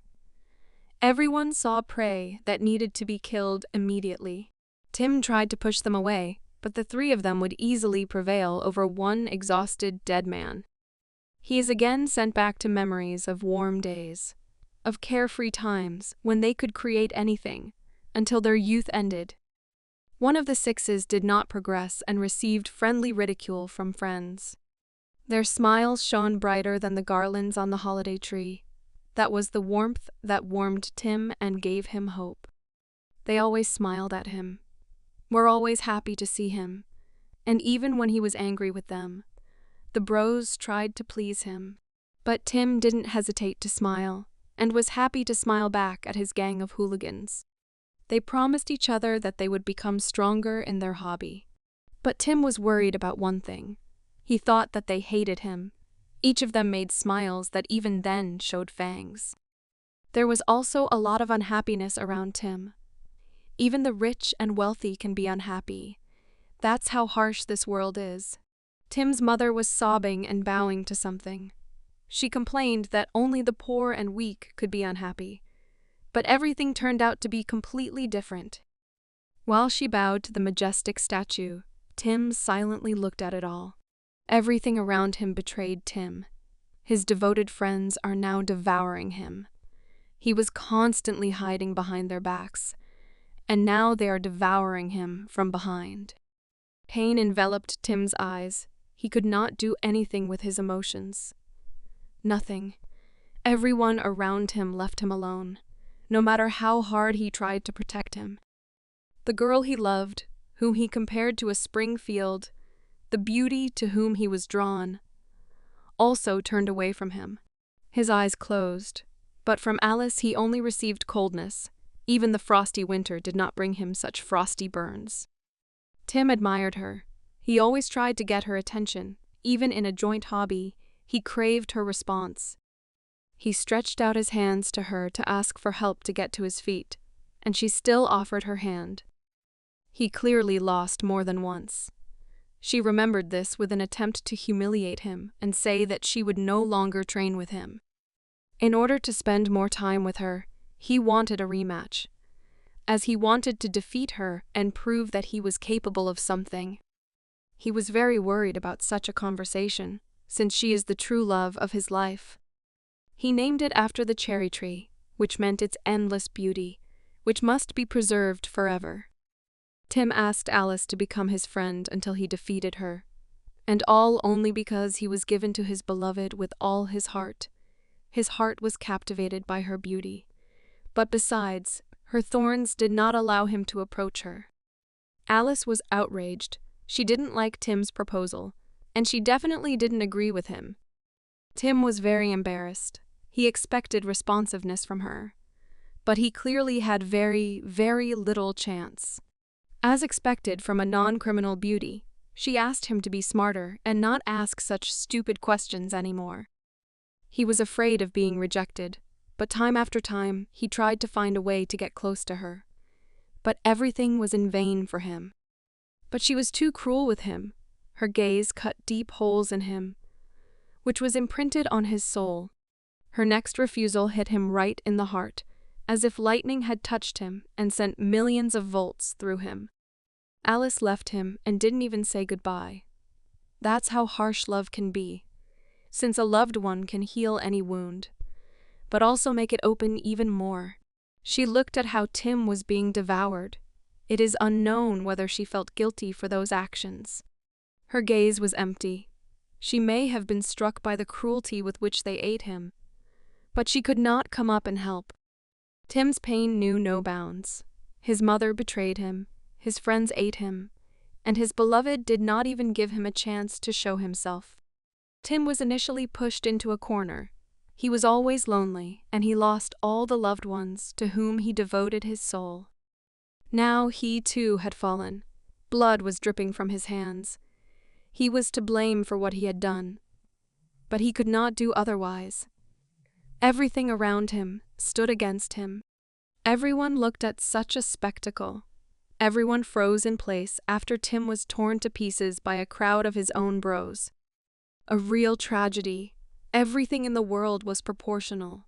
In appearance, he is a real villain. But what led him to this, whether he wanted it or fate, was so cruel that it did this to him. John grabbed Alice. He wanted to calm her down, as he probably felt anxiety on her part. He suggested that she get out of here and get ready to leave this damn place. She had no face, as if she was hiding something, and besides, she simply nodded her head with an air of agreement. Clint was about to climb inside the bus, but decided to turn his gaze in their direction. While he was glaring at them, someone growled from the entrance, which couldn't mean anything good. Clint turned towards the source of the sound. Something really bothered him. Had some of the passengers already transformed? The fears were confirmed. The same boy who suffered from the virus the most had already turned into a zombie and was ready to eat his first victim. Clint began to understand that the situation was very bad for him, and no one knew whether anyone could save him. John immediately cast his gaze in their direction, whether he was ready to help Clint after everything he had done, or whether there was no mercy for him. Another couple of centimeters and Clint is destined for death in the guise of a zombie. The baby monster is already flying at Clint, and he can only fall down. His gaze reflected nothing but fear, sweat dripping from his face, and a terrifying atmosphere of hopelessness that surrounded Clint. Incredibly, the mother still decides to help her son. After so much time, the maternal instinct and conscience awoke in her. She grabs the child by the t-shirt, and his short flight towards Clint ended unsuccessfully. Clint fell down. His mother managed to save him. At least once she somehow helped her son, pulled him out of trouble and put herself in danger of death. A trembling ran through him, opening his eyes with heaviness. He turned his attention to the mother who first saved his life. Clint was greatly struck by the fact that no one except his mother rushed to his aid. Even John, who took the arrow upon himself, stood aside. Mother held this little demon with all her might. It is unknown what could have happened to Clint if his mother had not. Even the boy was amazed that someone could stop him. He opened his mouth wide and drooled while his mind grew cloudy. A real nightmare in the body of a child.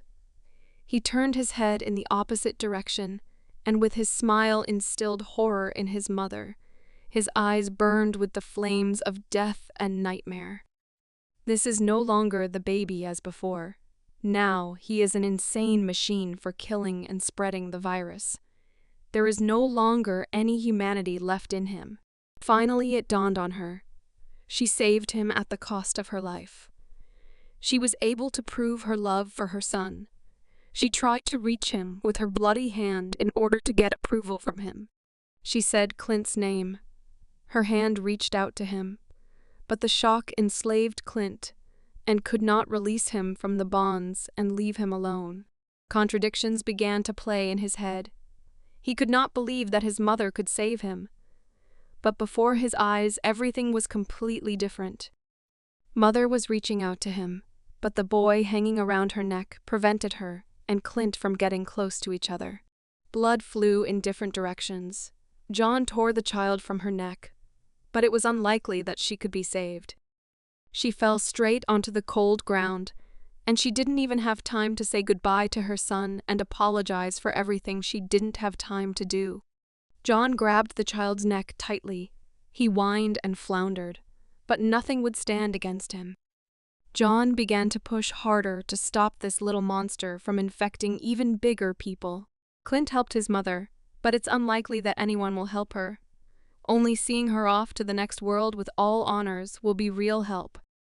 She tried to say something to Clint, but he couldn't understand a word and silently stood opposite the future corpse of his mother.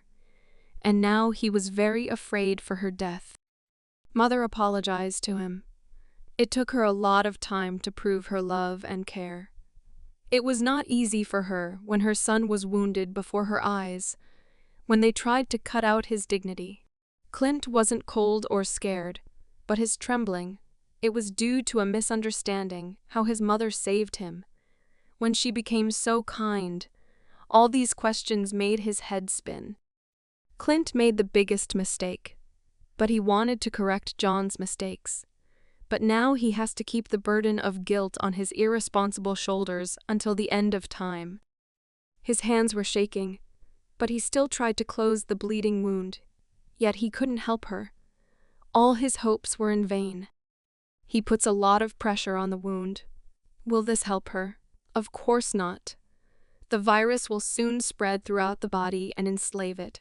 Otherwise, she will die the death of a mother who was able to atone for her debt, was able to protect her son from inevitable death.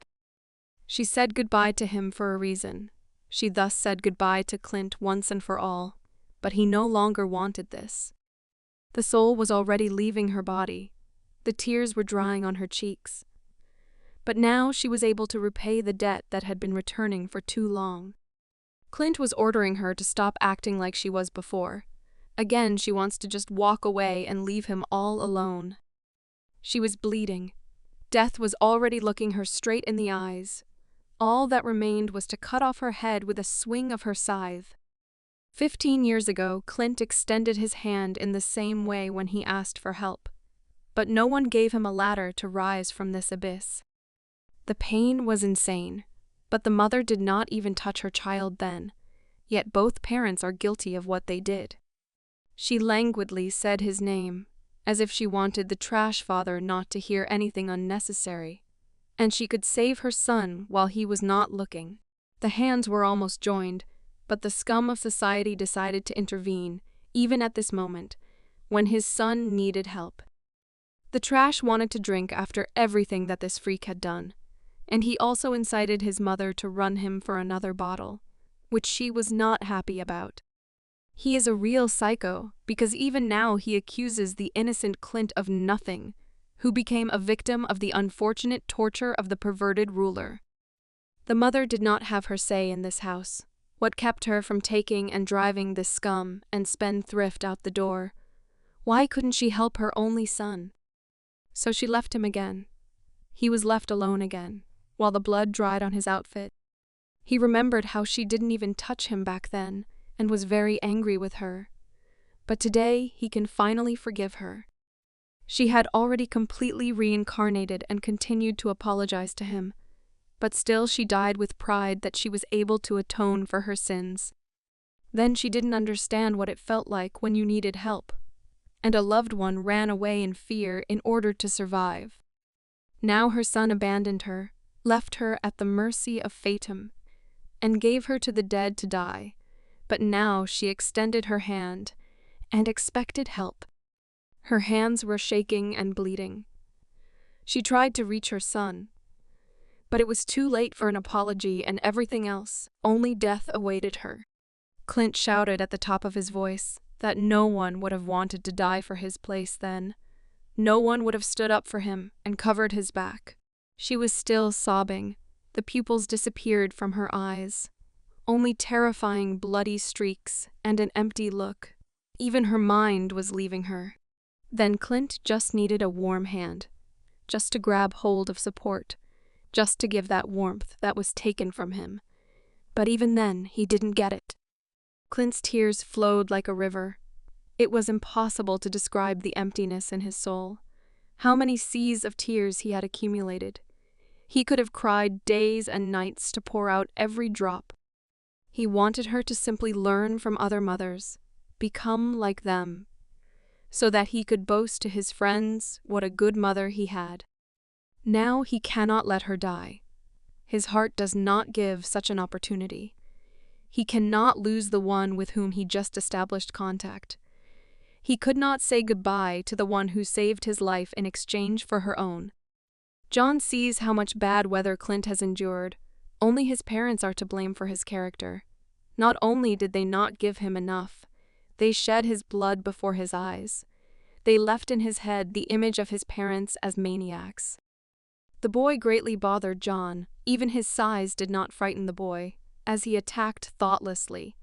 All his actions were based on the virus. Strong aggression and insane rage. The virus was to blame. John has already decided to kill him, but otherwise his recovery cannot be achieved. There is no way to save him. He finally squeezed his neck. The boy is dead. Now his soul can calmly go to the heavenly nursery. It can't be. The dead man was not alone on the bus. Apparently all the passengers had already turned into zombies and became slaves to the virus. John threw the imp at another dead man, and he should do something before everything reaches the point of absurdity. He ordered everyone not to approach and stay away from the bus. John was very angry at the whole situation and was ready to vent his anger on everyone. He tore the bumper off the bus and was probably preparing it for a severe thrashing by the walking dead. The others shouted after him, but out of anger, John didn't even hear a single voice. No one could reach him. A certain plan crept into John's head on how to finish everyone off at once, so that the dead would not have a chance to get out of the bus alive. Fuel and short circuit, everything is ready for mass arson. The genocide of a bus full of the dead is ready for action. The flame blazed. Now all the sinners who sold their souls for a piece of dead man's meat are burning in the hellish flames of inferno. Everyone looked at the fire and regretted that they had relatives and friends there, whom everyone treasured greatly. One can only envy John's ingenuity, but still they lost 2 vehicles. And yet they still need to get to the city. Some had their mothers burn before their eyes. Others had their wives and acquaintances. It's a pretty terrible sight when your mother burns alive in agony.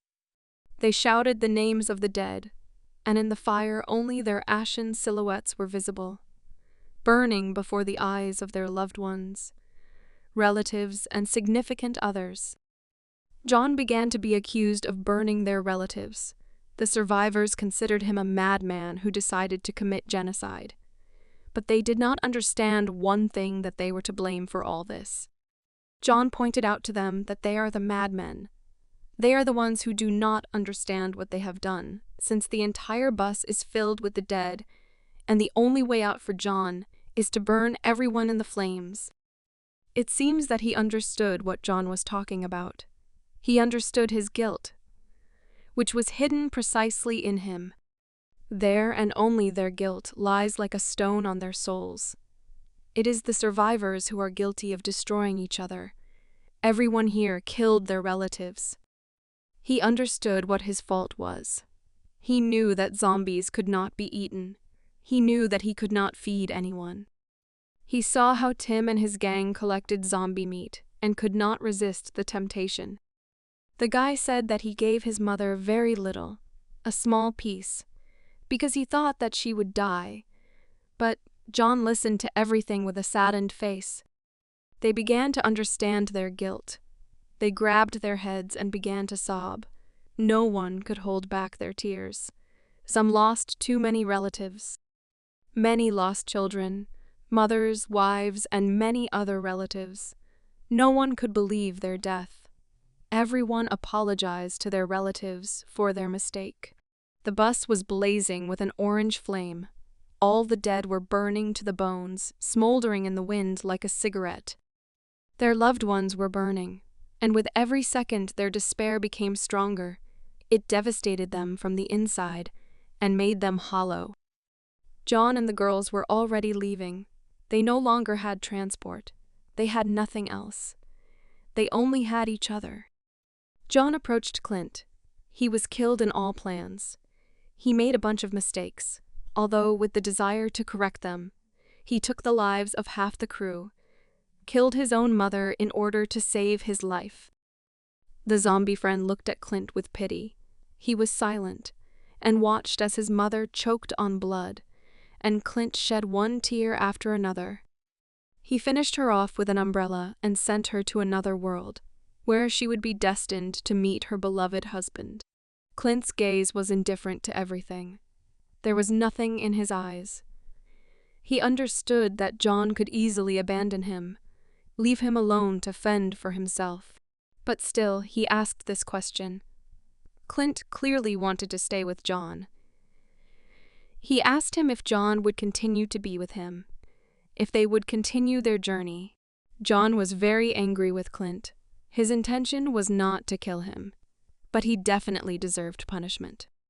John grabbed Clint by the collar, but was silent. He was silent for a long time. He had no words to describe his action, to explain to this fool what and how. Clint couldn't stand his silence. He stopped when John pushed him. All his actions were aimed only at getting an answer. Will he leave him, or will he take him and ask him for all the mistakes? All these questions were circling in his head. There was no limit to his desire. John remained silent, and Clint made the situation worse and worse with his annoying questions, but still tried to get answers out of him. John was already on the edge. His teeth were baring at him. He was ready to growl at him and swallow him, so that there would be no sound from him, so that he could not create unnecessary problems with his childish head. Our zombie friend yelled at Clint so that he should finally stand up and stop acting like a child, so that he would stop considering himself so special that everyone should bow to him. Clint's stupidity continued as he cried and tried to force an answer out of John, refusing to follow him. Clint has already fallen too low. He cannot let John go. He begged and whined on his knees for him to forgive everything. He banged his head against John and poured out his endless reserves of tears. His prayers had no end, and all just for the sake of John taking him with him. Clint killed his mother, even if he blamed himself. It doesn't change anything because of his fault. Many people died if he had not distracted John. If he had not gone so far, they could still have been saved. He blamed his entire behavior on his fear. The fear that made him run away from his mother, the fear that made him take the lives of those people. Someday John will get tired of all this. Someday he will send Clint far away, where he won't have to look after people and lead them. Meanwhile, the bus went out. Ashes and smoke rose into the sky, along with the ashes of the victims who died the death of the Vikings. The terrifying silhouettes of some still looked out the windows and left a shiver on the skin, as if a nightmare had escaped into the real world. People stopped crying and sobbing. Their tears would not put out the fire, would not bring everything back, and at least these tears would not even reach their relatives. John was already tired of listening to Clint's nonsense. He understood his motives, but earlier he had already helped people become more useful. They stopped being a burden, but Clint was itching for something. John had no face, no reason to rejoice.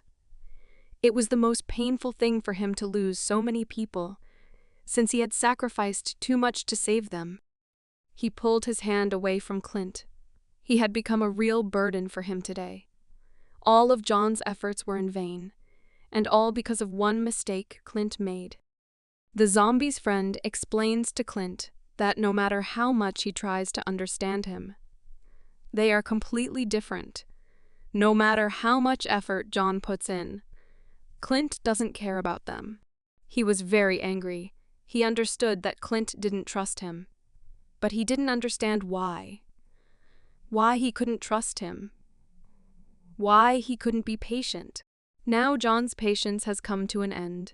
He is already at the limit. Since Clint speaks only about his problems, only they worried him.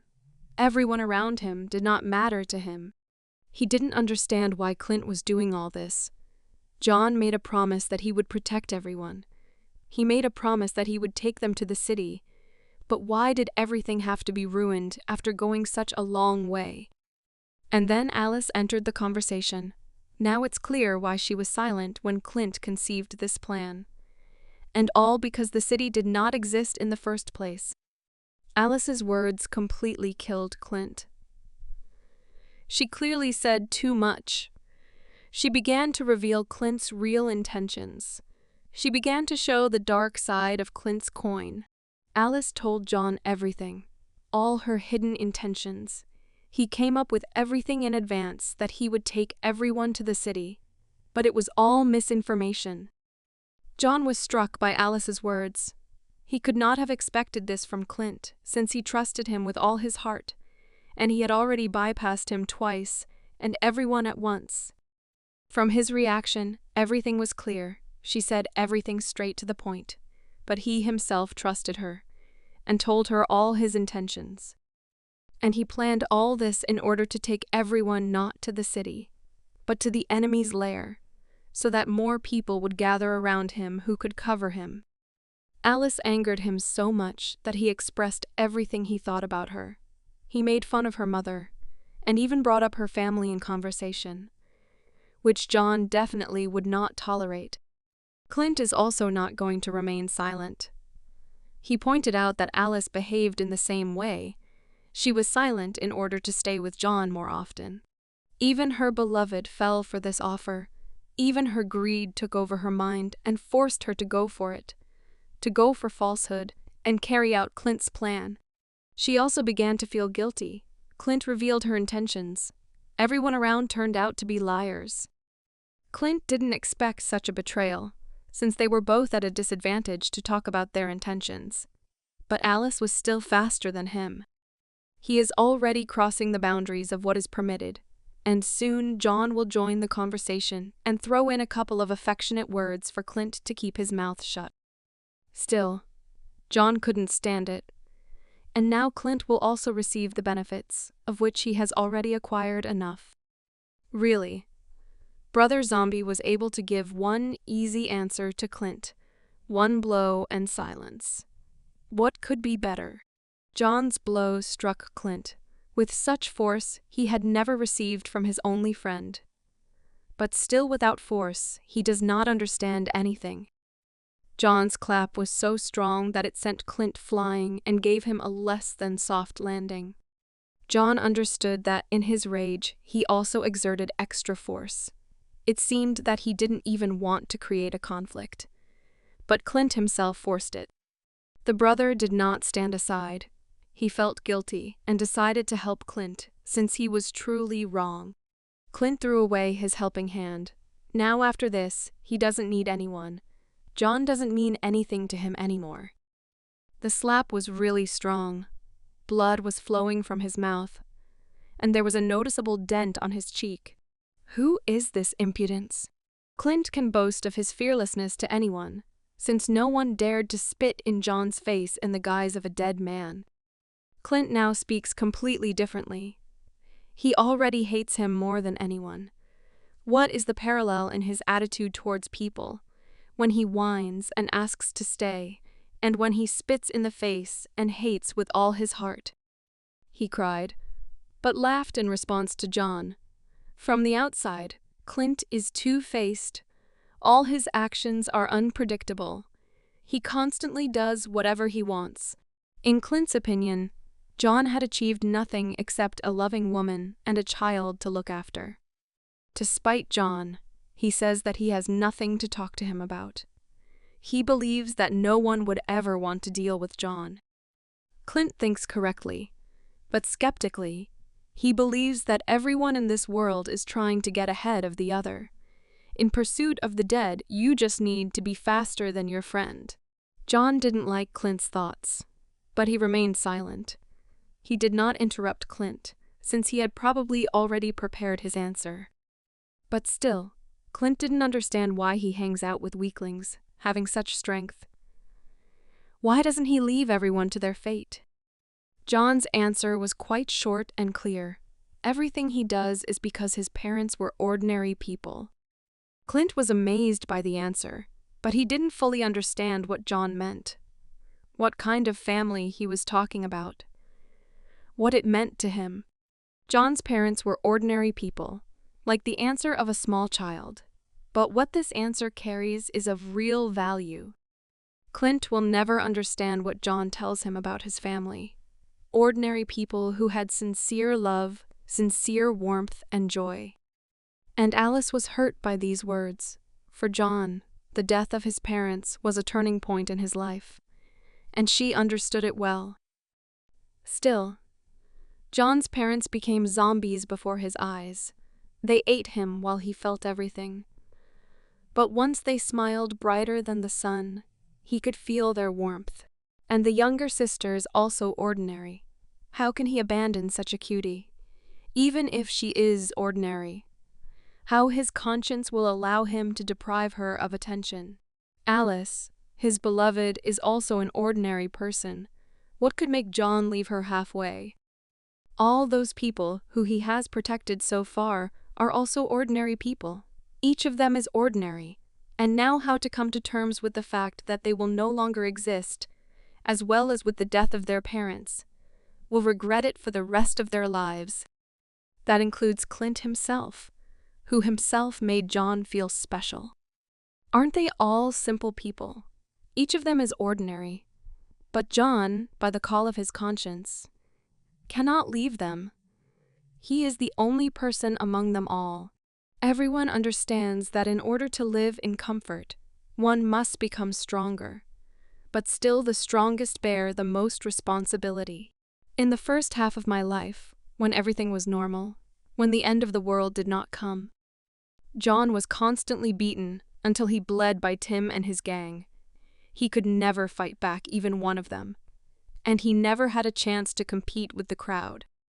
While he was being beaten, he could not respond with anything, and the only way to emerge victorious was an insidious trick. His eyelids opened with heaviness. His strength left him. In any minute he could find himself in the world of dreams. Tim and his six were truly cruel, as they beat him until his fists bled. It was clear that this brought them incomparable pleasure.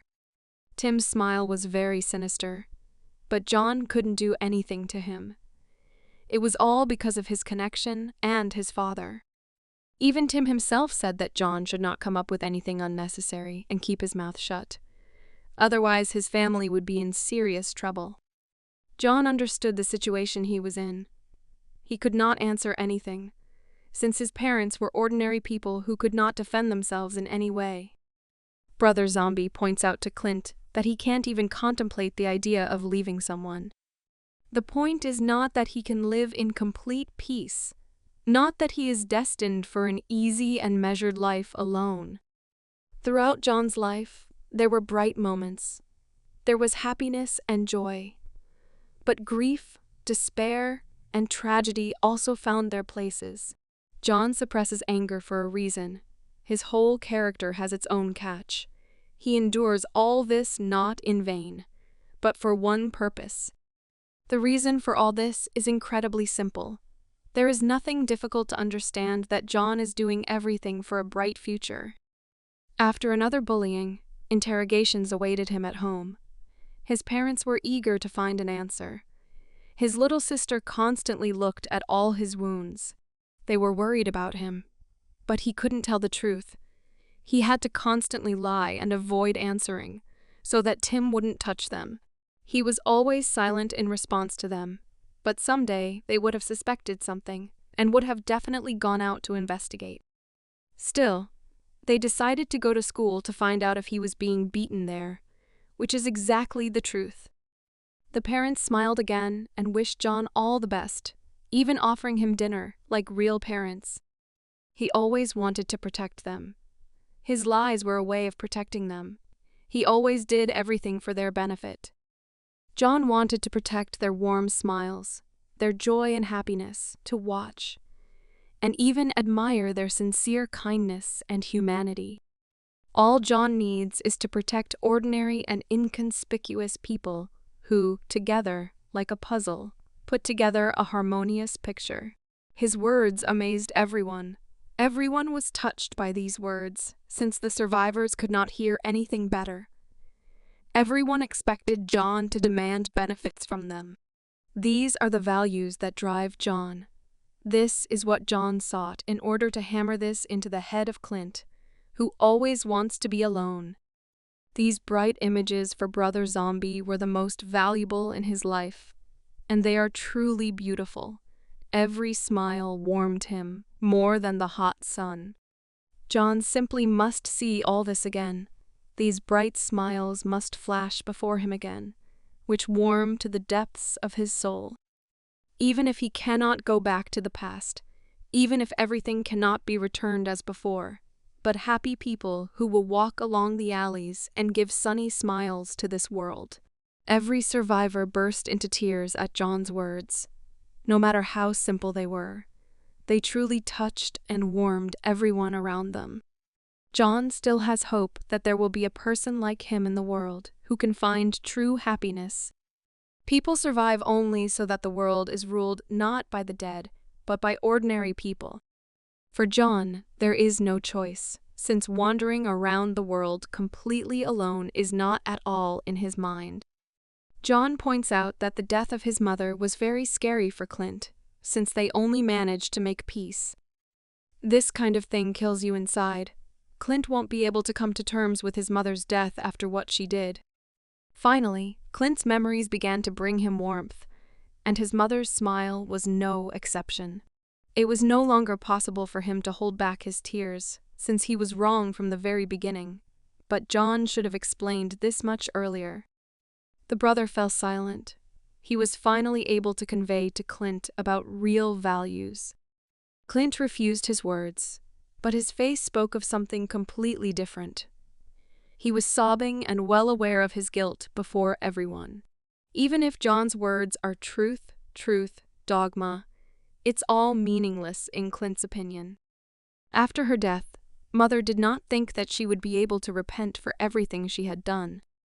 What is the value after such salvation when you die? Having only recently atoned for your debt to your son. John now listened to Clint about how he was alone all the time and never felt any warmth from someone's side. Throughout his entire thorny path, Clint had never experienced such precious happiness. He wiped his tears and said that it would not be difficult for him to continue to remain lonely, without any happiness. John grabbed Clint's head between his hair and prepared him for a man's embrace to soothe his soul. A masculine act on John's part. Even after everything he had done, he accepted and forgave his mistakes. Even the men were moved to tears. Each one poured out streams, rivers, seas of salt water. And yet there was only one serious conversation. Even Leo, an adult doctor, did not stand aside and could not help but shed a tear from such warm words towards all people from one intelligent zombie who has much more humanity. But something suddenly distracted him from all the misfortunes, from everything that happened, and from all the warm words. Incredibly, a military helicopter flew over the tops of the mountains. Does this mean that the city is very close? Leo immediately changed his expression. He was very surprised by the sudden appearance of a helicopter on the horizon. Clint and John also paid attention to him. Apparently, salvation had overtaken them. They would finally be able to avoid the next bad weather. No zombie could fly a military helicopter. Only a human could save them. The helicopter driver reported to his headquarters that no people were found within a radius of 10 kilometers. Really, a real person who can pull everyone out of this abyss of failure. He requested permission from headquarters for a return flight in order to return to the city. John looked after him to find out in which direction the city and the people who were saved in the same way. No joy was visible on the brother, as if he was already ready for this. He simply, calmly dragged his beloved towards the helicopter flight. The survivors immediately forgot about their affairs. They hurried towards the city in order to finally escape. They had traveled too long to get here, lost too many, and finally got there. This is exactly what happiness looks like for survivors of the apocalypse. An oasis in the middle of the desert. Real civilization. All roads led to it, and even more so, the air route of a helicopter. And now you can breathe a sigh of relief. Everyone got out to the road and were already running, headlong, in order to quickly get protection from the city. Everyone rejoiced. Everyone was able to go through this difficult path with blood and sweat. Many left behind the lives of relatives and significant others, but were still able to get closer to salvation. They decided to settle down in a clearing before heading into the city, and began to prepare to enter it. Sam pointed to something that struck him so much, he literally began to shine, because in front of him was something that can only give joy.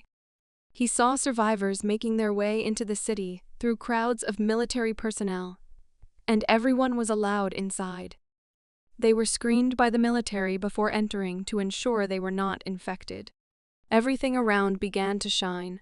All misfortunes were behind us, which means we can celebrate and rejoice with all our hearts. Only Clint was not happy about his arrival, and there was only one reason that made him uncomfortable. The ruler of the city was a real freak and nothing could be expected from him. For an unknown reason, they set fire to the torch, which motivated them. Even if night fell, it is always possible to find a better source of light. Now everything is clear. A torch is different from a dead man. Zombies are afraid of fire, and this makes it easier for the military to understand who is dead and who is human. And the connection started working. You can immediately see that it is not far from civilization, which means salvation is not far away. The phone caught the signal, and it wasn't even a moment's joy, since a smartphone is already an irreplaceable thing in the world. Everything in this world is not just a coincidence. It was not just that he was able to find a phone, and this helped him a lot. The guy changed the SIM card in it, and it started working again, like a Swiss watch. Since the boy did not save anything, and even deleted the photographs, he did not have a single photo and not a single memory left. This upset him very much, since he had lost everyone and he couldn't remember anything. The zombie brother could understand the survivor, since relatives and memories of them are all the most valuable. Joy gave way to sadness. What a fine line there is before these states, and how terrible the pain of the absence of memories. John doesn't know why he needed this guy's phone. There is no one to call him. All his relatives are right at his fingertip. The boy could not expect such a request from him, but his conscience would not allow him to refuse. John was ashamed to ask him for something, although he could ask anyone here, but his sense of justice does not allow him to do so. But the young man is not so pitiful and without any pity or greed. This is sincere gratitude.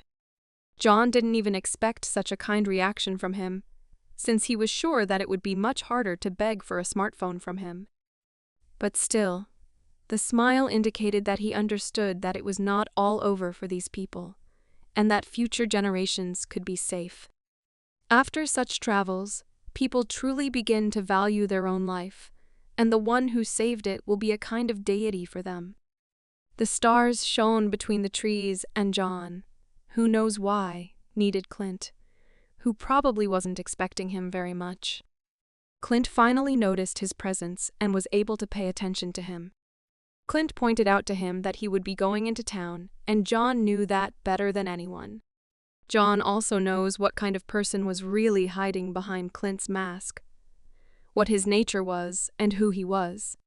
From the very beginning, John was right. He was almost always right in any situation. His every word meant the truth, which must be believed without evidence. Clint made it clear to John that he realized that they were completely different. Initially, there was nothing similar about them, and this was not at all pleasing. But John doesn't need boring conversations at all now. In the middle of the conversation, he called Clint's number, and that's why he needs that guy's phone number. Clint was surprised by John's suddenness. Maybe he couldn't have expected John to know his phone number. He asked him to save the number, since now he has a phone and he can call him at any time or report danger. John was alarmed by something in the city. He asked to contact him if something suddenly happened, and this city was the real lair of the main enemy. If Clint ever forgets his number, he can ask the person he was traveling with for it. Clint didn't stop screaming at John's back, but he was unlikely to respond to even one scream.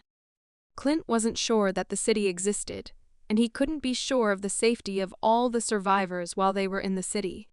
He asked to leave him alone and never appear in his life again, but all his emotions spoke of the opposite. He thought completely differently. He understood that John would no longer want to see a man like Clint, would not want to deal with him under any circumstances.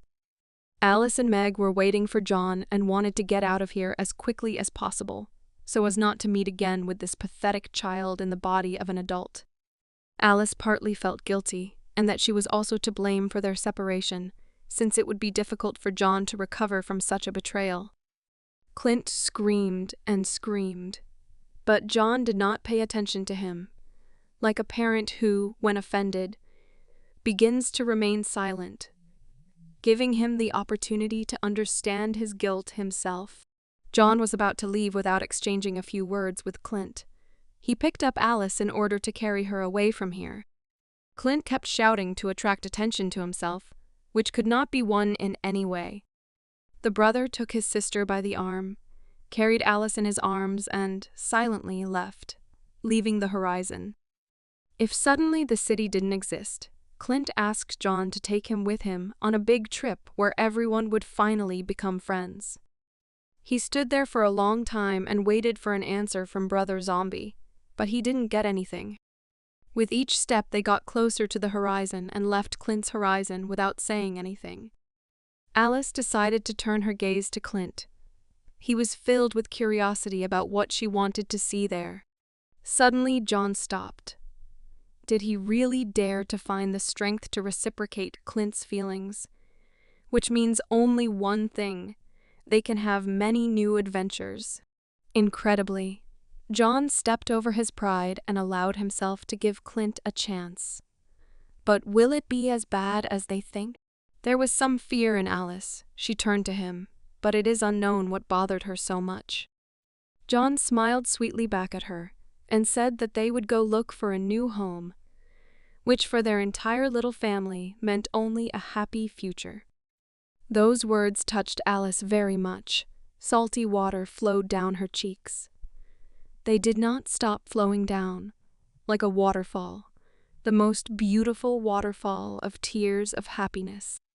She wiped away her tears and sweetly agreed with such an excellent decision, since she was very scared that he might leave her at the end of this path.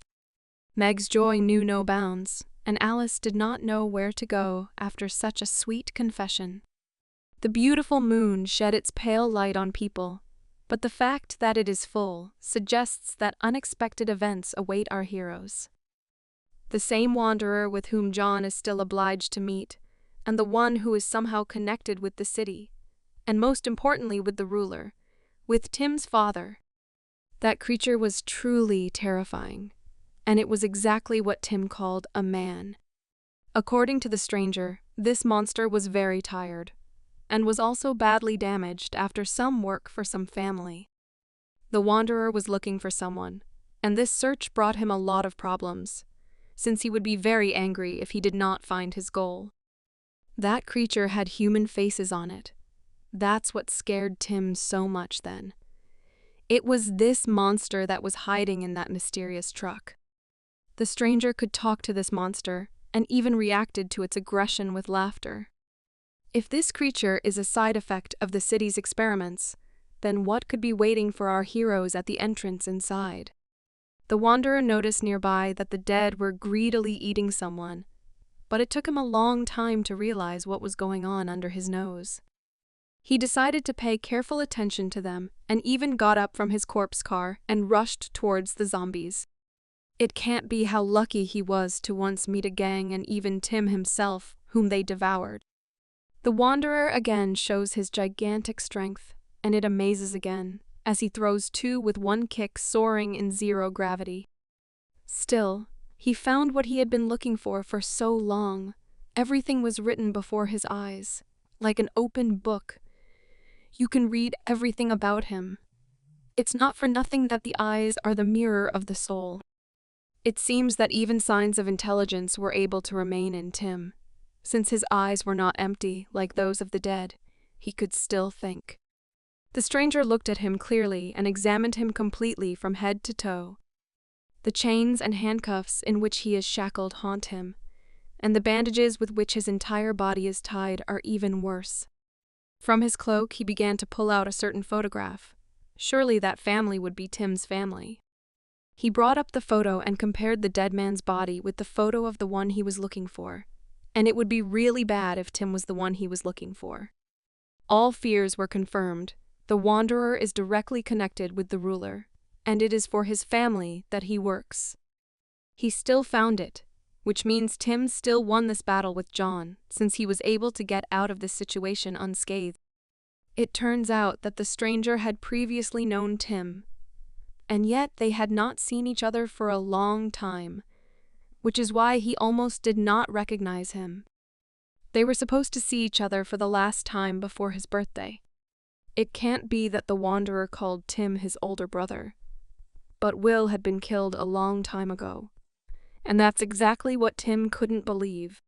The younger one asked him to shut up and not piss him off by saying that his brother had been dead for a long time, and that he no longer had any brothers. He didn't want to spoil his good mood, which is why he shut Tim's mouth in advance so that he wouldn't say too much. Good treatment from the wanderer still needs to be won, so Tim will have to be a good boy to win his love. He pulled the gloves onto his bound hands and confirmed everything by saying that they were still one family. You can't quarrel from the very beginning. First, you need to make friends, and later you can quarrel like a child. Initially, it is necessary to break off relations with Tim. But for what and why does he need the needle? Will Tim really become part of this united creature? Suddenly, the monster began a dialogue with the wanderer, and he immediately noticed their intervention. They said something incomprehensible that only this strange stranger could understand, who was unusually strong and had a character unlike anything else. Everyone's faces became too conversational. They seemed to be humming something, like an orchestra. The stranger pulled out a thread and a needle, as if he had not prepared them for knitting, or Tim would become his new material. He threaded the needle, which could not mean anything good for Tim, since he would be the next product. He was very scared for his life. He didn't even manage to save himself. His father is a real psycho, since he even allows such things to happen to his son. The survivors were already approaching the gates, and each had torches, which together shone much better than any lantern. The military man noticed a crowd of people in the darkness in front of him, but torches really helped to see them in such darkness.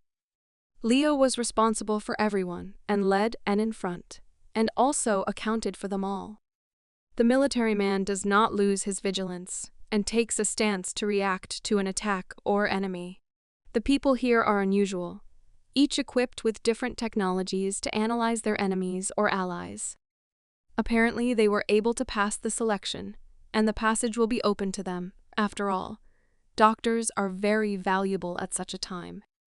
Everything in this city is very serious, and at such times you always need to be on alert.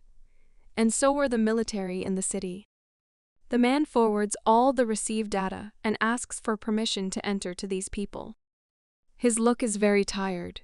Could this indicate something bad that is happening in the city? Finally, the gates to the city are open to them, and they will be able to escape from the crowds of the dead. Everyone froze in front of the gates, as if they had entered the afterlife, and the guardian of the scales gave them passage to heaven. The watchman let them inside, which would have been real happiness, but something haunted them, that creature that worked for the ruler of the city. The survivors did not expect such a simple entrance to the city, and froze a little in surprise, since they had experienced a lot during the time they got here. The watchman was tense at this reaction, but Leo calmly decided to finally enter the city. Some were jubilant, others were happy, and some were grateful for the warm welcome. Clint felt uneasy entering the city of someone who mocked him 15 years ago and brought everything to a terrible absurdity. No matter how hard his legs walked, with every step he was closer and closer to the entrance. Still, he could not walk without one zombie friend and constantly turned back to suddenly see him. The others called out to Clint to hurry up and enter the gate faster, otherwise it might be too late. Still, he hoped that he and John would still be able to meet, but would everything be so bright and colorful in such a civilization? It was very difficult for Clint to enter this place, and every step was harder, as if he were chained to the car and dragging it on his hump. The full moon did not say anything good. There was complete distrust of the city due to strange incidents with the Wanderer and the ruler. Transferred to John and the girls, John still cannot forget Clint, and from time to time he remembered him and everyone else. Alice made the right point. If Clint doesn't write, that means everything is fine for now. Meg understood that John was lonely without Clint, and just asked him a question on this topic. There was never a drop of self-interest visible in her eyes, and her smile was always the most sincere. She hit the bullseye with her question. John missed Clint greatly, his whining and everything that was in him. Even if the question was a tricky one, John was not angry with Meg. If another person had been in her place, he would have reacted the same way. He pointed out that Clint had already chosen his future path, which meant only one thing: everything would be fine. Our zombie brother was worried that he might have taken his girls with him in vain, since the city could have been much better. And suddenly John turned his attention to Alice, and still understood that she had no other choice but to lie so that John would not leave them in the city. Alice will not allow John to leave them. Even if he is not eager to take them with him, they will not care about his decision, or who he is. Stupid John was still conflicted about this, and it bothered him greatly. Alice is much stronger than all of John's enemies, since she can stop John with one movement of her finger, which she often uses so that John does not say too much. In her opinion, people long for a new life in order to lose and forget about the old sufferings that torment with their presence at the present time. Alice's words amazed John. Now both are able to throw around beautiful words. Having lost a loved one, people begin to look for a replacement in order to lose the pain of loss. But they have not yet been able to lose John, so they are not going to look for a replacement. Her sincere smile is much more pleasing than her absence, and until this moment John may not have realized this. Appearance is not important to her. What is important to her is that, having become so strong and powerful, John remained himself without changing his priorities. She pointed out to him that he couldn't forget the past, so why should they forget about it? They should continue to cherish happy moments and come to terms with the bad ones and throw them out of their heads so that they don't interfere with their life now. Our brother couldn't say a word. He was amazed by Alice's kindness. He froze like a stone, and she caressed him so that he would calm down and live as he is. Eli was confident in her abilities and could definitely protect him from all dangers. John was behind a stone wall. Together they made plans to raise Meg as if they were their daughter, which she was very, very happy about. Even if they can't have children because of John's body, our beauty doesn't see anything wrong with that. John was confident in his abilities, and everything would have worked out for him. And everyone believed in him that way. Any minute now she will laugh with all her soul, like a child. As expected, John has become himself. She is good at calming him down and distracting him from unnecessary thoughts. After such a shame, John felt ashamed for a long time, and the girls added fuel to the fire with their laughter. Still, we were transported to a majestic city with an ill-fated ruler. The survivors set foot somewhere, and nothing foreshadowed trouble. Everything even turned out very well. Still, someone was watching them, and it turned out that there were 2 people missing from that crowd, and it was Alice and Meg. Incredibly, the ruler and his subordinate discuss all this, and remember that those people will be food for some livestock. Everything was terrible. Tim's father was a real madman, and his son was not far off. Even such a businessman was forced by something to get up from his chair and go to the cameras, to look at one handsome man whom they had not seen for a long time. Even after so much time, he did not forget about him and waited a long time to admire his beloved boy again. Even now he considered him handsome. His mad love for children was terrible. It was not for nothing that he did such vile things as his son. The ruler saw a lot of energy and sensitivity in his eyes. All this made his animal instincts awaken. Clint is like a barrel of wine, only becoming sweeter over the years, and only this pervert has such feelings for him. He wanted to see something that over time interested him even more. He wanted to know the reaction of the weak animal, who had lived in the darkness for a long time, and he would plunge it there again. The guard opens the gate for the survivors, and apparently the feeding has already begun. The worst is for dessert. The crack in the gate emitted a strong light, and it was this light that Tim's father was talking about. The gap became wider and wider. The light became very strong. What was stored behind these doors? All the people were blinded to the point of burning in their eyes, and no one could see anything in the rays of this radiance. Smoke dispersed throughout the room. According to the ruler, the people's reaction would be darker than he could have thought. They had broken through all his perverted expectations. Leo was in shock for a reason. He was scared. He didn't understand what was looking out of that door. It was a real nightmare, the likes of which they had never seen before.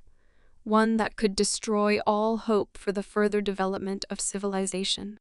This is the real horror in everyone's life. The white chalk circle on the floor will not save you from this. Such evil spirits, which were kept locked up, will reap all the survivors any minute. Clint was petrified. Did he really not expect to see something like this? Although yes, he had never seen anything like this. This is a real horror for him. The reaction was truly gloomy. This is what kind of cattle our ruler has. This madman turned out to be an experimenter, like Tim. This is exactly what he wanted to see. Such a reaction was priceless to him. He laughed evilly, like the main villain. Yet the city turned out to be the lair of the enemy of humanity, who wanted to achieve immense power through experiments.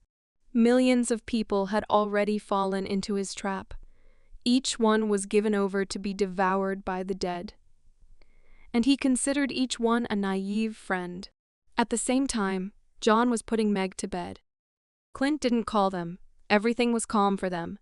But that creature that stuck its hand out of the gate gave no rest. While their friends and acquaintances are dying, they just want to have fun when their little sister lies very nearby. They have almost touched their lips. Finally, everything is fine with them. They are together and everyone is happy. But suddenly they are already interrupted for the second time. But still, John calls Clint and calls them to his place. The brother raises the smartphone closer to him and realizes that his fears have been confirmed. It can't be. Clint is in complete danger and he urgently needs help. John already needs to hurry. They were put into a cage and perhaps they will soon be experimented on, or simply sent to feed the dead. They fell straight into a trap. John himself put everyone's lives at risk, and also almost set up his girls. The dead were already greedily reaching for their future food. Their number was amazing. They had clearly been collecting them here for a long time. He is completely satisfied with his actions. A real villain who made everyone understand how harsh the world is in the apocalypse, and how no one can be trusted. But it's too late to say anything. John and Alice were already preparing to flee without helping their comrades, since they promised them that they would get them out of any trouble. The shadow of the city, a cruel father, a tyrant ruler, a pervert with a terrible character and a madman, when he was appointed to the post of ruler of the city, no one thought about anything. The saviors of this city have already arrived and are ready to administer their justice in it.